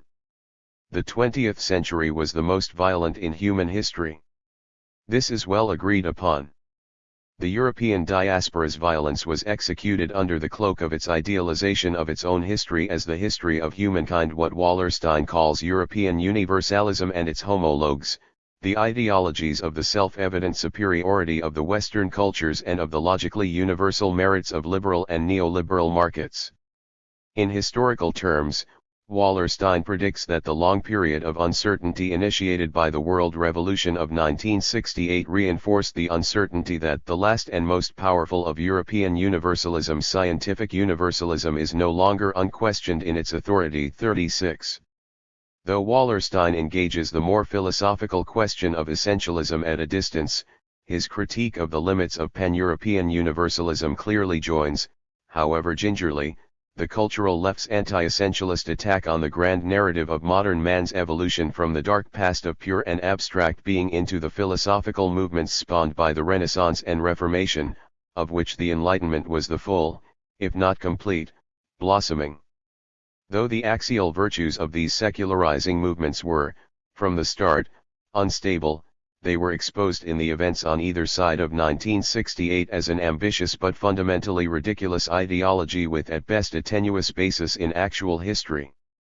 In effect, whether one speaks of political theories or philosophical epistemologies, modern universals of all kinds are in truth the most fungible of concepts, ideas that, while articulated in a variety of individualisms, fed off a philosophical idealism that drew its resources from classically Platonic and Neoplatonic theories of human rationality, of which René Descartes is as good as any a point of departure. This long tradition, exceptions and contestations here and there being noted, eventuated in the 18th and 19th centuries in a philosophical neo-idealism that drew its energy, if not its logic, from Protestant religious ideas in the 16th century. Hence, in the common parody of Weber's Ethic of Disenchantment, Protestantism was its own gravedigger. Secular rationality, either in epistemology or political theory, was itself always half-baked, as are all varieties of idealism that require equally the philosophical death of the gods and the articulation of their functional equivalents in such forms as Descartes' cogito or Kant's moral imperative, or, even, in the entailments of materialisms, Marx's socialist utopia and Freud's superego. Here, then, from still another angle, in the inner workings of modern philosophy and social science are the systematic instabilities that came to be known as liberalism. *****. The social and human sciences were marked and defined to a large extent by contradictions between their own classically modern positivisms and the empirical realities of unstable markets, scantily autonomous states, continuous, if intermittent, social revolutions, and other countervailing evidences that the modern paradigm of good events producing reliable progress was, if not bankrupt, at least overdrawn on a dwindling cash reserve. Recognition of these unthinkable uncertainties was, in many ways, most evident in the strains within and among the social sciences, that is, those disciplines too new, therefore, too distinctly modern, to take any definitive side within this drama between the old and new epistemological modes, the positivist and the hermeneutic. 37 For sociology, in particular, this methodological tension was relieved by the ascendancy of positivism, which favored the use of contemporaneous data, that is, data collected immediately by the researcher within a given period. The tension lay in the unacknowledged practical reality that all social and cultural data must be cooked over time such that, by the time their offerings are served, the structural claims they dish up refer to structures long since rotten if not outright dead. In terms of time-space, data could only be properly referred to as existing within episodic, geopolitical time-space, though with very unusual characteristics that also resembled eternal time-space. Sociology and the other nomothetic disciplines, such as economics and political science, asserted the right to project the minutiae of their empirical findings, harvested from episodic, geopolitical time-space, in respect to which they are called findings, mapped onto an eternal time-space phantasmagoria. For anthropology and other ideographic social sciences, the same problem was turned on its head. In almost direct contrast, the preferred method was not closeness but distance. In other words, the researcher could minimize the observer effects of personal motivations when studying social things situated at an exotic remove. Thus, the anthropologist and historian studied spaces and times distal to their own, which figurative distancing guaranteed intellectual intimacy but emotional detachment. Yet, in terms of time-space, the ideographic disciplines retrieved data within episodic, geopolitical time-space, but like their nomothetic counterparts, they deployed a microcosmic methodology such that the detailed findings of a particular time and space were projected onto a movie-like screen where realities were projected into an illusion of universally pertinent laws of the social universe that even beggars outside the theater would reject were it not for their hunger. 38. Wallerstein, mostly lucidly, identifies these methodological maneuvers within disciplinary social knowledge as a primary instance of Orientalism. Orientalism was the form of hypocrisy that vice had now to pay to virtue. For the heart of the Orientalist argument was that even if it were true that Oriental civilizations were as culturally rich and sophisticated as Western Christian civilization, and therefore in some sense its peers, it remained the case that they had a small but crucial defect, the same in each of them. It was asserted that there was something in them that made them incapable of proceeding to modernity. They have become frozen, suffering a sort of cultural lockjaw, which could be considered a cultural malady. 39. Or, crudely put, at the heart of Orientalist faith is not so much the absence of reason as the lack of an indefinite but deep structural capacity for the apprehension, in both senses of the term, of the cultural meanings that distinguish the modern from its others. It hardly need be said that Wallerstein had to have drawn this distinction before he demonstrated the analytic range and fungibility of time-space theory as it came into the mix of world systems analysis. At the same time, in a point to which I will return, the same point that unsettles both the assurances associated with the modern world system as the unit of historical, hence, global, analysis and the question of whether, upon the decline of the modern system, any other system will arise, from whichever global sector, if any, to reorganize global things in a manner that could be called a system of any kind. The methodological sins of incongruence in the social sciences resulted in the polarization of the conceptions of time-spaces and the disavowal of at least three other time-spaces: cyclico-ideological, structural, and transformational. 40. Cyclico-ideological time-space, first, does not refer to the cyclical theories of history like those of Toynbee or Spengler. Rather, he means cycles that occur within the functioning of particular historical systems and which are in effect the regulatory mechanisms of these systems. 41. To make the distinction, Wallerstein employs a figure from metabolic physiology. Homeostasis is, thus, put forth as the regulatory mechanism of historical social systems. As cellular biochemistry tends toward metabolic equilibrium, so, too, do social systems develop and maintain patterned cultural and ideological norms within certain spatial bounds.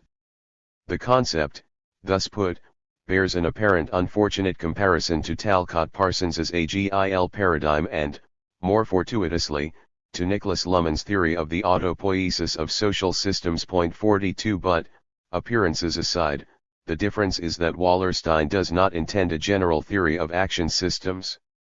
His idea of cyclico-ideological time-space is founded in a concern for historical change and stability, thus to answer the crucial question of how certain spatial parameters can have ideological markers. For example, the ability to refer to certain stages of capitalism, example mercantile, industrial, and post-industrial, or even eras of modernity, example early, late, and post, entails what Wallerstein calls geocultural norms of historical systems. In other words, ideological spaces are limited by periods of time. 43 Wary of the limited explanatory potential of cyclico-ideological time-space, Wallerstein points to structural time-space, which would curb the potential for regressing into the episodic, geopolitical time-space. Structural time-space, he argues, is, in principle, if not always in reality, the key analytic in social sciences that aim to examine social continuity and change as they affect social interaction and conflict. Structural time-space is, in a word, the space and time of social structures. As, again, Wallerstein says, structural time-space speaks to what we cannot change, the system in the short run, and what will surely change, the system in the long run, and why the system doesn't really change in the short run, the cyclical rhythms, and why it in fact does change in the long run, the secular trends, leading far from equilibrium. Point 44. Yet, Wallerstein continues, structural time-space, as traditionally conceived, falters before the same limitations that humble both eternal time-space and episodic geopolitical time-space. Eternal and episodic geopolitical time-spaces suffer from the fallacy of an abstract and static view of historical reality, neglecting what is surely Wallerstein's most important aspect of time-space, the transformational.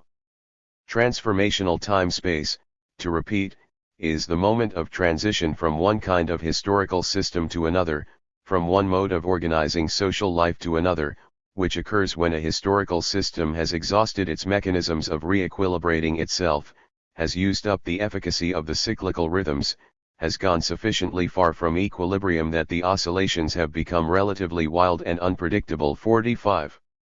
Here, precisely, is where the influence of Ilya Prigozhin is pointed. Wallerstein describes an unpredictable new order emerging out of the chaos into which a historical system falls. Point 46 Where Prigozhin had in mind thermodynamic systems, that is, changes in natural systems. Wallerstein's adaptation of complexity theory refers to the social historical moment of bifurcation in transformational time-space. He writes, this moment of transformational change, or rather of the possibility of transformational change, has two vectors that are decisive. One is the political struggle between those who hold different, opposing value systems. But the second is the struggle within the world of knowledge, which determines whether we can clarify the historical alternatives that we face, make more lucid our choices, both criticize and empower those who are engaged in the political struggle, from which of course the world of knowledge is unable to dissociate itself.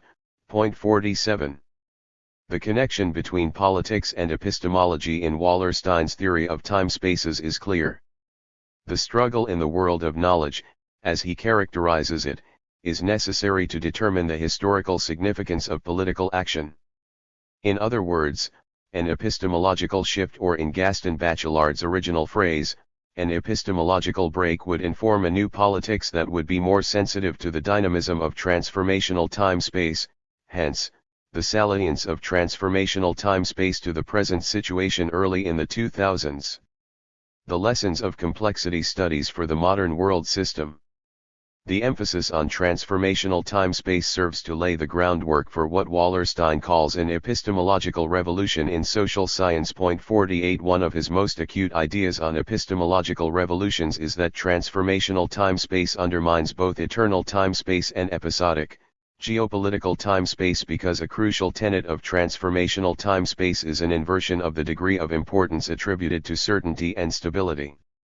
Equilibria are temporary, says Wallerstein, and all systems tend over time to move away from equilibria. 49 In terms of social science, This notion of complexity and far from equilibrated systems opens the possibility of studying social life without constructing a false notion of unchanging spatio-temporal stability, leaving open the possibility of reconsidering even the definition of society.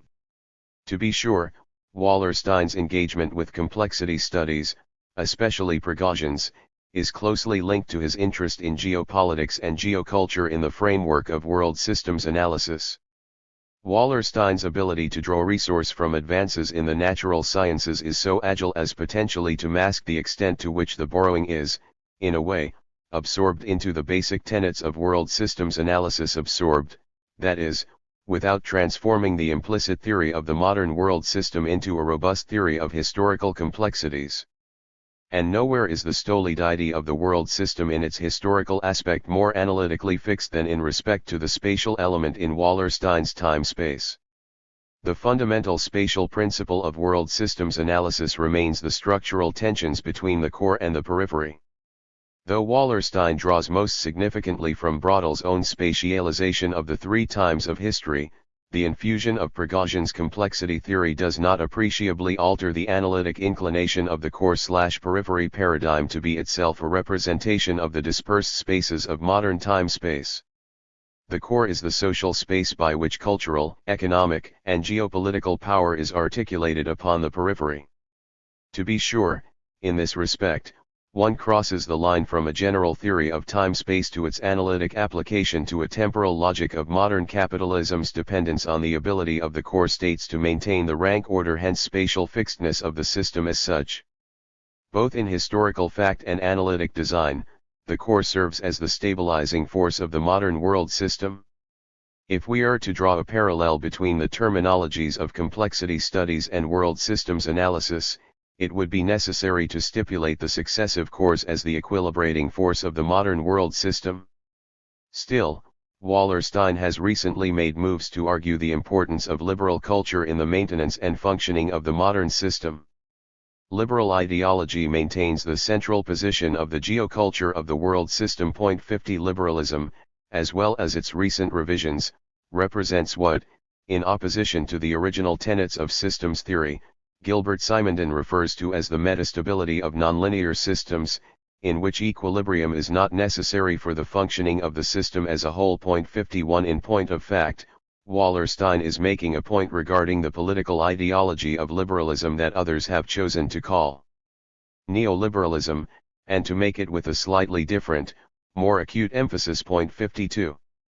In keeping with earlier arguments, Wallerstein identifies the liberal synthesis with the geoculture that emerged after 1848 and endured more or less intact until 1989 to 1991, when it fell headlong into the crisis that first broke in the world revolution of 1968, then collapsed in the events of 2001 to 2003. Liberalism functions, or functioned, as a regulatory centrism that creates highly dynamic thresholds that stave off complete entropy while allowing the system to function. In the language of complexity studies, the liberal order maintains a center that is able to create chaos, or decentering, which in turn is able to create a new order. Hence, in the current moment of early 21st century uncertainties, Wallerstein's tendency to describe the crisis and instabilities of the modern world order assumes that a new system will in due, if hard to predict, course eventually reassert itself. All systems are historic, and all history is systematic. 53. Yet, even in his reckoning with culture where he meant to respond to criticisms that his original scheme lacked a theory of culture. 54 Wallerstein's retains the basic spatial theory of the core/periphery. The idea of the multiplicity of time spaces that emerged in the 1980s is one of the few serious considerations of the concept of nonlinear and equilibrium in different systems in sociology. Nonetheless, in breaking down the 19th century paradigms of time and space, Wallerstein, even in his championing of complexity studies, puts forth a normative theory that asserts that we must think of time and space differently. In the glossary appended to World Systems Analysis, An Introduction, 2004, the definitive succinct summary of his position, Wallerstein defines time-space. The capitalization and running together of the two terms reflects the view that for every kind of social time, there exists a particular kind of social space. Thus, time and space should not be thought of as separate, measured separately, but as irrevocably linked into a limited number of combinations. 55. The definition reflects, at the least, a detectable ambivalence instigated by the concept itself. If, indeed, time-space owes the det Wallerstein attributes to complexity theory, then it may not be enough simply to run the terms time and space together while also maintaining an evident correspondence theory in the form of for every time there exists a particular kind of social space. One wonders whether in this irrevocable linking it is enough to stipulate a limited number of combinations as the principle of irregularities, if that is what, as I assume, is intended. It is undoubtedly so that, say, medieval or feudal time, having been otherworldly, was a time that froze history under the glacial force of otherworldly space. In such worlds as these, the otherworldly effect is imposed on this world in respect to axial institutions, notably the throne and the church or their functional equivalents outside Occidental cultures. Rome and Beijing, for two instances, are just so the city of God and the city of man, as Augustine put it, and the temple of heaven and the forbidden city, as the Ming and Qing dynasties reconstructed the earlier Han center of China.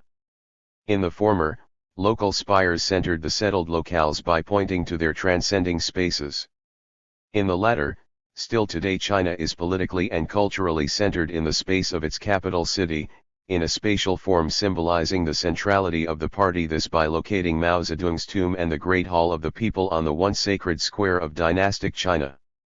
By consequence, its still most prominent global city, Shanghai, is among the municipalities administered directly by the capital. By contrast, modernizing theories of social space, being in principle this worldly, were organized in respect to a linear theory of time consistent with the hierarchical principle of global space. Globally, the principle of axial space, whether traditional or modernizing, was, in effect, a variant of the cyclico-ideological spatial forms that Wallerstein's world systems analysis means to critique. There is little room for argument with Wallerstein's intent to distinguish the time-spaces of the world system after the 16th century. Since the establishment of the Iberian cores, the peripheries were subjected to cores precisely because of the disjunctions between and among their times, disjunctions that rendered peripheries vulnerable to the avarice of the modern core states in their invention and imposition of a geoculture of so-called modern time as the time that corresponds to the dominating authority of the modern state, epitomized in the successive cores. This, we assume, is a notion taken from, among others, Franz Fanon, whom Wallerstein acknowledges as an important, early influence on this thinking. 56. It is unquestionably so that in the time spaces of the modern world system and its predecessor systems, or rival systems, as André Gunder Frank argued. 57, there was a limited number of combinations. But I would suggest and will argue below, if a thoroughgoing concept of time spaces, plural, is to be applied to the analysis of the late or declining modern worlds, then, though the number of combinations of time and space may remain limited, a more robust complexity theory may be necessary, that is, one in which the relations of times to their spaces may be, for all intents and purposes, very much more arbitrary, fluid, and even complex to the point of chaos. Some might call this a limitation of Wallerstein's theory of time spaces. More aptly, it should be seen as an entailment of the challenges of his analytic method with respect to the issue he has confronted, notably in the essays in and since the decline of American power, 2003. Uncertain Worlds. Prophet or not, Wallerstein is certain in his assessment that in the early decades of the 21st century and for time to come, the world system has entered into decisively, and will remain in for time to come, a period of disequilibrium, bifurcated by the collapse of its own overreachings. Hence, we must think of worlds, as before, but now think of them as undeniably uncertain. What will come after, whether a re-equilibration of a version of the modern world system or some other system of global magnitude, we cannot say. Here the prophecy comes to its point of indeterminacy. In his political writings since 2001, in particular, Wallerstein seems to be of the mind that we are left with an uncertain left politics. It is almost as if he is willing to grant that, whatever the worlds are or will become, the vestiges of the older liberal synthesis still hold the upper hand. This leaves the radical left, such as it is, to push against the still dominant, if shaken, liberal powers. The collapse of the liberal center is thus, and ironically, precisely the critical aspect of the current situation, mostly acutely since 2001 to 2003.58. In this respect, the failure of the liberal synthesis is most telling in leftist or radical politics, particularly the now questionable status of anti-systemic movements that, through much of the 20th century, had been identifiable as socialist or nationalist. What is striking, however, is how systematic Wallerstein is in respect to the fates of socialist and nationalist anti-systemic movements up to the beginning of the transformational time of global structures around 1968, and how, in reference to the thereafter, he seems to appeal increasingly to a loose concept of zones as a way of locating the instabilities of the global left. Though questions of the future prospects of the world system appeared in general terms early in the 1980s, in, for example, the conclusion to Historical Capitalism 59, and became quite explicit early in the 1990s, beginning with the truly prophetic essay that first appeared in Theory and Society 60, the strongest statements were, quite naturally, in essays early in the 2000s, notably those collected in the concluding section of The Decline of American Power, 2003.61. Though Wallerstein offers a more succinct statement of the crises at the end of World Systems Analysis, 2004, the four essays at the end of Decline are, at once, the more fulsome statement of the crisis and of the dilemmas of politics in the period of uncertainty. The first, The Left Eye, Theory and Praxis once again, is a focused reprise of ideas found in earlier texts, notably after liberalism. But the two following are the more symptomatic, The Left Too, An Age of Transition and the Movements, What Does It Mean to Be Anti-Systemic Today? Here, Wallerstein takes stock of the effects of the crisis. As he put it elsewhere, and most succinctly, the cultural shock of 1968 unhinged the automatic dominance of the liberal center which had prevailed in the world system since the prior world revolution of 1848-62. Politically, the effect of 1968 was the blow dealt at least to the ideological foundations of the political array that, with ebbs and flows, had prevailed since 1848. Against the synthetic liberal center were set socialist and nationalist anti-systemic movements that were, and, given Wallerstein's theory of bifurcation, that remain, to a degree, dispersed in zones against the liberal core, socialist to the east, nationalist to the south, where east and south are taken somewhat metaphorically or, better, orientation ally. When he turns to a discussion of the left political movements that may arise in and after the crisis, we find little more than a politics of possibilities. 1. Expand the spirit of Porto Alegre. 2. Use defensive electoral justice. 3. Push democracy unceasingly. 4. Make the liberal center fulfill its theoretical preferences. 5. Make anti-racism the defining measure of democracy. 6. Move toward decommodification. 7. Remember always that we are living in the era of transition from our existing world system to something different. 63. One can hardly quibble with the virtue of the 7 principles themselves. Yet, one can inquire into their nature more general than systematic, more generic than strongly left, more abstract than direct to a possible analysis of the political spaces of political actions. Of course, it is evident that anyone trying to formulate a left politics for the crisis of the world system will face the problem of a lack of structural foundation. I believe that a number of trends have today at last reached points where they threaten the basic functioning of the system. Capitalism as a historical system is defined by the fact that it makes structurally central and primary the endless accumulation of capital. This means that the institutions which constitute its framework reward those who pursue the endless accumulation of capital and penalize those who don't. 64. The critical threats after the 1990s are the 3 inexorable costs limiting capitalism's accumulative demands: the costs of labor, of input and infrastructure, and of taxation. These are the basic, if not exclusive, systematic factors that explain the crisis of the world system. Wallerstein discusses them in a number of places where he has been quite clear, extensive, and analytic. Point 65. The obvious problem with the new principles of left anti-systemic politics is that when one is proposing politics meant to resist or transform, or even encourage the transformation of, a world system that has been well structured over a half-millennium, the loss of its structural salience, including the orderly capabilities of its almost 2 centuries-old political ideologies, one is left with a lack. How are politics to be anti-systemic when the system is, if not in ruins, at least in disarray? On a general level, Wallerstein proposes to manage this challenge by resorting to Prigozhin's chaos theory, in particular the prospect of systemic bifurcation.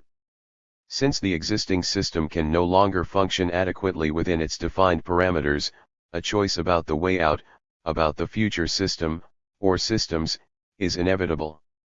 The process of bifurcation is chaotic, which means that every small action during this period of crisis is likely to have significant consequences. And the system tends to oscillate wildly. The modern world system in which we are living, which is that of the capitalist world economy, is currently in precisely such a crisis and has been for quite a while now. 2004.66. Though the word bifurcation may to some degree imply a simple two-path breaking apart, the point made is actually stronger in its references to the chaotic state of the system that tends to oscillate wildly. Still, the sentence immediately following is more in keeping with Wallerstein's conviction that systems always eventually return to homeostasis, but eventually it leans in one direction. 67. And here, precisely, is where and when the issue of time-space rubs up against the effects of a strong system claim on left politics. The effect of conceiving a world system as able to outrun a period of transformative time-space puts left politics in a complicated bind. Where is the ground of action? What is the time of politics? What is the structured object of political movement or resistance? These are the basic questions of left politics in any time. They are, it would seem, all the more perplexing in a time of uncertainty. Wallerstein's response is a strong and historically subtle diagnosis of the decline, a diagnosis that continues well after decline. 2003, in a series of essays and articles. 68. Yet, the overriding impression of the writings since 2003 is that the proposals for a left politics refer to largely ungrounded general principles like those, listed above, from the left to, an age of transition, of which the first is in many ways the most telling. Expand the spirit of Porto Alegre is a theme that appears in several places, most prominently as one of the 3 cleavages, or bifurcations, in the post-1991 world system outlined in the 4th of the essays in the political section of Decline, Geopolitical Cleavages of the 21st Century, What Future for the World? The World Social Forum, WSF, associated by name with the site of its first meeting in January 2001 in Porto Alegre, Brazil, has indeed been a left and social justice-based anti-systemic movement. But when stacked up against the force of the neoliberal spirit of Davos, the World Economic Forum, the spirit of Porto Alegre is in effect heavy on spirit, light on groundwork. It remains to be seen whether the success of the anti-globalizing, hence anti-systemic worldwide lefts will amount to much more than singular successes here and there, like their precursor movement against the World Trade Organization in 1999 in Seattle. But a close reading of the WSF's Charter of Principles adopted in 2001 reveals an organizing spirit that is anti-systemic, to be sure, but also based on rather straightforward liberal principles of free discussion, rejection of state inference, open democratic procedures, and the like. 69. There is room to quibble, even argue, with Wallerstein's political proposals for these uncertain times. But once it is agreed that the times, meaning the times of the real worlds of economic and social lives, are uncertain, then all quibbles are on the table. It is not, I think now, once having thought differently, that there is much left to contend with in the worlds as they are part of a weak, to be sure, but still powerful liberal system, however broken or bifurcated. Certainly, this uncertainty requires a politics that pushes, cajoles, attacks, and, where it might be for the common good, dismantles what remains of the liberal synthesis. Just as certain, what remains of the conservative politics in many worlds, and most acutely in the United States, is a kind of dumb certitude about old verities that have long since proven themselves bone-weary to the point of death. And what remains at the other extreme of the radical traditions that survived 1848 is at best a liberal social democracy in Europe and a weak, episodic progressive movement in the United States. Neither of the three major alternatives, radical, right, and liberal, are enduringly viable except when from time to time, in differing degrees and by varying methods, one of them assumes a measure of, usually, shared power then to try as it might to assert or impose its version of a lost system. What is to come in these uncertain worlds is what will come. The left, by whatever name, cannot sit this one out, as too often in the past it has, nor can it continue to talk the old talk that no longer walks the hard lines. Everywhere the realities of uncertainty are apparent, for those who would see. Wallenstein has his view on these things. Where he goes far beyond the prophet is by his refusal to denounce the worlds as they are, thereby to warn the righteous to mend their ways. He makes his own ways, and, as in all things, his ways are sober and determined. It is up to others to show that there is a better way to right uncertain worlds like these. Chapter 4. The Itinerary of World Systems Analysis, or, How to Resist Becoming a Theory. Immanuel Wallenstein. The term theory tends to evoke for most people the concept of a set of interconnected ideas that are coherent, rigorous, and clear, and from which one may derive explanations of empirical reality. The term theory, however, also denotes the end of a process of generalization and therefore of closure, even if only provisional. In the construction of adequate or plausible explanations of complex phenomena, proclaiming that one has arrived at a theory often imposes premature closure on scientific activity, and therefore can be counterproductive. The more complex the reality, the more this tends to be true. What I believe it is often better to do in such cases is to explore empirical reality using spectacles that are informed by theoretical hunches but not bound by them. It is because I believe this is eminently the case in the explanation of historical systems, which are large-scale and long-term, that I have long resisted the appellation of world systems theory for the kind of work I do, insisting that I was engaged instead in world systems analysis. This is thus the story of the itinerary and growth of a non-theory, which I call world systems analysis. The story begins for me in the 1950s when I entered the graduate program in sociology at Columbia University. My principal empirical interest was contemporary politics, in the United States and in the world. Columbia sociology at the time was considered to be the center of structural functional analysis, and the department was particularly proud of pursuing research that combined the theorizing of Robert K. Merton with the methodological approaches of Paul F. Lazarsfeld. What is less often noticed is that Columbia was also the center of a major new subfield of sociology, political sociology. 1 At the time, its faculty and visitors included S. Martin Upset, Daniel Bell, and Yuan Galtung, all of whom were prominently associated with political sociology, plus Robert S. Lind, C. Wright Mills, Herbert Hyman, Ralph Dahrendorf, Daniel Lerner, as well as Lazarsfeld, all of whom in fact did political sociology under other rubrics. Political sociology was a thriving and growing field. One of the very first research committees of the newly founded International Sociological Association was the one in political sociology. The Social Science Research Council sponsored a multi-year, multi-volume project by its Committee on Comparative Polities. I considered it obvious that I would consider myself a political sociologist. 2. I did have one peculiarity, however. I did not believe the Cold War between the Western free world and the Soviet communist world was the primary political struggle of the post-1945 arena. Rather, I considered the main conflict to be that the industrialized nations and what came to be called the Third World III, also known as the struggle of core versus periphery, or later still North-South.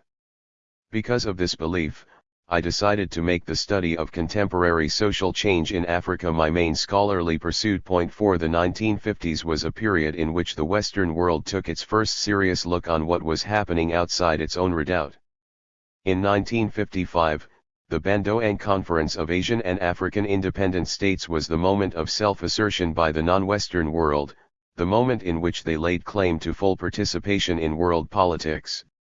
And 1960 was the year of Africa, the year in which 16 different states became independent, the year also of the Congo crisis, which led to massive United Nations involvement in its civil war, a civil war that was bedeviled by much outside interference. The year 1960 was also the year in which I came to know Frantz Fanon, an author I had long been reading, and whose theorizing had a substantial influence on my own work. Fanon was a Martinican and a psychiatrist, who went in this latter capacity to Algeria, where he became a militant of the Algerian Front de Libération Nationale. His first book, Black Skin, White Masks, first published in French in 1952, is about the psychic impact on blacks of white dominance. It has been widely revived and republished in the 1990s, and is considered highly relevant to the discussions on identity that have become so prevalent. But at the time, it was his fourth and last book, The Wretched of the Earth, published in French in 1961 just before his very premature death from leukemia, and prefaced by Jean-Paul Sartre, which made him world famous. The book became in a sense the manifesto of the world's national liberation movements, as well as of the Black Power movement in the United States. In the best tradition of both Freud and Marx, Fanon sought to demonstrate that what on the surface was seemingly irrational, notably the use of violence by these movements, was beneath the surface highly rational. The book was therefore not merely a polemic and a call to action but a reflective work of social science, insisting on a careful analysis of the social basis of rationality. I wrote a number of articles at the time, seeking to explain and defend Fanon's work. And I returned to the issue in my discussion of Freud and rationality in my presidential address to the International Sociological Association in 1998, Wallenstein 1999 c. 9-12. The 1960s was a period of cascading independences in Africa. It was also a period of the first post-independence difficulties, not only the Congo crisis but the beginnings of military coups in a large number of states. Since I was lecturing on and writing about the contemporary scene, I was called upon to explain these multiple new happenings. I came to feel that I was chasing headlines, and that this was not the proper role of a social scientist. During the time that I was doing the fieldwork on the movement for African unity in 1965, I decided to try out a new approach to these issues by expanding the space scope and the time scope of my analyses. I gave 3 versions of a first cut at this approach at 3 African universities: Legon in Accra, Ghana, Ibadan in Nigeria, and Dar es Salaam in Tanzania. The interested reception led me to try 2 things when I returned to Columbia. I created a new course that embodied this expanded scope into the analysis, and I found considerable student response to this approach. At the same time, Terence Hopkins and I were asked by the department to give a course on the methodology of comparative analysis, which we turned into a critique of the comparative study of national societies. We wrote jointly an article assessing past modes of doing such work, Hopkins and Wallenstein. 1967. At the same time, we undertook a big content analysis project, seeking to extract systematically the propositions to be found in the by then innumerable articles purporting to be comparative in method. We enlisted some 20 graduate students as our readers, in a dozen languages, who were asked to fill in a schedule about each article that we had devised. We never published this gigantic content analysis because we discovered that an extremely large proportion of articles that were comparative according to their title compared one somewhat exotic country with one the author knew well, since he came from that country, most often the United States. Unfortunately, too many authors compared the data they collected in the exotic country with the remembered or imagined, but not empirically examined, reality of their own. Something, we thought, was very wrong. About this time, I discovered some wonderful articles by Marian Malowist while roaming through Africana Bulletin, an obscure source, since it was the journal of Polish Africanists. Malowist was an economic historian of the 14th to 17th centuries. He wrote primarily about Eastern Europe, but he wandered afield to write both about colonial expansion and about the gold trade in the 14th to 15th centuries between the west coast of Africa and North Africa, Malowist 1964, 1966. The articles had two merits in terms of my further development. They led me to Malowist's other writings. And in the first article, Malowist introduced me to Fernand Braudel's great work on the Mediterranean. 6. It was at this point that my dissatisfactions with the comparative study of national societies combined with my discovery via Braudel of the 16th century world inspired a bad idea which serendipitously turned my work around, and toward world systems analysis.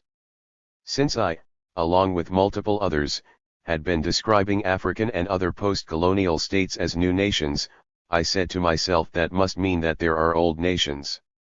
And old nations must at one time have been new nations.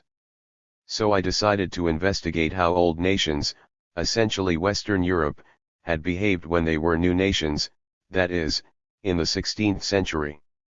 This was a bad idea, as it was based on premises of modernization theory, which I was to reject so strongly later. 7 Western European states in the 16th century were in no way parallel to Third World states in the 20th century. Fortunately, I was reading both Braudel and Malowist. 8 What I discovered in Braudel was two concepts that have been central to my work ever since, the concept of the world economy and the concept of the longue durée.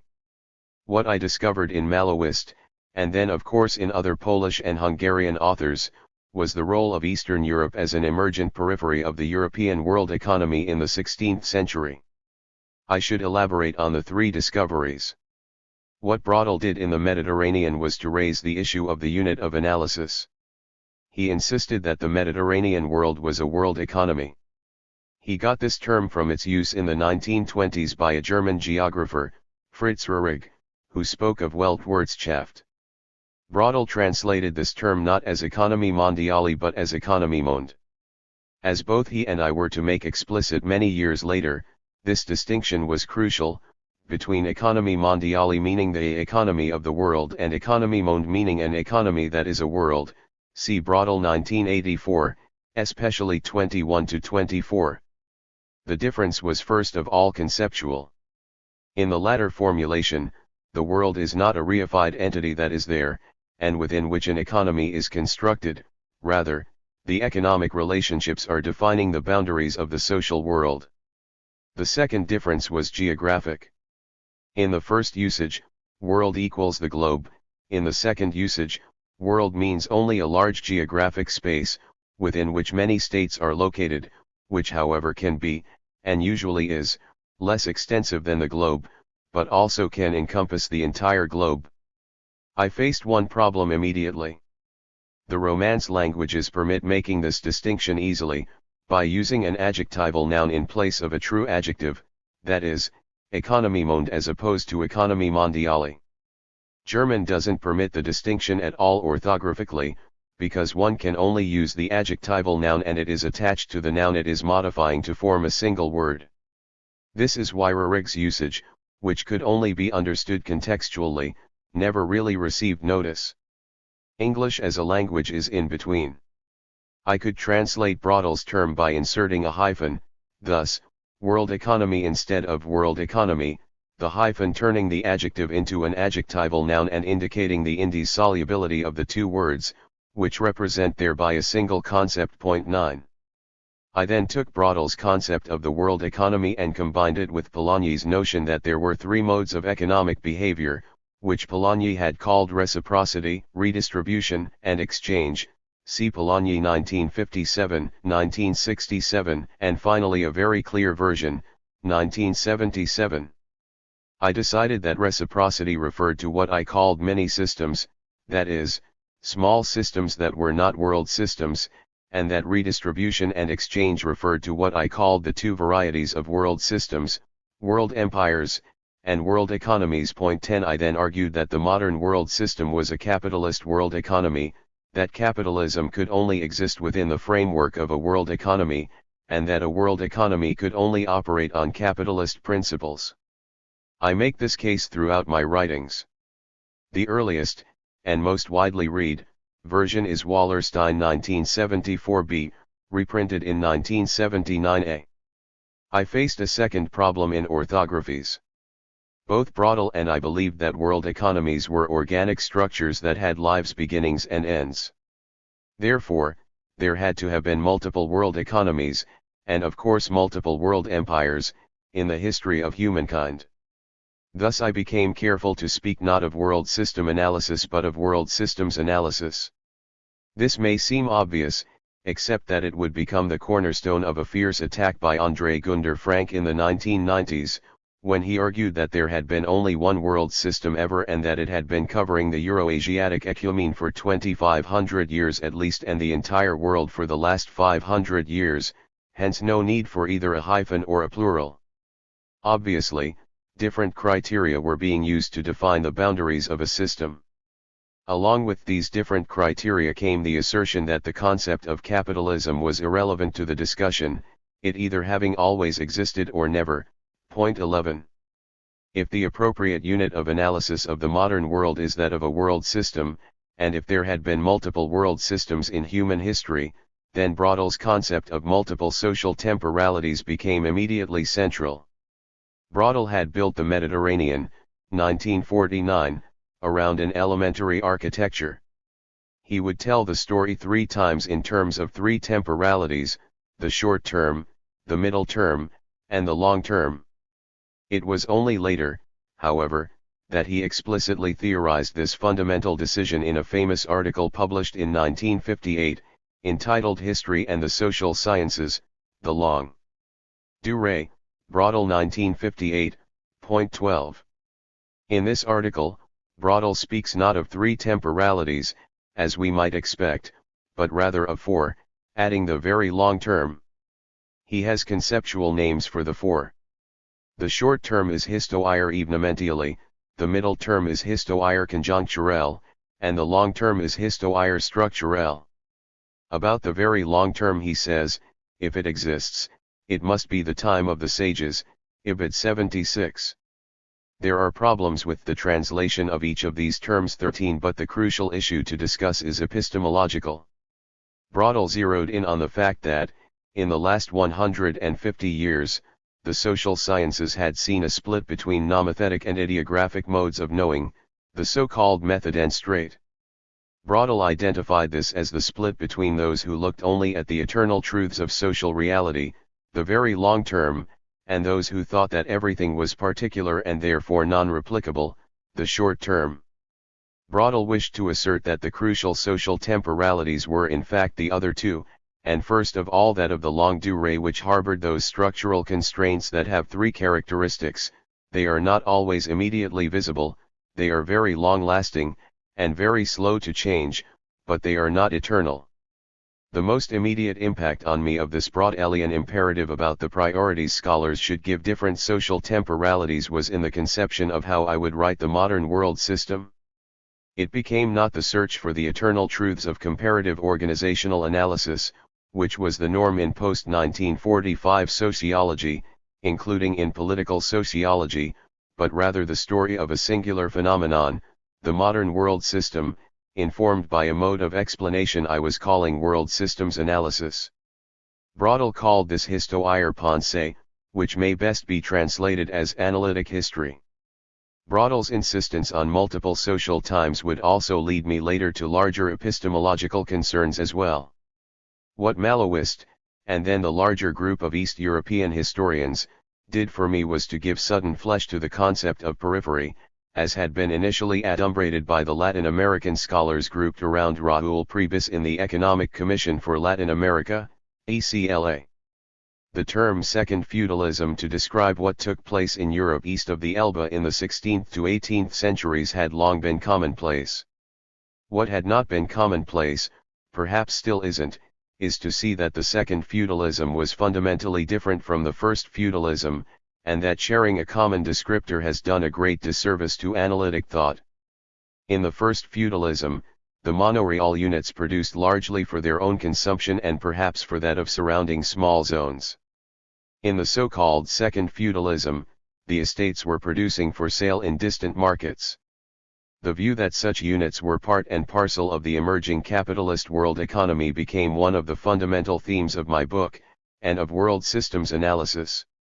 Furthermore, the view that the so-called second feudalism was a feature of a capitalist system had important implications for the prior theorizing, both by Marxists and by liberals, about the nature of capitalism. For a long time, capitalism had been defined in terms of an imagery drawn from the history of 19th-century Western Europe, of wage workers in factories, often newly proletarianized and not owning the means of production, receiving wages, which was their entire income, from an employer who was seeking profits in the market. So strong was this imagery that most analysts refused to categorize as capitalist any enterprise organized in any other mode of labor compensation. Hence, it followed that most of the world could not be considered to be capitalist, or rather was said not yet to be capitalist. Rejecting this 19th-century view was a crucial step in the development of world systems analysis.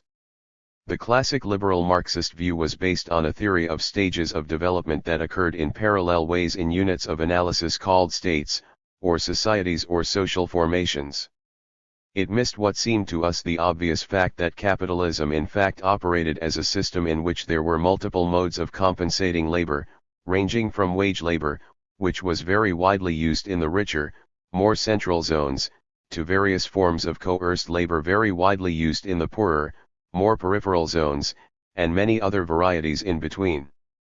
If one did one's analysis state by state, as was the classical method, it would be observed that different countries had different modes of compensating labor, and analysts could, and did, draw from this the conclusion that one day the poorer zones might replicate the structure of the richer zones.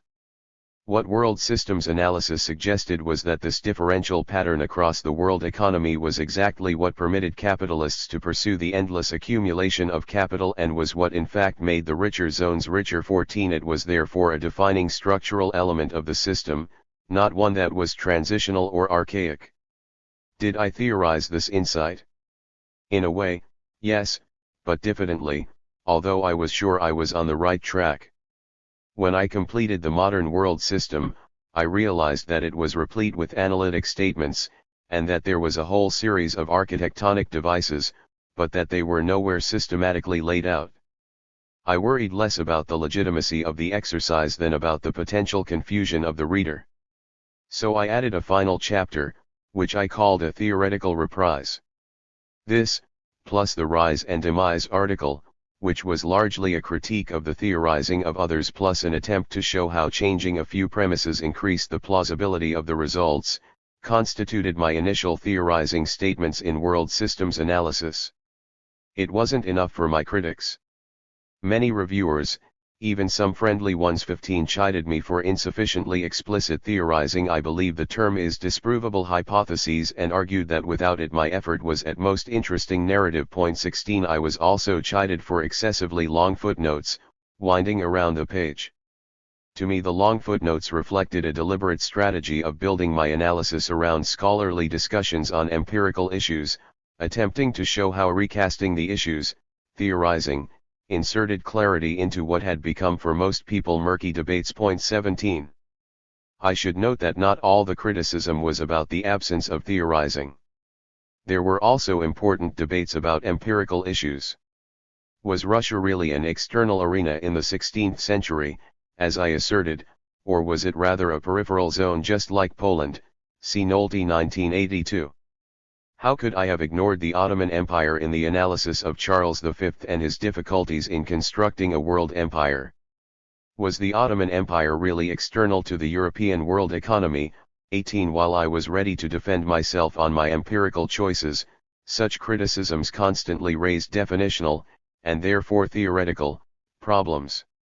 They forced me to refine my position in order to defend it.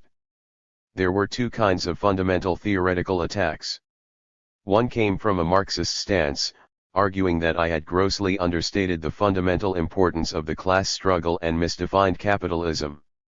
This was the Robert Brenner critique, suggesting that my view had a market bias, sometimes called circulationism, rather than being a properly class-based view of capitalism. 19 In his article, Brenner had attacked not only me but Paul Sweezy and André Gunder Frank as well. And the three of us decided that we would not write either a joint reply or separate replies to the article, which was widely read and discussed at the time. I decided to take another path in response to Brenner, whose views struck a resonant note among many persons. At the same time, a second fundamental critique came from what might be called the Otto Hintze camp. Both Theda Skocpol and Aristide Zalberg launched polemics arguing that world systems analysis puts into a single arena political and economic phenomena, and that analytically they were separate arenas, operating on separate and sometimes contradictory premises. 20 Of course, they were right about what I had done, but I did not think this was an error.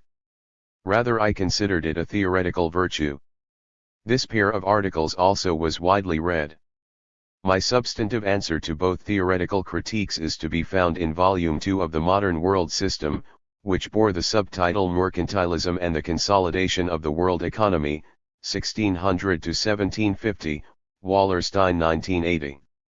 I sought to show in it that, contra a Brenner version of Marxism, there were not multiple forms of capitalism, mercantile, industrial, financial, but rather that these referred to alternate ways for capitalists to make profits, which were better or worse for particular capitalists according to conjunctural shifts in the operations of the world economy.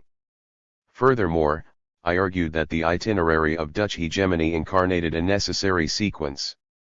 It was made possible by first achieving supremacy, in terms of efficiency, in productive activities, which led to supremacy in commercial activities, which then led to supremacy in the financial arena, and that the decline of the Dutch followed the same sequence. As for the supposed separate logics of the market and the state, I sought to show that, on the contrary, a singular logic operated in the world system as a whole and in all of its parts, the core zones, the periphery, and the semi-periphery, whether rising or declining. 21. What I was also trying to do, as a matter of tactics, became clear to me. Each volume and each chapter of the succeeding volumes was moving forward in time, discussing new empirical issues, and raising further elements of an architectonic scheme. One cannot discuss everything at once. And how all the pieces fit together becomes clear, or clearer, only as one works through the complex empirical data. Furthermore, I had decided on a tactic of overlapping time segments. The second volume starts in 1600, whereas the first ended in 1640, and the third starts in the 1730s, whereas the second ended in 1750. And so it will continue to be the case in further volumes. In addition, the chapters within the books had each their own chronological limits, sometimes violating those of the overall book. This is because I came to believe firmly that chronological limits, always difficult to set, are a function of the problem being discussed. The same event belongs in two different chronological limits, depending on the issue. Writing a complex story requires an intelligently flexible schema. By now I was also writing a large series of articles, published all over the place. If one wishes in an article, talk, both to argue the case for world systems analysis and to discuss a specific issue, one has to balance the presentation between fundamental premises and particular discussion. I tried to make each important article say at least something worth saying that had not been said before by me. But I had of course also to repeat much of what I had already said, or the audience/readers might not have been able to follow my reasoning. Grouping these articles together in collections had the virtue not merely of making them more available, but of elaborating the theoretical skein. In the early 1980s, I was asked to give a series of lectures at the University of Hawaii. At the same time, a French publisher asked me to do a short book on capitalism. I replied that I would write such a book, provided I could call it historical capitalism. The adjective was crucial to me, since I wanted to argue that there was no point in defining in our heads what capitalism is and then looking around to see if it was there. Rather, I suggested we should look at how the system actually worked. Furthermore, I wanted to argue that there has only ever been one capitalist system, since the only valid unit of analysis was the world system, and only one world economy survived long enough to institutionalize a capitalist system. This is of course the same issue as that discussed above in my rejection of wage labor as the defining feature of a capitalist system. Is the system a world system, or are there as many capitalist systems as there are states? So I gave the lectures at Hawaii on historical capitalism and revised them into a short book. Despite its title, the book has very little empirical/historical data in it. It is a series of analytic statements, assertions about how the system has historically worked, and why. 12 years later, I was asked to give another series of lectures at the Chinese University of Hong Kong, and I used that occasion to make an overall assessment of the capitalist world system over its history. I called these lectures Capitalist Civilization, and there now exists a book in print which puts the two sets of lectures together, Wallenstein 1995a. This book is the closest effort I have ever made to what might pass as systematic theorizing. It is not possible here to summarize the book, but it is the only place in which I tried to cover the whole range of issues I had discussed in other books and essays, and I did try to show how the various parts of the whole fit together. In 1976, I went to Binghamton University to join my collaborator, Terence Hopkins. We established the Fernand Braudel Center for the Study of Economies, Historical Systems, and Civilizations, FBC, 22 of which I have been the director ever since. There are three things to note about the center: its name, its mode of operation, and its substantive activities. The use of Braudel's name was intended to indicate our commitment to the study of the longue durée, that is, of long-term, large-scale social change. But the rest of the name was taken from a modification of the subtitle of the name of the journal, Annals. Its subtitle, at the time, was ESC, standing for Economies, Societies, and Civilizations, all in plural form. We changed, however, societies to historical systems. This was a deliberate theoretical stance. The term society, fundamental to general sociological orientations, Merton 1957, 81-89, seemed to us to have led social science in a seriously mistaken direction.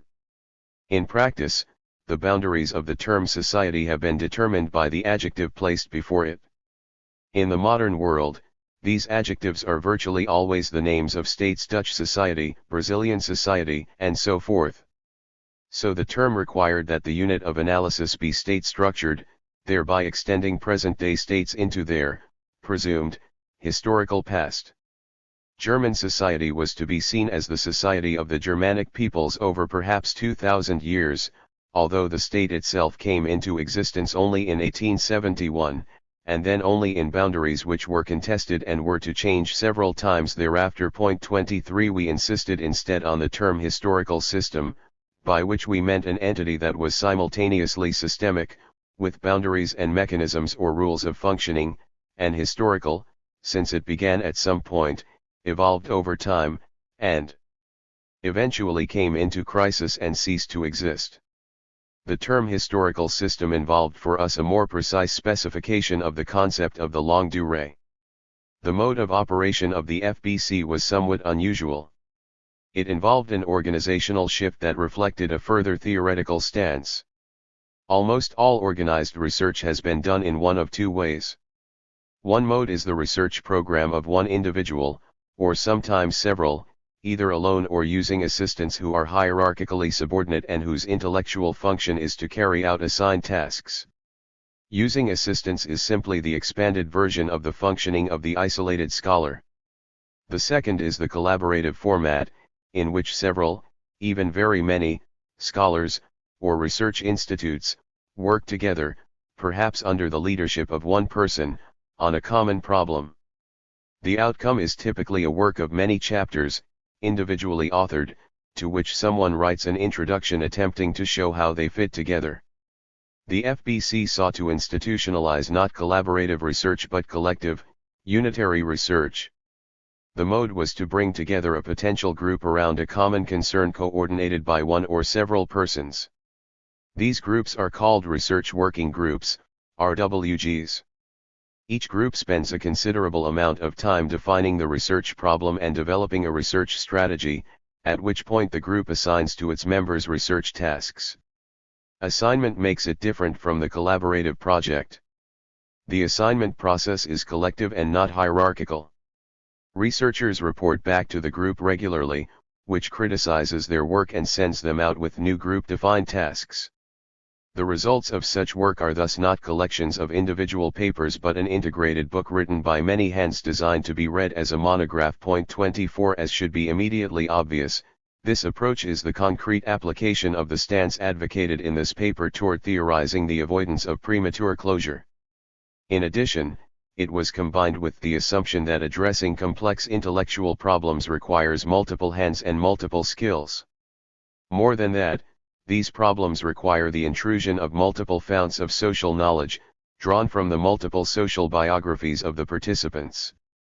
It should be noted that typically such RWGs at the Fernand Braudel Center had researchers coming from across the globe and knowing a multiplicity of languages, a crucial element in accumulating multiple kinds of knowledge, including those that are buried in the unconscious psyches of the researchers.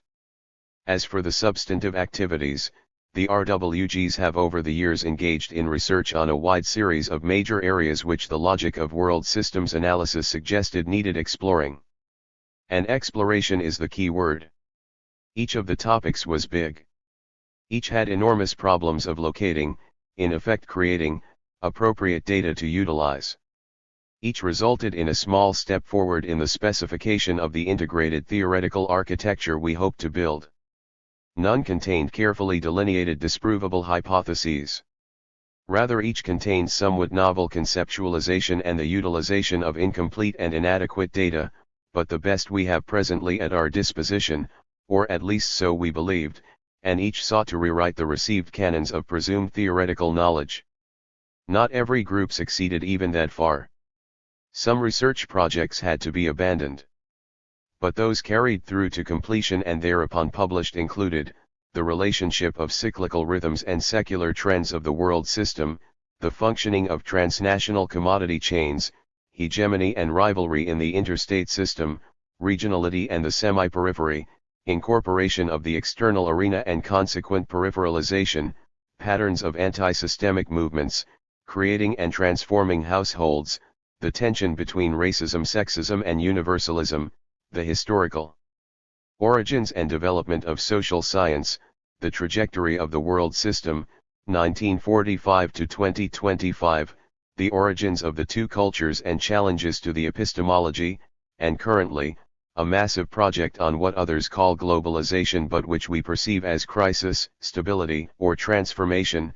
25. Each project typically required 3 to 10 years of collective work. The FBC, like other research structures, constantly sought funds to permit its operation, and therefore submitted projects to multiple foundations. We discovered that when we applied to the National Science Foundation or even to the National Endowment for the Humanities, we typically received outside evaluations that were evenly balanced between enthusiasm and panning. Few reviewers seemed neutral.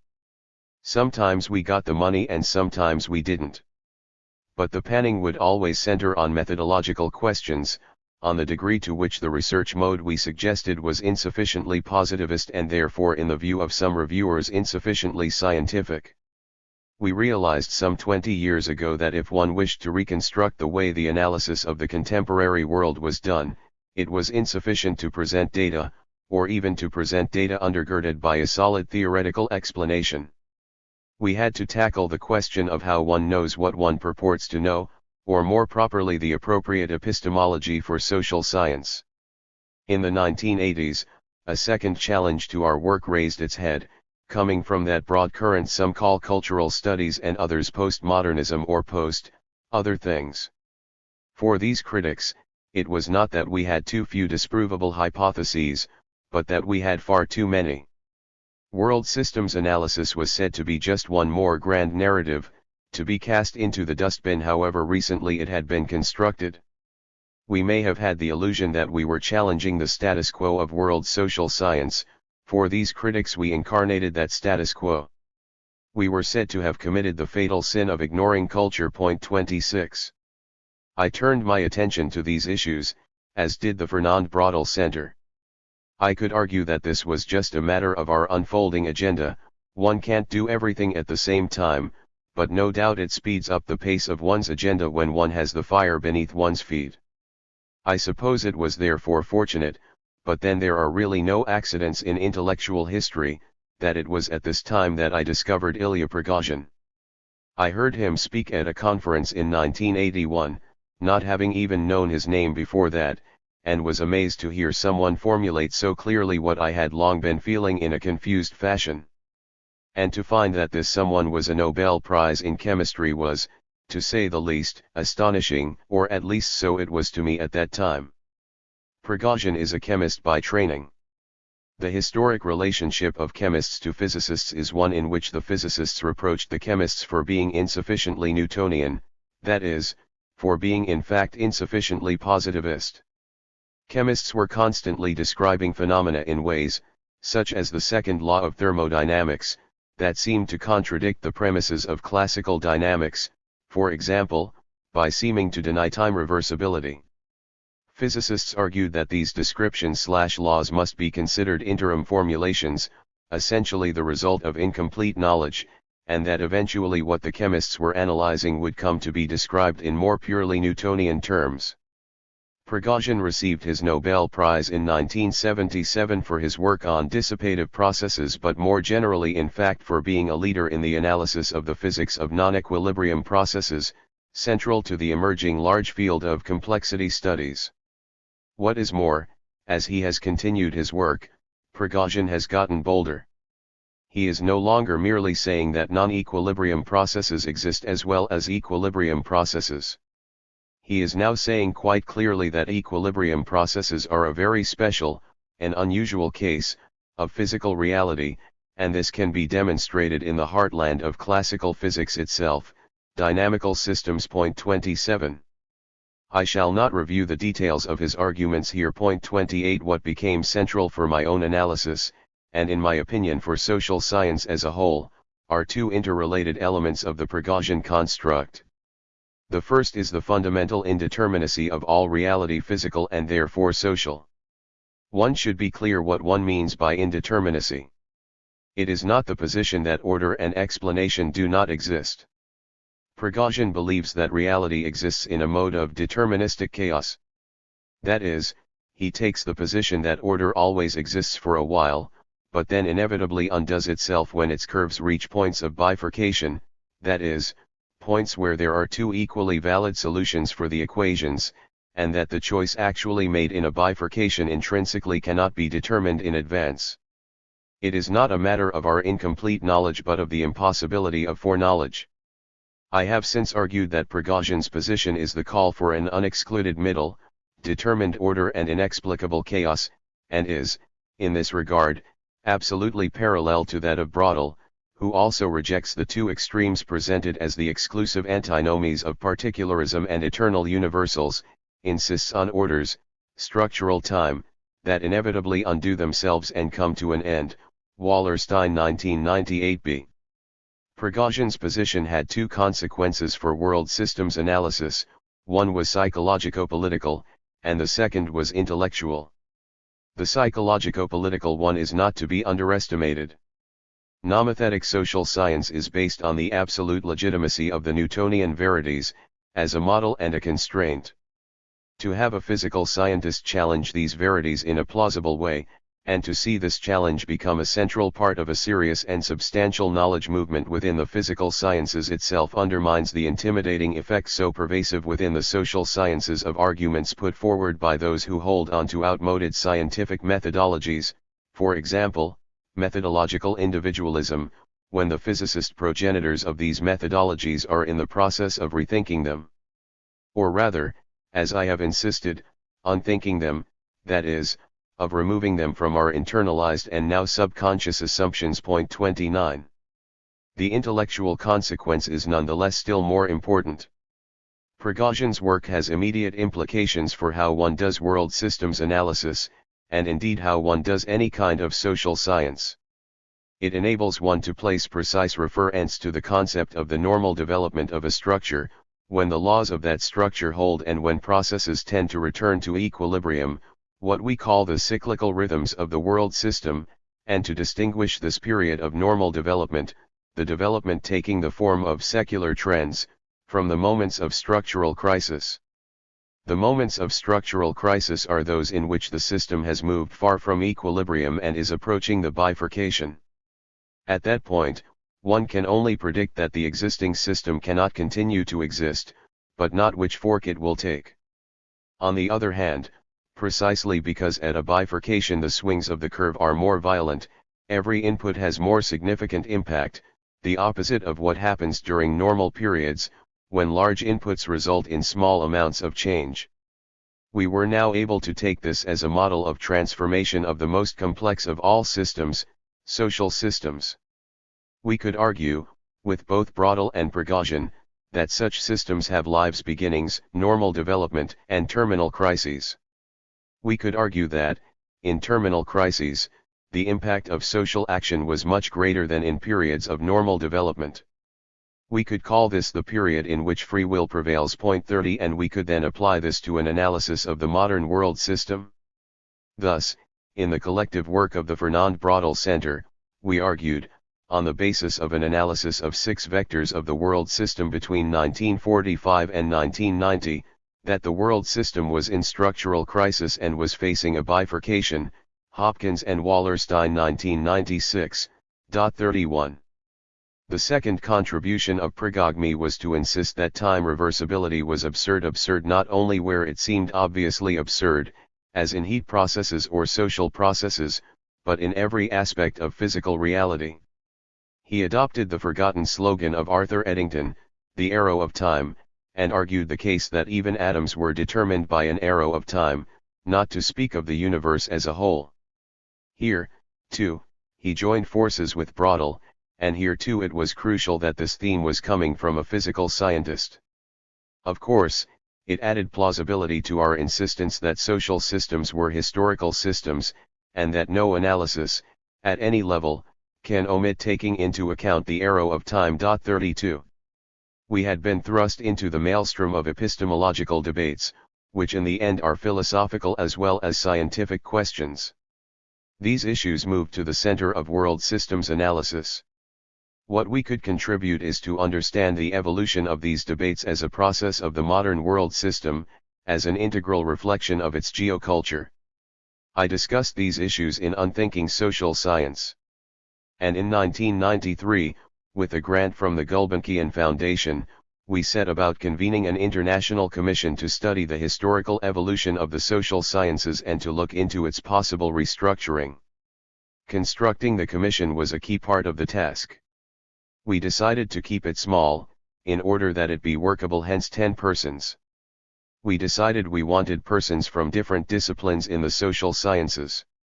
We decided we also wanted to have some physical scientists, and some persons from the humanities. We ended with quotas of 6, 2, 2. We also decided we wanted persons from all over the world, all 5 continents, and from different linguistic traditions. We managed 4. With a 10-person limit, we couldn't include everything, but we came close. We also wanted persons who had shown prior interest in the large epistemological issues. 33. The committee's report, Open the Social Sciences 34, contains 4 chapters. The first is on the historical construction of the social sciences from the 18th century to 1945, Wallerstein et al. 1996. The second deals with 3 major debates since 1945, the validity of the distinctions among the social sciences, the degree to which the heritage is parochial, and the reality and validity of the distinction between the 2 cultures. The third chapter asks, what kind of social science shall we now build? And discusses 4 issues: humans and nature, the state as an analytic building block, the universal and the particular, and objectivity. The final chapter is a conclusion on restructuring the social sciences. Aside from the contribution the report tried to make to the understanding of the historical construction and current intellectual dilemmas of the social sciences, it also pointed, albeit in a minor way, to the historical construction of the more enveloping schema, the two cultures. It seemed to us the next step for world systems analysis to take was to understand how the very categories of knowledge had come into existence, what role such categories played in the operations of the world system, and how they shaped the emergence of world systems analysis itself. Here I can only report on a work in progress at the FBC, which has taken as its object of study just that, the reasons why the distinction between philosophy and science became so central to modern thought in the 18th century, for it is easy to show that before then most thinkers thought the two concepts not only were not antagonistic but overlapped, or were even virtually identical. We are also studying why a series of challenges emerged in multiple fields to this distinction in the post-1945 and especially the post-1970 period. We are trying to tie these challenges to the structural crisis of the world system. 35. In the Giddens-Turner, 1987, volume, I wrote an article on world systems analysis, calling for a debate about the paradigm. It opens with the sentences, "World systems analysis is not a theory about the world, or about a part of it. It is a protest against the ways in which social scientific activity was structured for all of us at its inception in the middle of the 19th century." 36. In 1989, I gave a talk on world systems analysis, the second phase, Wallenstein 1990, 1999a. 37. In that article, I outlined a number of tasks unfinished. I said that the key issue, and the hardest nut to crack, was how to overcome the distinction of three social arenas, the economic, the political, and the socio-cultural. I pointed out that even world systems analysts, even I myself, although we proclaimed loudly the spuriousness of separating the three arenas that are so closely interlinked, nonetheless continued to use the language of the three arenas and seemed unable to escape it. And in a Millennium Symposium of the British Journal of Sociology in 2000, I called for sociologists to move forward to the construction of a new and reunified discipline I call historical social science, Wallenstein 2000b. I continue to believe that world systems analysis is primarily a protest against the ways in which social science is done, including in theorizing. I continue to believe that we must somehow find modes of description that dismiss the very idea of the separation of the three arenas of social action. I continue to believe that the historic categorizations of the disciplines of the social sciences make no intellectual sense anymore. But if we continue to protest, it is because we remain a minority. And if we cannot solve the key theoretical conundrum, perhaps we deserve to be. For without solving it, it is hard to convince many of the irrelevance of our consecrated disciplinary categories. Hence I continue to believe that we are in an uphill battle, but also that this battle is part and parcel of the systemic transformation through which we are living and which will continue for some time yet. Consequently, I continue to believe that it is very worth trying to do what we are doing. But we must be open to many voices and many critics if we are to go further. And that is the reason I continue to believe it is premature to think of what we are doing as a theory. About the authors. Immanuel Wallenstein is Senior Research Scholar in the Department of Sociology, Yale University. Charles Lemerd, a distinguished sociologist, is currently Senior Fellow, Center for Comparative Research at Yale University. Carlos Antonio Aguirre Rojas is a distinguished social scientist and researcher at the National Autonomous University of Mexico.